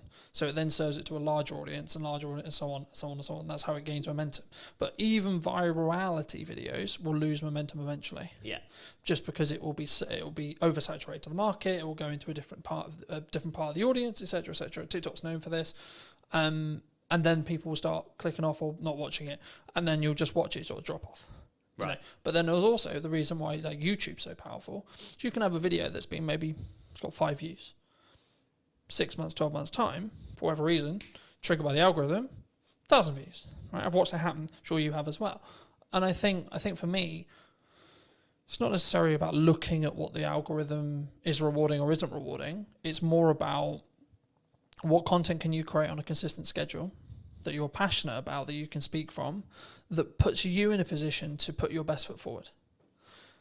When you look at working with people, are you quite picky and choosy? Or are you in a fortunate position where you can be picky and choosy when you work with people on their podcasts?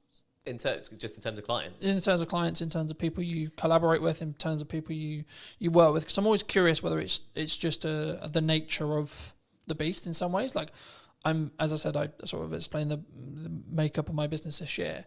I'm now in a position where I'm very protective of my time. And that's not like I don't want to talk to you. It's just I only have a certain amount of time, and that's the only barrier, and that's my hurdle now. Because actually I'm okay on cash flow pretty much all the time because of my retainers. I'm okay because of project delivery. I've got a strong pipeline, and I'm good on content because I've got a large pile. So now I'm like, how can I best spend today? And how can I be as efficient as I can, in that respect? So is that, I guess the question, I'll re-ask it, but like, is it something you personally do? And if so, or if it isn't, is it something that you think you'll adapt to as your business scales and grows in that respect? Yeah, I think it's a stage thing. So at this stage, I'm picking up what I can, where I can, effectively. If there's something I particularly don't want to do, I'm not going to do it. I was just saying, is there still a line? There's still a line, I think. Yeah.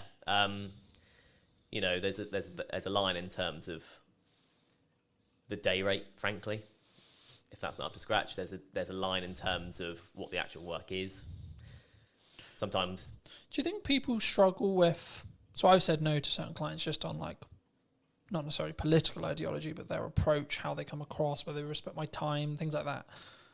And I think people, they sometimes worry, what if I say no? What if there's, like, do you think that's it comes from I'm aware that I'm overusing the word insecurity, but I can't think of another way to describe it. Is it an insecurity of like, there isn't going to be more work down the road for me? Yeah, well, it's the biggest insecurity, isn't it? Because money is security these days, really. Yeah. Yeah, absolutely, it is. I think in terms of people saying yes to literally everything. Yeah,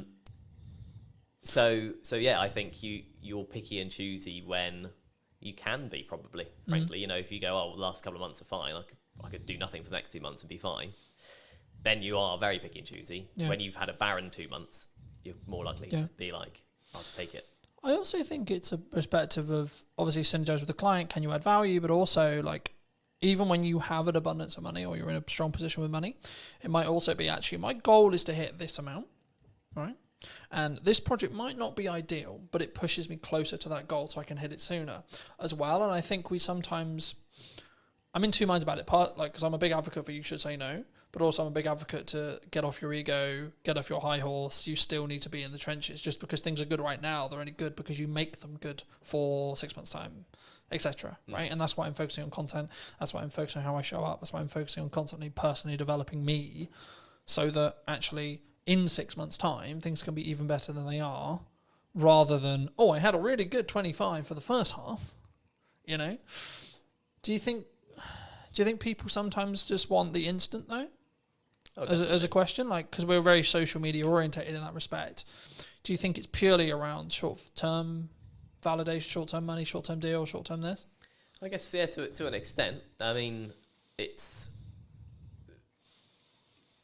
if you're in a situation where I need money now, everything else will go out the window for some people, depending on your circumstances. This is the crux of it, is it depends on your circumstances. If you're comfortable for a while, then you'll be fine. Otherwise, probably you will just snap up the short-term things. But I think, in terms of what you're saying, I think, of course, it's nuanced, right? Because it's like, if my back's against the wall, then I need to go and do what I call hand-to-hand outreach, right? Which is I need to come up with an offer and I need to go to my network and I need to sell it and I need to sell it quick. Yeah. Right. But if I'm not in that position, I can then take my foot off that. I can step back and I can say, okay, actually, let's play the mid to long game now. Yeah. And that's what I try to do in my content all the time. It's not direct sales. It's not this. It's actually, hey, have you thought about doing this? Hey, da-da-da. But as a society, as like starting creators, as freelancers, as video people, whatever you want to call it, have you noticed that people are more, they want short term? And they don't really have, I guess, the patience to look at where you're going to be in a year? Yeah. I think that's a reality. I mean, I would have been quite sort of downbeaten if I'd had a different first 6 months to it. You kind of have to go through the journey to understand what the journey is. Yeah. Right. So with clients, with people approaching you, and you will have experienced this as well. You have 100 people you message. Yep. 30 reply. Yep. 10 say they'll have a call with you. 1 person gives you work. And if you think of it, if you go into it with that mindset, you'll live by that mindset, right? Yeah. So you'll keep doing it and you'll keep getting work because you've played the numbers game effectively. You've hit as many people as you can. Eventually, something's going to come up. You've done the rep, so to speak. Yeah. I was going to ask you, it was about speed of delivery, speed of output, speed of execution. Do you think that's maybe a nature of why someone's more successful than someone who's, I'll do that tomorrow, from a mindset point of view? Do you think? So I'll give you an example. Like for me, when I came up with the idea to relaunch the podcast in the format that it was, so on location, in person, and or remote, and then within a week I had filmed 3 episodes of the idea. Within 4 or 5 days, the first one was out. Because I didn't let myself get into that will be on the to-do list for next year. That will be on to-do list for next summer. That will be on the to-do list for 3 months' time. Because I knew I'm only going to get the results. I'm only going to start getting the data if I start outputting. Yeah. Right? And now it's becoming actually a core part of the marketing strategy for the next 6 months to a year. But that's because I've gained a load of momentum with it. And I know I'm really starting to get into a nice groove with it. And that's why I asked the speed thing, because one of the unique selling propositions I have personally as an editor is, so I'll give you an example. At the time of filming, I did a media day for a new client on Monday. And today we're filming on Monday. He's already got half the content already. And it's a week, right? But also, it wasn't like that was the only thing I was doing. I've also put out, I think, nearly 40 pieces of content for me. etc. I've done a load of other stuff related to the business. So for me, one of my unique selling propositions, or one of the things I do, is like I work really smart and really hard consistently with no result, plan no result. But for me, from what clients have told me, one of the reasons why they continue to work with me is the speed. Yeah. Right? Like one of the things that comes up in conversation all the time, and James mentioned it a couple of weeks ago when I came to do 2 more podcasts, he was like, your speed's ridiculous. And it's because I've built a strong system to be able to work smart, but also just work really hard. And that's where I kind of come from that point of view. Like, I know it's really important, but I know I'm willing to put the graft in and continue to put the graft in for 10 more years or more, if that's what it takes. But do you think that's uncommon in entrepreneurs as a whole? I guess potentially, yeah. I mean, you kind of touched on it. Because there's a level of complacency. There's the work smart, not hard mantra, isn't there? But like you say, if you do both, kind of double the results effectively. I'm going to outperform someone who's just working hard, sure, because I'm working smart and then doing the hours on the smart work as well. Yeah, right? That's it. Yeah. So I think it probably is in terms of that. I mean, the get up and go thing. If you follow Gary V on social media, then you'll get the get up and go thing, because that was very much me. This podcast idea I'm doing was, I think I first thought of it 2 years ago. Okay. I've been writing notes about it on my phone, like month after month, something popped into my head. I'd be like, oh, that'd be cool. And then, but do you think we have a culture of we're going to write notes about it? Yeah, definitely. Rather than execute on it. Yeah, absolutely. You know, because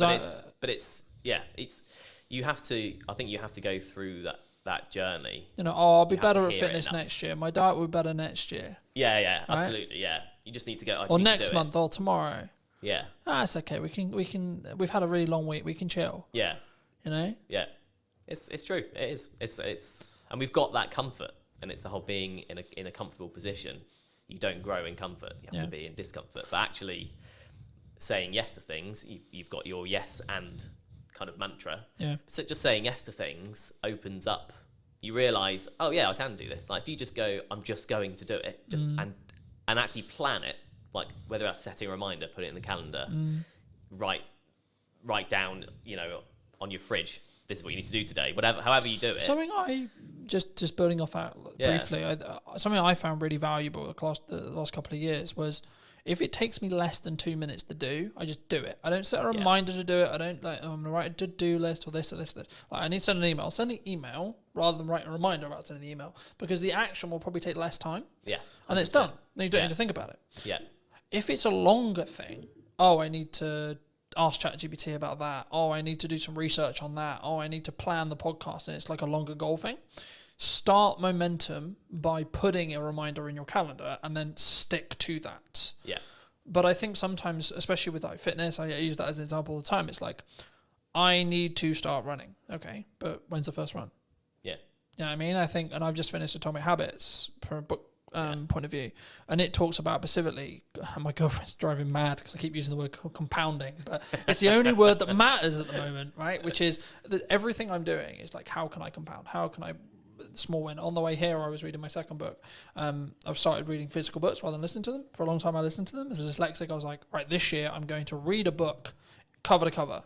No excuses, going to do it. So I was like, right, let's get a book that I actually really want to read that I haven't read, that I know is actually quite good because it's got good reviews, and has been talked about in this whole improvement space for ages. So I was like, cool, let's start with Atomic Habits, see where I go. And then I went on to Mel's 5-second rule, which I knew about for a long time. Mel Robbins is a leading psychologist, for those who don't know, in Canada, and she's just launched a new book talking about they, them, and other people's opinions on us. It will be on my read list. But for me, the crux of the 5-second rule, for those who don't know, is you count down from 5 and then you move. Right? So 5, 4, 3, 2, 1, move. And what it will do is it will trigger your mind to do the action step. So if you're like, I need to start running. Okay, 5, 4, 3, 2, 1, go get changed, go on a run. Because we don't sit in that uncomfortable window long enough on average, right? I'm really embarrassed because I'm not good enough at health and I can only last 2 minutes of running. Okay. But then the next day do 2 minutes and 10. Next day do 2 minutes and 30, etc. And I think once we start building the compounding, right, is when the snowball effect will continue to roll. I mean, do you think is that what you've used to get to this point, do you think? To a point, yeah. I mean, the Atomic Habits, my favourite quote from that is, every choice you make is a vote for the person you want to be. Yeah. And once you tie it to your identity in that way, there is a bit of a mental switch, and you start doing even the smallest things, right? You know, like the eating healthy or whatever. You make the healthier choice on a menu or that kind of thing. You justify it to yourself in a way that's personal, and in a way that you can then live by effectively. So that's definitely helped. And you know, there's a lot of things in that book. That book's brilliant. You know. So yeah, I think definitely. Obviously I've read it as well, and it's probably helped me. I've signed up to the newsletter. I get that as well, and I do think there's something to be said for being in that world of like the positive quotes and shifting your mindset around certain things. If you look at it enough, you just will start to think like it. I think for me, I've been aware that like what I consume is how I'll show up, right? So like that's why I'm trying to build the habits from building off Atomic Habits, but in general, I'm trying to build the habits and build momentum. So like when I finished Atomic Habits, I was like, I've ordered another book, but it won't be here for 3 days. So I'm like, I need another one, because if I stop, then I won't do it. Then I broke the habit. And in the book, in Atomic Habits, they talk about streaking. And I'm the same with fitness, I'm the same with podcasts, I'm the same with everything. But for me, that's the key. So actually, I'm not like, my heart's not broken that my other book's not going to be here, because actually it's now planned in for when I finish Mel's, right? So actually I'm constantly like, and now to an extent, my travel plans, my thought process, etc., like how I use my downtime is actually trying to change. And like, actually I'm sleeping better because I'm reading before bed, like I'm reading on trains, etc. I'm like using my phone less, and I'm trying to, I guess sometimes I did an episode that I'm recording about a week ago talking about digital detox.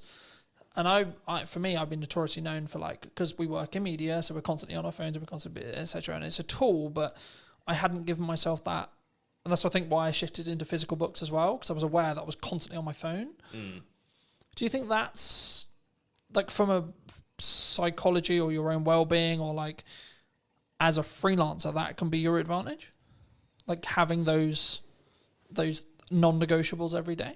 Yeah, I think so. Yeah, definitely. I mean, it's an interesting dichotomy, like you say, because when you're in the industry, and when you're in a position where you can't not rely, but you're chasing views, but then you recognise that it's tough. It's tough mentally, or it can be tough mentally. Yeah. It's hard, but I think that is where a podcast comes in, particularly an audio one, because you don't have to be on your screen, and if it's got enough value, it's not just doom scrolling. It's one thing with detailed information that you go into, kind of like you're sort of talking about audiobooks is how we used to consume things. That's kind of what a podcast is. Yeah. Non-fiction, obviously. So I think that's, I don't know, I think that's kind of the power of podcasts in a way. It can be, you can consume without being tied to a screen. Yeah. I think also it's how you show up and the micro learning that you get from each one. Like, so for me, I'm like, I'm not focused on how many books can I read a year, for example. I'm focused on, okay, how many pages can I weave in today, right? Today's quite busy. I'm traveling a bit. I've got loads of client delivery stuff to do, et cetera, et cetera. But it's like, actually, I've got this window of time, right? So actually, how many pages can I get in that window of time? Okay, cool. Gamify it. And then I'm also, to an extent, I'm rewiring the habits that I had. So previously when I would travel, I'd be constantly on my phone or constantly like listening to music or watching YouTube videos, which is not a bad thing as long as it's educational, sure. But for me, I'm curious to see where I'll be in like 3 to 6 months when I'm deliberately scheduling in time, whether it's travel or etc., to physically kind of disconnect from digitized stuff, especially as I live and breathe digital.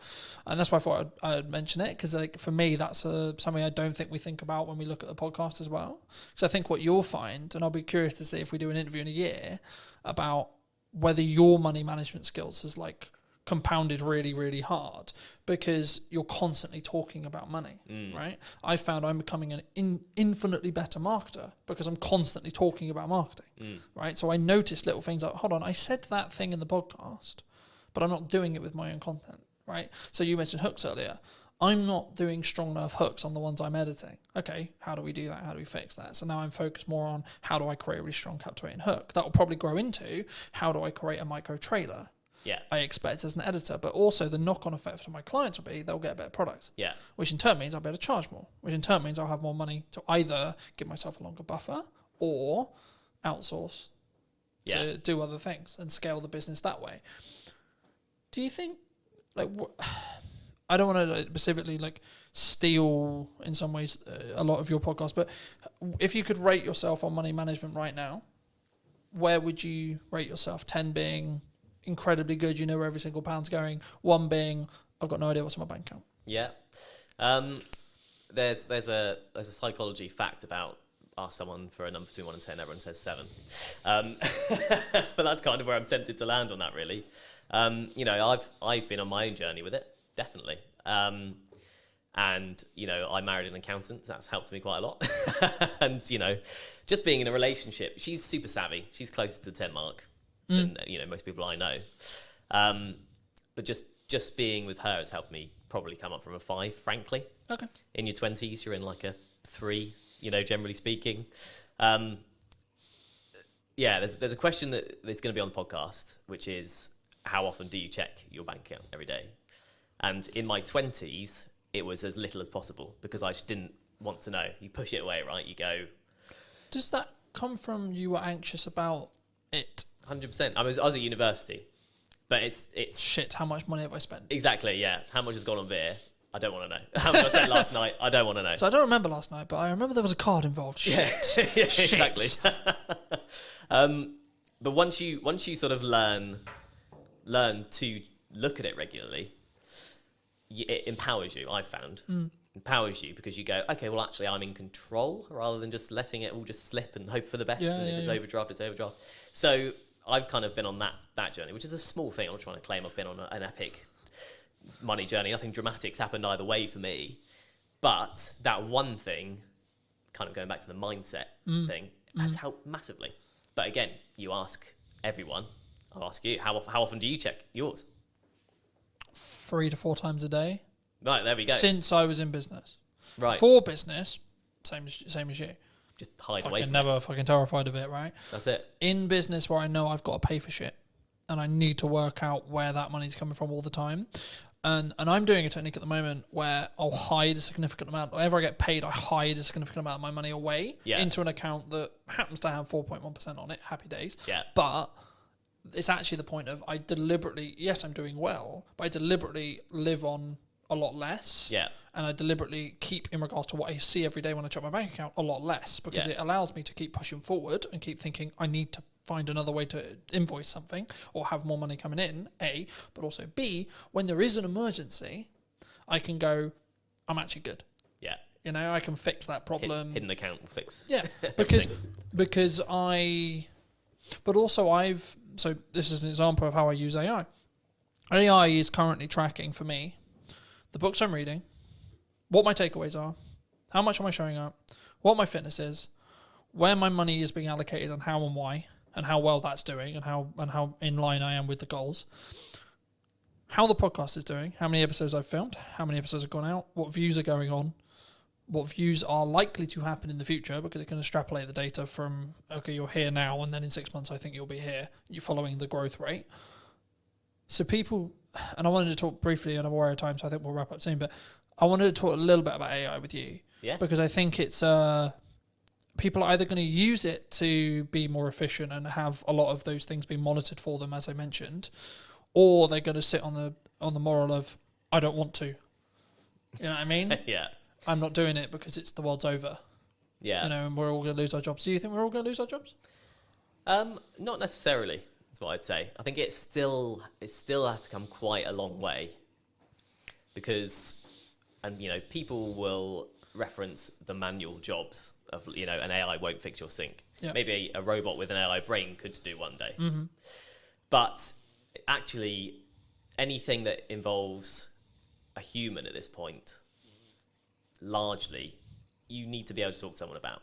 Yeah. And you can have a conversation with AI, but it's slow, like, compared to talking to a human. If you just want to get to the bottom of a problem, because of the way LLMs work and how they're programmed, you can't get there quick enough. Yeah. You can't relate in the same way. You can't. It also has ask, a "Oh, why don't bias you do this?" towards being positive as well. So if you want constructive criticism on something, it's not very good at that. Yeah, Right? exactly. But I always use it. I've used the analogy recently of like you need to sharpen a knife to be able to cut something, right?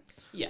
So you need to sharpen the AI, tell it what you want, and that's what I mean. When it comes to data analytics, which is everything I basically just discussed of how I use it, it's actually really good. Yeah, absolutely. Because all I'm getting it to do is do the thinking for me. Yeah. But I'm also aware that I may lose my cognitive ability. That's also why I shifted to reading physical books. Yeah. Because it keeps my cognitive ability high. Yeah. Right? So actually I've got the best of both worlds now. Because I'm building more time because I'm being more efficient to then utilize my brain more in tasks which are more challenging, you could say, to then be able to utilize AI better, and the snowball effect goes that way. Yeah. You know? Do you think people are naturally scared of it because it's the new thing? I think there's an element of that, yeah. But I think it's also, it's seeped into normality